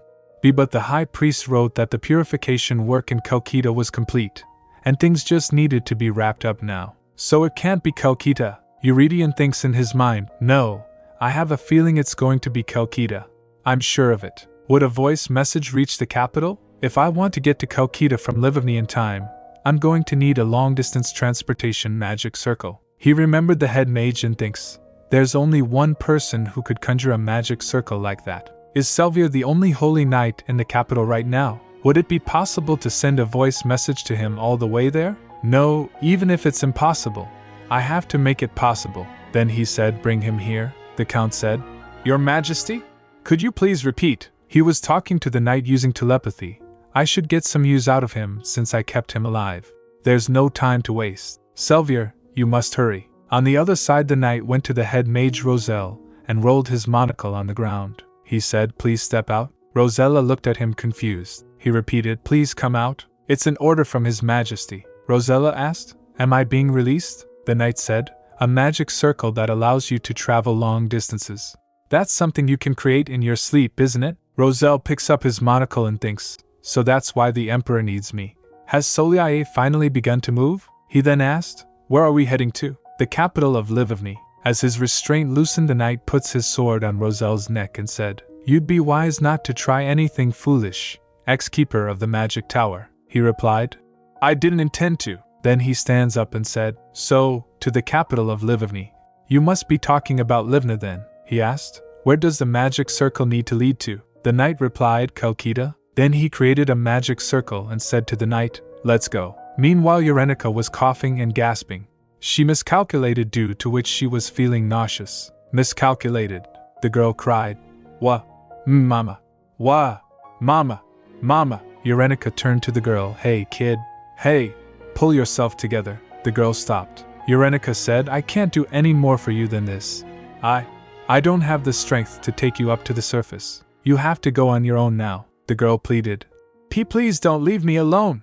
Don't abandon me. She grabbed Eurenika's arm. Hick, I am so scared. Eurenika thinks in her mind, I can't. Since this child still has black magic within her, it's hard for me to be around her. I also don't want to get slaughtered here either. That's why I can't take responsibility for you, is what I should be telling her as I push her away. But, she asked the girl. What's your name? She replied. And Nia, Eurenika asked. Nia, what a pretty name. Then she used her divinity and set free the girl. She said to her, even staying here would be safer than coming with me. It's that dangerous. As Eurenika stands up, the girl asked. What? Eurenika said, I'll meet you up on the surface. Then Eurenika started walking away. The girl followed her. After a few moments, Eurenika turned to her and yelled, Didn't I tell you it'd be more dangerous if you came with me? The girl replied, The black magicians come by once a day to check up on us. If I stay there, I'll die too, so what's the difference? If I'm going to die either way, I'd rather stay with you. Eurenika agreed, fine. Do what you want, but you can't rely on me. I hardly have the strength to stay standing right now, the girl said. It's alright. I'm the one following you, so you don't have to mind me. Also, since you saved me, if it seems like you're going to die, I'll die for you. Eurenika froze as she heard that. The girl continued, You can even use me as bait if you want, so please don't leave me. Then Eurenika closed her eyes and said in her mind, Loris, how could I leave this little girl behind? Eurenika said to the girl, You shouldn't say things like that so easily. Children say the wildest things. She flicked her forehead and continued, Just try and keep up with me as best as you can. And if things start to go south, turn back and run the other way. All right, the girl replied. Why? I'm fine, Eurenika said. Well, I'm not fine. Then Eurenika focused. There doesn't seem to be an issue sharing vision, but it seems like Loris is still underground. Are we really that far down? Then at another passage she saw his trace and said, Loris went left here. She was tired from all the running and walking. Nia asked her, Are you all right? Would you like me to carry you on my back? I'm stronger than I look. I worked as a maid at the earldom, Eurenika said. I would like nothing more than that myself, but I think that would be the death knell for both of us if you did. She continued walking despite wavering. After a few moments, Eurenika plopped to the ground. I'm so tired. She looked ahead and thinks, I hope this path doesn't lead to another one of those halls like earlier. Then a thought crossed her mind and she asked Nia, Wait, where did you say you worked again? Nia replied, The earldom. I worked at the south villa of House Elodia. Eurenika thinks, Elodia? Celia's house? She asked Nia. So how did you end up here? Nia replied, I knew too much. My mother used to work at the Rizad Manor. Eurenika remembered her sister's words. Rizad. If I had known you were coming, I wouldn't have invited Miss Riz to dinner. She thinks in her mind. That wasn't just a fake name? Nia then proceeded to tell her how the entirety of House Rizad was burned for touching black magic. The keeper of the magic tower took in Soliae, who was the sole survivor of her house, and then adopted her into House Elodia. She asked Nia, Soliae, have you ever seen her up close? Nia replied, Yes. When she'd come to the south, she always stayed at the villa, except when she'd go down underground. Eurenika asked, Underground? Where? Here? Nia said. Yes. But this is also my first time coming down here. I heard the miss cared about this place a lot, Eurenika said. I see, she thinks. I guess that makes sense. She pushed me to run to prevent this place from getting purified, Nia added. Miss Soliae was a kind mistress. That came as a shock for Soliae. She turned to Nia and asked, Kind? Who was kind? Nia replied. Miss Soliae. Up until 2 years ago, she was very kind. I don't know what happened after that, but she grew cold. Eurenika's mind raced. 2 years ago, that would have been about the time Hydeth took over Celia's body. Nia continued. After that, she started acting really strange, and all the servants of the manor got dragged underground. The mistress normally would have never done something like that. She had always been gracious toward us and her followers. Eurenika thinks in her mind. I suppose I don't actually know much about Soliae. Maybe she's always kind to those she thinks are her people. Maybe she's similar to Eurydian in certain ways. Then Nia added. But that was all so she could use us for her experiments, so yeah? When I think about how she would find corpses to bring here every day, it's difficult to objectively say she is a good person, Eurenika said in her mind. I take back what I said. She's a cold-blooded person. I'm sure of it. Then she remembered Celia's word. I don't want to see that burning ceremony happen before my very eyes ever again. Eurenica thinks. You said that you wanted to drive out divine power from the surface and create a world for the black magicians who had been oppressed. You said that was how you were going to avenge your dead parents. However, if Soliai was kinder than I thought, and her goal was to get revenge, not to cross over into Udetta, maybe my words hit deeply enough for her to wake up and momentarily take back control over her body. Then the shaking stopped. Nia said. It stopped moving. Eurenica stands up and said. Let's go. You can tell me the rest when we reach the surface, Nia replied. All right. There was a bitter smile on both of their faces. Eurenica thinks in her mind. Yes, I should continue smiling. After all, they say that good things come to those who smile. Meanwhile, Eurydion went to Duke Levin's manor from where Eurenica got kidnapped. He found traces of her divinity, Eurenica's divine power. There's no sign of a struggle. There's no hint of her even trying to fight back. Suddenly Bridget came there sniffling. Pretty uncle. Uncle. What? Auntie is. Eurydion quickly grabs her and calmed her down with his divinity. She blinked and said. Earlier. Auntie said. Then Eurydion thinks in her mind. I don't even need to hear the rest to know what happened during that time. It probably hasn't gone that far since she was always preparing for the worst case scenario. Alone. Without me. She's alone. His divinity was about to get out of control, but he realized, so her stopped. Bridget gets terrified. Then he stands up and was about to leave. Someone called from behind the curtain. You, who are you? Where is Yenny? It was Teresa. As the curtains flutter and her gaze fell on Eurydion, she gasped. She said, Goodness, you're the Imperial Monarch. Then he patted Bridget and said, You'd best be getting back to your mother now, Bridget. As Eurydion was walking away, he said to himself, Stay calm. Stay calm. I made sure she was fully charged with divine power the last time I saw her, so she'll be alright. I need to think rationally. But still his divine power was erupting. Suddenly the Count called, Your Majesty! It's ready! He looked down from the balcony and saw Rolf's magic circle for transportation. He said, Yes. Then he jumped down. Teresa gets shocked as he jumped down. She quickly rushed to the balcony and looked down, but he already vanished. Meanwhile, Soliae was fighting with Hydeth and herself. Hydeth said, What? What's gotten into you? She trembled, saying, You don't care what happens to this underground base or to my followers, do you? Hydeth replied, Shut up. Why are you doing this now? Her follower was watching as everything unfolds. Soliae argued, You never intended to hold up your end of the bargain, did you, Hydeth? Hydeth took control of her body and slapped her with her own hand. He settled his bones and said, You didn't keep your promise of bringing me the strongest divine power from the surface. At that point, our contract was basically broken. Soliae, you imbecile. If you keep getting in my way like this, I won't be giving you your body back in one piece. I lost that princess because of you. It won't be Loris who kills all the humans here, it'll be me. Celia's follower, who was there, was hiding, listening to everything. After Soliae stopped resisting, Hydeth said, How annoying. I gave her too much power. She's needlessly strong.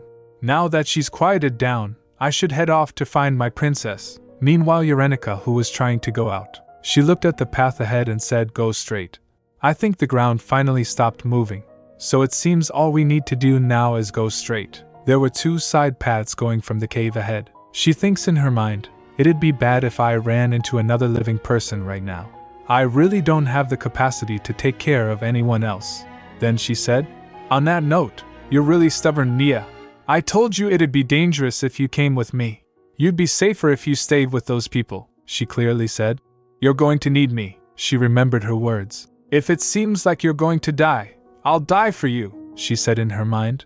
You shouldn't say things like that. She walked down the third path, hoping that keeping a smile on her face would bring her good luck. But at the end of the road, they found more people locked behind bars. Eurenica said, I asked Loris to go to the surface and get help. Just hold on a little longer. Loris won't abandon any of you. As her earring dangles, the captives were intrigued by her. One of them called her Saintess. She gets flustered. Huh! Ah, yes, she said in her mind. I don't have any divine power, but I guess he's not wrong, since I did summon Loris, another said. Then, the silver wolf that streaked by earlier? That must mean you're the envoy of Loris, another exclaimed. Saintess, please save us! Save us from this place! Save our master, and save us from this evil place! Urenica thinks in her mind, why does it feel like I've become the leader of a cult? I said what I said because I felt terrible about leaving these people behind, but they're weighing on my mind.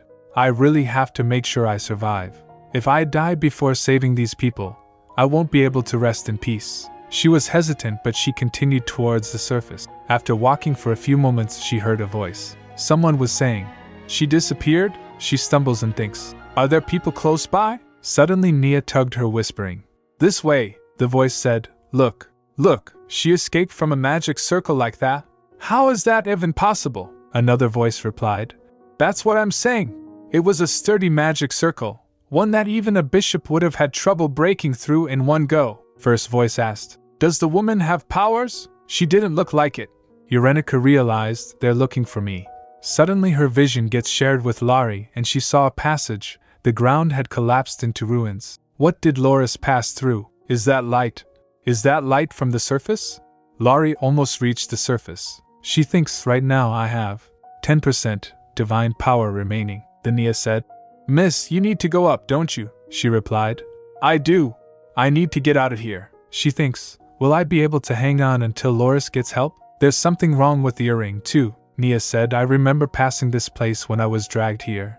This side road isn't long. Besides, it's blocked off. It's basically where they keep the test subjects. She suggested, "I think this is the best place to lure them." Urenica asked, "What? What did you just say? Lure them?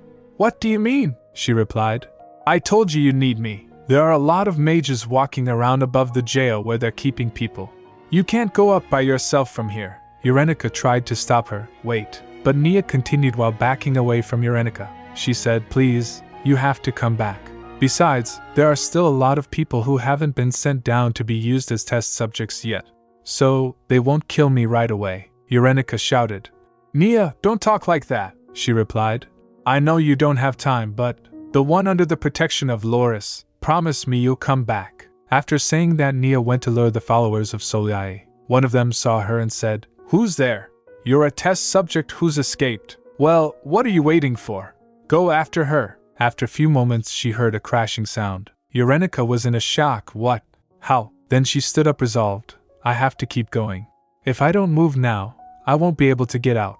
She staggers, but she continued. Meanwhile, Laurie reached outside. As he shared the vision, she realized Loris made it to the surface. Then she said telepathically, "Find someone, anyone, and then send them down. I've truly reached my limit." Then her connection got cut with Loris. She thinks, I only have 5% of my divine power left. She cried, ugh. Why? Why didn't I tell him beforehand? It's not like I didn't have time to think about it. If I had just told him a week earlier, no, 4 days earlier, I wouldn't have been backed into a corner like this. She said, I never want to part from him again. Finally, she saw the same light that she saw in shared vision. She said, I'm almost there. Suddenly she sensed Hydatha's magic. She rushed towards the outside. Damn it. I still have a long way to go up. She prayed while running, please come on. I need to detect something other than magic. Something different. Then she sensed the divine power. She feels it above the ground right there. She thinks, it's weaker than Eurydian's, but it feels familiar. She realized, this is Thierry's divine power. She felt relief thinking, does that mean that's where the purified land begins? So that's why the path Loris took was such a mess. How unfortunate. Her heart raced as she thinks, I can feel it, I'm getting closer to the holy ground. No wonder Loris started getting better midway through. She said aloud, I just need to go a little farther. Suddenly Hydath came there and said, where do you think you're going? I'm not going to lose you this time.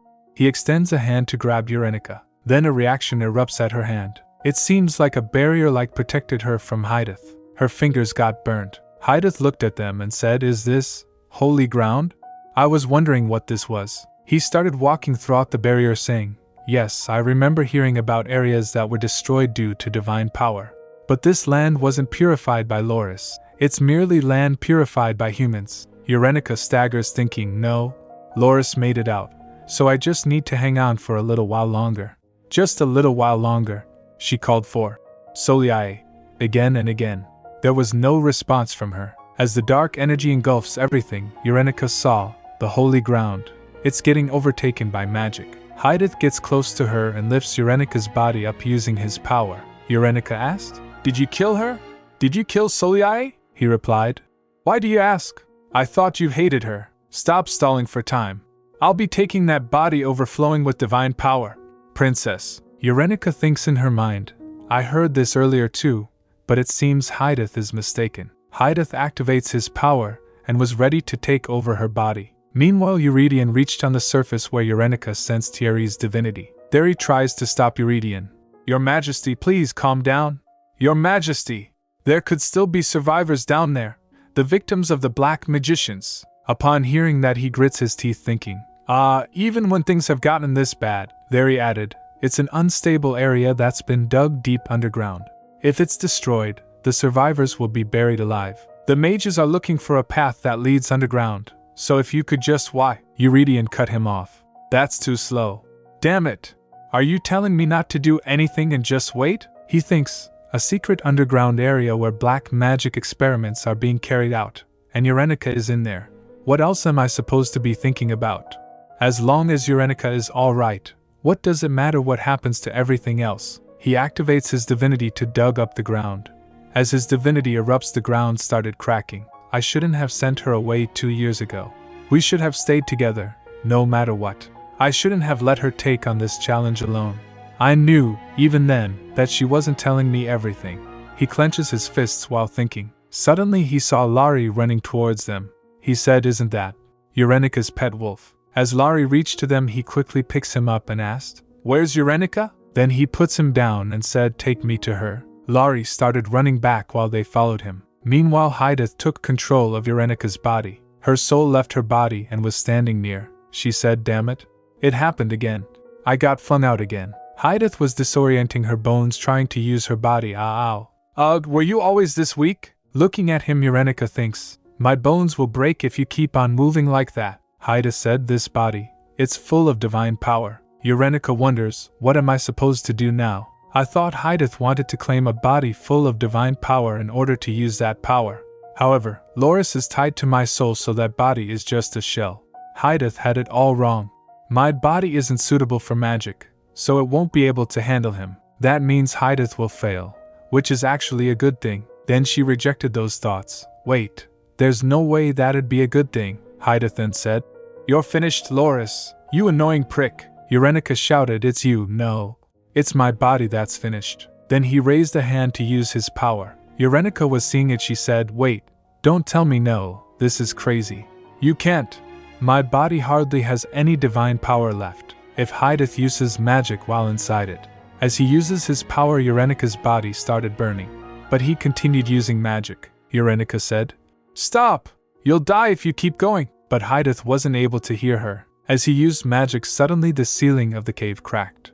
With a loud rumbling, the cave opened from up. Then Laurie jumped from the opening towards her, asking, "Child, are you alright?" Eurenika quickly grabs him and noticed, "I recognize this energy that's getting closer." Again the ground rumbled and divine energy started disrupting Hydeth's magic circle. He groaned.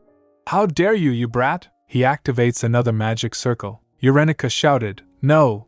You'll really die if you use magic twice in that body." Eurenika's body faltered and she started coughing blood. Hydeth said, "Damn it.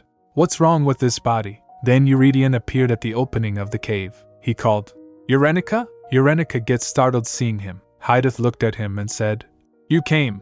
Both of their power engaged with each other. He came down from the opening and asked, "Eurenika, what is that magic?" Eurenika gets worried. Eurydion doesn't know that Hydeth has taken over my body. But Eurydion stopped and looked at Eurenika's body. He asked, "Who are you?" As he gets close, his divinity reached Eurenika's soul. She said, "Burn it." Eurydion quickly turned to the voice. He gets shocked to see her in that form. "Eurenika." Eurenika thinks, that's the man I love. She said, "Burn my body?" "Please," she said inwardly, "even though it's me who's asking you to do it. You won't be able to, will you?" "If you won't do it, I will." He went to her and asked, "What? How did you end up in this state?" "Yenny, are you all?" She said, "Let's talk later." She said in her mind, "I've never summoned the flame of purification, but for some reason, I think I can do it. After reading his divine power, I just need to change the flow a little bit."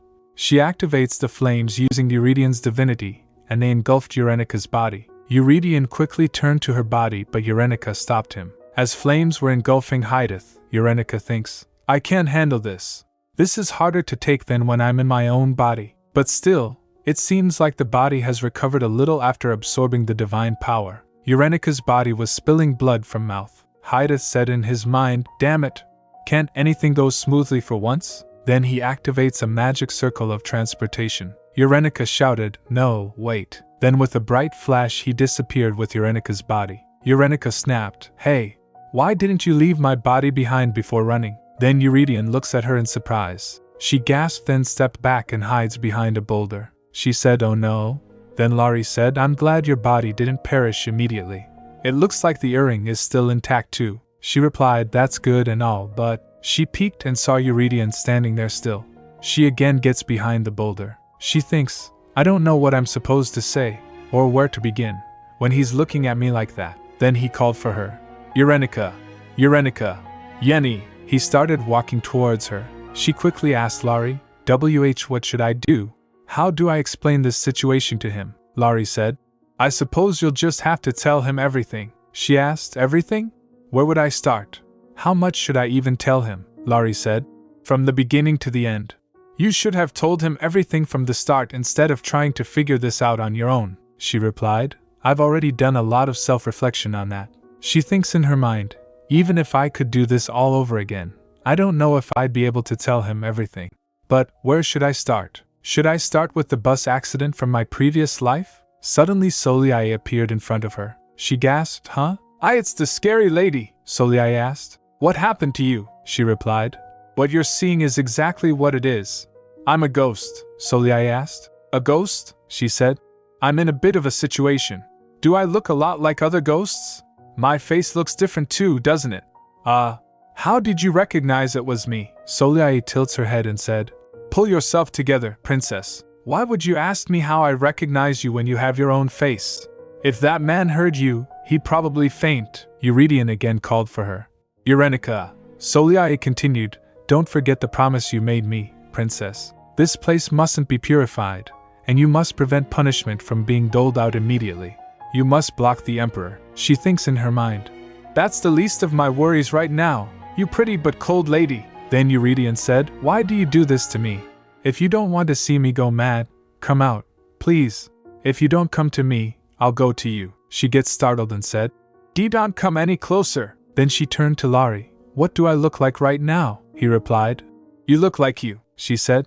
I'm not kidding. There's no way I could look decent after being killed in a huge accident. Do I look dreadful? Laurie said. Well, you don't have the exact same face. However, it's similar. You're still recognizable. In fact, you look quite like your body. That came as a surprise to her. That can't be true. The face I had before I died doesn't share any particular similarities with Eurenica's, Laurie explained. Since you're tied to the name, and the remnants of your dead soul are fusing with the remaining body, the appearance of your body and soul are likely changing as well. After all, it's your name now, isn't it, Eurenica? He said. Besides, little crumb, it probably wouldn't matter in the slightest to that boy. She thinks, could he be right? Eurydion has only seen my outward appearance. As he walks towards her, his divinity reached her. Soliai quickly backed away. Eurenica panicked. Wait.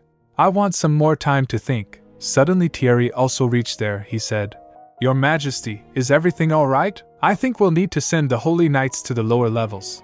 I can't sense the princess. He stopped sensing Eurydian's hostility. Your Majesty? Eurydion commanded.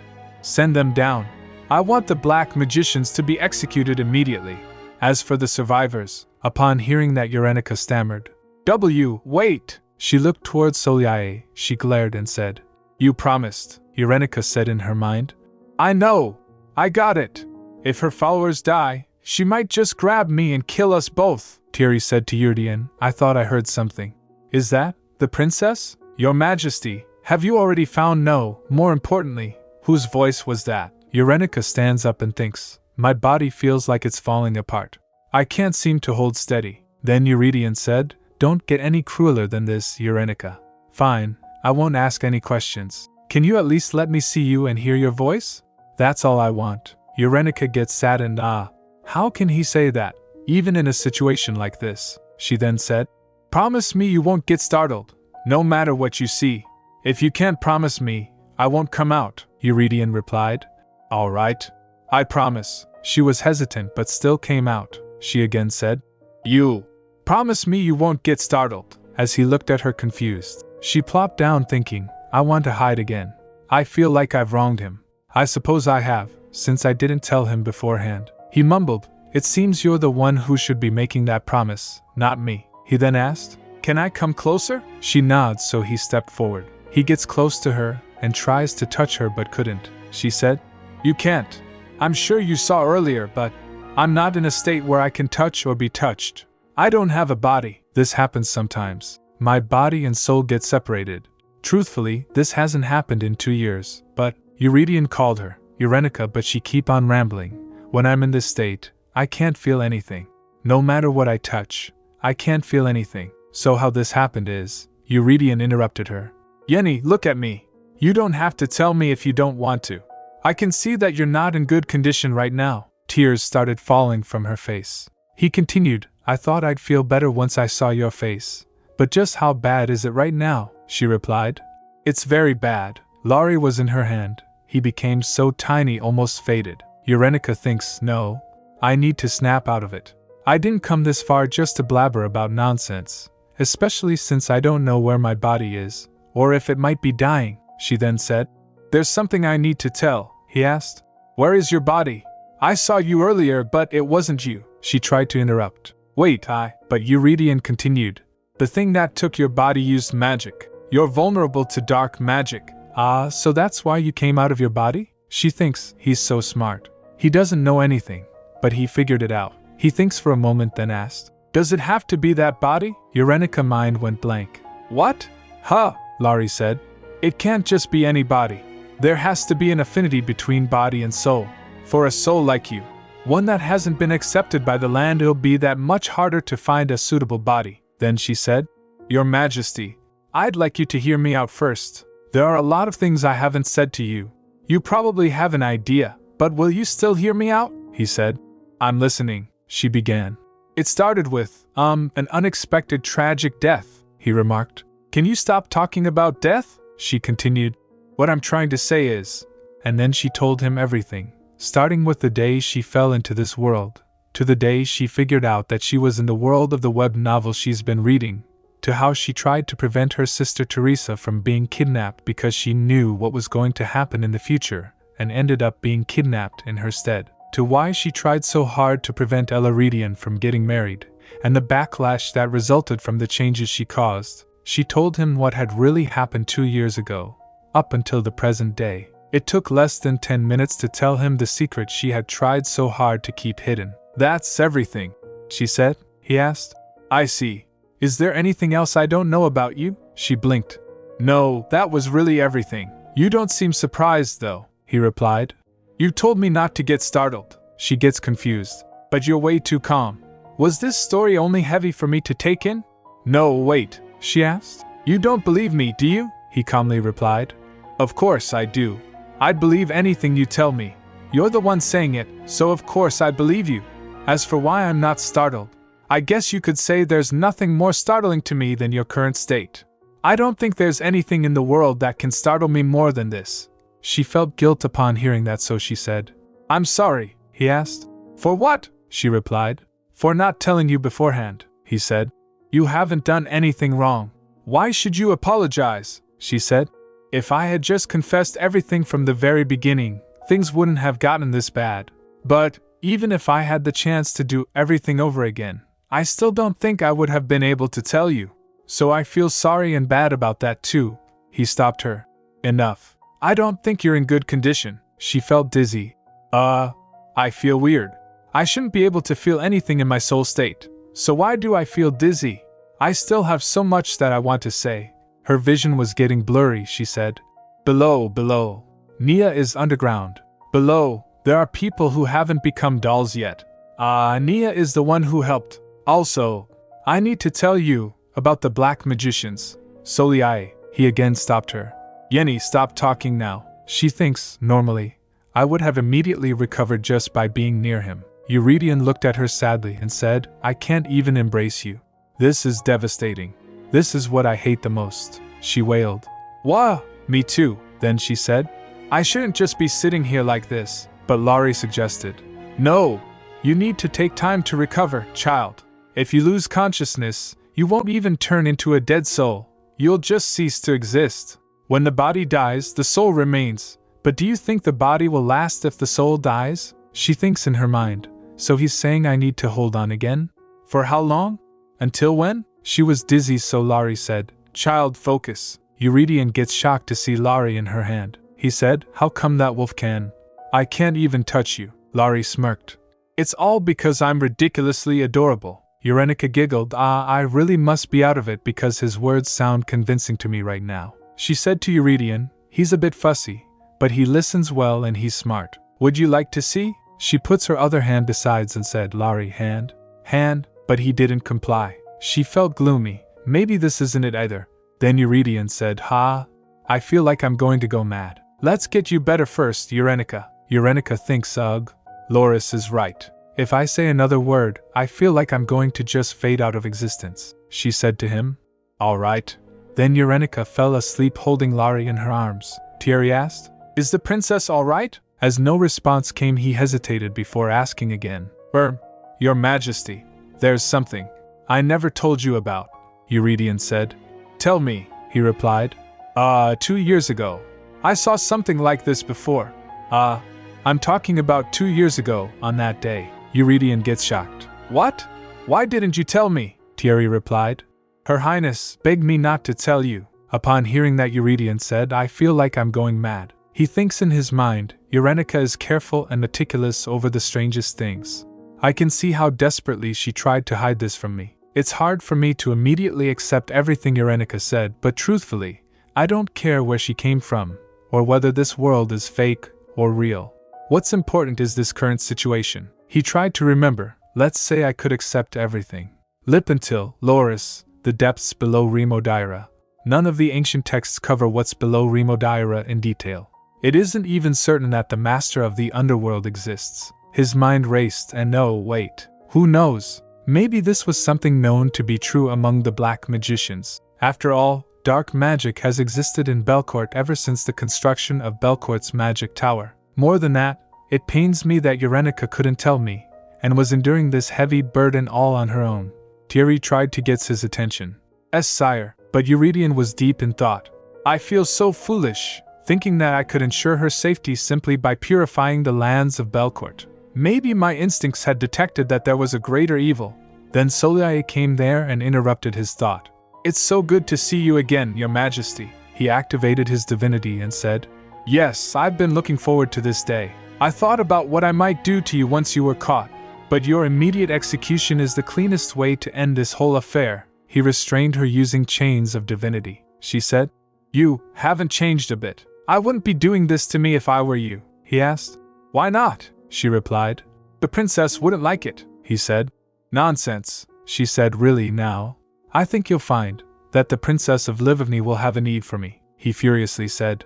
You dare utter her name, Soliae Rizad? After hearing that, she bites her lip and shouted. And who are you to utter my family's name? He replied. When I think of how many murders were committed, and how many corpses were thrown away by that pious house, and when I think about what you did to Eurenica, as the master of Belcourt, do you really think I don't have the right to utter your family's name? She shouted. Who was the one who started to oppress my family first? That disgusting immediate execution. What wouldn't we have done to fight back against being burned alive at the stake? He asked. What's the point in blaming me for that? If you want someone to blame, blame your ancestors for senselessly slaughtering imperial royals and civilians. If that doesn't suit you, blame the previous emperors. As his divinity was surging all around, it reached to Eurenica's soul. She said, It hurts. As they turned to her, she asked, What are you two doing? Laurie said, How inconsiderate of those two. What are they doing in front of you? Eurydion quickly rushed to her. Eurenica, are you all right? I'm sorry. I keep forgetting you're not in a stable state, she mumbled. Is it a habit of yours to always apologize like that? Please stop fighting. Eurydion was surprised. She continued, I'm asking you not to fight. If you're going to fight, don't do it in front of me. Actually, it'd be best if the two of you didn't fight at all. Then she turned to Soliae. We weren't finished talking, were we, Soliae? Eurydion covered her. You two are done talking, Eurenica leaned and said. We aren't. There's something very important we need to discuss, he said. Don't talk to her, Yenny, Soliae said. I don't have anything to say to either of you, sire. Then he turned to Thierry. Great. I feel the same way. Shamart, tie her up. Thierry sighed and complied. Eurenica said to him. Your Majesty, wait, Eurydion said to her. Eurenica, show me your hand again, she said to him. You must not execute her, he observed her and said. You're even more unstable than I thought. Are you in any pain? She replied. I can't feel anything, so I'm fine. I mean, he said, what do you mean you're fine because you can't feel anything? That doesn't sound fine to me at all. Then she sighed and turned to Soliae. Esteemed lady, Eurydion said. It seems you're still quite friendly with her, she said to her. I wasn't able to reach the surface. And it's because you weren't able to hold on, Soliae asked. So, Eurenica said. To be frank, that means you didn't keep your promise. We need to make another deal, Soliae asked. Is that a threat? She sighed. You could say it's a promise, or rather, a request, for cooperation. And why must you interpret my intentions so harshly? Can't we just find a way to work together? She said. Cooperation, you say? Then she turned to Eurydion and smirked. What did I tell you, Your Majesty? I told you the princess would be needing me, he shouts in response. Silence! Looking at them, Eurenica thinks. Is that what they were talking about? It looks like this conversation is rapidly deteriorating. But I need Soliae right now, what should I do? Then she began. Actually, a threat is the perfect word for my proposal to you. If you keep on picking a fight, you can forget about guarantees for cooperation. I'm just going to ask him to sentence everyone to an immediate execution, Soliae said. I won't allow it. At the same time, Eurydion also said. I don't like it either. Why should I? Hearing their response, she thinks. In an odd way, it's like the two of them are on the same side. Then she said. Can both of you please stop being so defensive? Won't you just listen to me? I need to find my body, she asked Eurydion. Do you have the means to locate Hydeth? We don't have any time to waste, he argued. How am I supposed to trust her? Soliae also argued. That's exactly how I feel. How can I put my trust in him and help you? She felt annoyed but still tried. She beamed. You can both trust me. I'll be your mediator and help you find a common ground, Eurydion quickly said. Yes, of course, I trust you, Soliae said. I believe you too, princess. I doubt you'd lie, since you still need your body back. After hearing that, she felt a little relieved. I'm glad they both like me, even though they dislike each other. Why is this so exhausting? Is this what it feels like to be popular? Then Laurie smirked. No, I don't think that's it. She looked at him with disdain. Settle, Lar, then she said. Soliae, you're contracted with Hydeth, aren't you? Can you trace Hydeth? You see, I can feel the existence of Loris. However, I wasn't able to complete the summon, so it gets harder when we're far apart. I feel like it'd be similar for you too. Aren't I right, Laurie? Laurie replied. Yes, that's right. Hydeth used to live on top of Udetta too. Though Hydeth was kicked out to the underworld, Hydeth is still a ruler of this land. Our summoning methods should be similar, Eurenica said. You can locate where Hydeth is and figure out Hydeth's current status, right? You might even be able to do a reverse summon. Is that true? Upon hearing that, Soliae smiles without responding. Eurenica said. Help me then, Soliae asked. What will you give me if I help you, princess? She glanced at Eurydion and said. I'm sure there's a lot I can give you, probably, he said. I feel like I know what you're going to ask, she said to him. You're quick as usual. Your Majesty, you, don't want me to live like this forever, do you? Unless you're fine with me being a ghost? He looked at her saddened and said. It's not fine, so don't say that, all right? I get what that woman is saying. She'll ask for autonomy or a pardon for the black magicians, she said while remembering the corpse's room. No, autonomy would be too much. They mustn't be given a full pardon either. I'm just asking you to not sentence them to immediate execution, she thinks in her mind. I did drag Soliae into this to deal with Hydeth, but she can't be given too many concessions. After all, dark magic is illegal, then she said. Sparing her from immediate execution is already a huge concession. You know I'm not wrong, right, Soliae? Soliae replied. You're so nice, even as you threaten me. Lovely princess, what makes you think I'll help you on those terms? Eurenica said. I know you'll help me. You're not going to give up your followers. Nia told me that you're a good master to her people. Soleil said. That's just a matter of perspective.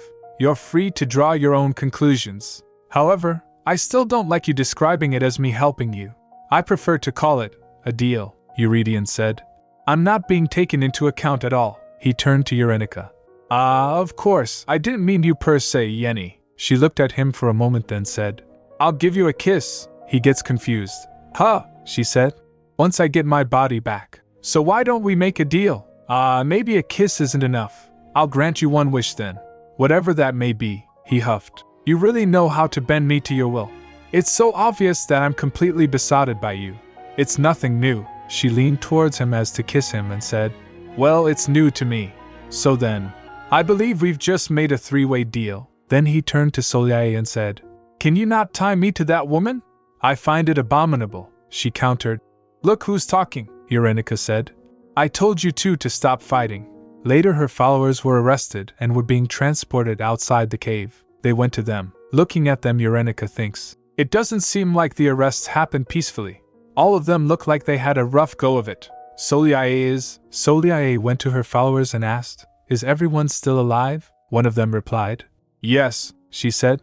Then that's enough. Then she turned to Eurynica and glares at her. Eurynica thinks, I know. You don't have to glare at me like that. I already know. Then she said to Eurydion, You promised not to order immediate executions for everyone.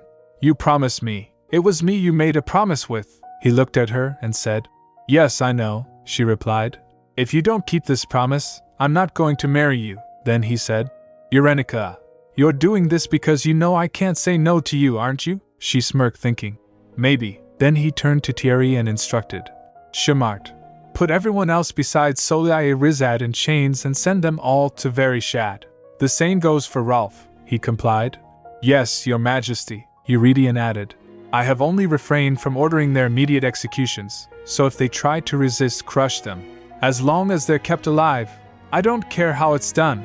I don't need to keep them all in one piece, do I, Yenny? He looked towards Eurynica smiling. She gets his motive. Suddenly she heard a voice crying, Hick! Wah! Eurynica looked at Nia and thinks, That brave child. I'm glad she made it, she said. I would have lost my mind if that little girl died. Who asked her to sacrifice herself for me? She was needlessly selfless and kind. I wish I could smack her on the head for what she did, Laurie said. But you don't have a body, she replied. Yes, I don't have a body. Nia glanced around and asked, the lady, Thierry asked her. What lady, little miss? Nia replied. The lady who is under the protection of Loris, the saintess that has pink hair and blue eyes. Thierry thinks for a moment. Pink hair and blue eyes. Oh, saintess. He quickly turned towards Eurynica. She felt embarrassed. That's right. I lied and said I was a saintess. Nia asked Thierry. Did she send you? Did she make it up to the surface? He replied. Yes, she's fine. Don't worry, Nia asked. Where is she then? Thierry replied. She was a bit dehydrated, so we took her to a nearby temple. I'll tell you how she's doing later, little miss, Nia said. Hick! All right. Listening to that, Eurynica said in her mind. Thierry, didn't you once tell me that a priest who serves a god cannot lie? Then they asked. Are there no more survivors? Thierry told.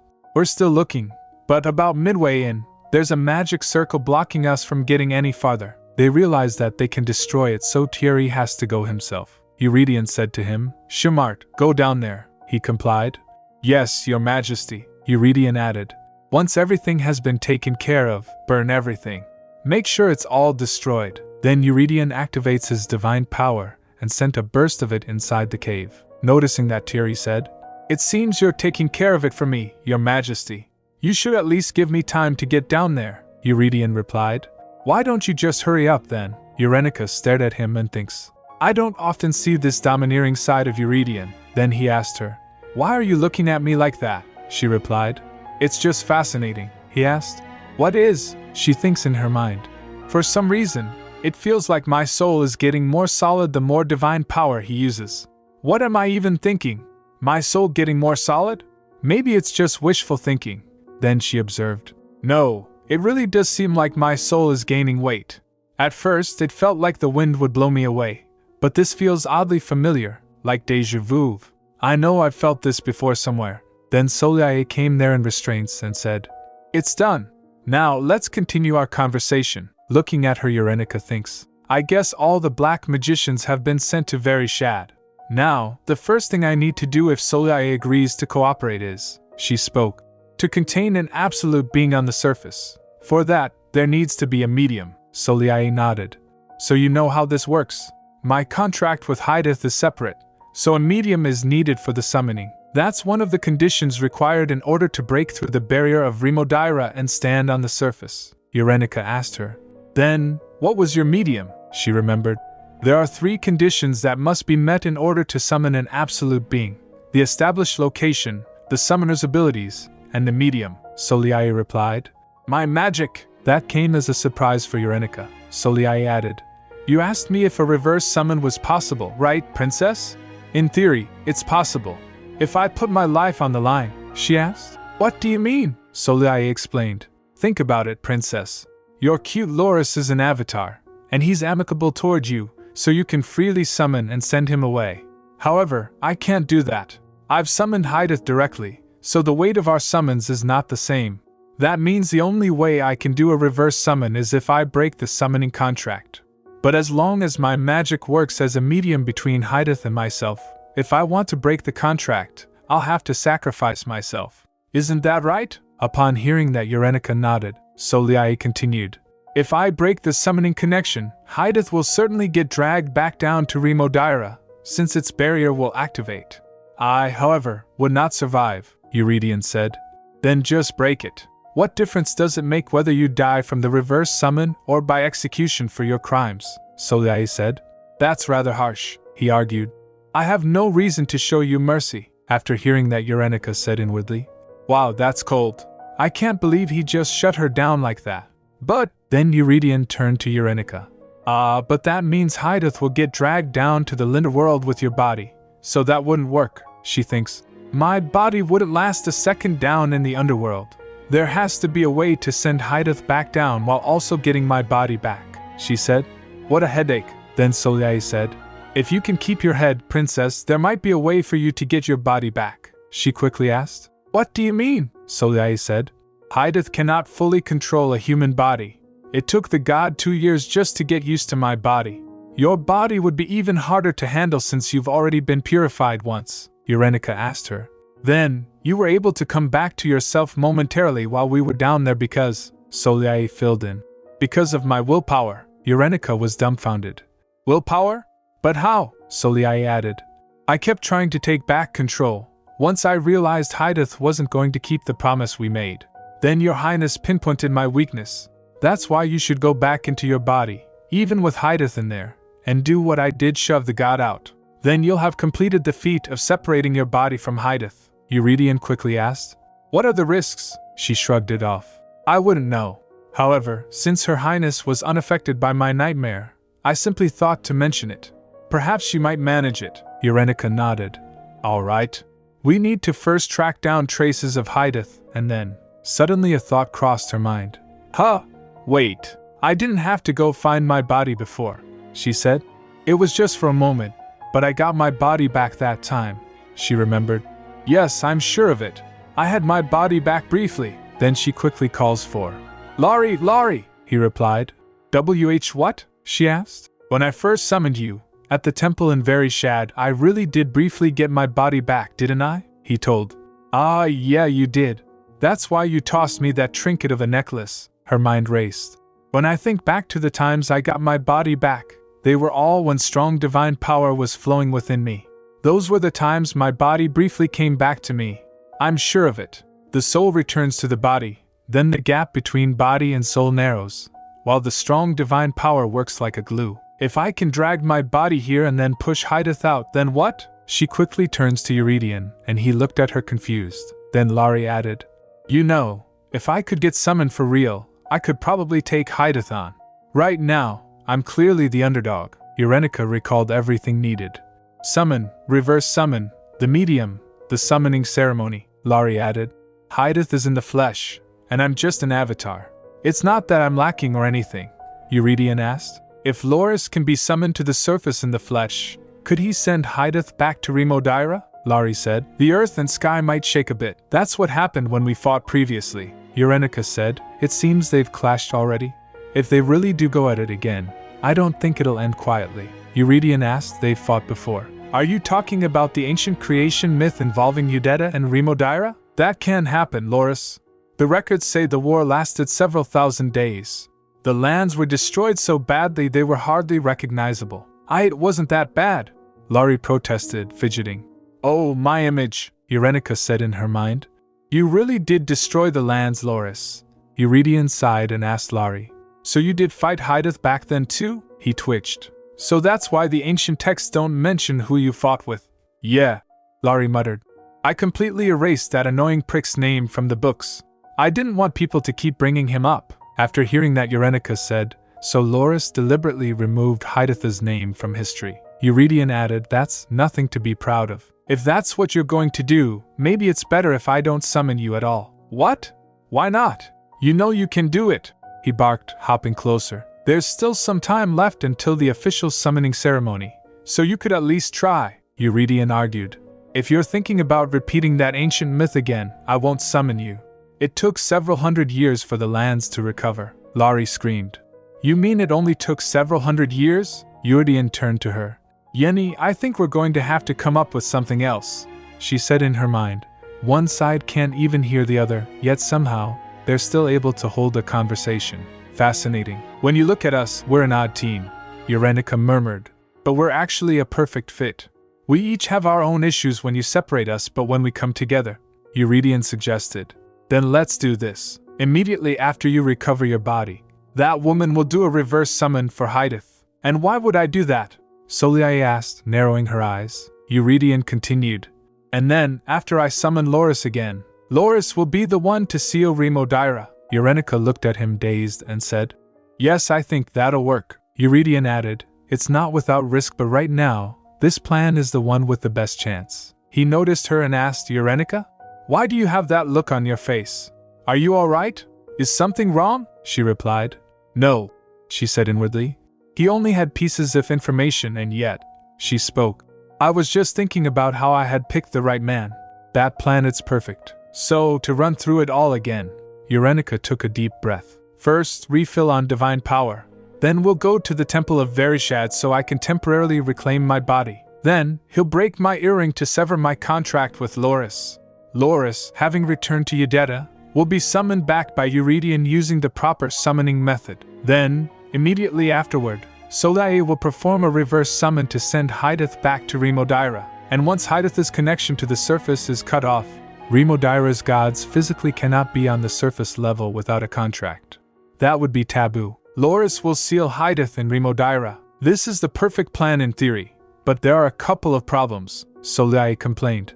So you're basically sentencing me to almost certain death, giving up my life in exchange for not getting immediately executed, she muttered.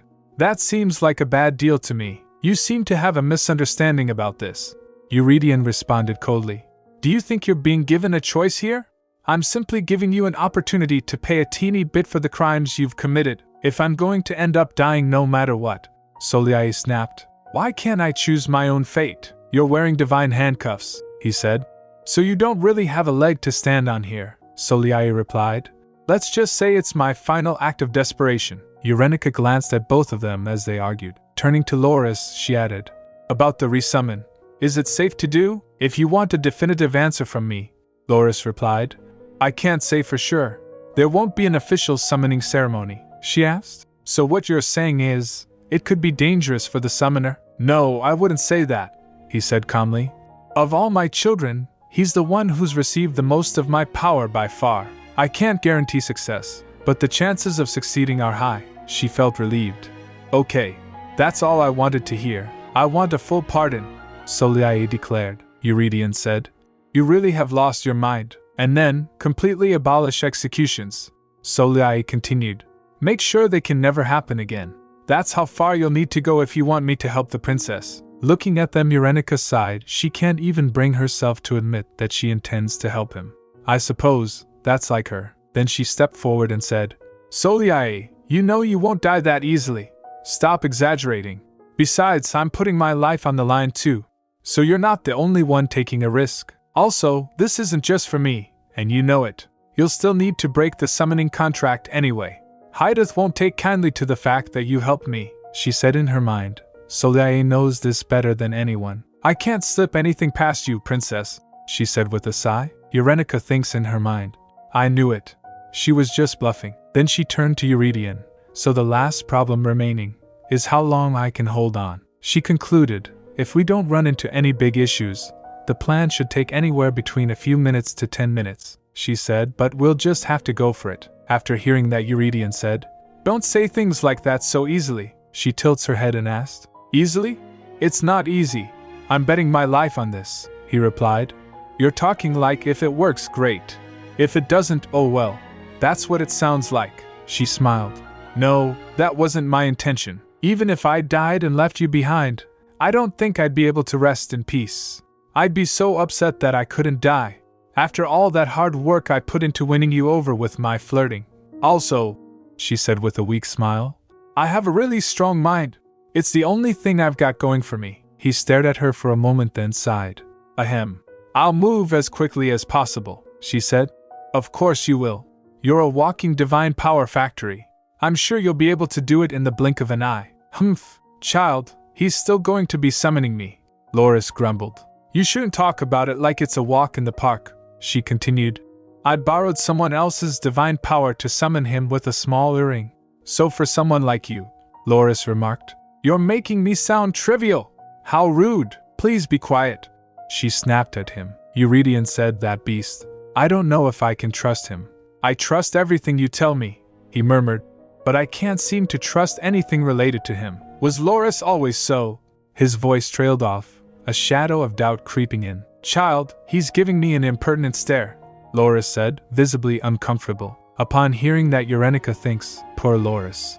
He was being treated like this simply because he was summoned by someone like me. Then she said, now that I think about it, I don't think I'll make it to the Vereshad temple in this state. How should we move? She said, swaying. This is the southernmost edge of Belcourt, she recalled.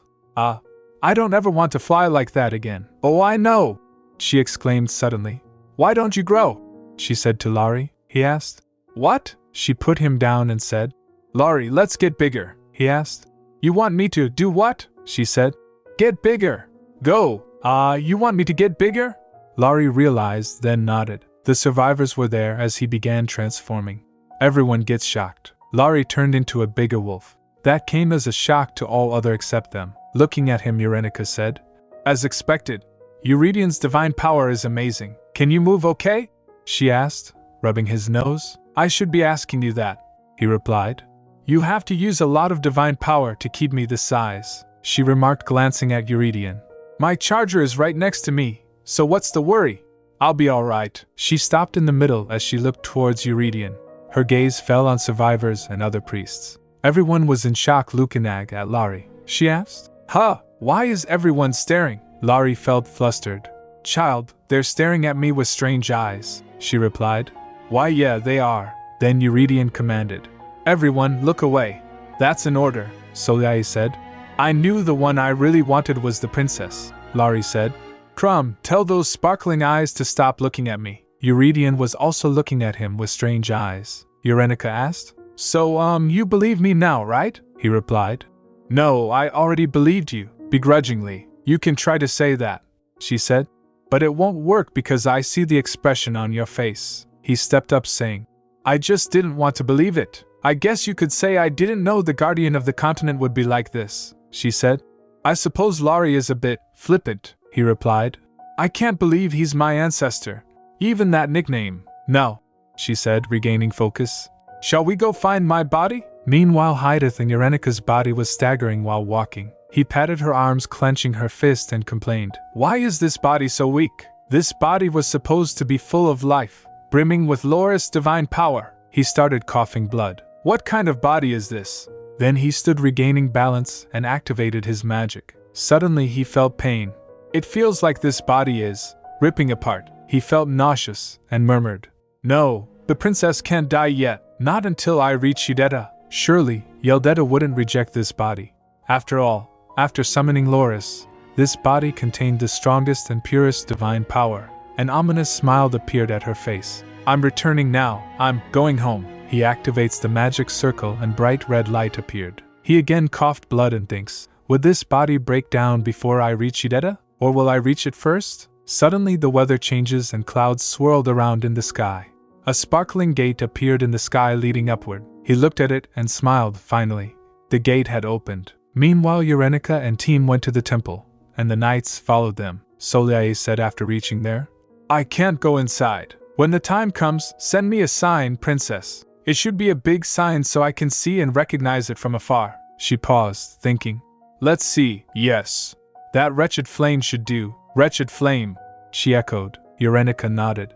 I'll do that. As Eurenica and other walked towards the temple. Suddenly Eurenica flinched, sensing something. Hup! Eurenica jolted, so Eurydion quickly turned to her. What was that? She wonders, unsettled. I briefly felt something strange. Then she looked up and saw a star. She mumbled to herself. We need to hurry. Then she looked at Eurydion and smiled. Let's move quickly. He was about to say something but stopped. After a moment he said, You must tell me as soon as you feel anything, Eurenica. Please. All right. She nodded. She looked at her hand and thinks, It'll be all right. My soul's form is still intact. All I can feel right now is the temple, and Euridion's divine power. Then they went to the altar where Eurenica summoned Loris. As they stepped forward, Eurydion said, This is the first time I'm walking up to this altar, Thierry said. It's the first for me too, Your Majesty. He looked at the altar and thinks, So Loris was summoned 2 years ago in this place. Your Majesty, Thierry interrupted gently. Have you prepared the medium you will be using? He replied. I haven't prepared anything yet. Then he showed Eurenica's earring that he was wearing as a necklace. Thierry looked at it and said, Ah, that? Yes. This would be the perfect medium. Eurenica turned to Loris. It's time to become small again, he asked. How small? This small, she said, holding out her palm. Like earlier. I need you to fit in the palm of my hand, he asked, almost teary. But what about my dignity? Eurydion said, from the divine power being emitted, I suppose it could be true. Is that thing's true form a wolf too? Thierry snapped. That thing, Your Majesty? That's blasphemous.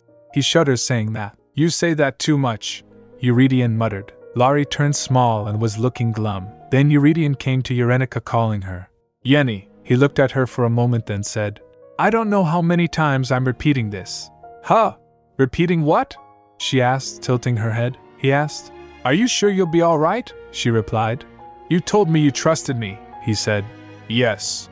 I trust you, she smiled. Yes. I trust me too. Besides, this is only going to take a few moments, so don't worry. I trust. His voice wavered. That you won't leave me. Right, Eurenica? He insisted. Promise me. Of course, she said, beaming, but his face darkened. I don't believe you, he said in his mind. You lied to me before. You've always said you were fine, and I really believed you. But it wasn't true, he murmured with a low voice. So how can I trust you? He looked down for a moment, then he muttered. You promised you'd kiss me. There's no need to make a promise for that, she replied, pouting. You have to make sure to break the earring, she said seriously. That's the only way to break the summoning connection. You know this, don't you? He nodded. Then she waved a hand, trying to get him close. Then she kissed him on his cheek, although she was in her soul form. She said, It'll be fine. Everything will go according to plan. Then he gave a faint smile and went to instruct the knights. I'm worried, she thought. He still seems nervous about this. Then she turned to Laurie. I'm saying this just in case. Even if I don't come back, you can't hesitate, all right? He asked. What do you mean by that? Do I have to actually say it? She asked, her voice tightening. You can read what I'm thinking. I can't hear you, he deflected. I don't know what you're talking about. If my body dies, she whispered, Hydeth is sure to go after Eurydion. Before that worst-case scenario happens, she pressed. You need to. She pointed with her hand to finish Hydeth. What happened to you? Carrie asked, stunned. You used to be such a scaredy cat. She gave a small, dry laugh. Well, of course. If I die, I won't feel pain anymore anyway, Laurie said. So you're telling me you want me to seal your body down below in Remodira before Hydeth tries to go after him? She nodded. Yes. Exactly, he began. You really, but she interrupted him. I don't want everyone to die. Stop talking nonsense, Crumb, he snapped. But she said, I'm not saying I want to die either. But you never know what could happen. I'm just talking about the what-ifs. There are no what-ifs like that, he said firmly. I raise you to be strong. so I know you can hang on for a few minutes, she laughed. Haha, Laurie, you didn't raise me, he replied. Shut up. I'm going to tell that boy what you said later. Hey, don't do that, she said, crossing her arms. He turned his face in disapproval. Humph, child, he said more gently. You know that you can't get caught by Hydeth, right? I know, she said, nodding. I've already successfully run away from Hydeth once. Then he tapped her hand and shakes it. Well then, break a leg, you cute crumb, you, she said. You mean that literally, don't you? Then she picks him up and puts him on the altar and said, See you later, Laurie. I hope I'll get to see you in your pretty form then. He patted her hand in response. Then she turned and saw Eurydion and other. She thinks in her mind, I was alone before. But not now. Then Eurydion called her, extending his hand. She prayed, I hope Plan A succeeds this time. She touched his hand and he activates his divine power. As his divine power erupts, Eurenica got transported back to her body instead of her body getting back to her. Ah, damn it. The body didn't come to the soul. The soul went to the body. Meanwhile, Hydeth was looking at the gate, smiling. Let's go back, my children. Let's go home. Eurenica went back in her body and felt pain all across her body. Ack. It hurts. It hurts. It hurts so much. Just what did Hydeth do to my body? Then she looked up in the sky and wondered. What's that? Did Hydeth really open the gate to Yeldetta? No, wait.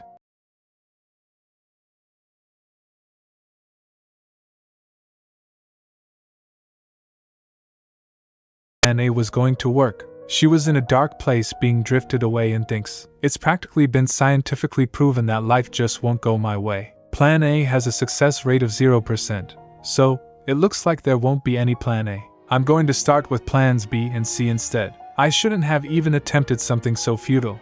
She observed, my body feels heavy. It's like I'm sinking into a calm lake. My head feels super heavy too, especially my earlobe. The earring. That's right. The earring. She tried to move her body. Move, arm, move. Come on, legs. But couldn't. She wasn't able to move her body. Then she looked into herself. What about internally? Oh, maybe there's still a chance. My body is full of divine power. But then, what's this? Half of the divine power is coming from Eurydion, still at the altar. And the other half, it's divine power I don't recognize. No, that's not quite true. It does feel familiar. Yes. It feels similar to Laura's divine power, but much greater. This is divine power from Yeldetta, the world of the gods. Oh my, then that means, aha, I've crossed over into Yeldetta? She freaked for a moment, then calmed down and took a deep breath. She said to herself, stay calm. I still have something left to do. I failed to draw Hydeth to the temple.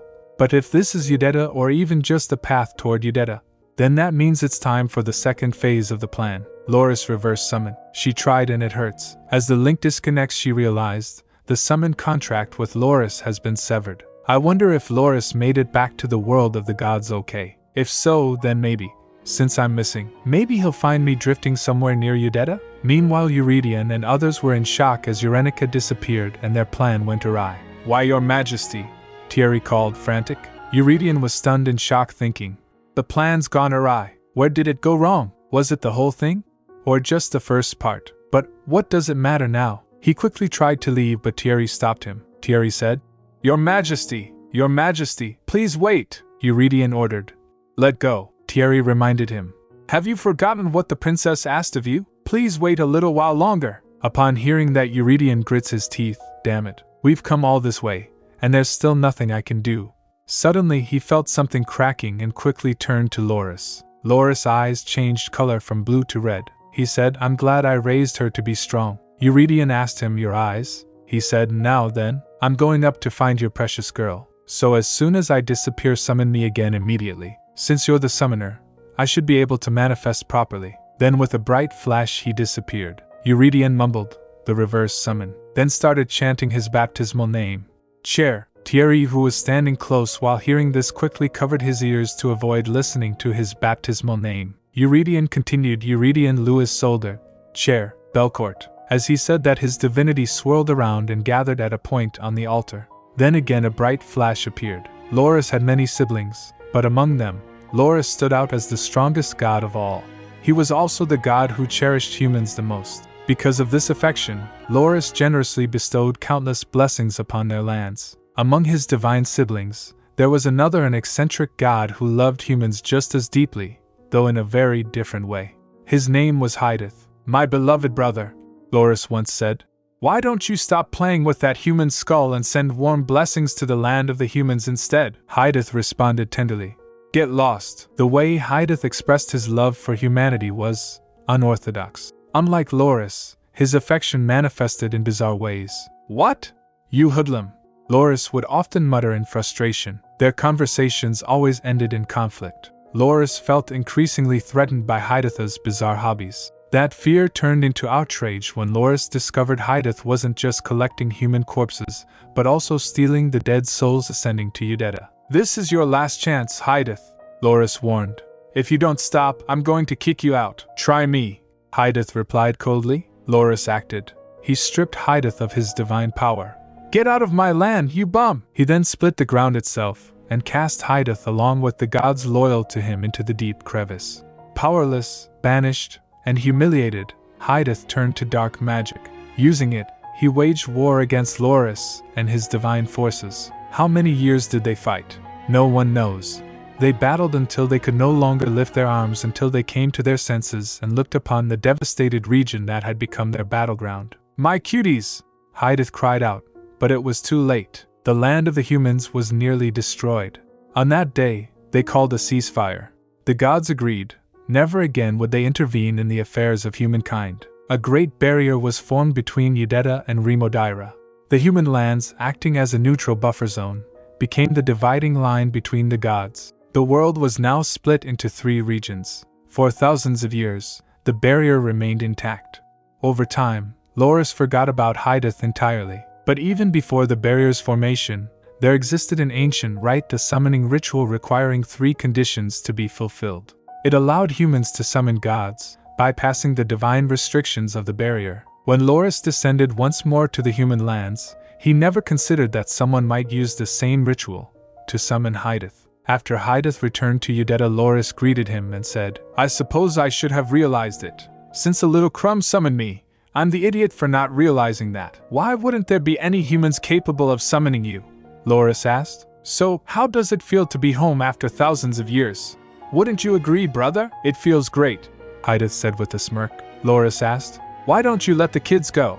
Why are you messing with them anyway? Stop throwing a tantrum." Then with a serious tone he added, "Apologies, brother, but I can't let you stay here any longer. My child is particularly fond of the owner of that body, and he's not exactly the patient type." Loris looked down on Eurydion, who was about to summon him, and said, "He's so impatient." Loris jumped towards Hydeth and grabbed him. He said, "If you've finished having a look around, let's go back down together." Meanwhile, inside, Eurenica felt excruciating pain.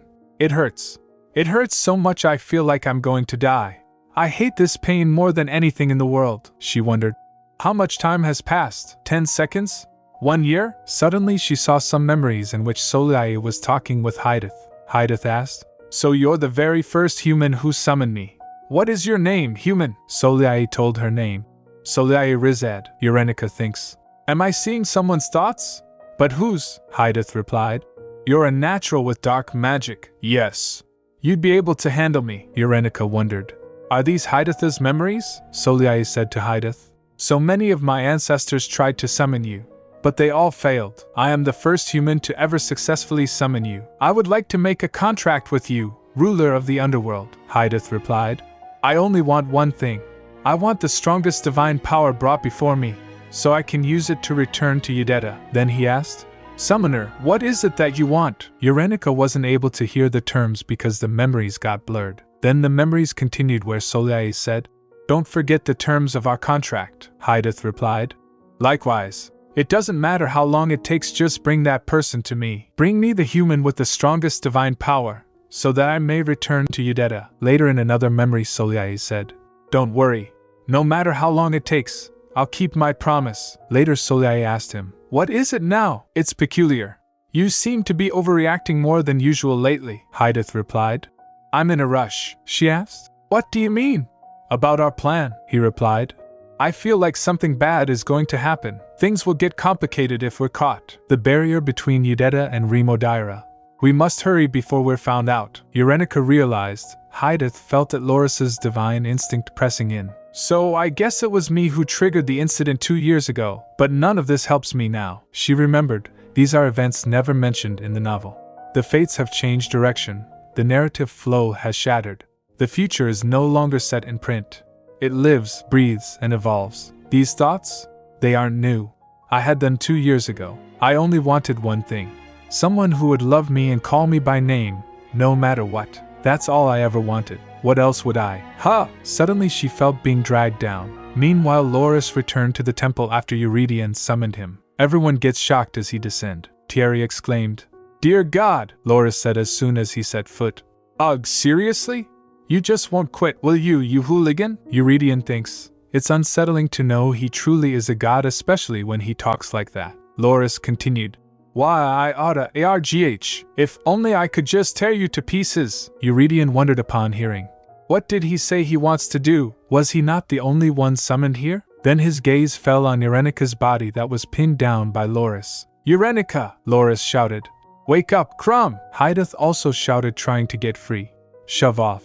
Get off me!" Eurydion came close, calling, "Year!" But he stopped in the middle after taking a look at her and said, "That's not Eurenika. It's that other presence," Loris said. "Shut up, you annoying brat. If you weren't in the body of my child, I would have already snapped your neck." Then he turned to Eurydion. "Chair, you mustn't come any closer." But he strode in, so Loris said, "You're just like her." "You don't listen to me either," Eurydion asked. "What happened?" Loris replied. "Can't you see? She hasn't woken up yet. I'll have to go in and wake her up myself." He glanced at her and observed, half of her body has been overtaken by dark magic. Then Loris said, "Since you're here, hold on to her. She's taking more damage just because it's me holding her. I'll wake her up and be back soon. As soon as she wakes up, throw him out.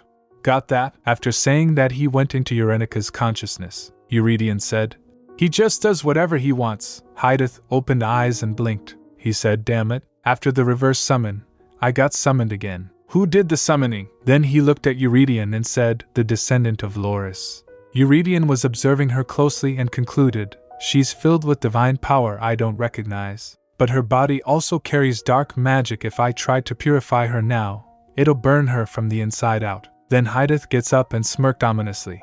You can't attack this body. Yes, you're the one. The child who used to inhabit this body cared a lot about you. The Emperor of Belcourt," Eurydion called her. "Eurenika?" Hydath grinned. "Is that her name?" Eurydion continued. "You made me a promise." He recalled her saying, "You promised me you wouldn't leave me." Then Hydath quickly gets up and lunges towards him. The knights, seeing that, shouted, "Your Majesty!" They were ready to intervene but stopped due to Eurydion. Hydath pinned Eurydion down and strangled his throat. "You're thinking that it wouldn't be so bad to die with her, aren't you, Chair?" Meanwhile, Eurenika felt pain in her back. Loris called her, "Child." She wondered, "Where have I fallen to? What did Hydath do with my body?" Loris shouted, "Child." "Cruel one," she thinks. "Why does that ghost-like voice sound so familiar?" Loris called, "Can you hear me? Nod if you can. If you can't, fold your finger." She thinks, What is he saying? I'm in agony right now. I can't even move." He appeared in front of her and said, "Wake up, Crumb! It's time for you to wake up. I've even come to you in my beautiful human form." She blinked first as in disbelief. Then she pressed his face, saying, "You're too close," Loris said. "Don't you think you're being a bit rude? I came all the way here to get you," she said. "Then hurry up and take me back. I'm in so much pain. I feel like I'm going to die," he replied. "You need to wake up first," she said. "I'm tired. Can't you just take me?" he told her. "You must open your eyes first, child." "Crumb, don't you remember the promise you made to that boy?" Her mind was hazy. "What promise?" Then she remembered Eurydion saying to her, "I trust that you won't leave me, Eurenika. You made me a promise." She jolted after remembering that. That's right. I remember why I need to go back. I can't die not like this. It would be too cruel to leave him behind," Loris said. "You're so slow, child. You must hurry. If you don't, you'll end up killing him with your own hands. Wake up right now if you don't want to regret it." Then she opens her eyes back in her body.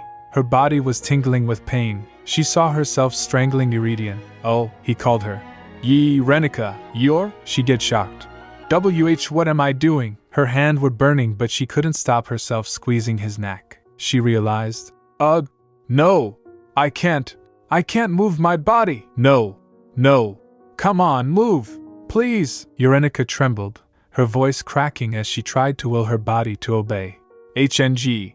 Tears welled in her eyes. Eurenica, a calm voice urged. Don't cry. Your hands. You're getting hurt. He used his divinity to heal her wounds. She was crying. It hurts. It hurts. This divine power.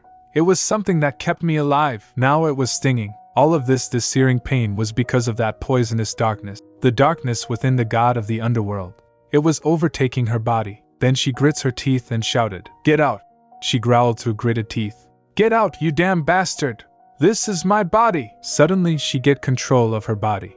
Both of them realized that. Eurydion quickly protected her and pushed Hydath away using his divine power. While looking towards Hydath he said, so that's what that was. That abhorrent feeling. He quickly grabbed his sword and struck Hydath using his divinity. He shouted, how dare he twist her flesh, corrupt her soul. How dare you mess with her body? He shouted, rage burning in it. Hydath's bones crumbled and fell to the ground. Then Eurydion casted purification flames that were so big that Soliae also saw them standing outside the temple. Both Eurenica and Eurydion took a breath of relief in each other's arm. Then he put down his sword and started healing her hand. Eurenica grumbled. Seriously, this man. My hand should be the least of his concerns right now. You're Maj! She tried to intervene, but stopped as she felt chills coming from the back side. Hydath seethed. Damn it! I should have gotten rid of you first. Then Soliae said, go back, return, and never come back. She broke her contract with Hydath. As Hydath was recovering from that, Eurenica spat. You disgusting thief, you good for nothing. She started coughing as she said that. Yenny, Eurydion pleaded gently. Calm yourself. No, she flailed. This is my last chance to curse at him. I'll regret it if I don't get it all out now. Drawing on all her remaining strength, she shouted. May you be filled with an abundance of Loris blessings, you absolute scum! You're nothing but trash! Suddenly Hydath's bones fell to the ground as Loris used his power and forced him down. He pinned his down to the ground and appeared on the temple. Eurenica smiled looking at him.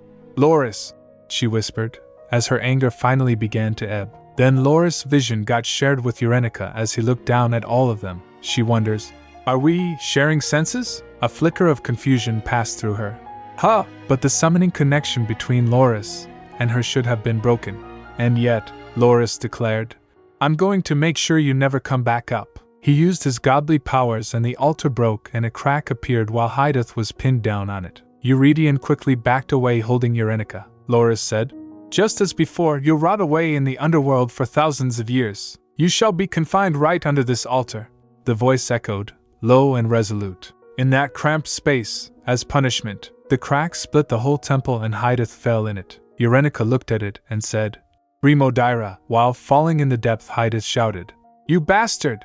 His voice echoed, but he wasn't able to do anything. Loris smiled. Goodbye, my wicked brother. Say hello to eternity. Then he used his power and closed down the crack and said, Bless you, brother. After everything is done, Loris came down and felt refreshed, saying, Now I feel more like myself. He nodded, saying, Yes, the summoner really did make all the difference. Yes, that's right, he murmured, stretching his power with new grace. This is much more dignified. Is it over? Eurenica asked quietly. Has it ended? Then she felt dizzy and started coughing. Eurydion worriedly asked, Eurenica? She began. But wasn't able to say anything and started coughing. Blood was spilling from her mouth. She felt hazy and was losing consciousness. She felt relieved, thinking, it's finally over. I can rest now, right? This nightmare of a night, it's finally over. Then she lost consciousness. Eurydion shouted her name. Eurenica? Other knights and Thierry rushed to her. Your Highness, please wake up. Oh, my little crumb! Loris cried, flustered and desperate. She's not dead, is she? Eurydion was about to say shut, but stopped, thinking. Hold your tongue. Loris is a god. Remember that. Eurenica huffed so he gets startled. Yenny, wake up, he pleaded. Please, it seems she overexerted herself, Loris said quietly. I'm proud of her, for lasting this long. Eurydion looked at him furiously. Hey, new summoner, he added, turning with narrowed eyes. She's my child. I don't like the way you're looking at me, he added after a moment. Since you were able to summon me whole, it's a bit soon, but I should be able to carry out a small ritual.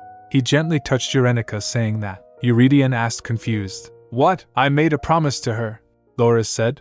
When the summoning day returned, I was going to make her my priestess. I can't do anything about her broken down body, but, he smiled faintly, she should be healthy enough to live by your side without any worries. Thierry, who was looking at the happening, mumbled.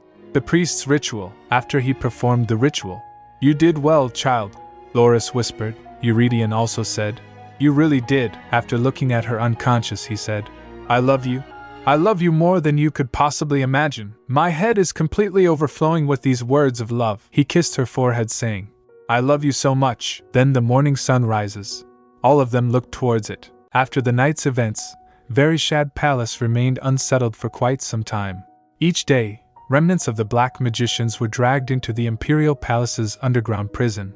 For the first time in 200 years, the emperor had lifted the immediate execution order for black magicians, and so, all the high priests were summoned to the palace to purify and seal the black magician's powers. We just finished the purification of Belcourt, one priest groaned. How can he give us another difficult task so soon, Archdeacon? Someone muttered. I feel like I'm going to die, gasped another, exhausted. Please, I need help, brothers. Thierry sighed in lamentation. Who do you think has it the worst right now? He was doing the work of 5 people. While the priest suffered, Eurydion had his own headache to manage handling Soliae. That is an unacceptable demand, he stated coldly. I thought I made it clear that I wouldn't be giving black magicians autonomy. They're already wearing divine power-infused handcuffs, came the reply. Their dark magic will be sealed. Once that happens, they'll no longer be a threat to your empire. They'll be just like any other mage. You seem to be confused about something, Eurydion said sharply. This meeting isn't a negotiation. It's to discuss your sentencing. And keep in mind you wouldn't have even had this chance if it weren't for Eurenica. He listed the charges plainly. Treason, murder, disposal of corpses, dark magic, experiments on living beings, attempted murder of an imperial royal, attempted murder of a foreign royal, breaking into the imperial palace, blackmail, tax embezzlement, defying an imperial order. Need I say more? Do you still think you can make a case for a pardon or a reduction in your sentencing? He recalled Eurenica saying. It'd be a waste to lose a talent like her. She was in the right place at the right time. Haven't you heard the saying? Today's enemy is tomorrow's ally? The only role you have left to play, Eurydion replied coldly, is to become the boundary guard of Remo Daira, beneath the temple, not the second coming of Hydeth. If I had my way, Eurydion thought, I would have sent her to burn at the stake immediately. He said. As an imperial citizen, you must follow imperial law. You're the first exception to the immediate execution order. Shouldn't you be satisfied with that? He stamped the document stating, Soliae Rizad and all her black magicians would be purified, their magic sealed, and they would serve out the rest of their lives in prison. Meanwhile, Count Ivan and Countess were talking to each other while walking. The Countess said, I hope the princess wakes up soon. I'm relieved she's not sick, at least, Count said softly. It seems her recovery is just taking longer.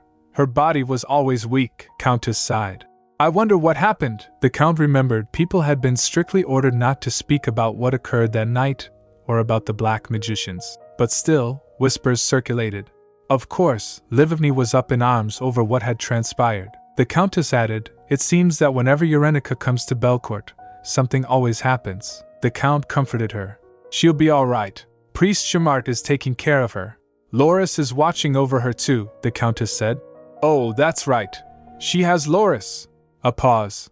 I knew she was special, but for Loris to watch over her, I guess I was right. Even though Eurydion put a gag order in place regarding Eurenica, rumors still spread wild and often incorrect. People in a tavern were talking to each other, one said.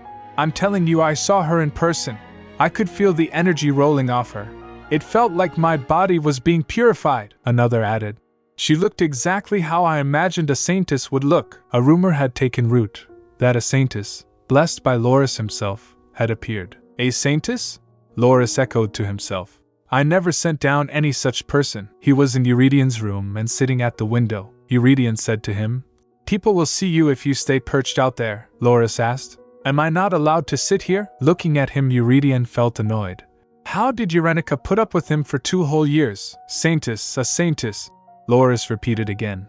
Well, I guess they're not wrong. She was the only human not of Imperial Belcourt blood who had managed to successfully summon me. Of course, that power was borrowed, but still, I'm debating whether I should really give my little crumb that title. Please don't try and give her anything too overwhelming, Eurydion said gently. Yenny needs rest.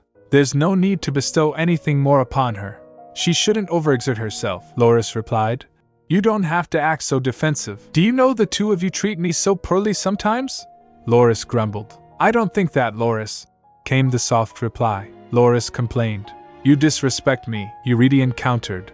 It's not like that ever really bothered you. Loris glanced at him then said, I suppose that's true, but child, Loris said after a pause, the rumor has already spread throughout the capital. People know I'm watching over her, Eurydion replied. And didn't you fan the flames of that rumor by releasing your divine energy as you wandered around the palace? People whispers as he walked in the palace. Has Loris really descended? I heard Loris has descended upon Belcourt. Has he come down to see the Saintess? Does that mean she's really a Saintess? The rumors spread rapidly. The Loris mumbled chair. Yes? Eurydion replied. He looked at the sky and said, I'm bored. Upon hearing that, Eurydion paused what he was doing and felt a throbbing in his head. I hope word doesn't spread about this aspect of Loris the god. Then Loris said, I wonder when my little crumb will wake up. Eurenica had not awoken since that night 2 weeks ago. Eurenica had been sick for a long time. For the first week, her condition was critical. On the outside, she looked fine thanks to Loris' divine power, but her temperature would suddenly spike, and she'd sweat through the night. Her condition remained unchanged the following week, but as the divine power within her body started to settle, her condition began somewhat better. At the 3rd week, Eurydion began to get nervous again. He thinks in his mind, isn't this taking too long? Just think of it as the time she needs to fully settle in, Loris said. A soul that wasn't born in this world needs time to adjust. Eurydion thinks in his mind, yes, I should be patient. He may not look like much, but he's still the absolute being who blessed these lands, the founder of Belcourt. So he's probably telling the truth. Another week passed. Loris tilts his head in confusion. Why isn't she waking up? Eurydion started to wonder if he should have sent him back to Udetta after all. And that's how that hellish month had passed. One day he came to her room to check on her. He set aside the curtain and saw Loris in his wolf form lying beside her on the bed. Loris said, I told you to stop coming in here.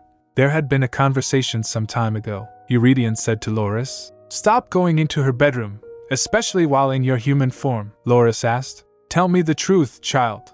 Is it because there are a lot of eyes on us? Or is it because you just don't like me? He replied. Both. Now he checked up on her. She's so pale. Her hand is still cold. What if Eurenica never wakes up? Loris interrupted his thought. Only a fool would think that. I should smack you every time you have foolish thoughts, Loris muttered. If she knew what you were thinking, she'd tell me to smack you too, he asked. Smack me? Loris said. I'm going to sleep. Don't wake me up, Eurydion said. I won't wake you. He thinks. I don't want to admit it, but maybe I've been less agitated thanks to him. I still don't like him though. Still, I feel like she'll disappear the moment I take my eyes off her. Then he kissed her and said aloud, oh, come now. When are you going to wake up? You said you would leave me behind. When you wake up, you're going to have to give me a lot of love, Eurenica. Yet another week passed. A maid said, come here, Nia. I need you to clean the bedroom today, she replied. Yes, ma'am. Nia, the girl Eurenica saved from the cave, felt bad that she never got to thank the princess, so she volunteered to become an imperial maid. It took a full month to apply and get approved. When Eurydion approved of her, he said, I hope this makes Yenny happy. This was the week after she'd finally been accepted. It's nice out today, so go in and open the windows first, the head maid instructed. Check to make sure there isn't any dust on the windowsills. The princess should get some sunlight, so make sure to open the canopy halfway too, alright? Anais complied. Yes, ma'am. Then she went and pulls the curtains. While looking outside, she said, it really was a beautiful day. It'd be nice if she woke up on a day like today. Then she went to Eurenica's bed and said to her, hello, your highness. It's really sunny outside. The skies are blue without a single cloud, and there's a gentle breeze. She remembered, I need to open the windows and dust off the windowsills. Then she looked towards her hand and realized that she had forgot the duster somewhere. She remembered, that's right. I got distracted by Ferric's story. I'm so dumb. I must have left the feather duster in the hallway. I've never made a mistake like this back at the Elodia estate. Then she left the room looking for the duster. After a few moments, Eurenica opens her eyes due to sunlight falling directly on her. She said, it's so bright.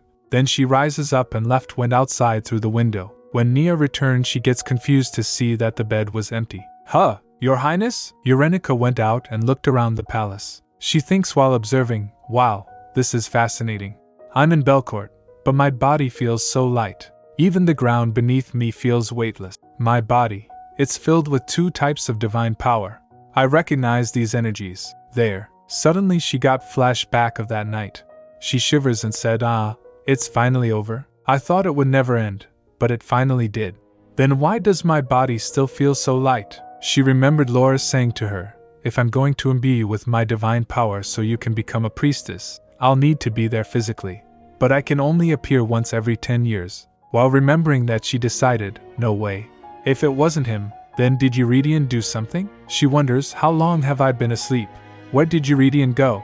And why has he left me all by myself? She pouted, I feel abandoned. While roaming, she went to a fence with a white towel. She looked at it and ponders, can I cross over? Thierry was nearby, passing at a distance. His gaze fell on her, and he gets shocked. He gasped, calling, Pri. Looking at him, she beamed, oh, it's Thierry. Hi, Thierry, he shouted. Pri Princess? She replied, I feel strangely refreshed. I think I could cross over to that side. May I? He rubbed his eyes, saying, am I seeing things? Then she said, I'll just cross over. She went through the fence. Thierry started calling in panic, Loris. Loris! I must send for His Majesty. Urenica observed, I'm completely fine. If the state of my body right now isn't a lie, that means I can go anywhere Suddenly Eurydion came and hugged her from behind. She was taken aback for a moment, then smiled. She asked, where did you go? You left me all alone. More importantly, Your Majesty, I can even walk through that fence now. She blinked as she saw his hand trembled, hugging her. She stammered, so, Your Majesty? I guess I was sick for quite a bit this time too. Finally he spoke. Why would you jump out the window? It's dangerous. She smiled. I'm sorry. I just did it without thinking after waking up. She thinks in her mind, it's become a habit since Livni. Before I was fully awake, I was just happy to see that I was back in Belcourt when I opened my eyes. Then she tapped his hand as he released her. She quickly hugged him. After that they went to have tea in the garden. She was giggling looking at her, as he came holding a blanket. He said, don't laugh like that. She pouts, why not? You asked me to laugh more though. I thought you said the summers in the capital were really hot. I like that summer is pretty much over now that I'm finally awake. He stared at her, then puts blanket on her. He wrapped her tightly. She said, Your Majesty, I'm not cold. I don't need a blanket right now. I'm really not that cold. He was looking all serious, so she retracted. No, you're right. I'm cold. He wrapped her like a burrito. Then he caressed her feet, dusting them. The servants who were present there started murmuring with each other, seeing the Duke. Urenica stammered, Hey, that tickles. He replied, Just stay still for a moment. He was putting sandals on her feet and said, Why did you come out here barefooted anyway? Then Urenica brushed his hair and said, As the master of this empire, should you really be kneeling like this in front of just anyone? He said, In front of just anyone. You're not just anyone. Urenica glanced at the servants and thinks, I feel uncomfortable with everyone staring and whispering, but I guess I don't have a choice. She said, Can you please lean in? I want to see your face. As he did, she rubbed his eyelids and thinks, his reddened eyes. She asked, Were you really hard on Loris? Without responding, he looked at her for a moment, then hugged her tightly. Urenica patted him, thinking, He was so anxious and worried when I got sick for 10 days that I probably won't be able to joke it off this time. He probably wouldn't even believe me if I told him I feel better than ever. How should I soothe him? What should I say first? She asked. Have I told you that I love you yet? He replied. No. As he backed a little, she said, I love you. Then she kissed his hand. There's usually something said back when those words are spoken. The reaction time's a little slow today. He stared at her for a moment, then started checking her pulse. She noticed that. He's checking my pulse. I love you. She repeated. He called her name. Yenny, she replied. Yes? She again called her name. Urenica, she replied. Yes, I'm right here. He was checking her pulse again, this time from the wrist. She felt glum, then sighed. I don't like that you're treating me like a dead person. Upon hearing that, he quickly said, Don't ever mention death. Don't even say it. Not even as a joke. She cut him off. I love you. That's the 3rd time I've said it. Surely, you're not pretending you can't hear me? If you don't answer me this time, I'm going to get real grumpy. Then he said, I love you too, she huffed. You should have responded with that from the start, he replied. Yes, he was again checking her pulse. She smacked his hand saying, enough checking. I'm not I'm a person who is alive and breathing, he agreed. Yes, it seems this isn't a dream. As he was kissing her hand she asked. A dream? He said. Never mind. Then she tilts her head and said, I can't quite put my finger on it, he asked. What do you mean? She said. Why do you seem colder than I remember you being? He apologized. She continued. I'm not trying to blame you for it, she pouted. Really? Don't just immediately apologize when you don't even know what for. That must be stifling. Then she noticed his neck muffler and asked, Oh, is it because of this? She tried to untie it. Is this how you untie? Is this how you do it? She was struggling, so he said, No, it's the other way, Yenny. After untying it, she said, There. She felt satisfied looking at him. This look suits him more. Then he leaned forward and said, You shouldn't be doing this in such an open space like this garden, she asked. What? Then she blinked and smiled. Is the location the problem? As he kissed her forehead, she whispered, Then shall we head inside to continue? He said. You're incorrigible. There is something we need to do inside, she smirked. You mean kissing? He replied. No, actually. She interrupts him by giving him a peck. Or maybe you'll be taking me to bed? So he replied. You shouldn't keep provoking me like this, Yenny, she asked. Why not? Then he carried her, a princess carry, and said, Let's head inside. He said he wanted to head inside, but instead he took her for checkup. The doctor examined her and said, I feel like I can start breathing again now that your highness is finally up and about. Eurenica thinks, was Eurydion mean to him too? The doctor was teary.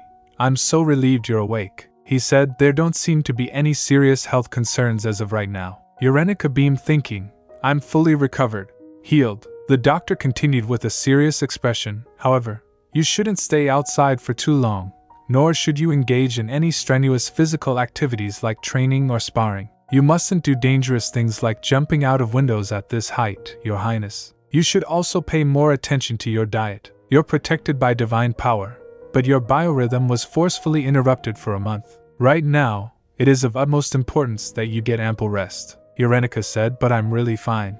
I was able to use divine power without any issue, and seeing as how the ground feels light, I think I'd be okay if I were to get exposed to dark magic. Thuri chimed in, We have to wait and see, Your Highness. It will take some time before we can be certain that the divine power of Loris inside you has settled properly without any issue. Even apprentice priests who have completed the priest ritual still struggle sometimes after handling too much power. Your Highness, you're more at a disadvantage, considering the weakened state of your body. While listening, Eurenica said inwardly, Stop talking, Thierry, don't say anything more. What's wrong with the two of them?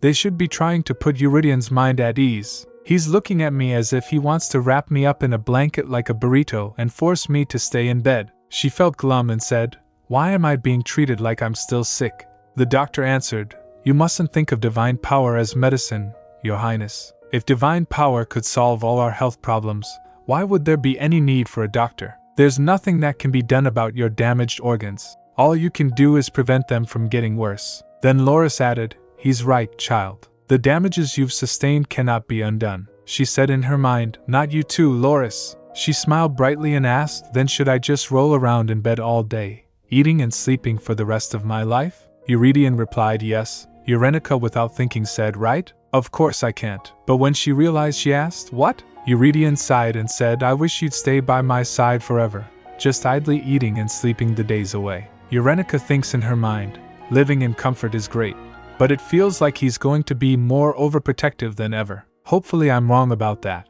But she was right. After that, whenever she left her room, she had 2 lines of 5 maids each following her around. The doctor checked up on her regularly about her diet and other things. What did you eat this morning? And during lunch? What about snacks? Her personal doctor made sure to observe and record her every move. Marianne and Roxanne made sure to clean and disinfect the entire room if they even spotted a winged insect inside. She felt annoyed and bewildered by all of this. Even for a fly, they would go every for length. Later, she rolled on bed complaining, I feel like I'm going to turn into a lazy cockroach at this rate. Loris said, No, child. You need to rest more. She asked him, Is my condition really that poor? He explained, Your body was completely overtaken by the strongest dark magic. You also went to a place that would have been hard on the human body. Child, It's easy for something that has already been broken to break again. After hearing that, she thinks in her mind, my condition must have been really bad. It's hard for me to know since I don't remember anything past Hydeth getting sealed. Then she said, it's a bit late, but I wanted to ask, how were all the loose ends tied up? Loris nudged her saying, how nice of you to finally ask. She pouts, Eurydion won't tell me. He just keeps on saying that I don't have anything to worry about anymore. So tell me, it's been over a month. How are you still here? And what does it mean to become your priestess? Loris replied, by naming you a priestess, I've given you a part of my power. You can use my divine power and communicate with me. She realized, so that's why I'm still able to hear his voice. Loris added, you'll also be able to bless the earth on my behalf. Upon hearing that, she quickly rises up from bed and asked, bless the earth? He replied, you'll be able to do more than the other priests, if you can find a way to control it. She nods as he was talking. It's not something you can do right now though. That will come later once you've mastered it. You can't try and do any blessings yet, you hear? It's a lot more draining than you think. She quickly replied while excited, okay. Then she takes a look at her hand and thinks, if that's what it means to be a priestess, I can see why I have so much divine power now. Loris looked at her then huffed. It would have been better if word didn't get out about this. But everyone seems to know. She asked, have rumors spread? He replied, yes, that's probably why he's being even more overprotective. There'll be more humans after you now. Then she fell in thought. Loris' blessing is beyond any symbolic action. It actually comes with power. The appearance of priests or saintesses naturally draws a lot of attention. Loris interrupts her thoughts. You should try and be more understanding of him. He's just trying to hide you to keep you safe. That child walked to hell and back this past month. The way I see it, you're not the only one who needs to recuperate. Suddenly Loris sensed that Eurydion is coming, so he gets alarmed. Eurenica asked, huh? What is it? He said, I better go, child. He hates it when I come in here. Upon saying that, he left through the window. Then Eurydion opens the door calling, Yenny? I heard Loris was headed here. Seeing Eurydion, came words repeated in her mind. The way I see it, you're not the only one who needs to recuperate. Eurydion was glancing around, look for Loris. Eurenica thinks, I get it now. She smiled and said, you're back early? Did you finish work already? He hugged her and said, I pushed some things back. She asked him, can you do that? He replied, I don't know. Ferric will figure it out. Then she thinks, Loris is right. I think Eurydion and I really do need to take some time to rest and heal. She patted him thinking, I suppose I'll have to accept that he's going to be overprotective of me for the time being. Later at night, Eurenica suddenly woke up. She rises up from bed rubbing her eyes. Where am I? She murmured, eyes fluttering open. Eurydion came to check on her. When did you wake up? He asked gently. You said you were sleepy, he added while sitting beside her. She mumbled, What is it? He asked, concerned. Are you feeling sick? She blinks, feeling sleepy. She rests her head on his shoulder and mumbled, I was just wondering where you went. He went to go take care of the work he's been pushing off while Eurenica asleep. Her voice trembled. I don't like being alone. Was Eurenica always like this? He wondered. It doesn't seem like she likes being around a lot of people, though. He squeezed her close while she said, I'm going to stay by your side all the time, so you don't have to worry about me. He paused upon hearing that, then hugged her. So this is really you. But he reminded himself Yenny is still a patient in recovery. She could break if I hold her too tightly. Yenny is a patient. Yenny is a patient. I did hold back for a long time, he thought, clenching his fists. No, this isn't right. I need to be patient. I've already waited for 2 years. Then he puts her on bed and used his divinity to heal her and thinks, I'm now ready as that item is done. But later he asked Thierry about suggestion. Thierry told she doesn't like crowds. She doesn't like being the center of attention. Countess Ivan told, it didn't seem like she liked things that are too fancy and big. After all, she is from Livivny, the doctor told. The princess cannot take one step outside. She mustn't travel out of the palace yet. Later, while having tea with Eurenica, why do you keep staring at me like that?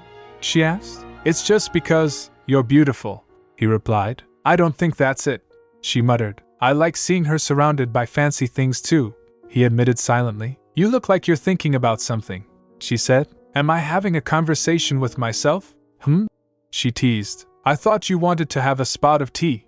Did you really just mean we were literally going to drink a cup of tea? Yenny, be careful, he said, flinching. She stood up and went close to him. She then grabbed his face and said, When you asked me to tea, I thought you wanted to talk about everything we haven't been able to talk about. Yes, you're right. He nodded. You're right, but, she asked. Why do you seem so distracted? He replied. Well, I'm not lying. I was staring because you truly are beautiful, she huffed. Humph. Then he clasped her hand and asked, How does it feel? How does it feel to be back in Belcourt? She repeated, How does it feel? She looked down for a moment before saying, Well, it feels like I've come back home. He smiled, saying, Home, she replied. Of course, I love Livivny too. But, I love being here, he asked. Why? This place has been hard on you, she asked. What do you mean why? Of course it has. But it's because you're here, she said, beaming. Then she winked at him and said, You know all of my secrets. Why wouldn't I stay by the person who knows everything? You're the one person in the whole world who wouldn't shun me no matter what I looked like. Then Eurydion remembered. A servant approached him holding a lot of letter. The servant said, Please take these to Her Highness since you're going to see her. I don't think that's true. You would have been loved by everyone no matter what you looked like, he said. He said softly. I just got lucky. He remembered their first encounter and said, I will never be as lucky again as the day I found you at Livivny. She giggled. I sure did seduce the perfect man. You're adorable. She smiled, eyes glimmering. Would you like a kiss? As they both leaned, she stammered after noticing something on his neck. W. She stammered. Wait, what's this? She exclaimed, startled. She looked at her and said, I should cut off these hands. Eurydion stopped her and asked, Cut off what? Don't say such things, Eurenica stammered. Hideth, that bastard. I ended up choking you with my own hands, he said. My bruises have long since healed. Why are you so upset? She snapped. You've got a scar, a clearly visible crescent moon. A mark left from my nail. I should have cursed him out more, or at least smacked him once, he said. I think you did plenty, she complained. It wasn't enough. If he ever comes out again, I'll make sure no. He should never come back out again, Eurydion assured her. He won't be able to, not as long as Loris is around, and that woman does her job. Then she jolted, asking, Oh, now that I think about it, what happened to Soliae? He frowned. I sent her to the catacombs of the temple.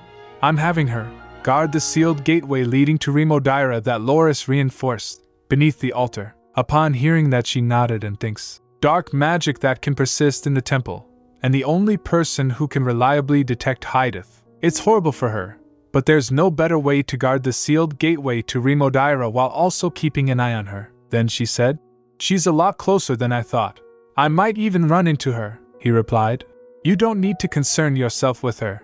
More importantly, Yenny, do you prefer the day or night? Then a thought crossed her mind and she said aloud, I should ask Soliae to do me a favor. I'd like her to scream curses at him through the seal. Eurydion asked her again, Do you prefer the afternoon? But her mind was somewhere else, she added. I won't forgive him.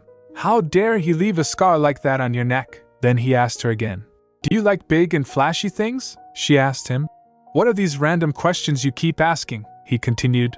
If you like big and flashy things, how big? Eurydion continued to ask her weird questions a few more times after that. Do you like flowers? What do you think of the restored hall in Lucia Palace? What is your favorite color? She replied. Purple? He smiled upon hearing that. Later, while taking a stroll with Thierry and Loris, she said, Geez, just what is he thinking? Loris asked her. Do you not like flowers? She replied. I do like them. They're pretty. What's not to like? He asked again. Then why did you tell him you didn't like them? She replied. He looked like he was going to pick all the flowers in the garden if I told him that I liked them. Thierry giggled. She quickly looked towards him, so he flinched and controls his laugh. Then she glared. There's something strange going on, but I can't seem to put my finger on it. While walking, she continued, Everyone around me has been acting a little weird. Is it just me? Loris said. Just you, Thierry also said. It's just you, Your Highness, she said, glancing. This is suspicious. Quite suspicious. Then Loris said, Child, didn't you say you needed to do something? She quickly pointed. Look at the way you're trying to change the subject. Then she sat down near the fountain and said, Anyway, look at this. Ta-da! She conjured a wild flame. Looking at it, Thierry said, That's incredible, Your Highness. I've never seen a flame of purification this clean, pure, and refined. She asked. Really? He remembered saying. Yes. The fire that His Majesty summons can be a little too much, you know? She asked. So this is usable? He said. It's not just usable. You could do so much with just half of this, princess. You could perform the duties of most high-level priests with that, she thinks in her mind. The duties of high-level priests. I hear they help purify disaster zones and the poorer areas of the empire while taking care of the weak. What will I be able to do? Then he asked. Has His Majesty said anything? She replied. Constantly worries, of course. He acts as if I'll just suddenly die. I mean, collapse one day, he began. No, not his worries. Has he? But retracted. She asked, confused. Has he what? He replied. Nothing. Never mind. She gets more suspicious, so there really must be something. I don't think he'll tell me even if I ask. Then she conjures a lot of small lorry-looking water bubbles. Loris looks at them and said, Wow, how cute! This is so like you, Crumb. You just do the cutest things. Then he ate all of them, she gasped. You ate them, he replied. Once you're a bit more used to it, you'll be able to purify on a larger scale. Water, fire, wind, earth, you'll be able to control all the elements. After all, that power came from me. Power from a god will allow you to bend the ground and split the sea if you want to, she exclaimed. Whoa, really? He added. Though it'll take you about 100 years to be able to freely use that power like me, she complained. 100 years? That's just pie in the sky for me. You, con man. Thierry gets horrified after hearing that, he said. Your Highness, how could you call him a con man? After a few moments she tried using another element. Now let's see. I'm going to try earth this time. Thierry gets nervous. I think we should head indoors now, Your Highness, before His Majesty finds out. Suddenly Eurenica noticed at a distance. That hair color, it's Soliae, Eurenica thinks in her mind. Is she heading toward the south gate? It's not like I can shout to catch her attention. If I want to get there quickly, she said with a low voice, wind or earth. Fold the earth. Loris gets startled. Wait, Crumb, you're not ready for that yet. Thierry also stammered as everything happens. ACK, princess. Soliae also gets alarmed after hearing a rumble. She quickly turned and saw a big boulder behind her. Eurenica was on it. She said, flustered, This isn't what I was trying to do. I'm in trouble. Thierry shouted in worry. Your Highness, then Soliae said. You probably shouldn't be using your power yet, seeing as you lack control. You ought to be more careful unless you want to destroy the entire Imperial Palace. While listening to her, Eurenica thinks, how did it come to this? Soliae is lecturing me. She felt apologetic and said, You're right. She thinks in her mind. I didn't think the land would physically fold up like that. I was so focused on what Loris was saying. Every time I tried to reverse the effects, it just got worse. Then Soliae asked, Aren't you overexerting yourself? Your body won't be able to handle too much power right now, she replied. I'm okay, Soliae added. Surely not. I heard you were unconscious for a whole month, she replied. I was told I just had to avoid overdoing it. I'm fine right now, Soliae said. It seems to me like you're not ready to be out and about just yet. Do you know how pale you look right now? Eurenica gets taken aback a little. She slowly asked. Oh, are you worrying about me right now? Soliae asked. What? Eurenica laughed it off. That can't be, right? Then she changed the topic. I heard you were at the temple, Soliae replied. Aha. Yes, Eurenica asked. How are you doing there? Soliae replied. Don't worry. With this chain, even I can't do whatever I want anymore. If I so much as think about doing something out of line, this choker will take my head off. Eurenica gets shocked for a moment, then she nervously said, well then, good luck with everything. No, that's not what I wanted to say, Soliae said. I'm glad to see you've woken up. I'll see you around. I'll be dragging myself to the palace at least once a year to make a report. I wouldn't protest if you decide to plead my case to His Majesty about shortening my sentence. Upon hearing that, Eurenica thinks, this lady, she's always playing mind games. Then Soliae grinned and asked, Is there something you wanted to say? Eurenica sighed and thinks, she tried to kill me multiple times. If I hadn't intervened, Eurydion would have died because of her. However, she helped me in the end. And now she's the watchwoman of Remodira. Then she said, There's a lot of things I'm not grateful for. But I am grateful that you've helped me in the end, even if it was conditional. Anyway, I hope we can continue to get along.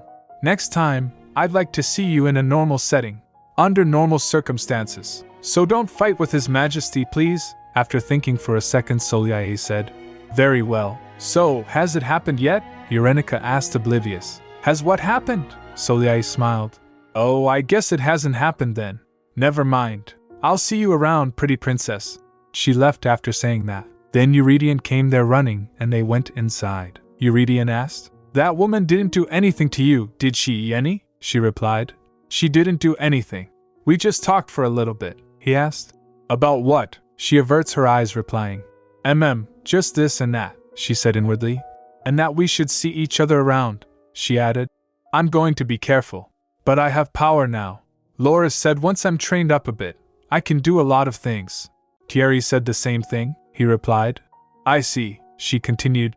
I obviously won't be able to do everything Loris can do, but I should be able to do the things most priests can. Then she noticed him scanning her, so she snapped. Are you listening? As he doesn't reply, she asked. What did I just say? He replied. You said you didn't do anything with that woman. He grumbled, thinking. He didn't hear a single word. She said. It'd be a waste not to use your God-given power, right? He replied. That's right, she added. And it'd be a waste for the Empire if you didn't use your talent, right? At first her said. That's then retracted. What did you just say? She smiled. I'll eventually be able to purify lands. I know it's too much for me right now, but one day, I should be able to bestow Loris blessings onto others, he said. You don't need to do any of that. You need to rest. For a few more months, no, a few more years. Then she recalled Thierry saying, You could do so much, princess. She thinks for a moment, then asked, Really? He replied. Yes, really. He lifts her up, carrying her. She thinks I might break him if I continue to push back. Besides, I don't think now's the right time anyway, she said. Then I want to head back in. Shall we eat dinner? He replied. Yes, let's do that. Also, since we're going in, I want to make sure you didn't get a single scratch. She huffed upon hearing that. While he was carrying her, she thinks, I was going to hold off on doing all the things I want to do for a little while. But it looks like that little while is going to be a long while. I'm not so weak that I can't run up the stairs, she grumbled. Everyone will stare, he said. Things like that don't matter, Yenny, she said. Everyone will spread rumors, saying you're too smitten with me, he replied. I wouldn't mind that in the slightest, she pointed. People are going to talk, saying that you're neglecting your imperial duties because of a woman. That really doesn't bother you, he replied. I'm not neglecting them. You've been forcing me to work. Upon hearing that, she snapped. Well, of course. It's what you should be doing. Then he puts her down at the attic of the window and closes it. She thinks in her mind. I don't just jump out of windows all the time. She pouts. You're being overprotective, he kissed her, saying. Indulge me, even if it's only for a few days, Yenny. Please, she said. Can you stop saying please? I just wanted to go down to the garden. I was feeling cooped up, he replied. Then I could have gone down with you, Eurydion said. I just don't feel assured that you're completely fine yet. I'm faint of heart when it comes to you. Think about it from my point of view. How would you feel if I was in bed unconscious for a month? She snapped. Don't say that. I don't even want to imagine it, he replied. See? That's how I feel. Then he kissed her cheek, saying, Give me some time to put my mind at ease. If I told you how many times a day my heart plummets because of you, would you take pity on me? She smiled, then said, What happened before? It won't happen a third time. I promise, he replied. I don't believe you. I can't. Probably not for the rest of my life. He again kissed her. She replied, That's not good. Then he sighed and said, You, after wrecking me like this, surely you aren't going to pretend you don't remember? She asked. What? What do you mean? He picks her up and gently puts her down. Then he knelt in front of her and holds her hand. He said, I told you that I was going to properly propose when we got back. I thought a lot about how you would want to be proposed to. But since you don't like being at the center of attention, I thought doing it in a quiet space would be better than a loud, bustling one. Her heart started racing. He continued, I hope I made the right choice. He pulls out a ring and said, Marry me, Yenny. Upon hearing that, tears started falling from her face. He said, You have me in the palm of your hand. You could even turn me into an even bigger mess than this. All the time I have left to live belongs to you. Then she wasn't able to stop herself from crying and quickly grabs the ring and hugs him. She said, This is so sudden, he said. Why are you crying? Don't cry, she said. I wasn't prepared for this at all. He patted her, saying, Sudden? This isn't sudden at all. You haven't answered the question, she replied. I will, he said. I can't hear you. Won't you please tell me one more time? She shakes her head thinking. He's been asking me to marry him since Livivny, so I don't know why I'm crying like this. Then he kissed her forehead saying, Please, don't cry. She sniffles saying, Mine too, I'll give you all the rest of my days too. Then he makes her stands holding her and said, That's a relief. I was slightly worried, she replied. You didn't need to worry at all. Then he puts the ring on her finger. Then she asked him, When did you? He replied, I believe I put in the order for it to be made 2 years ago. It was right after you returned to Livivny. I was going to take the ring with me when I went to go get you, but it wasn't quite finished yet at the time. I wanted to make sure it was done right, but I didn't think it'd take so long either. While looking at the ring, she thinks, Is this real life? Maybe I'm still dreaming. Tears were falling from her face, he said. Urenica, are you listening to me? He wipes her tears saying, I didn't expect you to cry. Then she wipes her face herself and said, You said you loved me, right? He replied. Yes, she said. Then show me how much you love me, by kissing me. Then he squeezed her close and they kissed each other. After having some romance later at night, they were lying on bed. Eurydion said, I told you that you shouldn't have provoked me. You didn't listen, she replied. I enjoyed it, he asked. Really? But you cried in the end, she said. Stop teasing me. If you keep this up, I'm going to whine about how much it hurt, he asked. Did it hurt? She smacked him saying, Don't look at me like that. I was just saying. You're still teasing me, aren't you? He laughed. That hurts, Yenny. She snuggles to him and said, So that's why everyone was acting weird around me lately. People kept asking if you had said anything to me, and they looked like they were waiting for something, he said. Really? They should have better things to do, she said. That's why I was actually going to ask if you had anything you wanted to ask me. I suppose it's a good thing I didn't catch on. Then she gets on top of him and said, This is something I thought of previously, but I'm the only one who can look down at you like this. He smiled. Yes? She added. And I'm the only one who can bring the master of Belcourt to his knees, right? He replied. That's right, she added. And the only one who will have received a wedding proposal from the Emperor of Belcourt? He replied. For this Emperor's reign, you are, she asked. You're sure? He said. Why do you keep asking obvious questions? She said. I just like hearing you confirm everything. My person, my man. You're mine, he kissed her and said. I belong to you. All of me. Then she asked. Then I can order you around, right? He said. If that's what you want, go ahead. Then she mumbled. Then let me walk the path of a priestess, he quickly said.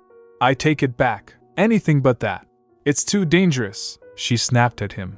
It's not dangerous at all. This is an order. You just said I could order you around if I wanted. How can you just take it back like that? He said. Yenny, please, she said sternly. That's an order. Do you MMPH? As she was talking, he stopped her by kissing her. He said, Stop, all right. Okay, I'll think about it. She felt happy. Wow, really? He said. I'll think about it for now, she thinks. We promised to be together for the rest of our lives, and I knew this moment of overwhelming happiness would be something I would never forget. She looked at him and smiled. I love you so much. You know that, right? And that brings us to the end of this story.